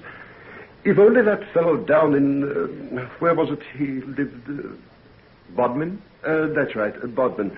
Well, if he'd had the sense to really find out what was the matter with her, she'd have been on her feet years ago. So, what are we going to do? Oh, just persevere. She's got an idea. She's going to fall. Now, if we could only get her walking without thinking about it... you think she'd be all right? Oh, of course she would. Physically, there's not a thing the matter. All right. I think I've got an idea. Would you care to stay for a while and see? See what? If we can get her to walk without thinking of it. Oh, how are you going to do that? That's my secret. Is she back in her room? Yes. They brought her inside to let me examine her. Good. Well, let's go and see what we can do. By the way, I was reading an article of yours in an old science magazine. Ever do any chemical research these days?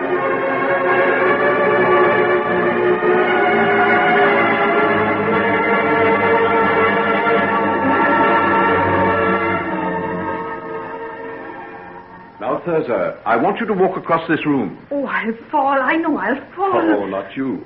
I got Sir Humphrey to come along specially to tell you that there's not a thing the matter with you. Then why can't I move my legs? You only think you can't. Am I as daft as all that? You're not daft at all. You're just frightened. What about? That you're going to fall. Now, you're going to stand up, and I'm going to take away those crutches like this. Oh, no.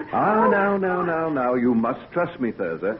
And when I tell you there's nothing the matter, I mean it.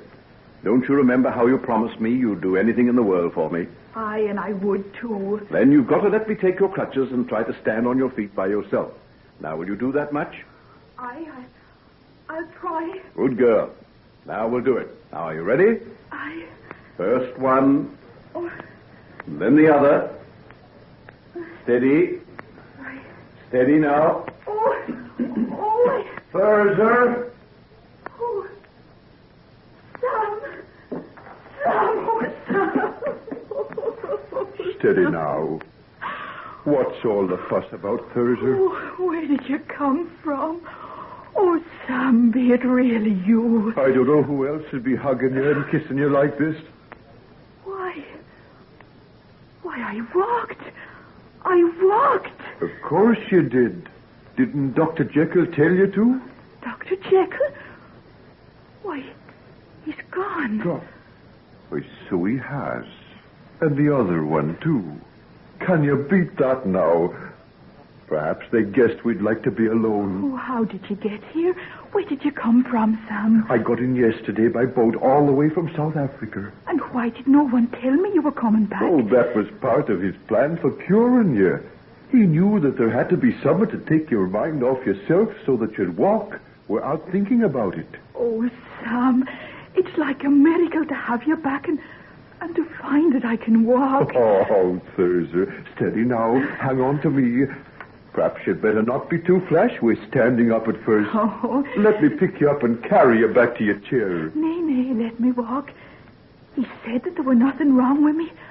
I want to prove that he were right. He said I'd walk through Maston Bridge back to my own home, and that I'd not lie in the dark no more and see the face of Edward Hyde. You were right, lass. You were right. You'll walk through Marston Bridge to your own home, and I'll go with you till the day I die.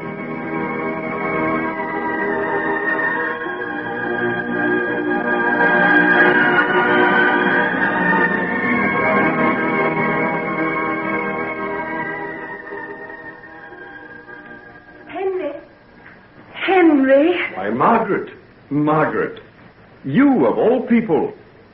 Where did you come from? I'm just up in London for a few days to do some shopping. I caught sight of you as you passed, and well, I ran after you, Henry. I'm awfully glad you did. Come and sit down in this little park and tell me all about yourself. Where have you been all this time? I went abroad for a while, and then I came back and went down to stay with Sir Robert and Lady Fairley. That's where I am now. You're not making your home there permanently? What do you mean, Henry? Do I have to say? You mean John? Yes, John. I thought I'd steeled myself against hearing you say things like that. But they still hurt, I'm afraid. Why? Because I want you to be happy. That you can hope to hear me say I'm going to marry another man. Sometimes I wonder, did you ever love me at all? Oh, Margaret. I know. But if only you'd tell me why you won't marry me. If I had something positive to go on, it'd be easier. But you've given me nothing but hints and evasions. Is it not enough, my dear, that I must renounce you forever? Must I also make you hate me before you'll consent to find happiness with someone else? How can I do that? Could you? You mean find happiness with someone else? Yes. You and I grew together through the years, Henry. I never realized how close we were until I've been trying to forget you during the past 3 months. You must forget. Don't you understand? You must. I can't. That's what I came up to London for. Oh, I pretended I wanted to do some shopping. That wasn't so. I came to see you. I had to see you. But you mustn't. You mustn't. You don't understand. You don't know what you're saying. I know there'll never be anybody else for me. No matter what you've done or what you are. Oh, Margaret. If you could only understand. You don't understand. I know I don't. I'll never understand what it is that came over you. Why you suddenly changed when my father was... Don't say it. Henry. Don't say it. Don't look like that. You haven't still got that terrible thought that you were responsible for what happened? I had allowed myself to forget. To forget for a little while. I'm glad that you reminded me. Henry, what do you mean? What is this mad obsession that you've got? I was talking to Hugh Lanyon. He was telling me that you're trying to find all the people that Hyde has injured and to put things right for them. You had no right. You had every right. He's your friend, and I'm the woman you love. Can't we know the secrets of your life? No. Never. No one shall ever know that. Henry, my darling, why do you shut me out? You look so haggard and so worn. Oh, and it's all so needless. Why must you torture me? Haven't I told you that there could be nothing more between us? But why? Why? Because I no longer love you. What? What did you say? Henry, it's not true. Not that. Oh, anything but that. What else can it be? I've tried to spare you, but you forced me to it. You mean there's someone else? Yes. There's someone else. Oh, no. I'm sorry. I should have understood before. It was stupid of me. I'll go now. No, don't bother to get up. I'll just walk down that path and out through the gate. It's best to do it that way. Goodbye. I hope that you'll be very happy.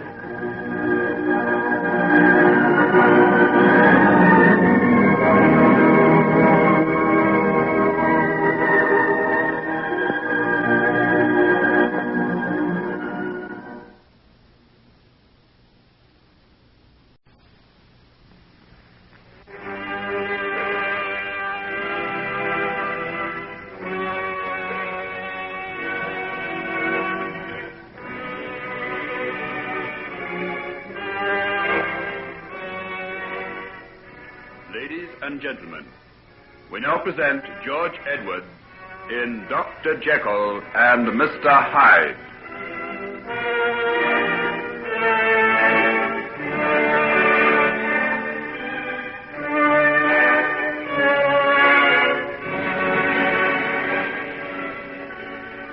Why, Margaret, where are you off to? You...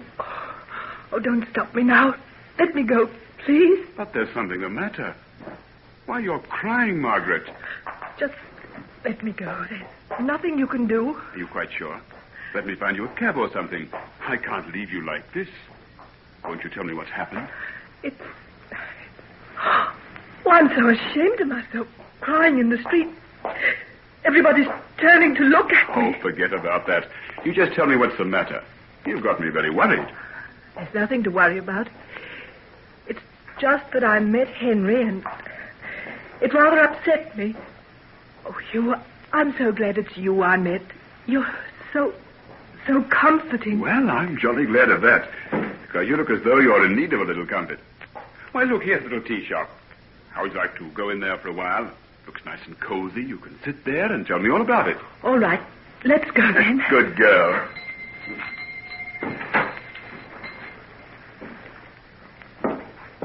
Now, what do you have? Tea and buns? Oh, tea and anything. Just so long as I can sit here for a while and get control of myself. Oh, you'll do that all right. Come along now. Tell me all about it. Oh, it's silly of me. I suppose I should have known. But it's the one thing I never dreamed of. What is? That Henry should have fallen in love with someone else. What? That's it. Who told you this? He did. I've just left him. We've been sitting in those little gardens at the end of the street. If anybody had told me but you, Margaret, I'd said I was dreaming. Then you don't know anything about it? Absolutely nothing. He's never said anything to you? Well, I knew he had some strange sort of idea after his illness about not getting married. Yes, I know that. We had a long talk about 3 months ago. He told me then that he felt he had no right to marry me or any other woman. He spoke as if there was some sort of blight on him, as though some terrible thing had happened that set him apart from all other men. But I thought he'd got over that. He's been tons better lately. Had 1 or 2 remarkable successes in his work, and that seemed to do him no end of good. Yes, he is looking better. But perhaps that isn't only due to his work. What do you mean? Well, if there's this other woman... Oh, I can't believe it. Then why would he say it? Goodness only knows. I've been Henry's best friend for a long time now. I've given up asking why about him. Here's our tea. Good, sane, honest tea. Have a cup or two of that, and then you can tell me the rest of the story. I think you know most of it, Hugh. Ever since we've been children, Henry and I seem to accept the fact that one day we'd be married. Oh, but perhaps I was wrong. I might have thought he cared for me, and all the while... Nonsense. I know how Henry felt about you. There's never been anyone else. I don't believe there ever can be. Then who is this other woman he's talking about? I don't know. But the first chance I get, I'll ask him. No, please don't. Yes, I will. I can't see you going around with so much unhappiness in your eyes and not do something about it. I don't think you'll be able to do much about it, Hugh. Confound the fellow. I'd like to wring his neck. Dear old Hugh. Drink your tea while it's hot and tell me all about yourself and Nancy. When are you going to be married? At least let me enjoy the thought of your happiness. Well, all being well, we plan to take the plunge in about a fortnight. So soon? Of course. I'm forgetting that I've been away for ages. And where are you going for your honeymoon? Nowhere original. Believe it or not, we're going walking through the lake country. It should be marvelous up there now. But anywhere it should be marvelous. On a honeymoon. Oh, sir. I'm sorry. What a clumsy ass I am. What do I want to go talking about that for? You didn't. I asked you. I'm the one who's the fool, Hugh. Henry made things perfectly clear to me ages ago. I deliberately sought him out today and forced him to tell me what he did. It serves me right. I should have had more pride. Oh, pride be hanged. I admire you for doing it. Must have taken a lot of courage. Not one woman in 1,000 would have done it. That's nice of you. I feel I need a little of that sort of thing. My vanity's had rather a bad time, you know. Vanity, nothing. If Henry's mad enough to prefer someone else to you, that's just his bad judgment. I wonder who on earth she can be. I don't know. But I'll find out just as soon as ever I can.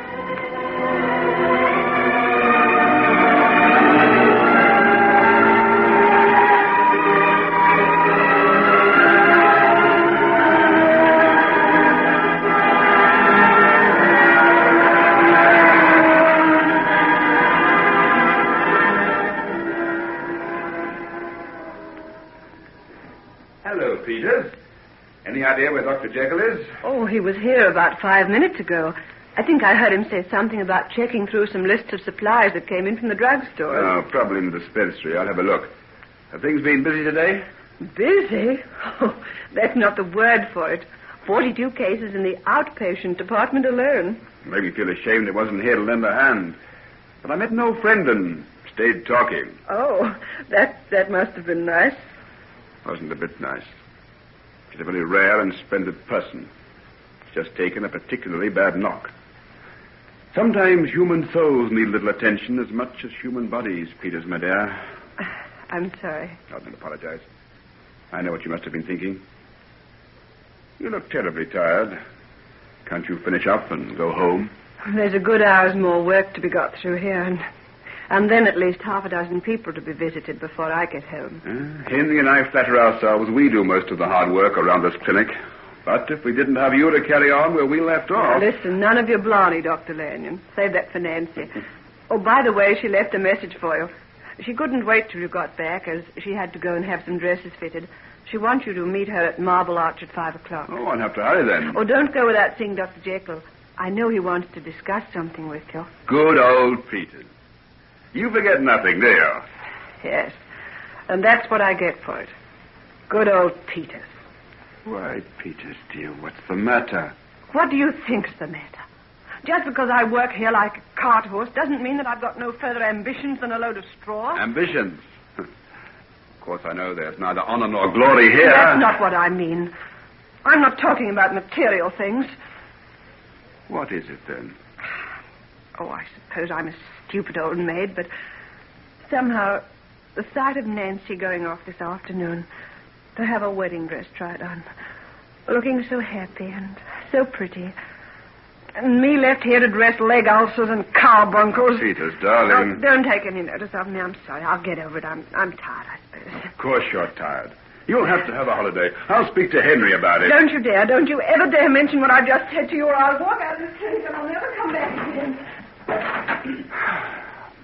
Well, I'll be... Hello there. I say, what have you been saying to Peters?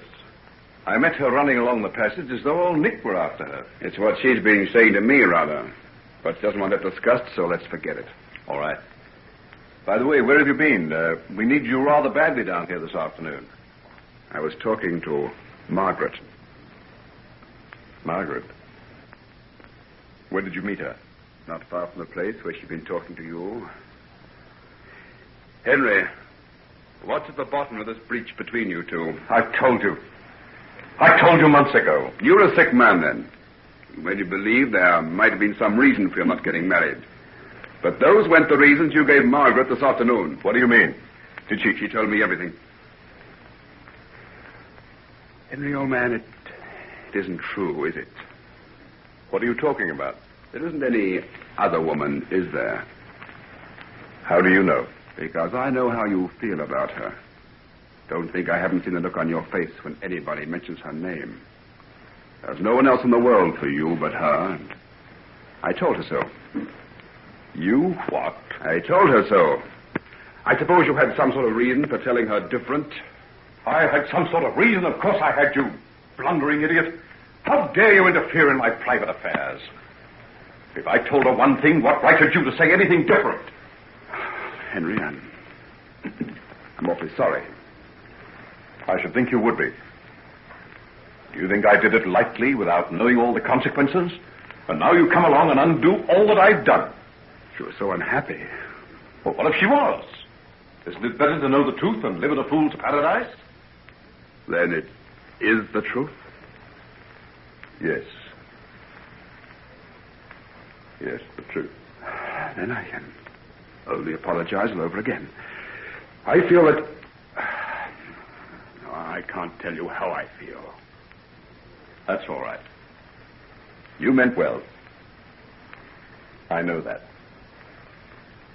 And of course, you weren't expected to know. The longer I know you, Henry, old man, the less I seem to understand. I know, but bear with me. Bear with me. You don't understand the position I'm in. If I were to lose your friendship... Oh, you'll never do that. I know, Henry. Can I say just one thing more? Go ahead. Are you going to be happy this time? I mean, are you going to be married? Why do you ask that? I've got two reasons. One of them is that I think it would be very good for you. The other is Margaret. Why, what do you mean? I think, if you'll forgive me for saying so, if you were married to somebody else, she might possibly find happiness with John Fairley. You think so?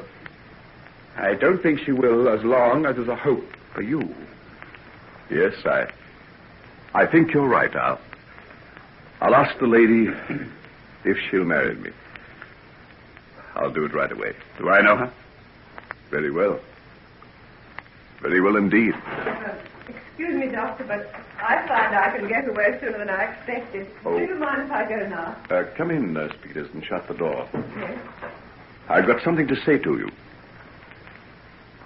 I told you that you knew her, Hugh.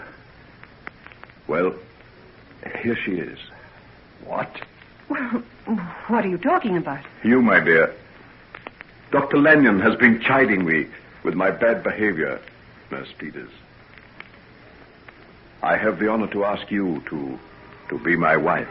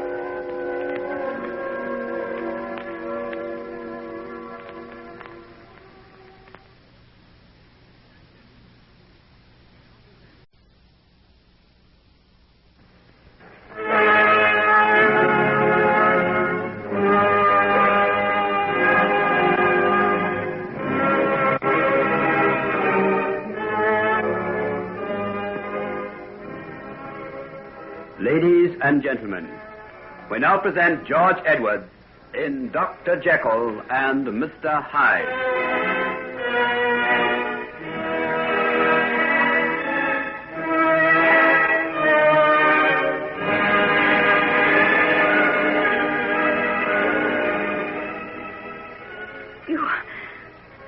You what? Is it so astonishing? Oh, how could you? It's not fair. Why, what do you mean, Peter? How dare you make fun of me? Fun? I was never more serious in my life. What? You mean it? You don't think I'd say such a thing unless I did, do you? Why, Look here, I'd better go. Yes, perhaps you had. I'll see you tomorrow. Thanks for everything. Nonsense. Good luck. Thanks, I need it. Goodbye. Now, Peter, my dear, let's sit down and talk for a while. Oh, now, come, don't look at me like that. I can't help it. I just can't believe you're serious. Oh, how am I going to convince you? Why did you ask me like that? Yes, it was wrong of me, I'll admit that. Well, let me do it all over again. Now, sit here beside me and give me your hand. Why, it's cold and trembling. And you're turning your face away. Now, don't tell me you're going to cry. All right, I'll spare you that. They might be tears of joy, you know. Might they? Do you really care for me so much, then? I think you know the way I feel. Then would you put up with me? Why are you doing this? You haven't changed. I've been working with you for years now. I know just the way you feel towards me, and it isn't love. Might it not be a great need of you, my dear? Need of me? A plain, dull, unexciting nobody, and you with all you've got. I'm the most poverty-stricken being in the world, if you only knew it. You are? Yes. You imagine that I'm a person to be envied with my fine home and big income. I tell you that I'm the most unhappy and desolate of beings. Why didn't you tell me? My troubles have been of my own making. It didn't seem right to burden another person with them. But don't you know that I've longed to do things for you, anything, so long as it meant being with you? You make me feel very ashamed of myself. And unworthy, Peter, dear. It's only the dregs of a life I'm offering you. To someone who's been starving as long as I have. I warn you, there may be things that you cannot even dream of. Things I can never even tell you about. I've loved you for years without knowing a single thing about you. But supposing I were to tell you that there are chapters in my life that I daren't let a single human creature know about. Not even the woman I marry. Are they past? Are they over and done with? Forever and ever. So help me, God. Then I'll ask nothing about what's no concern of mine. What strange and wonderful and terrible creatures you women are. You'll follow the path of your desire, no matter what pit it may lead you to. Oh, thank heaven for it. We men would be sorry things if we lost you through our sins. I'll try and not make you regret this, my dear. Isn't it more likely that you'll regret? Oh, why should I? Because you still love Margaret Utterson. Oh, that's not so. Oh, yes, it is. Don't think that I'm reproaching you. I know that things are over between you. But you haven't forgotten her. And never will. Don't look like that. I understand. I don't hope to take her place. But the fact that there's room for me in your life as well is more than I'd ever hoped for. Oh, Helen, my dear, what can I say to you? You're the finest, the truest person I've ever known. If you will do me the great honor to marry me, you'll give me a happiness I never hoped to deserve. I'll marry you, Henry. And whatever this black thing is that you've got in the background of your life, I'll help you fight it. And if I don't succeed, if it gets too strong for me, I'll still love you, no matter what you've done or what you may become.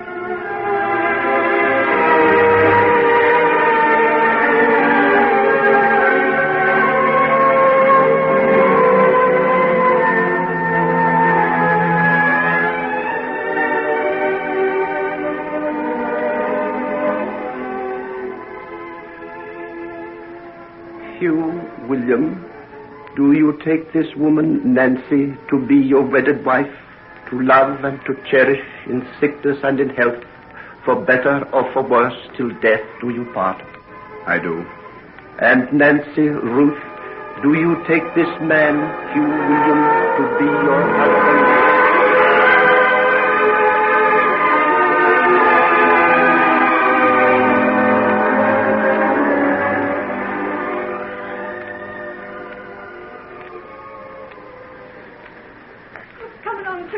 The guard's just going to blow his whistle. Oh, snatch that of his hand, Henry. A man can't be allowed to Mr. Travis setting off on his honeymoon. In you get, Nancy. I'll throw in the bags. Thanks. Where the dickens is that porter? Here you are, sir. Come to fit fine. I've got to walk the traffic jam. Oh, Lord, where's my wallet? Don't say I've come without any money. That's mine, you idiot. Oh, here it is. Well, thank goodness I'm safe. That's a disgrace. Never live it down. Nancy, I hope you put in some warm clothes. It might get cold up at the lakes. Of course she has. Sure of everything, didn't you, darling? Hooray, we're off. Goodbye. Goodbye. Well, it's all over. No, just beginning for them. What shall we do now? I should go and see Mrs. Wilkins and take some soup to Emmy Ryan. And I should attend a meeting of the hospital board. But we're neither of us going to do the things we ought to do. We're going to have dinner somewhere and enjoy ourselves instead. Are we? Well, don't you think it's time we did something of the sort? When did you go out on a celebration? I can't remember. Then we'll make this one you'll remember for the rest of your life. And there's another thing we've got to do. What's that? Well, you've been engaged to me for almost 2 weeks now, and you're not yet wearing a ring. There's a shop in Bond Street that I have in mind, and I... Oh, Henry. Would you like to go now?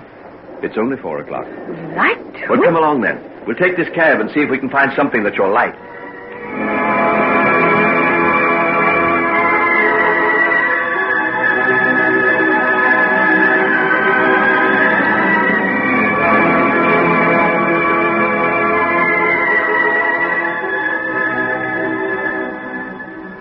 Now, you're quite sure you like the sapphire one best? Oh, quite sure.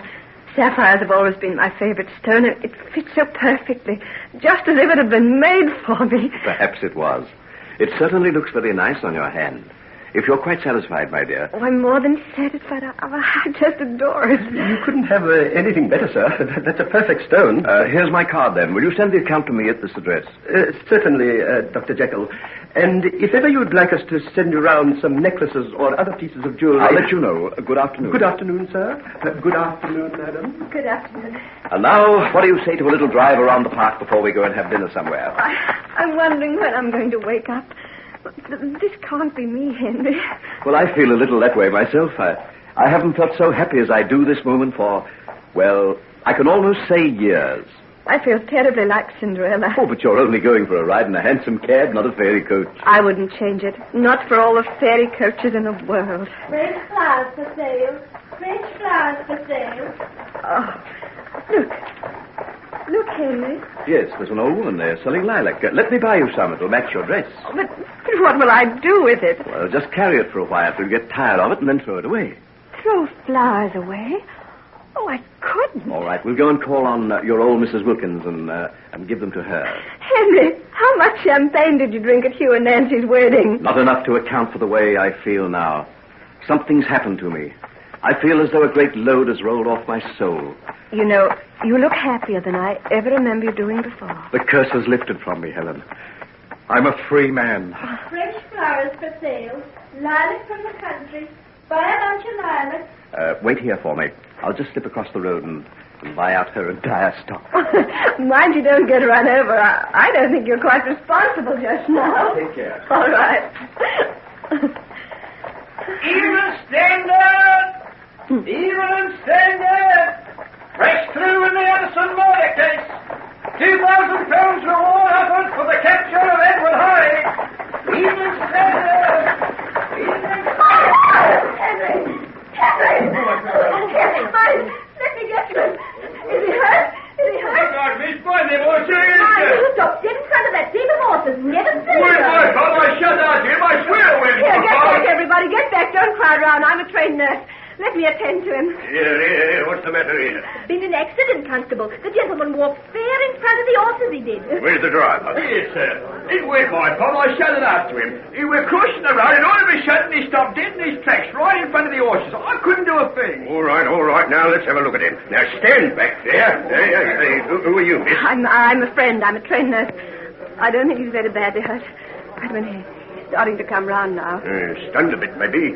Stand back there now and give him some air. What happened? Here. Don't talk to her. You've had an accident. Just lie still. I was crossing the road and something made me stop. I remember. It was the newsboy. Get me a paper. Get me a paper. Henry, lie still. You must lie still. I must see that paper. It's all right. I tell you. I'm all right. I was only stunned. Henry, keep still quiet. Up off the ground. There's nothing wrong with him at all. Where's the paper, boy? Hey, boy. Give me a paper. Henry, are you sure you're not hurt? No, I'm not hurt. Oh, let's get away from this crowd. Let's get away, I say. Not so fast, sir. I've got to get a few particulars. What for? Why, what do you want to know? Your name and address, sir. Now, move on, everybody. Move on. Go on. Now, make it lively. Here you are, the Evening Standard. Evening Standard. Fresh clue in the Utterson murder case, the Evening Standard. £2,000 reward for the capture of Edward Hyde. £2,000 reward.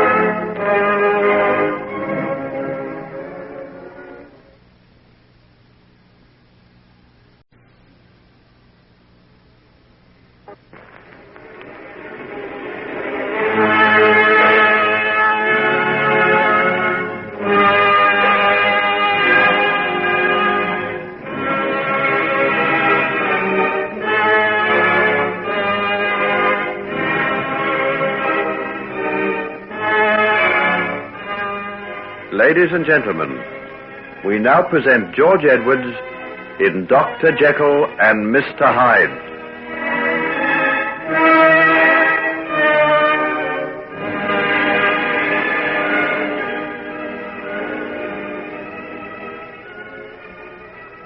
Lord save us, Miss Peters.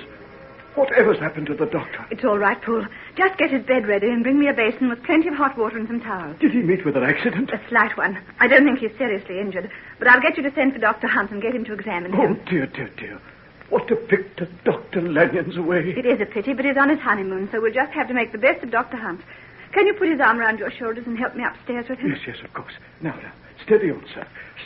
Just lean on me. Take it easily, Henry. I can manage. Don't try too much, Henry. You've had a bad shaking, to say the least of it. I'll be all right after I've had a night's sleep. Here we are. Here's your room, sir, now. Easy now. Now, through the door, sir. Right. That's right. Now, just wait a minute till I get you a chair. Would you care for some brandy or anything, sir? No, just help me into bed. I'll leave you now. Poole, call me, will you, as soon as you're ready? Yes, Miss Peters. Thank you. By the way, miss, could I have a word with you outside? Yes, of course. Just wait a minute till I close the door. What is it? There's 2 men waiting downstairs to see the doctor. From Scotland Yard, they said they were. You mean detectives? Yes, I guess it must be something to do with the man Hyde. Did you see the evening papers? Yes, I did. You go back to the doctor and don't say a word to him. I'll go down and see them right away. Poole, what are you talking about? Coming, sir.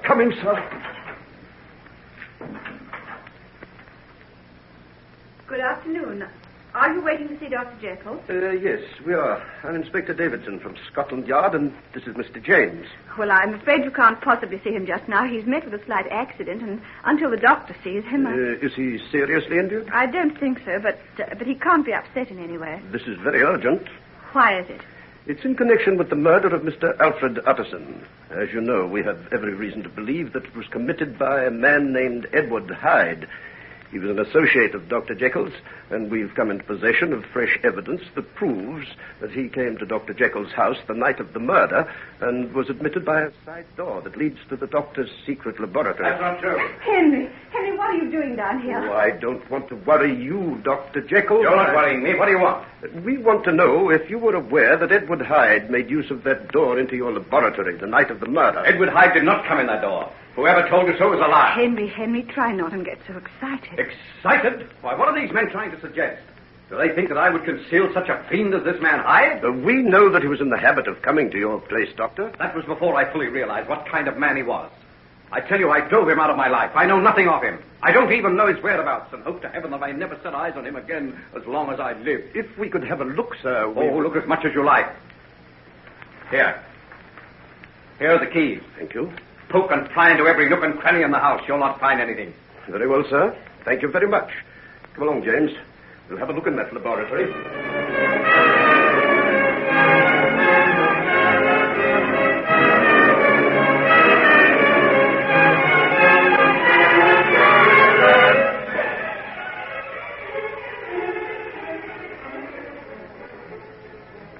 Henry, they've been gone some time.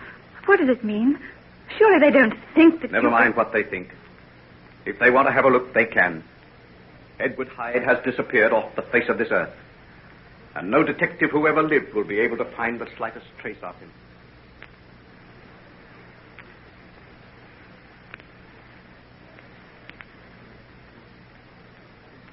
Henry, dear, are you sure you'll be all right sitting here in these gardens all by yourself? Yes, of course I will. I've got this book to read and the sun to warm me. I'll probably go to sleep. I won't be any longer than I can help, but I must go and see one or two of our patients. I know you must. Tell them I'll be back on the job again tomorrow. Oh, by the way, if old Harris is in much pain, you can increase the dose of morphia just a little. I'll leave it to you to decide if he needs it. Yes, I understand. I'll come back here for you. I shouldn't be longer than an hour. You'll find me waiting here for you. Goodbye, my dear. Goodbye. Lovely day, sir. Mind if I just rake up these few leaves from round your feet, sir? Oh, not at all. Go right ahead. First sign of autumn they be, though you'd never think it to feel the warmth of that sun on your back. Huh. Make a lot of extra work, don't they? Oh, all one to me, sir. I've been in charge of this part of Kensington Gardens for 39 years now, and spring, summer, autumn, winter, it don't make no difference. Every season has its own charm, I always says. Hey, will you just look at them children running all over the borders? Hey, get off them edges, you rascals, or I'll be after you. Get away there.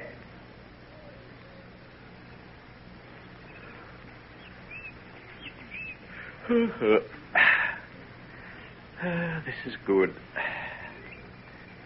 I don't know when I felt so lazy or so content. You've lost your sense of fear, haven't you? You think you've got rid of Hyde. You've shaken him off. He won't come back to haunt you anymore. You're wrong. He's with you now. You're remembering, aren't you? You're thinking of the things you used to do, the pleasures and the lusts, the frightful things you did. Oh, stop, for pity's sake. Pity? What have I to do with pity? Oh, leave me in peace. What have you and I to do with peace? This woman, Helen, do you think that she'll be able to satisfy you and keep me at bay? Have you forgotten the women we knew in Limehouse? That negress in the Sailor's Tavern? That Eurasian woman on the waterfront? The one who tried to knife me and who'll carry a scar across her face till she goes to the grave? Those were the days and nights when the blood raced through your veins like lava. Not the sluggish stream that lulls you off to sleep today. I'm happier this way. There's no such thing as happiness for you, Henry Jekyll.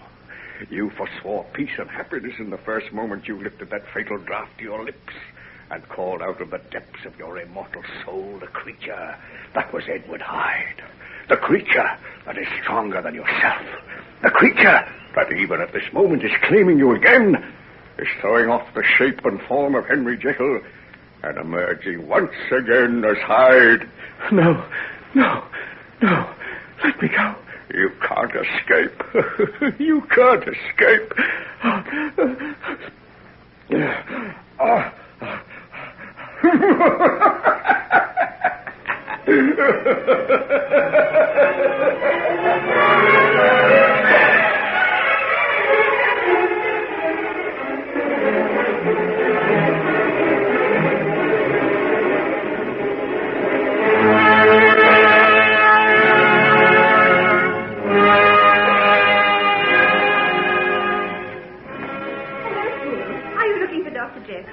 Yes, Miss Peters. A telegram came, and I thought I'd better bring it across to him. Well, he's sitting over there behind that little clump of trees. Come and we'll find him. But I looked there, miss. I don't think he's there. Oh, then he can't be very far away. Perhaps he's taken a little walk down the path. I've been longer than I thought, and I expect he got tired of waiting. Well, I've been here close on half an hour, miss, and I can't find him anywhere. I wondered did he go home and pass you somewhere on the way. That's quite possible. Maybe I'd better go back. Yes, do. I'll look a little while longer, and then I'll go back to the house, too. It's getting rather cold now. I don't think he'd stay outdoors much longer. Perhaps that gardener over there might have noticed where he went. Yes, I'll go and ask him. Did you notice the gentleman sitting on that seat behind that clump of trees, Gardener? A gentleman, miss? Wearing tweeds, youngish looking, with the white hair? Yes, that's him. Do you know where he went? Oh, I was wondering the same myself. I was talking to him and just went off to shoo away some children off the borders, and when I come back, he'd gone. Oh. How long ago was that? Oh, upward of 2 hours, I'd say. I seen him come here with him, and it weren't very long after you left. That's funny. Didn't you see him go? No, I didn't. I was away not more than 5 minutes or so, and when I come back, there weren't no sign of him. Oh, I wondered, did he go for a walk? Oh, I didn't see him. As a matter of fact, there's been no one along this way but one queer-looking customer who comes shuffling along with his head down, and that was about an hour ago. Come to think of it, I seen him sitting on that seat where your friend were. Did you? What was he like? Oh, hard to say, miss. Little he were. Queer shape, too, and you never seen such clothes. Must have been 2 sizes too big for him. I took him for a tramp and went to ask him what he was doing here, and I tell you straight, miss, the look he gave me fair froze the blood in my veins. Look? What sort of a look? Hard to describe. I've never seen the like of it before. Ugly, vindictive. Like as if he'd been glad of an excuse to fly at me throat. Well, where did he go? Straight out through the gates. The last I seen of him, he was getting into a cab, and the driver seemed as though he wasn't going to take him at first, and then the little cove must have said something to him, for the fella touched his hat pretty smart-like and drove away. What a funny thing. I don't know why it is, but even to hear you talk about him makes me feel queer. Oh, if you'd have seen him, miss, I tell you, I haven't got over it yet. I'll be right glad when the time comes to close up the gates and make tracks for home. He got on my nerves, he has. I shouldn't like to meet him after dark, and that's the truth. I only got one look, and then he pulled his hat down over his eyes and turned away. He didn't seem to want me to see it. And no wonder, I say. Well, perhaps he's quite harmless after all. To judge by the looks of him, there's nothing that he wouldn't be capable of, even murder. Why, strike me pink. What's the matter? I know who he is. What? I recognize the description. There's £2,000 reward for him. What are you talking about? That chap was Edward Hyde, the murderer.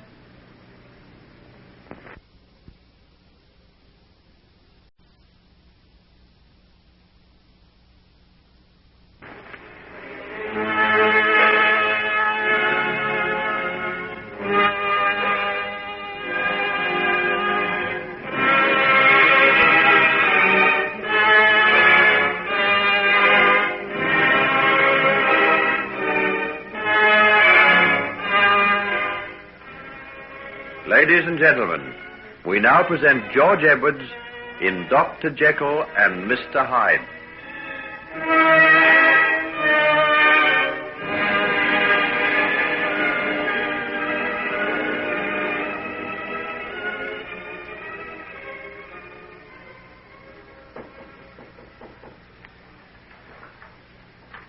Oh, Miss Peters, I'm that glad to see you.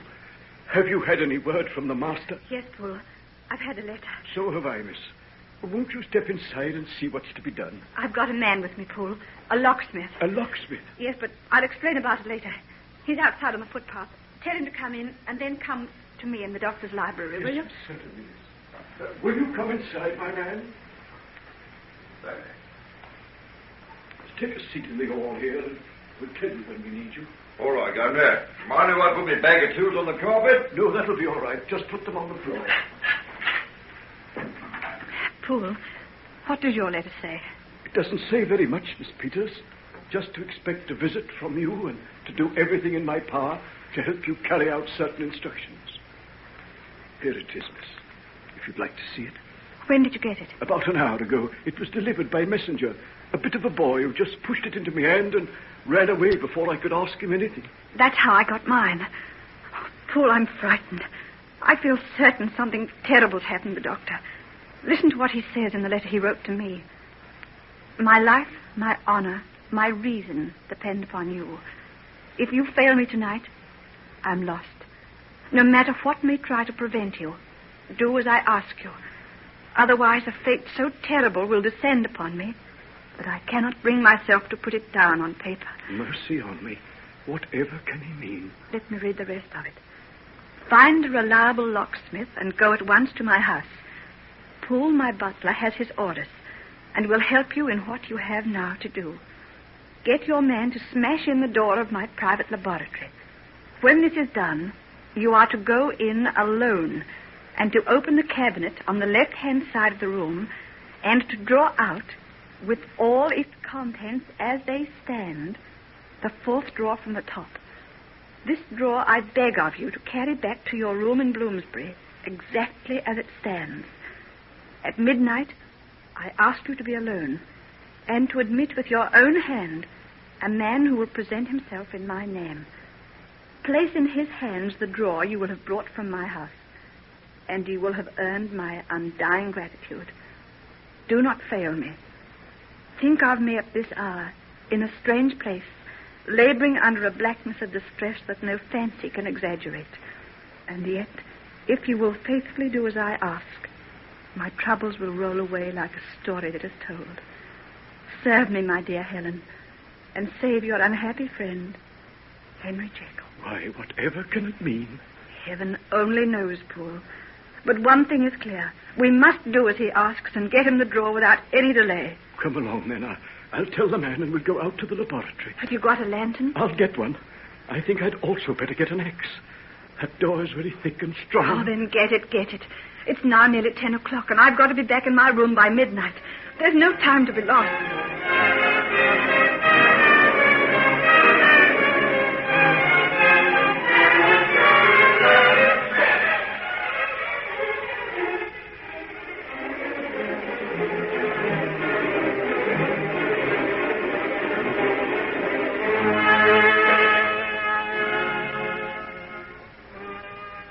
Hurry, man, hurry. Can't you get that lock off? I've never seen a stronger lock in all my life. I've been at it nearly an hour now. Wait a minute till I try this other fire. If that won't open it, we'll have to smash in the door. That'll take a bit of doing, too. The doctor had this door specially made. I think I'm going to get it this time. See? It's starting to give. Put your shoulder to it and we'll give it a go. Got it. Good, there you are, miss. I told you I'd never been beat yet. All right, good. Paul, give me the light. I'll go inside and get the drawer. Would you like me to come with you, Miss Peters? No. The doctor said I was to go alone. Just give me the lantern. As soon as I've got the drawer, I'm going to hurry back to my room. You can see that the door's sealed up again after I've gone. Yes, miss, I quite understand. Here's the light. We'll wait out here. All right. Creepy sort of place, this. What's it been used for? The doctor used it for experiments. He hasn't been here lately, has he? Look at all them cobwebs. Oh, blimey, what's that? What's the matter? Are you all right, Miss Peters? Oh, yes, I'm all right. Nothing. A big rat ran across the floor. Lord love me. What's that over in the corner there? That's the doctor's skeleton. The doctor's? He used it for reference. Haven't you seen them in shop windows? Yes, but I ain't seen one hidden away in a beastly, creepy place like this. I'll be fair glad to get out of it, and no mistake. Well, you won't have to stay much longer. I've got what I wanted, and all you've got to do now is to seal up the door again. Oh, lucky I brought a spare lock. I'll put it on right away. Would you like me to come across to the house with you, miss? No, Poole, you stay here. I'll let myself out and get a cab. I've got to hurry. In half an hour it'll be midnight.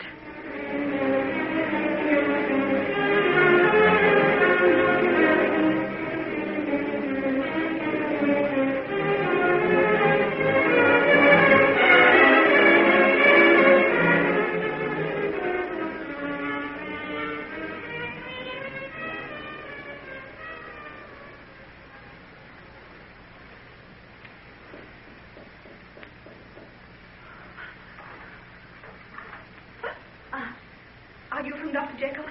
Yes. Where is he? He couldn't come. Have you got it? You mean the drawer? Yes, yes. Yes, it's here. Give it to me. Well, you have to come inside. My room's on the second floor. Yes, yes, I know. Let me in and shut the door. Quickly, quickly.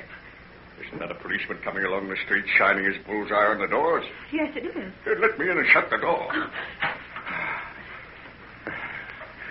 Is everyone asleep? Yes, I think so. Then take me upstairs. No, I'd rather that you waited here. Don't keep me here arguing. Take me upstairs and into your room. Some fool may come blundering out here. Do as I say. How dare you talk to me like that? I'm sorry. I apologize. You must forgive me. It's on account of my anxiety. You don't understand. But my friend, Dr. Jekyll... He's ill? Desperately ill. If I don't soon take him the contents of that drawer, it may be too late. Well, then come at once. I shouldn't have kept you waiting a moment. Can't I come with you? Surely I can do something to help him. He only needs the contents of that drawer. But if he's so ill... No, be guided by me. Keep away from him. Very well, if you're so sure. Here's my room. Come in and I'll give you what you want. Where is it, for pity's sake? Tell me where it is. It's here, under that sheet. Is that what you came for? Yes, that's it. I was afraid there might have been some mistake. It's all there. The powders, the tincture, and the book containing the formula. What's the matter? Are you ill? You look like death. When a man has faced the horror that I have, you can't begin to imagine what it means to see these things. They are all that stands between heaven and hell. I cannot begin to thank you for what you've done. Well, then you must tell me where Henry Jekyll is. I insist. I'm his fiancée. I've got the right to know. No, I cannot tell you. Then you'll not take that drawer. Wait till you do. Give it to me. Give it to me. I say, oh, by heaven. You can't. You can't. Who's that?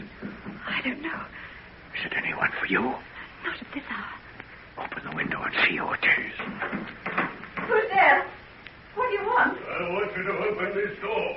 Who are you? The police. The police. Ask him what he wants. What do you want? I have a warrant for the arrest of Edward Hyde. We trailed him to this house.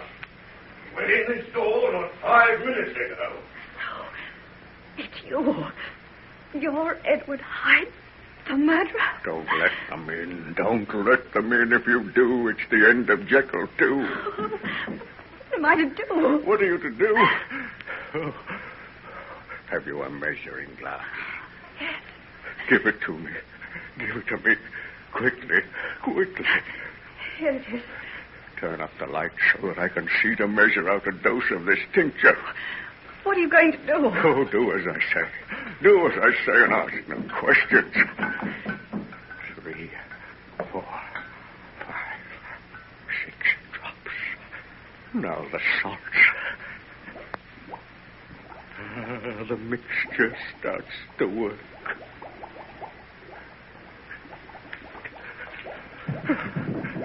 Curse them. They'll have the whole house roused. Hold them off for another few minutes, and then they can do their worst. What are you going to do? What What's in that glass? You're not going to drink it. I'd have done anything to avoid this. I've got no choice. That knocking on the door downstairs is a summons to the gallows. There's only one way out. You're not going to kill yourself. No, I'm not going to kill myself. I'm going to be born anew. Hide your eyes, Helen Peters, for they are going to look upon a sight that will blast them with terror and horror that has never met the gaze of man before. They're coming. I must do it. Heaven have mercy on us both. What's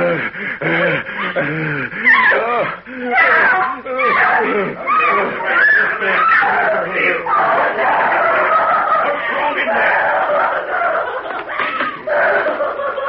What's going on in there? I don't know. She got suddenly terrified when she heard the banging at the door. I've done my best to calm her, but she seems to be quite beyond control. And who are you? This is my card. I am Dr. Henry Jekyll.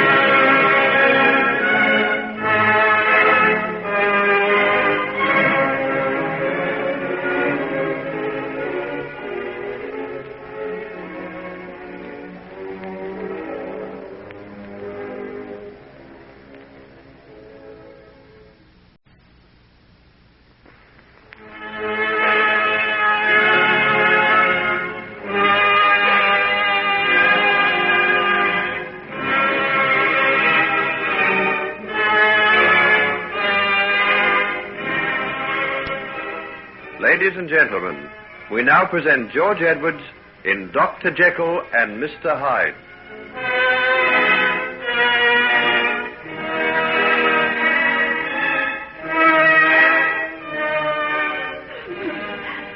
Dr. Jekyll?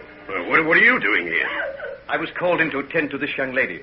A serious case of hysteria, I'm afraid. I must ask you to leave us as soon as possible. Otherwise, I can't answer for the results. Huh? What's the matter with her?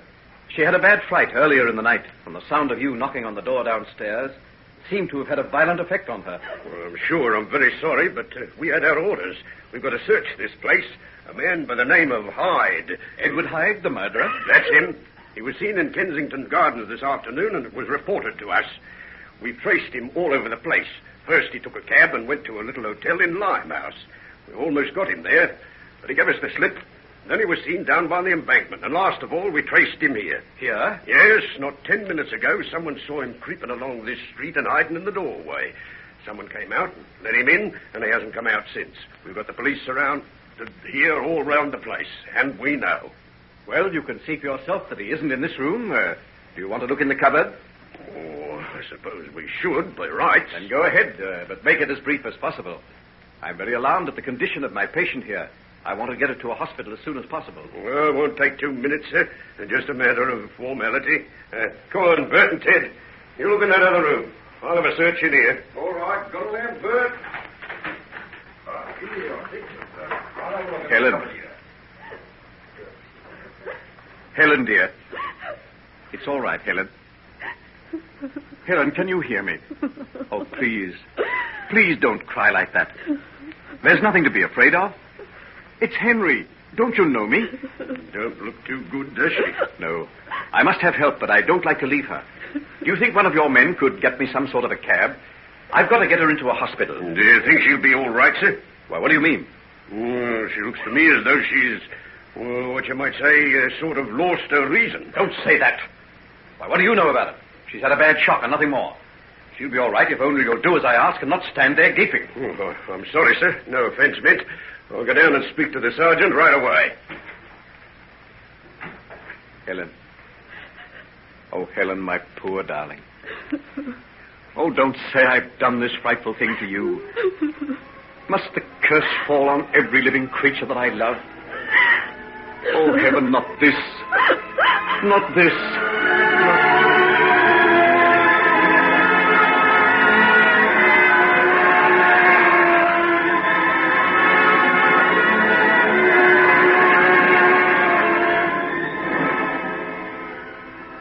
Here, I say.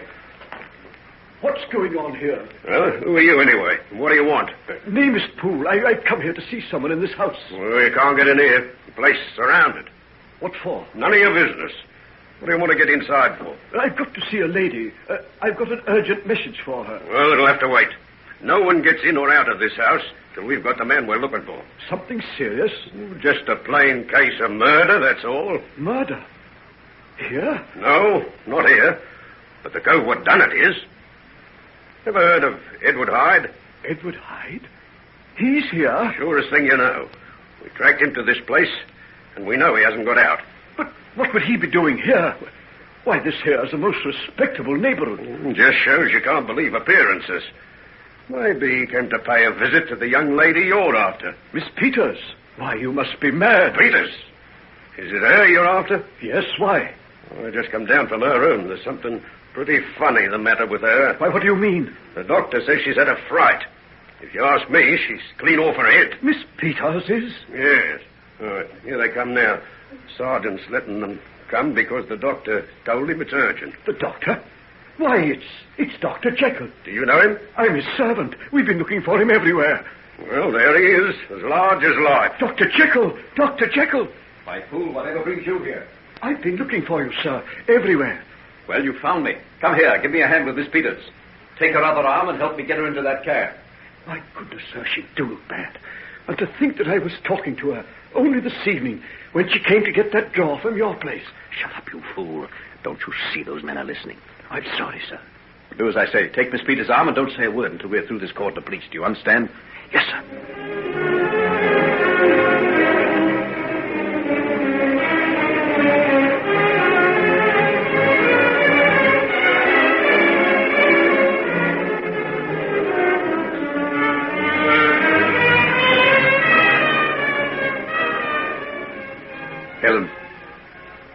Helen, can you hear me?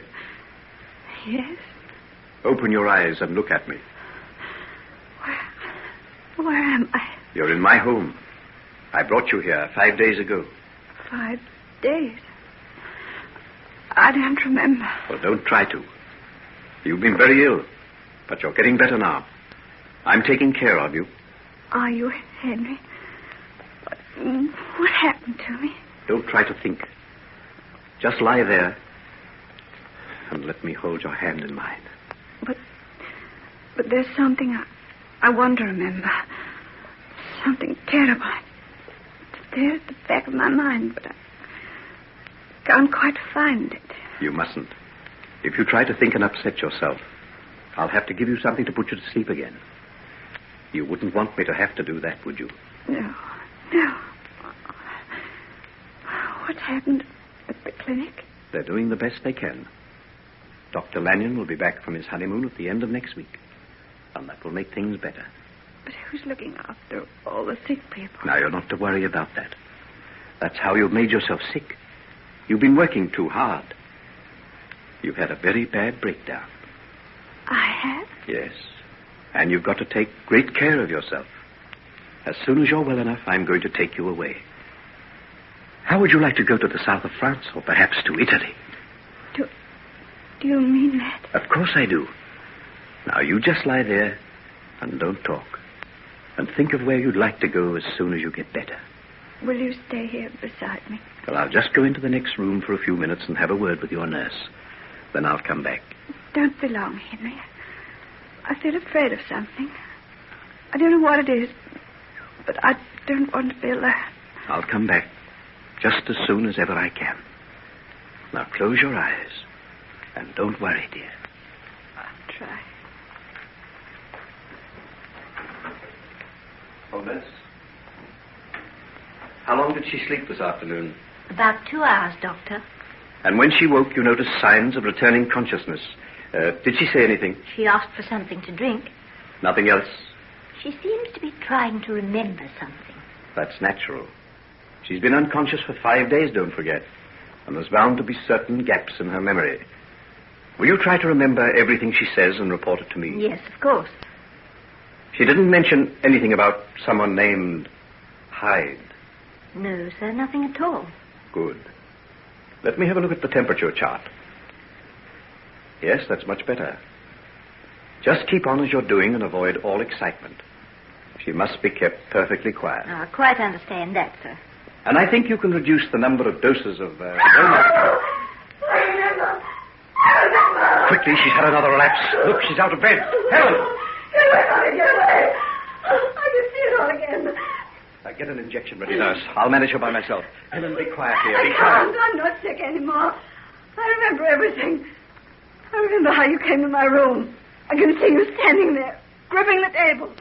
Your face, your hands, and your dreadful cry. You don't know what you're saying. You must be quiet. You must get back into bed. I'm not sick, I tell you. I can remember. You came to my place at midnight, didn't you? I opened the door, and there you were, crouching in the shadows. And the policeman with the lantern. Be quiet. This is all part of your sickness now. You've dreamt it all. No, I haven't. I saw it with my own eyes. I saw you measure up the liquid and put it in the little white powder. And all the while they were knocking on the door, and you were terrified. And you turned to me with your face ghastly pale, and the perspiration running down your cheeks. I can see the way your mouth was open and you gasped for breath, and then you drank. Oh, I can see it all.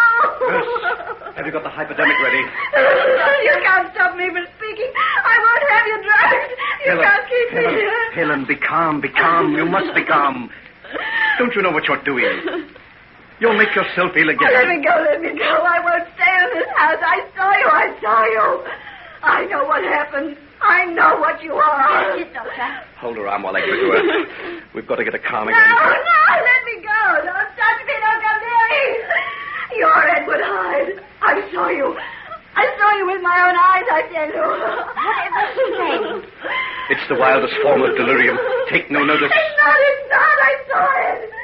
He drank down the medicine and I saw him change. I saw him change right before my very eyes. Hold her, nurse, steady. That's right. Oh, thank heavens for that. There, she'll soon be quiet. Quiet! I'll never be quiet again. Helen, don't you understand that this is just a dream? It's not. I swear I saw it happen. Thank heaven. She's growing quieter. Come and help me lift her into bed. It's the worst time she's ever had. Yes. It's very serious. If there are many more of them. Do you think her mind might be permanently affected? It may be. There. Poor soul. She's gone to sleep. We'll see how she is when she wakes. If she's no better... Will you be somewhere near? Yes. I've cancelled all engagements. I won't leave her. No one must attend her but myself, as long as she persists in this mad delusion that I am Edward Hyde.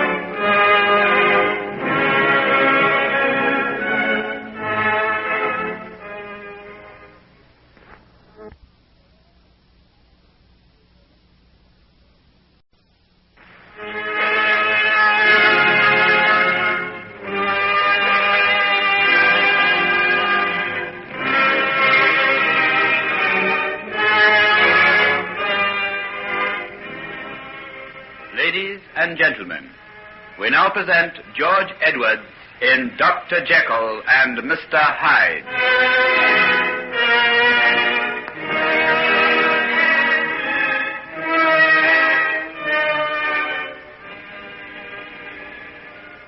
But, Doctor, why can't I see her? I've already told you, Mrs. Peters, that your daughter has had a most serious breakdown. She has to be kept absolutely quiet. If you were to go in and cause one of her attacks of hysteria, I really couldn't answer for the consequences. I can't believe it somehow. She was perfectly well when I saw her that evening. We had supper together. She was worried over you, of course, but as soon as she got your note... Did she tell you what was in it? No. She just read it and said she'd had to go to your house at once and get you something. She didn't say what it was. I think she said something about some medicine. Oh, is that all? That's quite right. I was working on an emergency case and needed a special drug. She went off right away, and that's the last I ever saw of her. I just can't believe it somehow. Mrs. Peters, you must believe me. These things are very terrible, but Helen has been working under terrific pressure for a long while. We never know when the break is going to come, but when it does... Doctor, she'll get well again, won't she? You don't think it might be permanent? It's too early to say, but with quiet and constant care. Couldn't I help to look after her? I'd do everything you tell me to. I can't bear to think that strangers are with her when her own mother... Perhaps in a little while it might be possible, but just at present, only the most skilled nursing will... She was so happy.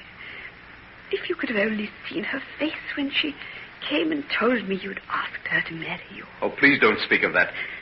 You can imagine how this terrible sickness of hers affects me. I know. This is the grief we share in common, Henry.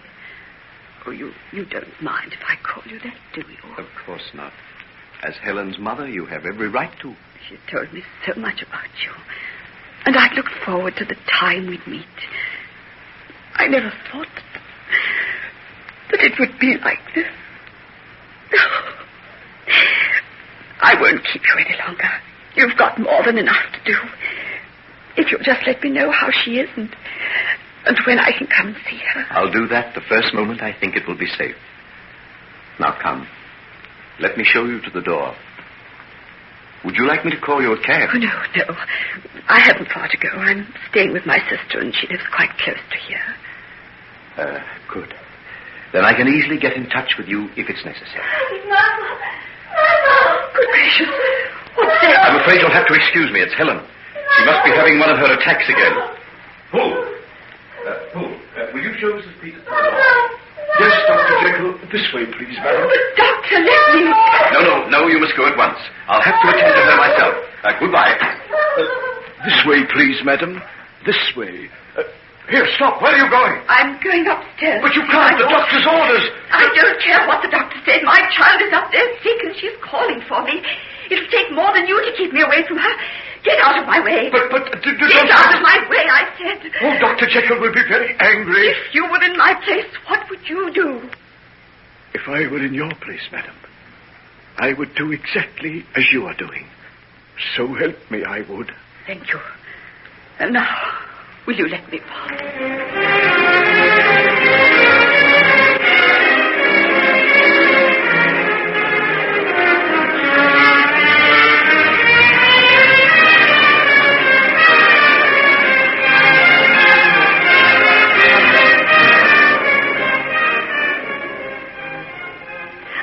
See my mother, I will, and you can't keep me away from her. Helen, dear, your mother is already gone. She's going to come back later on when you're feeling better. But there's nothing the matter with me now. I don't know why you're keeping me here. It's for your own good, my dear. It's not. It's because you're afraid I'll tell what I know. Oh, dear. The old delusion again. All right. Call it a delusion. Call it anything you like. But let me go. Let me see my mother. Helen, dear, that is not possible. Why? Mother. Oh, Mother. Mrs. Peters, how dare you come up here? I heard her calling me. That is no reason. I told you she was in a highly dangerous condition. Don't you know that you're risking her very sanity? That isn't true. You can see for yourself. Look at her face. Look at her eyes. And do you wonder? Do you think I can ever be the same again after what I saw? Tell your mother what you saw, Helen. I saw... Oh, how can I tell her? No one will believe me. I insist that you tell her. Tell me, Helen. Tell me, dear. Oh, Mother... Oh, perhaps he's right. Perhaps it was a terrible delusion. But tell me, what was it you think you saw? You remember that I got a letter telling me to go to his house and get some medicine? Yes, I remember. I did as he asked and waited for him to come. When the knock came to the door, I opened it. And there on the step I saw, not Henry Jekyll, as I had thought, but Edward Hyde. What? Edward Hyde? The murderer? Yes. But what was he doing there? Did you call for help? No. He told me he'd come from Henry. I was frightened and let him come inside. He asked for the drug. He seemed half beside himself with fear and told me something would happen to Henry if he didn't get it. I took him up to my room. Go on. I showed him the drawer which held the drug. And just as he was about to go, we heard a loud knocking on the street door. It was the police. The police? Yes, they'd seen him come into the house. They'd been trailing him all afternoon and had now come to arrest him for the murder of Mr. Utterson. Oh, Helen, how terrible. But wait, Mother. I opened the window and called down to them. And when I turned back into the room, there was Hyde. I saw it, I tell you. I saw it with my own eyes. What did you see? I saw him rush to the drawer, take out the bottle of red fluid, pour some into a glass, and the white powder. And when it had dissolved, he put it to his lips and drank. I thought it was poison. I rushed forward to seize it from him, but he'd fallen to the floor. I've seen people who've taken strychnine. I've seen epilepsy. But I've never seen anything so terrible as the seizure that he had then. I just stood there, paralyzed with horror. And then he seemed to change.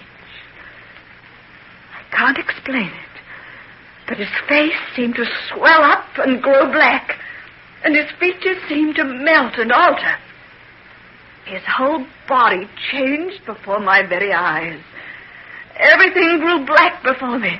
I sprang away and held my hands before my eyes to hide the horror from them. And when I looked again, he'd got up to his feet, was clinging to the edge of the table. And I swear that what I say is true.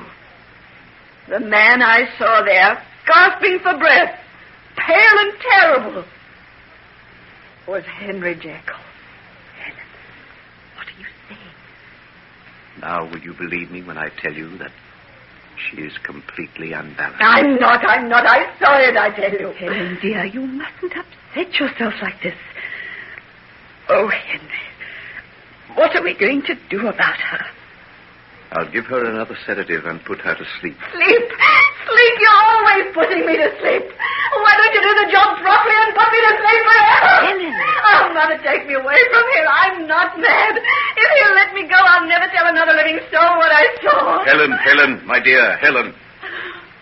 I'll let you go, my dear, as soon as you are well. As soon as you can persuade me that I imagined it all. I'll never believe that, never. Come now. Take this sleeping draught and rest. You've had far too much excitement, my dear. Yes, take it, Helen. It's for your own good, dear. You too, Mother. You too. Oh, won't anyone believe me? I'm not mad, I tell you. I'm not mad. No, my dear, you're not mad. But you're very, very sick. Oh. Now, calm yourself. Calm yourself. Now, just drink this down and go to sleep. I'll let your mother come and see you tomorrow. Come now. That's a good girl. Drink it down. That's a good girl. We'll leave you now, my dear. I want to have a little talk to your mother, and then I will come back. Now, will you be all right? Yes, I'm all right. Nurse will look after you. Come, Mrs. Peters. Oh, Henry. Henry, this is terrible. You see what I mean? Oh, yes, of course I do. What will be the end of it? I'm hoping that rest and quiet and unremitting care will bring her round.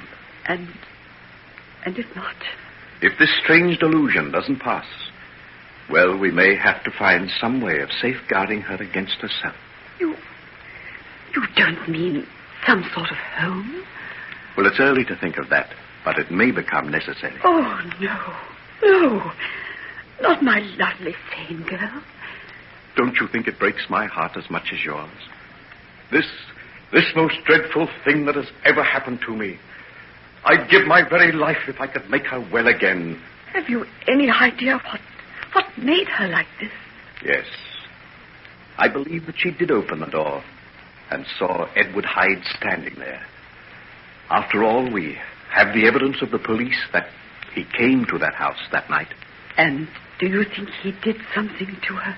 I think that the shock and terror of seeing him there may have unbalanced her. So that's another crime against the name of Edward Hyde. I wonder, is there any punishment terrible enough to fit the sins of such a man? There is a punishment awaiting Edward Hyde. That will be more terrible than anything that you could ever imagine. With every hour that passes, it is creeping on him, and he knows, as I do, that there is no escape.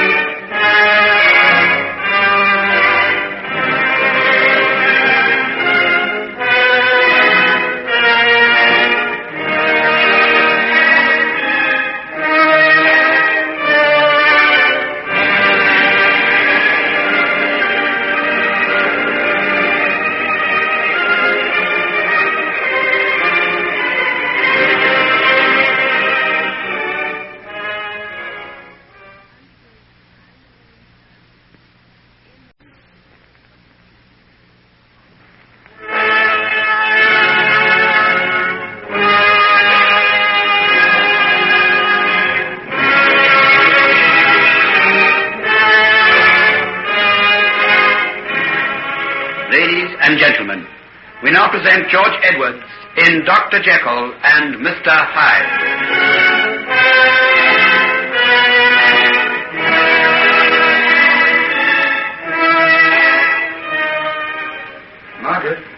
Margaret?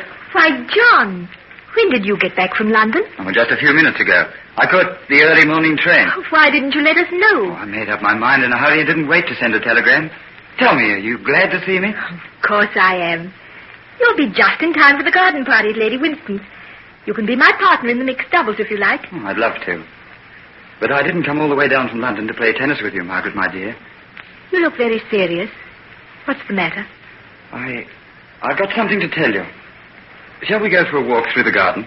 Yes, by all means. I was just going out when you called me. I wanted to pick some delphiniums for your mother's room. You don't know how much I love to see you so much at home down here, Margaret. You just seem as though you belong. Your mother and father make me feel that way. I can't tell you how kind they've been. Of course they have. They love you, that's why.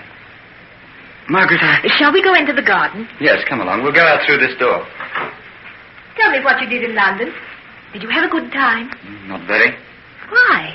I was longing to get back here all the time. I don't have to tell you why, do I? Please, John. You can't stop me, Margaret. I've come down here to say these things to you, and you must hear them. But if I don't want to hear them? Why don't you? Margaret, it's months now since I spoke of this. You asked me to give you time. Haven't I been patient long enough? You've been marvelous.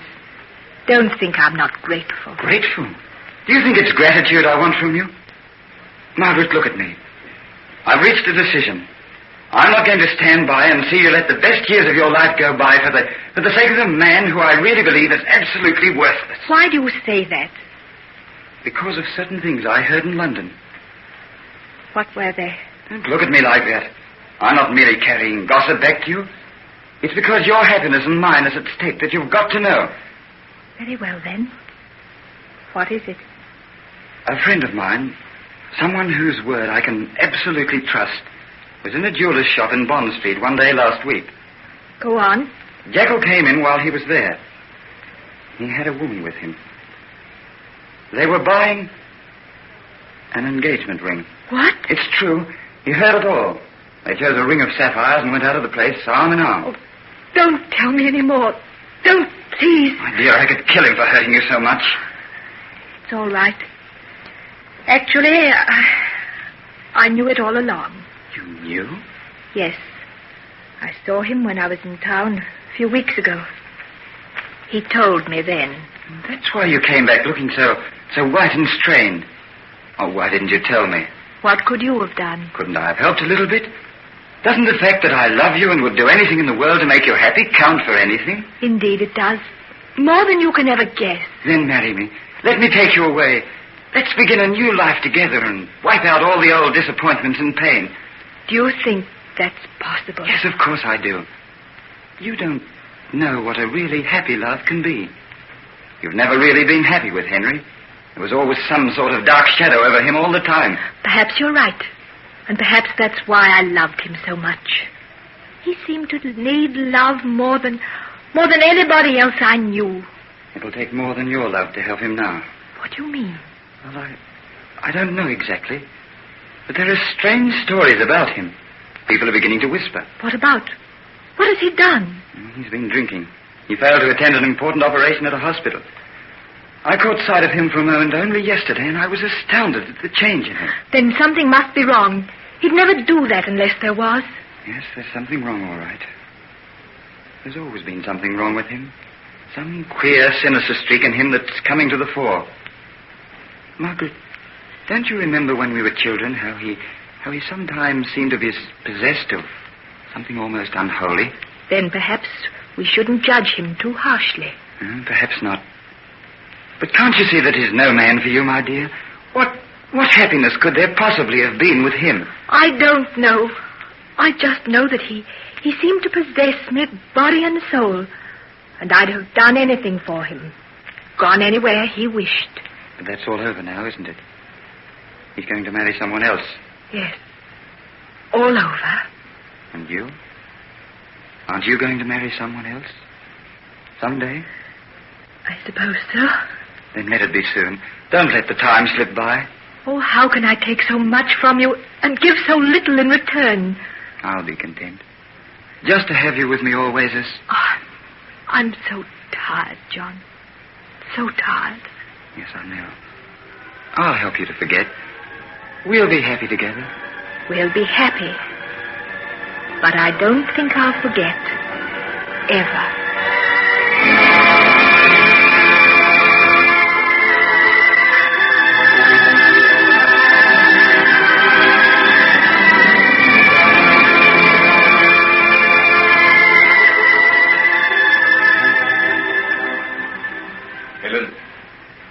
Will you talk to me for a while? Oh, yes, Henry.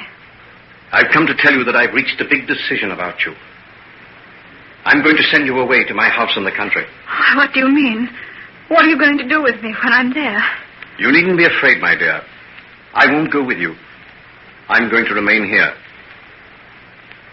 There'll just be you and your mother and the servants to wait on you. Why are you doing this, Henry? Because I can't pretend to you any longer. You were right, Helen.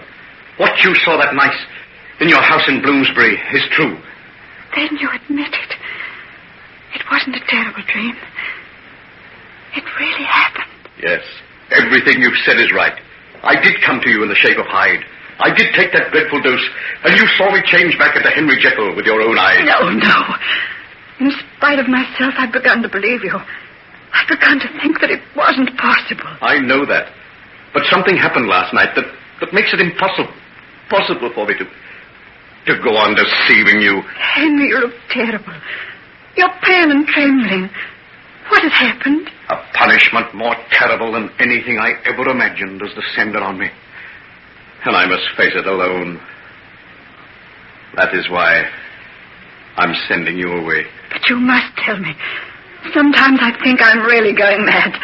I know what I saw, yet I know it isn't possible. In the realm of science, my dear, nothing is impossible. What has science got to do with you and Edward Hyde? Everything. It was my knowledge of science, imperfect though it is, that brought him into being. What do you mean? You're not saying that you created him? No. That was done the moment I was born. Edward Hyde is nothing more or less than the visible form of my lower, baser self. I can't understand. I know I saw him. I know I saw him change to you. But still I feel it isn't possible. Let me put it this way. You know that within yourself there are two forces. One for good, one for evil. Haven't you been conscious of them? Of course, that applies to everybody. To everybody. But only to me occurred the thought that these two elements could be freed from one another. The evil to follow his inclinations, the good to pursue his highest ideals, without the constant urge to abandon the austere path of the spirit and indulge to the full the flesh. Henry, when I hear you speak like that, when I see your face as it is now, all the horror of the past few days vanishes. You're once more the man I loved and worked with. I can see again the tender, compassionate face of the saint, bending over the suffering men and women who came to you for help. And can't we forget all that happened? Can't we go back to the clinic again? They're waiting for you, Henry. I can never go back again. Why? You can't desert them. Think how they need you. Who'll look after them if you're not there? I hope that you and my friend Hugh Lanyon will take my place. But why? Why? I don't understand what you've been telling me. Seems like some sort of nightmare. Oh, if only it was. If only I could wake and realize that the horror that possesses me was nothing more than a dreadful vision of the night. Henry, tell me, what is it that makes you shudder and turn pale? I've brought this terrible fate on myself. Therefore, I must endure it alone. But what is it? What? In the beginning, it was Jekyll who was stronger than Hyde. And now it is the other way. Hyde is the master. I am now his slave. But how? He takes possession of me any time he likes. No. At one time, he could only appear when I took the medicine. Now I have to take it to change myself back into Jekyll. Oh. It happens more and more frequently. I have to take stronger and stronger doses, even to the danger of my life. Henry, no. Oh, no. Oh, don't cry, dear. Don't cry, dear. I had no right to tell you. Yes, you had. I wanted to know. We'll fight it together. There must be some way. None that I know of. You must go on taking the medicine. You must fight against him all the time. But I can't fight. I can't fight. I feel myself growing weaker. Weaker after each attack. At one time, Hyde was weak and puny. Now, he has been indulged to the full. He is possessed of a terrible strength. He attacks me like a raging monster. I have no power to resist him. Perhaps if I were with you... No, never dream of such a thing. I couldn't answer for what might happen. He's now so vile, I dare not let him loose. As soon as I feel the first shudders that warn me of his coming, I have to lock myself in my laboratory, where no one ever comes, and where I keep the drugs that can restore me back to sanity. But as long as you have that... Ah, yes, as long as I have it. And there lies my horror and my final dreadful doom. I have only enough of the original for 3 more doses. 3 more doses. And though I have ransacked London, there is no more to be had.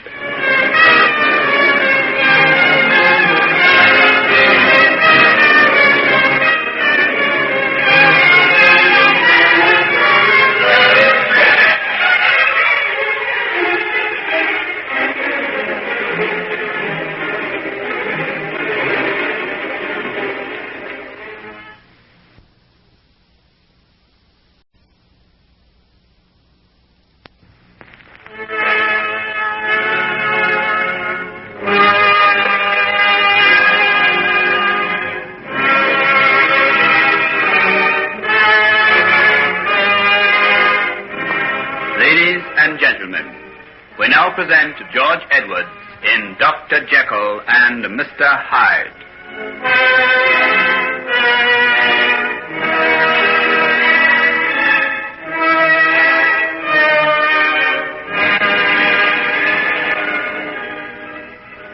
3 more doses, and then the end. Either I must remain forever hidden from the sight of men, or go out and meet my punishment on the gallows. Oh, it's impossible. It can't be true. Oh, I used to say that too, but now I know there's no escape. At any hour of the night or day, I feel the horrible shuddering that warns me of the coming of Hyde. If I fall asleep, I always wake as Hyde. He creeps on me if I leave myself unguarded for a moment. He plays the most fiendish tricks on me. I have no peace, no soul of my own. He possesses me like a demon, which only the power of the drug can drive out. And soon, I won't have that. But there must be more. Where did you get it before? I got it from a wholesale chemist several years ago. And have you asked them for more? I've had every chemist in England searching for it. It was a rare kind of mineral salt that came from the Ural Mountains. And can't they get any more? They can supply me with unlimited quantities, but it's useless. It doesn't have the least effect. But why? Isn't it the same? Well, they swear it is. I can only conclude that the first lot I had was imperfect, in some way that no one knows anything about. There was another element mixed with the essential salts. What it was, I haven't the slightest idea. But it was that mysterious, unknown chemical that gave me the power to split myself in two, and without which I am lost. You mustn't give up. We'll find some more. But when? The amount I've left will last me at most another 2 days. And that's only if I remain awake the whole time and never relax my vigilance for an instant. Oh, Henry, my dear, my dear. When the end comes, Helen, the thought of your bravery and loyalty will be the last thoughts to sustain me. Nothing could have been more fine, nor nobler than you. But I'm afraid for you. You must go. I can't tell you of the baseness of the creature I become when Hyde possesses me. There are thoughts of you, but... Oh, don't let us speak of that. One thing is certain. You must go. You mean now? Yes, now, at once. At any moment I may cease to be the man you know. I can't leave you alone like this. Oh, don't ignore what I say. You must go. I insist on it. Pack your things. I've already told my coachman to have the carriage waiting for you. He'll take you to your mother's house. Tomorrow, he'll call again and take you to the train. I'll make all the arrangements for you to stay at my house in Norfolk. It's yours. I've made out the deeds. I want you to live there as long as you like. But I... Don't say anything. There's no time for explanations. I've done what I could in the little time that's left. It comforted me a little to feel that I could provide for you and make you free from want for the rest of your life. And now, you want me to go? You must. This is farewell. It has to be. Goodbye, my love. Think of me. And pray for me. Day and night. And if you send for me, no matter when or where... Never. I forbid you to come. You must never come near me. It would be Hyde who sent the message. After tomorrow, there shall be no more of Henry Jekyll. This side of eternity.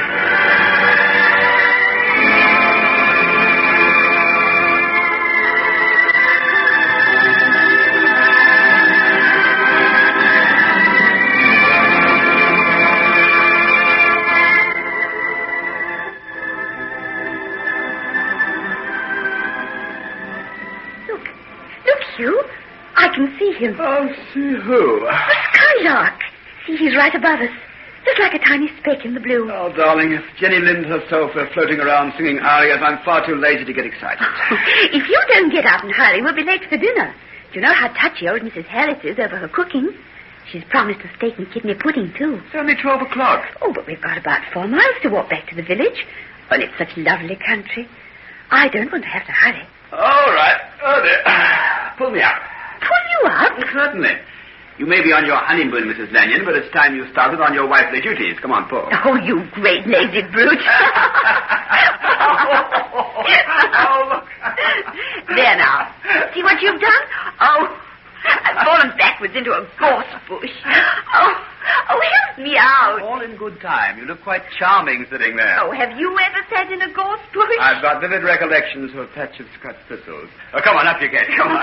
Dr. Lanyon! Dr. Lanyon! Hello. Who's that calling down there? I don't know.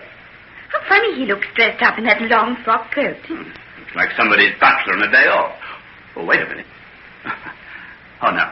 It couldn't be. Couldn't be what? I had a funny idea that he was Henry Jekyll's butler, Poole.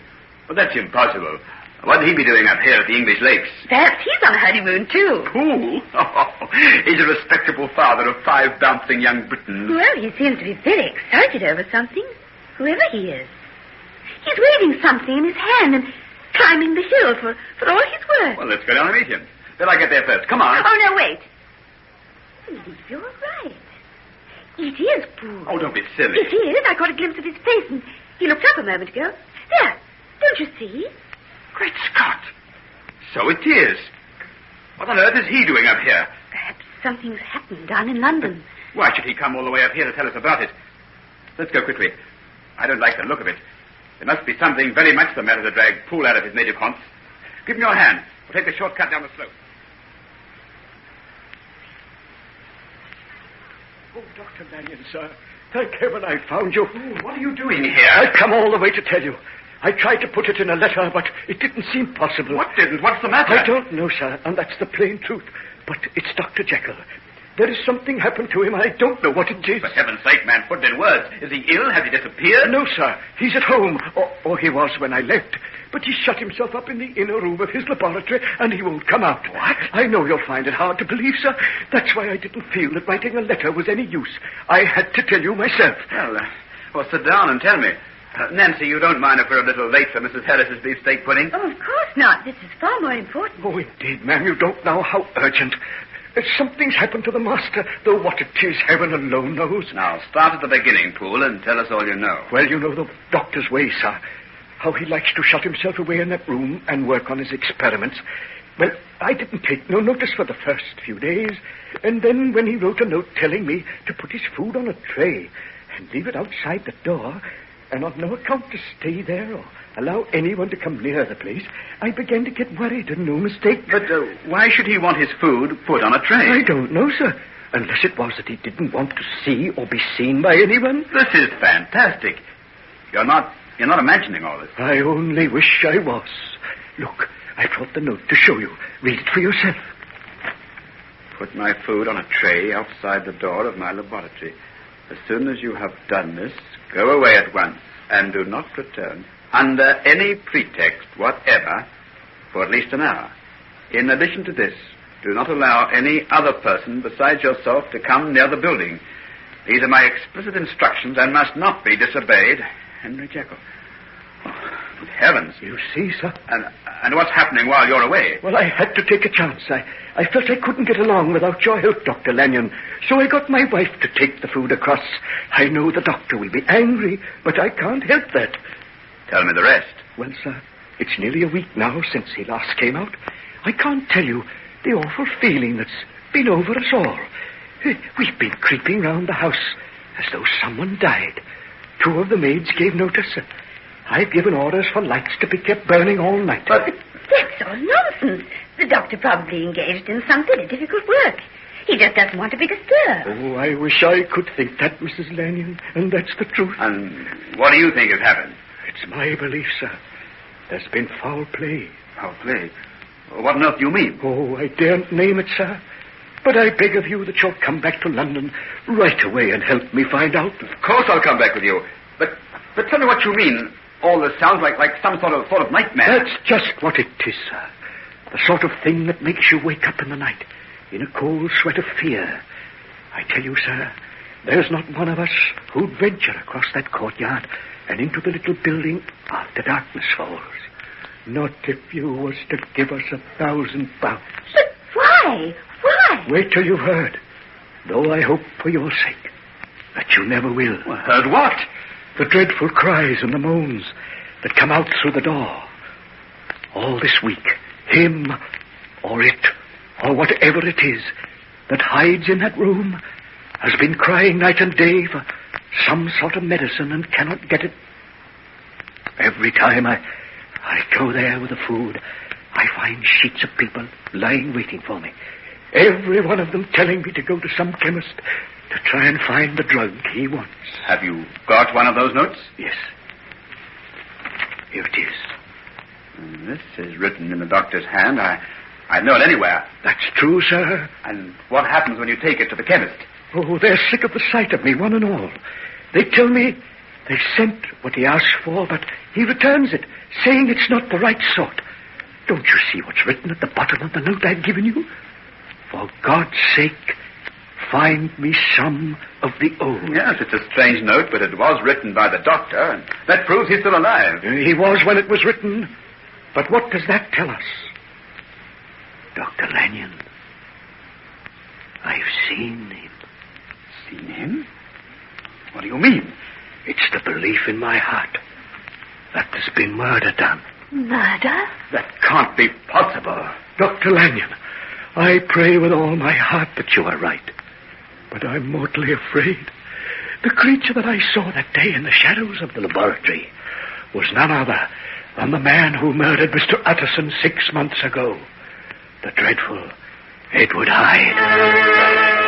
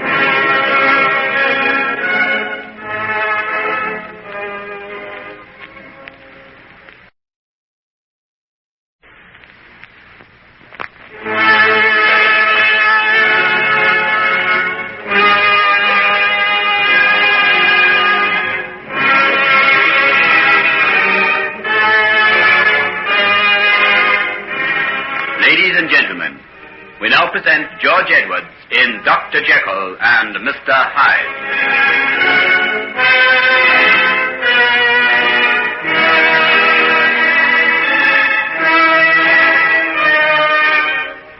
I tell you, sir, I'm making no mistake. The hideous creature I saw scuttle up the stairs and through the laboratory door was Hyde. I'd know him anywhere. Haven't I had to wait on him when he came to stay in the doctor's house? I don't doubt you, fool, but what on earth is he doing in Dr. Jekyll's laboratory? The man's been hunted in every corner of the kingdom. There's £2,000 reward offered for his capture. How could Henry Jekyll hide such a creature? I would never have come up here if the need wasn't desperate. Oh, I've been driven half distracted, sir.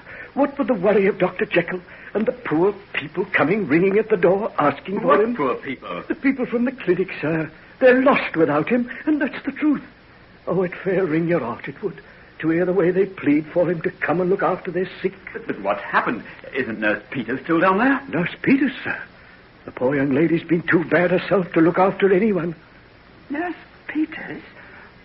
What's been the matter with her? I don't rightly know, sir. But Dr. Jekyll brought her to the house a week before he went into the laboratory. No one saw her but himself, and the nursey had to look after her. But from what I heard, it seemed as though, well, she seemed to be partly out of her mind, sir. What? Why, you must be crazy.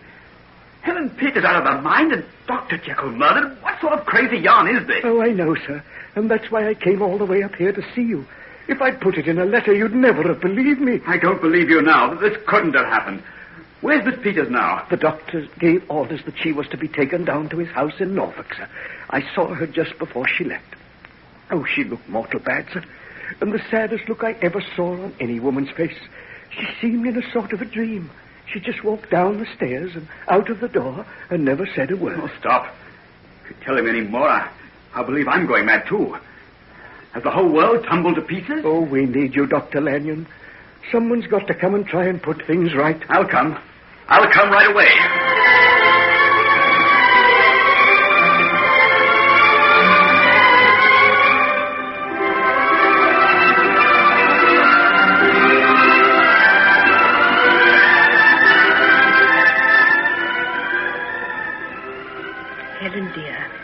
Here's a letter for you. Do you feel well enough to read it? Yes, Mother, I'll read it. That's a good girl. You're looking ever so much better today. A few weeks of this lovely country air should make you quite well again. Do you think so, Mother, dear? I wish I did. Read your letter, and we'll go for a little stroll out in the garden.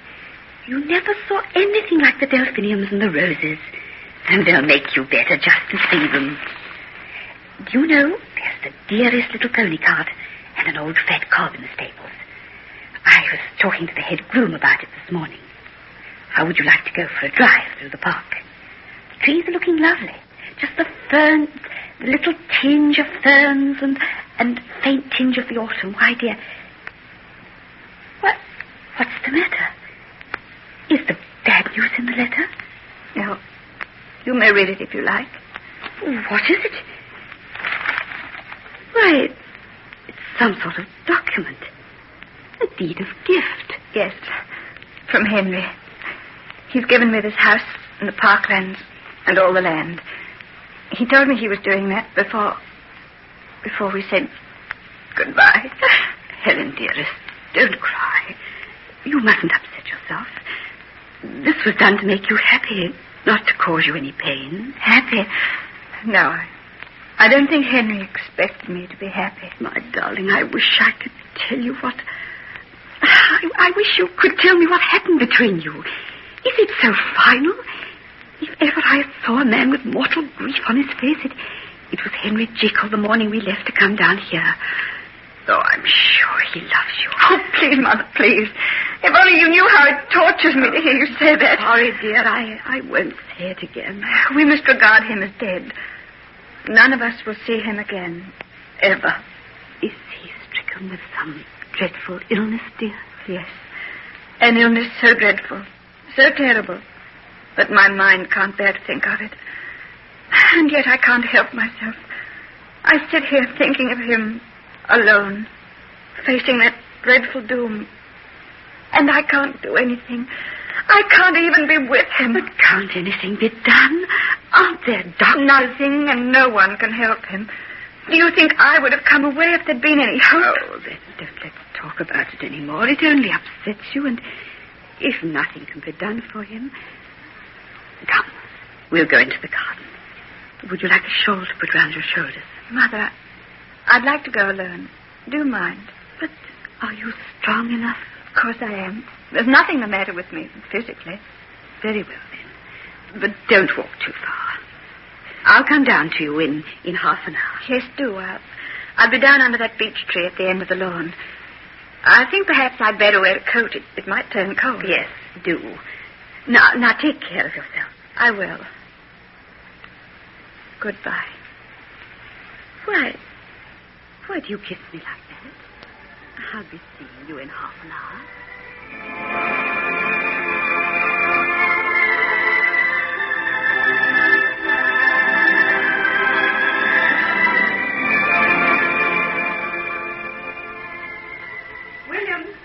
Williams, my mother was telling me that you've got a pony cart and cob here that I could drive.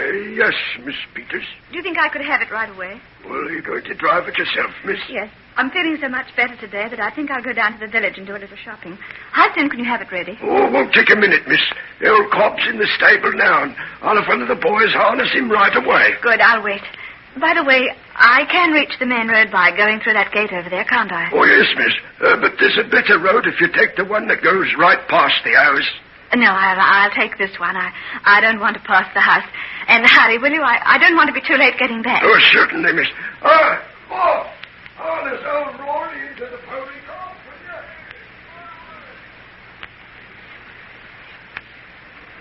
Porter, I want to go to London. Can you tell me when I can catch a train? Yeah, you're dead lucky, miss. There's one due right now.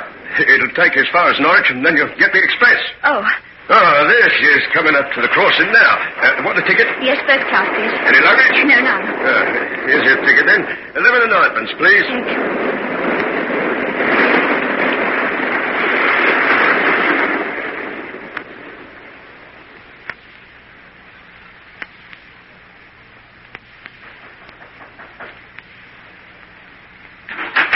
Yes? What do you want? Is this Dr. Jekyll's place? Yes, but he's not at home. Oh, Do you know when he'll be back? No, I haven't any idea. He's been gone for several days now. Oh, don't you know where he is? I need him dreadful bad. My little girl that's ill. Oh, if I don't get him soon, I don't know what'll happen. Well, he isn't here, and it's no use your waiting. Oh, what am I going to do? Can't you get another doctor? I want to come to folks as poor as us, but Dr. Jekyll. We haven't any money to pay him with. Did you go to the clinic? Yes. There's no one there. It's all shut up. Oh, when is Dr. Lanyon coming, Betty? It's terrible with both of them away. Oh, he's on his honeymoon. He won't be back for another week. And even Miss Peters. Oh, it ain't right for them all to go and leave us like this.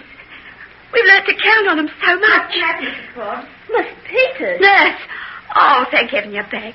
Margie's back ill, miss. I've been off out of my mind. What's the matter with her? Oh, it's some sort of fever. She's tossing round and she's burning hot. She hasn't known me for the past 2 days. Oh, can you come and see her, miss? Well, I wanted to see Dr. Jekyll. He isn't here. He's been gone away. There's no one left but you, miss. Oh, don't say you won't come. You would let her die for want of help. All right, I'll come. He would have wished me to. Nellie, can I come inside and get some things? Yes, miss, of course. Mrs. Forbes, you go back to your child. I'll get something to eat and some medicine and come over as soon as ever I can. Oh, heaven bless you, miss. You don't know how wonderful it is to see you back again. My cab's still waiting. Here, take this money and get the man to drive you home. Keep your little girl warm and give her plenty to drink. I'll come see her in half an hour. Oh, thank you, miss. Thank you a thousand times. Nellie, can you get me something hot to drink? I've come a long way. Oh, you feeling better, miss? Yes, I'm all right. Nellie, when did you see Dr. Jekyll last? Well, none of us has seen him since the day after you left, miss. Did he go away? No. Oh, I didn't like to tell that woman, but he's locked himself up in the building at the back of the house. Oh, Henry, my poor darling. And does he never come out? No, miss. Not for anything. You're not thinking of going to see him, miss? Why? Well, we've had orders to keep away. No one's allowed near the place except when there's food to be taken across. No, I'll not go there. I'll do what I can to keep on with his work. There are sick people in need of him. I don't think I can help him, but I can help them. And that is my duty. Are you well enough, miss? Well, of course I am. There are times when one must forget oneself, Nellie. And this is one of them. Now, will you please get me some food and show me where the doctor keeps his surgical bag and medicines? This is what he would wish me to do. I know.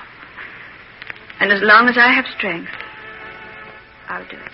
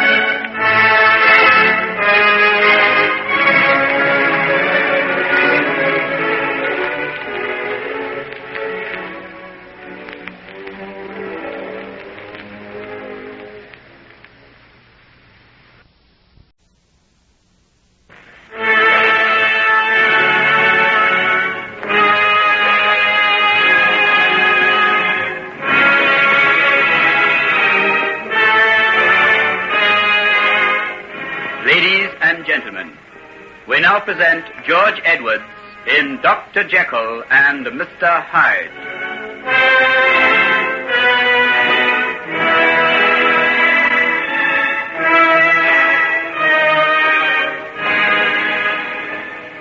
Let me see now. I'll want this little box of medicines. The thermometer, a stethoscope, some cotton wool. Do you know where the doctor keeps his antiseptics, Nellie? I'm not sure, miss, but I think they're in that cabinet over there. Oh, yes, that's right. Now, I wonder what else I'll need. By the way, where's Poole? He went away yesterday morning, miss. Went away? Yes. I'm not certain, but I think he's gone to try and get Dr. Lanyon to come back from his honeymoon. He's been awful worried over the master, miss. Yes, I suppose so. Has Mrs. Poole been in charge while he's away? Yes, miss. She's downstairs now, getting a tray ready to take over to the doctor. A tray? That's his orders, miss. 3 times a day, food's to be taken over to him. It's to be placed outside the door, and then whoever goes over with it is to leave at once. We never see him, miss. There's the empty tray waiting for us when we get back, and not another sign. I see. There's Mrs. Poole coming up with his supper now, mister. Will I tell her you're here? No. I'll go out and see her myself. Ask someone to get me a cab, will you? I must hurry away as soon as I can. Yes, miss. I'll do it right away. Thank you. Mrs. Poole? Lord, Miss Peters, how you gave me a start. I never dreamt of seeing you back here so soon. Are you feeling better, miss? Yes, I'm all right. There was nothing really the matter with me. I only needed a little rest. Tell me, Mrs. Poole, have you seen Dr. Jekyll? No, miss. None of us has. Not since the night after you left. And how was he then? Oh, dreadful, moody and depressed, miss. Never touched a bite of his food and didn't say a word to no one. Poole told me that he spent most of the night in his study writing letters. Round about daybreak, he heard him pacing up and down like as if he had something terrible on his mind. Yes. Go on. Well, you know, miss, that Poole's never the one to pry on his master. But the fact is that he was that worried he never slept a wink the whole night through. At last he got that bad that he got up out of his bed. Did he see the doctor? No, miss, but he heard him. He came back pale and trembling and sat on the edge of the bed not knowing what to do. He told me that he heard the doctor sobbing down in that empty room and it fair broke his heart to listen to it. Oh, if only I'd been here. Well, I don't know that you could have helped, miss.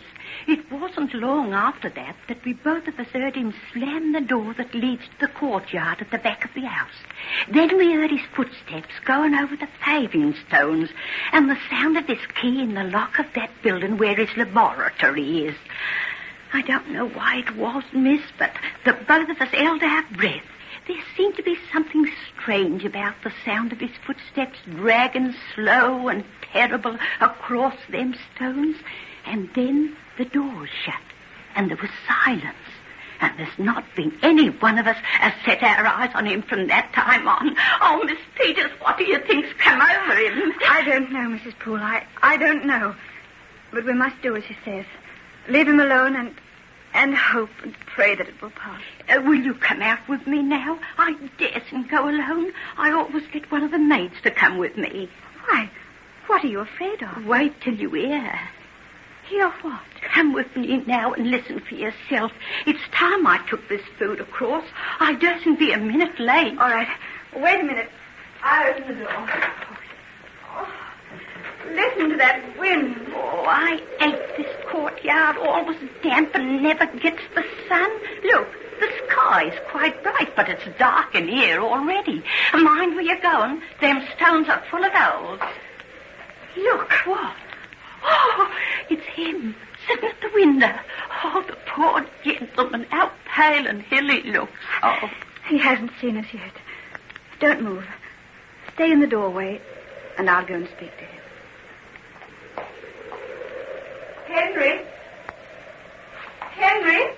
Helen, what are you doing here? I came to see you, Henry. I heard that you were sick. I'm so glad to see you, dear. You must go away, Helen. Please don't send me away. I just want to be near you in case there's anything that I can do. No, it's quite impossible. You can do nothing. I beg of you to go. Now, at once. But why? Because... Oh, Helen! Henry! Henry, what's the matter? Oh, Miss Peters, Miss Peters. Oh, what does it mean? Did you see? Yes. What's come over him?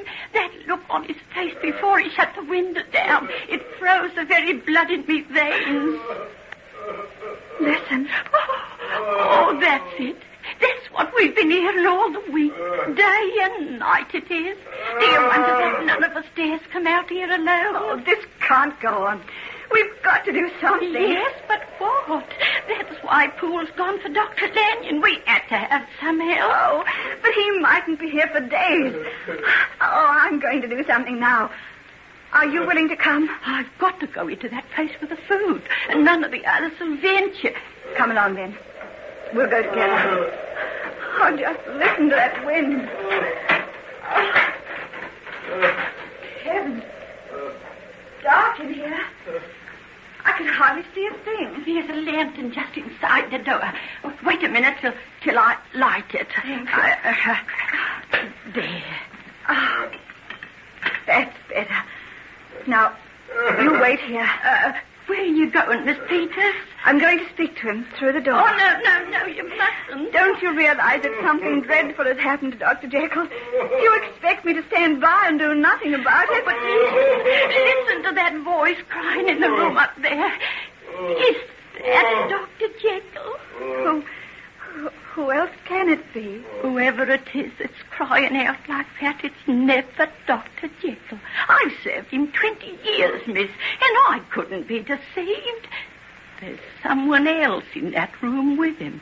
But who it is and why he stays there is something that I dursn't even guess at. All the same, I'm going to speak to him. You wait here and I'll go up the stairs alone. Oh, I wish you wouldn't, miss. I do indeed. Henry, can you hear me? Who's there? It's Helen. Henry, won't you see me? Go away. But Henry, I wanted to... Go away. Go away. How dare you come here? I told you not to come. Go. I want to help you. You must let me in. Help me, you? You poor, weak, trembling thing. You think you've got it in your power to do anything for me? I'm beyond the power of heaven or hell. Get away! Get away before I tear down this door and show you what I am! Oh, was that my master's voice, Miss Peters? No. Oh, you see, it ain't any use. We'll have to wait till Poole comes back with Dr. Lanyon. Are you there, Miss Peters? Yes, Nellie, what is it? The cab's been waiting for you, miss. The man says he can't stop much longer. Oh, very well. I'll come now. Nellie, will you stay here with Mrs. Poole while she takes the tray to the door? Oh, dear. All right, then. I'll stay if you're nervous. No, it'll be all right. It's just that it fair gives me the creeps over there. Well, if I can go right up to that door and put the tray down, you ought to be able to stay down here. Very well, then, but don't be too long. Oh, you needn't worry over that. You go, Miss Peters. We'll be all right. I must go to that sick child. And if I miss this cab, goodness knows how long it will be before I get another one. Of course, miss. Nellie, stop looking over your shoulder like that. There's nothing in that corner but a pile of empty boxes. I'll come back just as soon as I can, Mrs. Poole. Will you prepare a room for me? I'll stay here until Dr. Lanyon gets back. Yes, miss, that I will. And I'll be right glad to have you with us. I'll be back about 11 o'clock, I suppose. And you'll find me sitting up. I'll have some supper ready for you. Thank you very much. Goodbye. I'll go back to the house. Oh, listen to him. Oh, do hurry, Mrs. Poole. Oh, I can't abide it if that's the truth. Oh, I'll go up right away. Pull yourself together now like a good girl.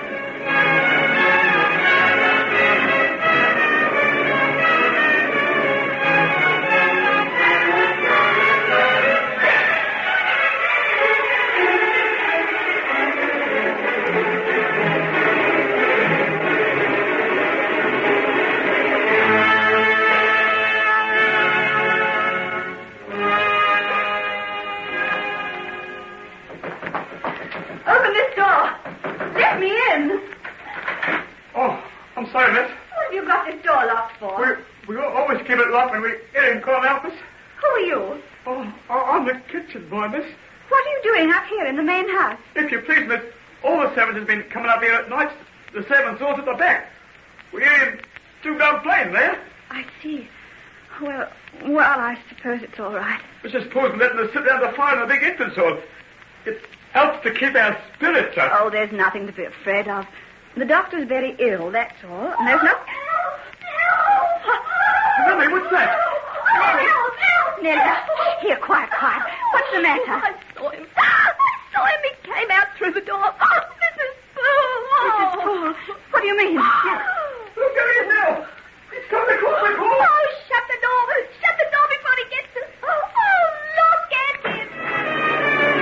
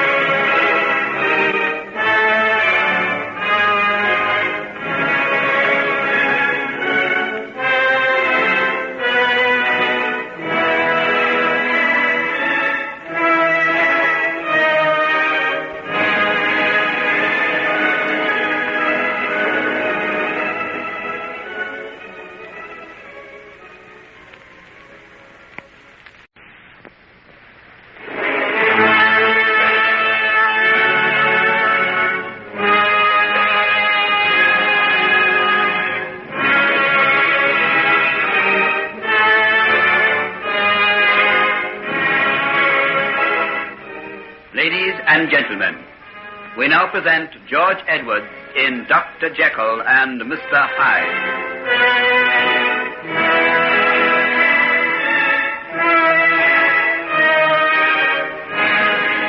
Nellie, what's the matter? Oh, look through the window. Can't you see him there? He's crouching in that patch of shadow. Where's Mrs. Poole? Oh, he had a great stick in his hand. I seen him hit her with it. Just as she was bending down, put the tray on the doorstep outside the door. He hit her? Yes. Oh, on the end. I can hear the sound still. She never made a sound. Just fell forward on her face. And then he seen me. And he gave a sort of an awful cry. Oh, don't let him get in here. He won't. We've got the door bolted and barred. But we can't leave Mrs. Poole out there. Miss Peters, it ain't no use of anybody going out to risk their lives for her. What do you mean? He killed her. He killed her right before me very eyes, he did. Nellie, stop it. Get back to the entrance hall, all of you. Someone get some brandy. She's going to faint. Thomas, help me carry her here. Here, what's the matter? What's happened here? Oh, Dr. Langdon, thank heaven you're here. What's the matter? I don't know. Something terrible has happened out in the laboratory. Wait till I get these people calm down. Listen, everybody, all of you. Go back to the kitchen. If there's anything you can do, I'll send for you. But you must keep calm. Do you understand? Yes, Good. Off you go, then. Now, we'll take care of Mary. And none of you to move out of the kitchen unless I tell you to. Understand? Yes, What's happened, Dr. Lanyon? What's happened? I got held up paying off that cab. I don't know yet. Will you take charge down the kitchen? There seems to be a danger of hysteria. Yes, sir. Certainly, sir.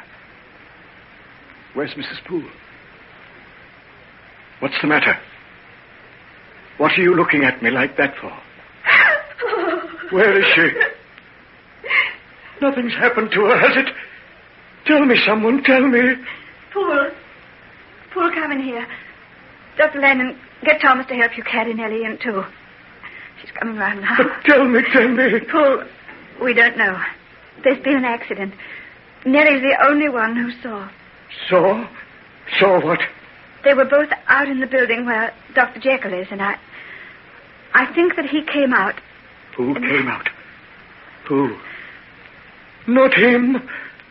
Not Hyde. Oh, for pity's sake, not Hyde. Hush, man, you mustn't cry out like that. Let me go to her. We can't leave her alone with that fiend. Oh, Sarah. Stop him! Don't let him go. It isn't safe like Come that. back here. You must wait. You've got to think. Oh, let me go.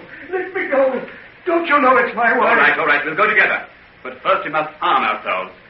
Where does the doctor keep his pistols? In the top drawer of that cabinet over there. Good. Well, they're gone. Gone? That means he's got them over there. You mustn't go unarmed. Armed or not, I'm going. My wife is over there in that building with that creature out of hell. I'm going to her. If it's the last thing that I ever do. Paul, listen to me.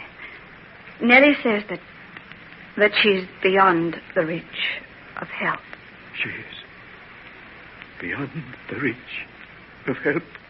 You don't mean... Yes. Nellie, can you tell him? Take this brandy. Try to be as calm as you can. Yes, Mr. Edith. What is it, Nellie? What happened? He opened the door just as she bent down with the tray. She never saw him. I got a glimpse of his face in the light, and then he raised the stick and struck. And it was Edward Hyde? Yes, Edward Hyde. Oh, Lord, have pity on us. We saw him out in the courtyard. What? He's come out of the laboratory? Yes. Then we better act quickly. The man's a dangerous homicidal maniac. We've got to get him before he commits any more of his terrible crimes. What will you do? By rights, we should call in the police. Oh, no, not that. My dear, what's the matter? Oh, don't you know what that means? It's the gallows for him. And was there ever a man who walked this earth who more richly deserved to die in such a way? You don't understand. You don't know what you're saying. Helen, you'd never have pity for such a one as Hyde. But is it only Hyde that you're condemning? You mean Henry, too? Yes.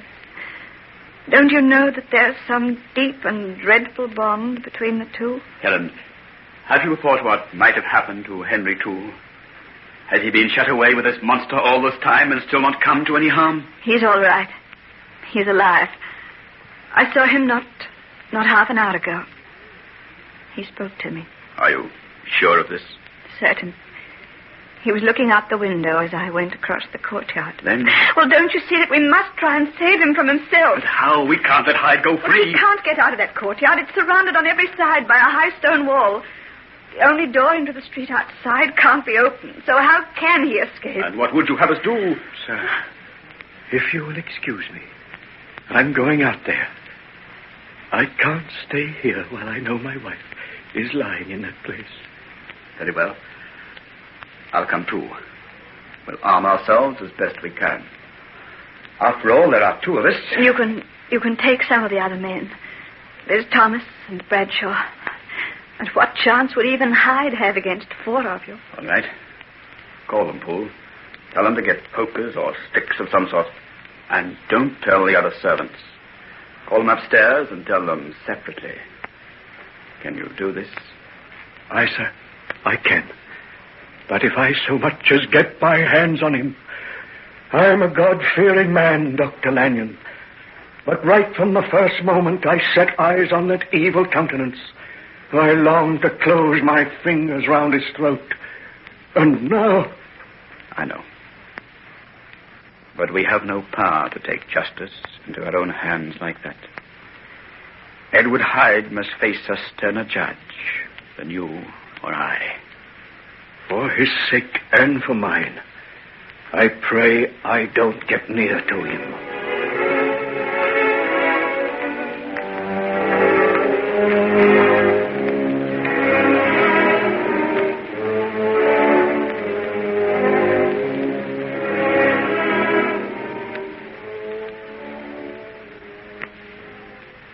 Are you ready now?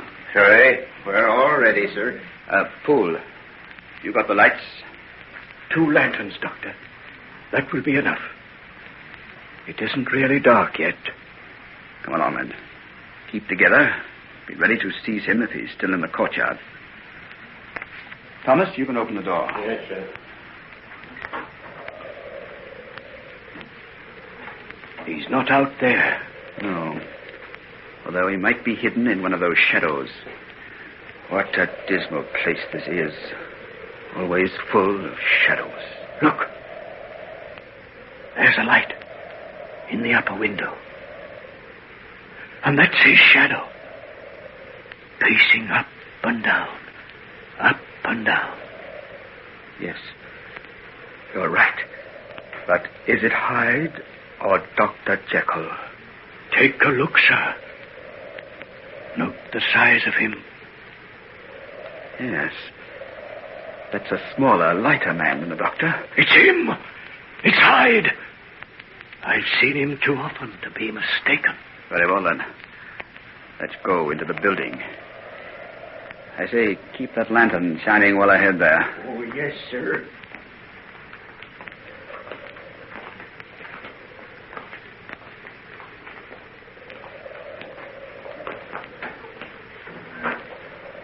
Quiet now. Poole, you'd better stay here with Thomas and let Bradshaw and me go ahead. You mean, sir? It might be better that way. It's all right, sir. Don't worry, sir. I'm man enough to face what may be coming to me. Very well, then, Poole. Follow me. Oh, Lord. Look at them rats. The size of rabbits. Look. What's that up there? It's her. Poole, are you sure you wouldn't rather wait and let me go up the stairs to see? No. I'll face it, sir. I'll come. Very well. Come along.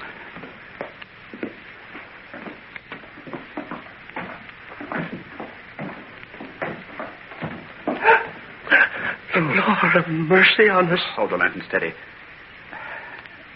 Here, help me turn her over. Yes, sir. Oh, Lord. Lord. Just look. Oh, Sarah. My Sarah.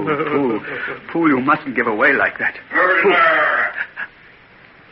Oh, Lord. It's him. Don't let him out. Whatever you do, don't let him out for mercy's sake. Quiet. Who are you in there? I'm Henry Jekyll. Then come out. It's Lanyon here, Henry.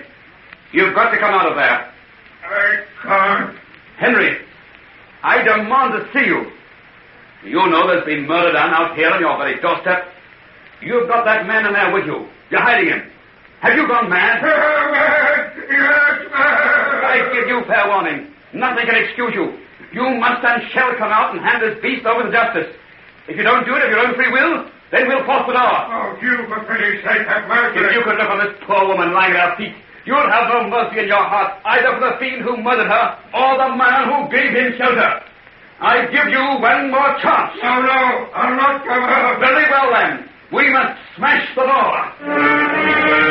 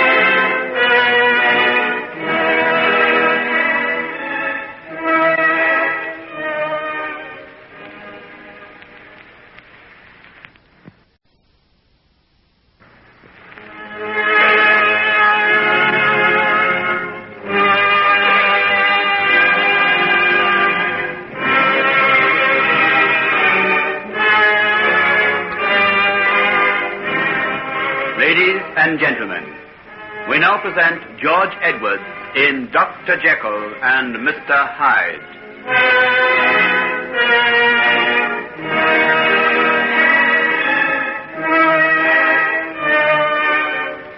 You're not Henry Jekyll. The voice isn't his. The words aren't his. What have you done with him? He's here with me. Then let him come out. No, he could never come out. I'm giving you fair warning. You leave me no choice but to break in the door. Oh, have you no pity? Can't you let me stay here in my agony? No, come out of here. What? Pity, you fiend. Did you have pity on my wife? Let her go, fool. There's no point in talking anymore. What shall we do, sir? Shall I get an axe and break in the door? No, we can't do that. Things have got beyond our control now. We must call in the police. You mean because of... We must not touch her. Nothing must be moved. Could I stay with her, sir? Please? I can't bear to think of her being alone in this dark, dismal place. Are you sure you feel able to bear it, Poole? Now that the first shock is over, I feel calmer, sir. All the same, I think Thomas had better remain with you. Bradshaw and I'll go back to the house. I'll send someone around to the police station right away. Then I'll come back to you. Could we take one of those pieces of cloth over there? Just cover her up, sir. Yes. Thomas, come and help me. Oh, my poor girl.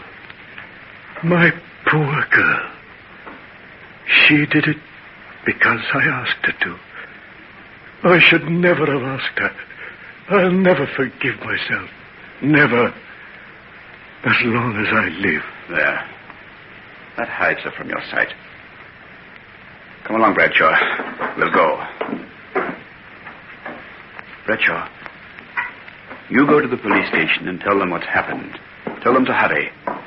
We know Hyde's locked in that room now. But at any moment, he might take it into his head to break out. Yes, sir. I'll go right away. Is that you, Dr. Lennon? Oh, Helen, I was just coming to look for you. What did you find in there? Is she dead? Yes. It was instantaneous, I should think. How dreadful. How unspeakably dreadful. What are you going to do? I have just sent Bradshaw for the police. The police? There's no alternative. I know. So that's to be the end. The gallows. Strange. He told me once of a prophecy. An old gypsy woman on a windswept heath.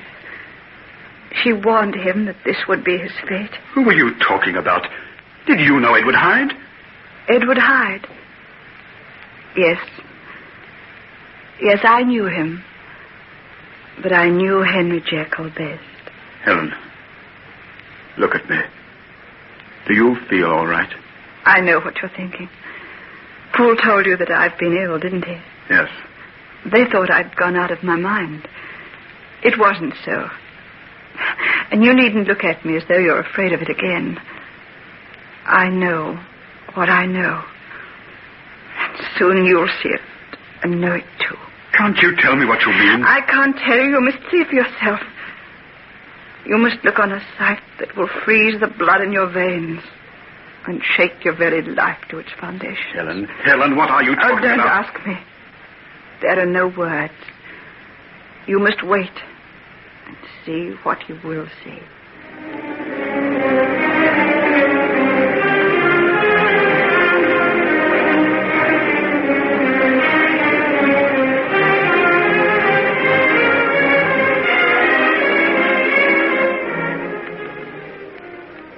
Listen, what's that? That's the police.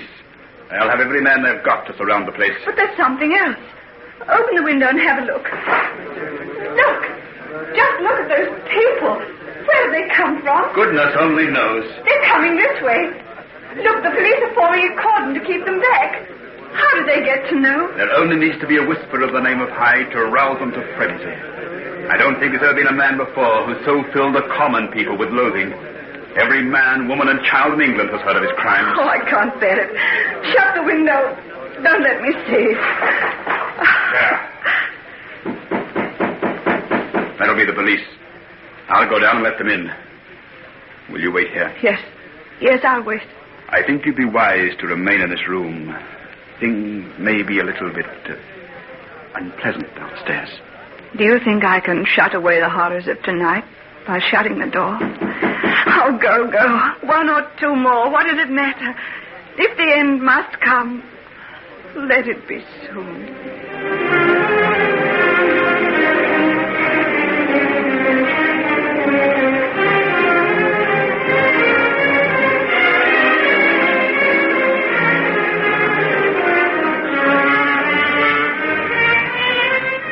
You spoke to him through the door, Dr. Lanyon? Yes, just a few minutes ago, Inspector. He can't get out without our knowing it. There's only one door. Is anybody keeping watch? Yes, 2 men. I don't think we ought to delay too long. He's been out once tonight, and we want no more murders. You're right, we don't. I'll get my men. The whole place is surrounded now, but we need half a dozen or so to be with us when we break in. You've got tools? Yes, an axe and a crowbar. You'll need them. The door's particularly thick and strong. Let's get started then. The men are waiting outside. I'll call them in.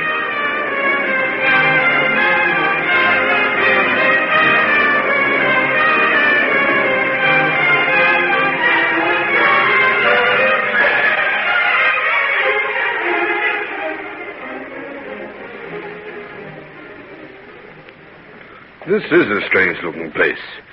What was it used for? Dr. Jekyll was very interested in chemical research, Inspector. He has his laboratory out here. And he and that beast Hyde have been shut up together for the past week. As far as I know, they have been. But none of us knew about Hyde until tonight. What on earth could a fine gentleman like the doctor be doing with a brute like that? Heaven only knows. That's what I've been asking myself ever since I knew. Well, we'll soon find out. A lot of mysteries are going to be cleared up tonight, I fancy. Here we are. I'll open the door and let you in. Are you there, Paul? Yes, sir. Here. I've brought Inspector Martin and some of his men. Has anything happened since I left? Listen, Inspector. You can hear him now. Doesn't sound human. No more he is. Look what he did to my wife. Oh, just look. Isn't that the work of a fiend? Steady on, old man. You shouldn't have stayed here so long. Do you think the poor soul could be taken across to the house now, Inspector? We thought it better not to move her till you came. But there's no doubt about who did it. None at all. Yes, there's no point in leaving her here any longer. Ted, you and Harry carry her across. We'll be able to do the job without you. Well, I don't think he'll put up much of a fight from the sound of him. I wouldn't depend on that if I were you. Oh, we're all armed. If he shows the least sign of trouble, we'll know how to settle him. No, I'd hate to cheat the hangman of his job. Hanging's too good for him. If I had my way... Never mind, Poole, my poor fellow. We know how you feel. But Hyde will pay the penalty. Never fair. Are you ready, men? Yes, sir. All ready. I'll go up to the door. Have your guns ready and be prepared for anything. Yes, sir.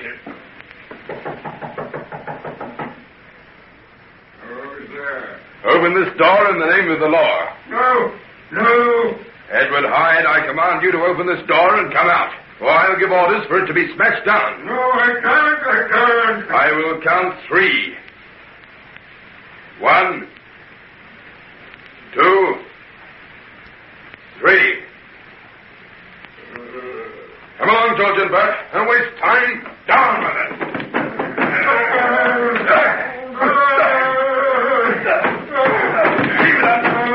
Keep it up. Keep it up, men.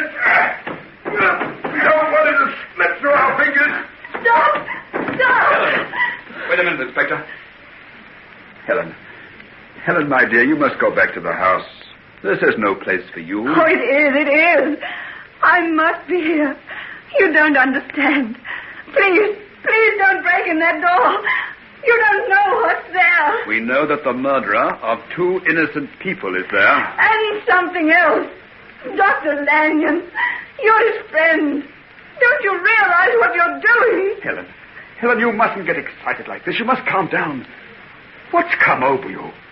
Would you have us let this creature go? Oh, but I love him. No matter what he's done or what he's guilty of. I love him. In pity's name, what are you talking about? Henry Jekyll. They're the same person. Jekyll and Hyde. If you destroy one, you destroy the other. Oh, can't you understand? What on earth she's talking about? I haven't got the faintest idea. Helen, please go back to the house. You don't know what you're saying. I do.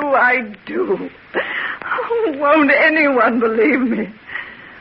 I saw it with my own eyes. I saw it. He came to my house. He swallowed the drug. And I saw him change. Dr. Lanyon, I think we'd better take her away, sir. This is how she was when when the doctor was so worried over her. Yes, I can see that for myself. Helen, dear, I want you to do as I ask. Won't you go back to the house and leave this grim business to us? Heaven alone knows what we'll see when we do break in that door. I know what you'll see. You'll see a sight that will strike you dumb with horror, that will freeze the blood in your veins. But I must see it too. I've seen so much, suffered so much. I must see the end. Tell them to go on. I'll be calm. I know it has to be. Go on, men. Smash in the door.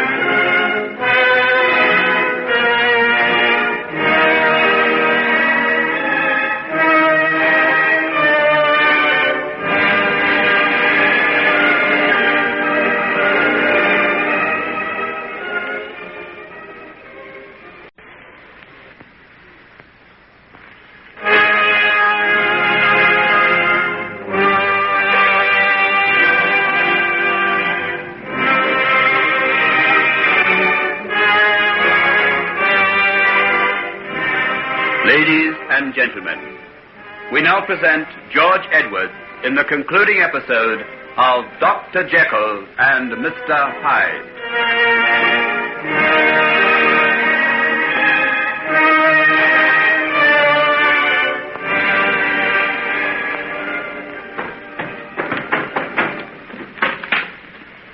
We'll soon know now.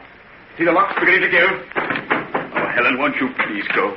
There's nothing you can do. I can see the end. Please, you must let me stay. You must. Have your guns ready, men. Look out he doesn't try to rush through. What are they going to do? They won't shoot him down. Come on, right in. You can. Come on, right in. Look, what's the matter? There, on the floor. Oh! I thought he would. Dead. But look, sir. That's not Edward Hyde. What do you mean? Don't you see, sir? That's a big man. Hyde was little more than a dwarf. That body lying there is Dr. Jekyll. By heaven. I believe you're right. Inspector, did you hear that? Yes. Come along. Let's go and make sure. Watch every entrance, men. Hyde must be somewhere in the building still. Search it from top to bottom. Yes, sir. Here. What is it, Doctor? Is it murder? No. I don't think so. Don't you see that glass lying near his hand? Smell of almonds. The odor of one of the most deadly of all poisons. He knew what he was doing. Search the old place, sir. There's not the slightest trace of Hyde. But that's impossible. We heard him in this room. He must have got out by some secret door. Are you certain he hasn't slipped through the cordon? Well, there hasn't been the slightest sign of him, sir. There's a man stationed every few feet. If you will excuse me, Doctor, I'll have to go and see about this. Yes. Yes. Go along. We'll stay here until you come back.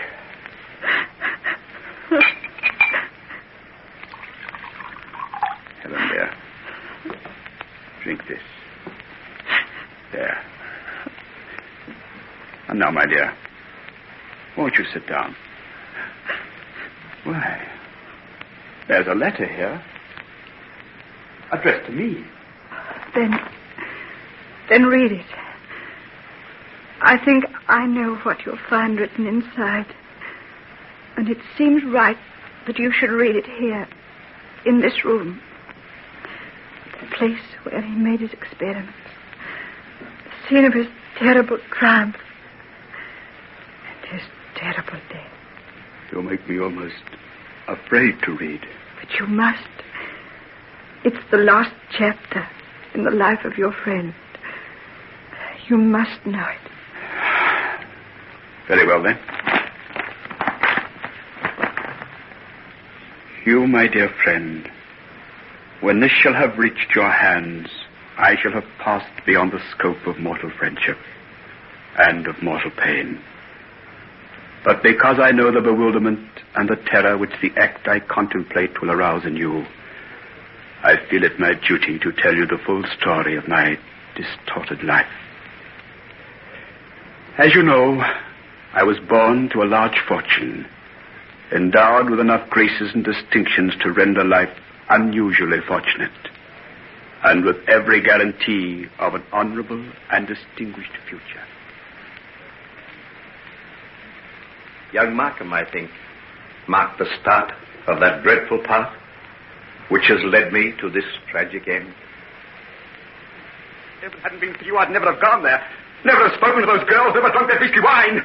But you wouldn't tell the head, Markham. I would, I tell. Jekyll. Good heavens, Jekyll. Why are you looking at me like that? What's come over you? Don't stare at me that way. Your eyes. What's the matter with your eyes? Keep away. What are you going to do? Don't bang your teeth like that. You're terrible. Jekyll, don't. Don't. Keep away from that window. Keep away, you fool. Even you, my dearest friend, never knew the truth about Hetty Wilson. I don't know why I didn't die. That's the truth. I thought about it often enough.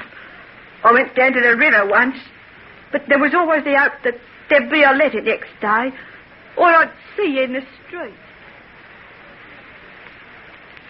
You wondered how it came that I was with our old master, Professor Harriot, when he died, and what bond there was between us.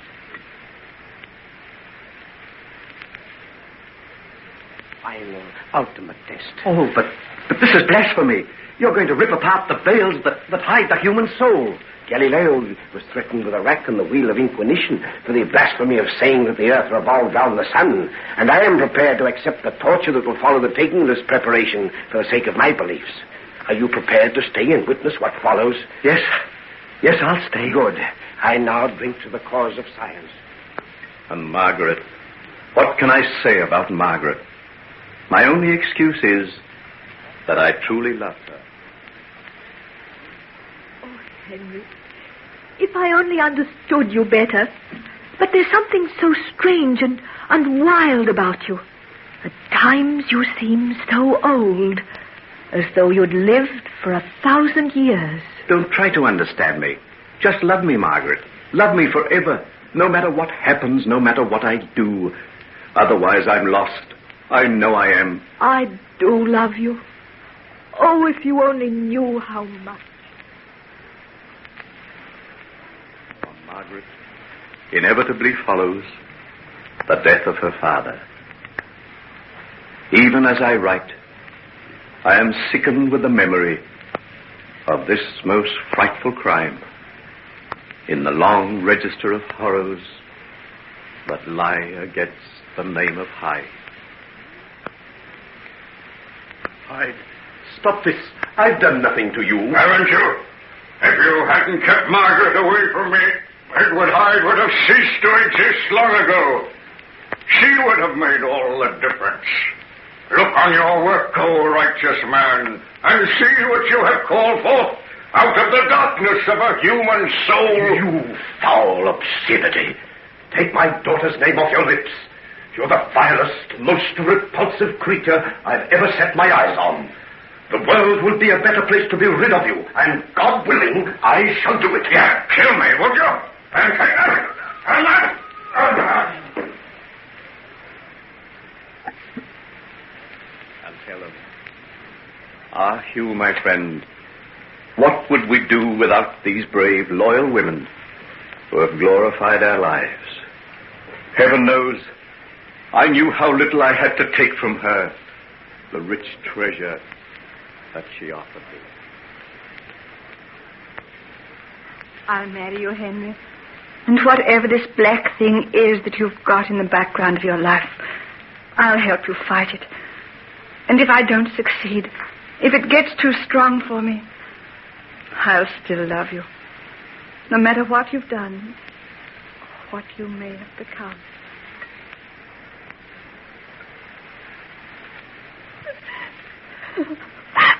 Please stop. I can't stand anymore. There are only a few more lines. I think you ought to hear them, Helen, dear. Go on, then. You will see by the terms of my will, which I enclose, that provision has been made for you to maintain the clinic and to increase its staff enough to enable you and Helen to cope with the many sick and needy ones who constantly besiege its doors.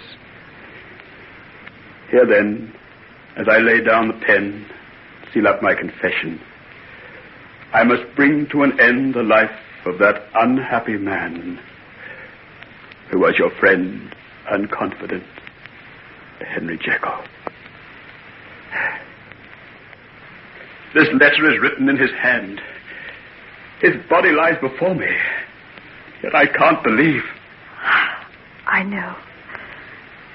I saw the terrible transformation take place before my very eyes. And even I can't believe. If I make this confession of his public, no one will believe it. They'll say it's the ravings of a madman. We can't do that. Let his secret die with him. There's the fire. All you've got to do is put it in. Have we the right? Henry Jekyll made a great discovery. Perhaps one of the greatest of all time. Someday the dark experiments he made may reach perfection in the hands of other men. It may be that the forces that destroyed him because of his imperfect knowledge may be the means of conferring immeasurable benefits on some suffering wretches who would otherwise be doomed to insanity and death. In the realm of science, nothing is impossible. Those were his very words. Yes. Who are we in our ignorance to condemn him? Who are we to dare destroy the records of his life? What shall we do then? I shall keep this letter. And I'll search this laboratory for every scrap of data, every record he ever made. Professor Marriott passed on the secret of his work to Henry. I must find someone who is worthy to receive the trust from him. Yes. Yes, I think you're right. And now, we'll cover this beloved face for the last time. Turn down the lamp that shed its light so steadfastly on the dark agony of his experiments. And close the door of this little secret room that saw the best and the worst of Henry Jekyll and of Edward Hyde. May God have mercy on his soul. Amen.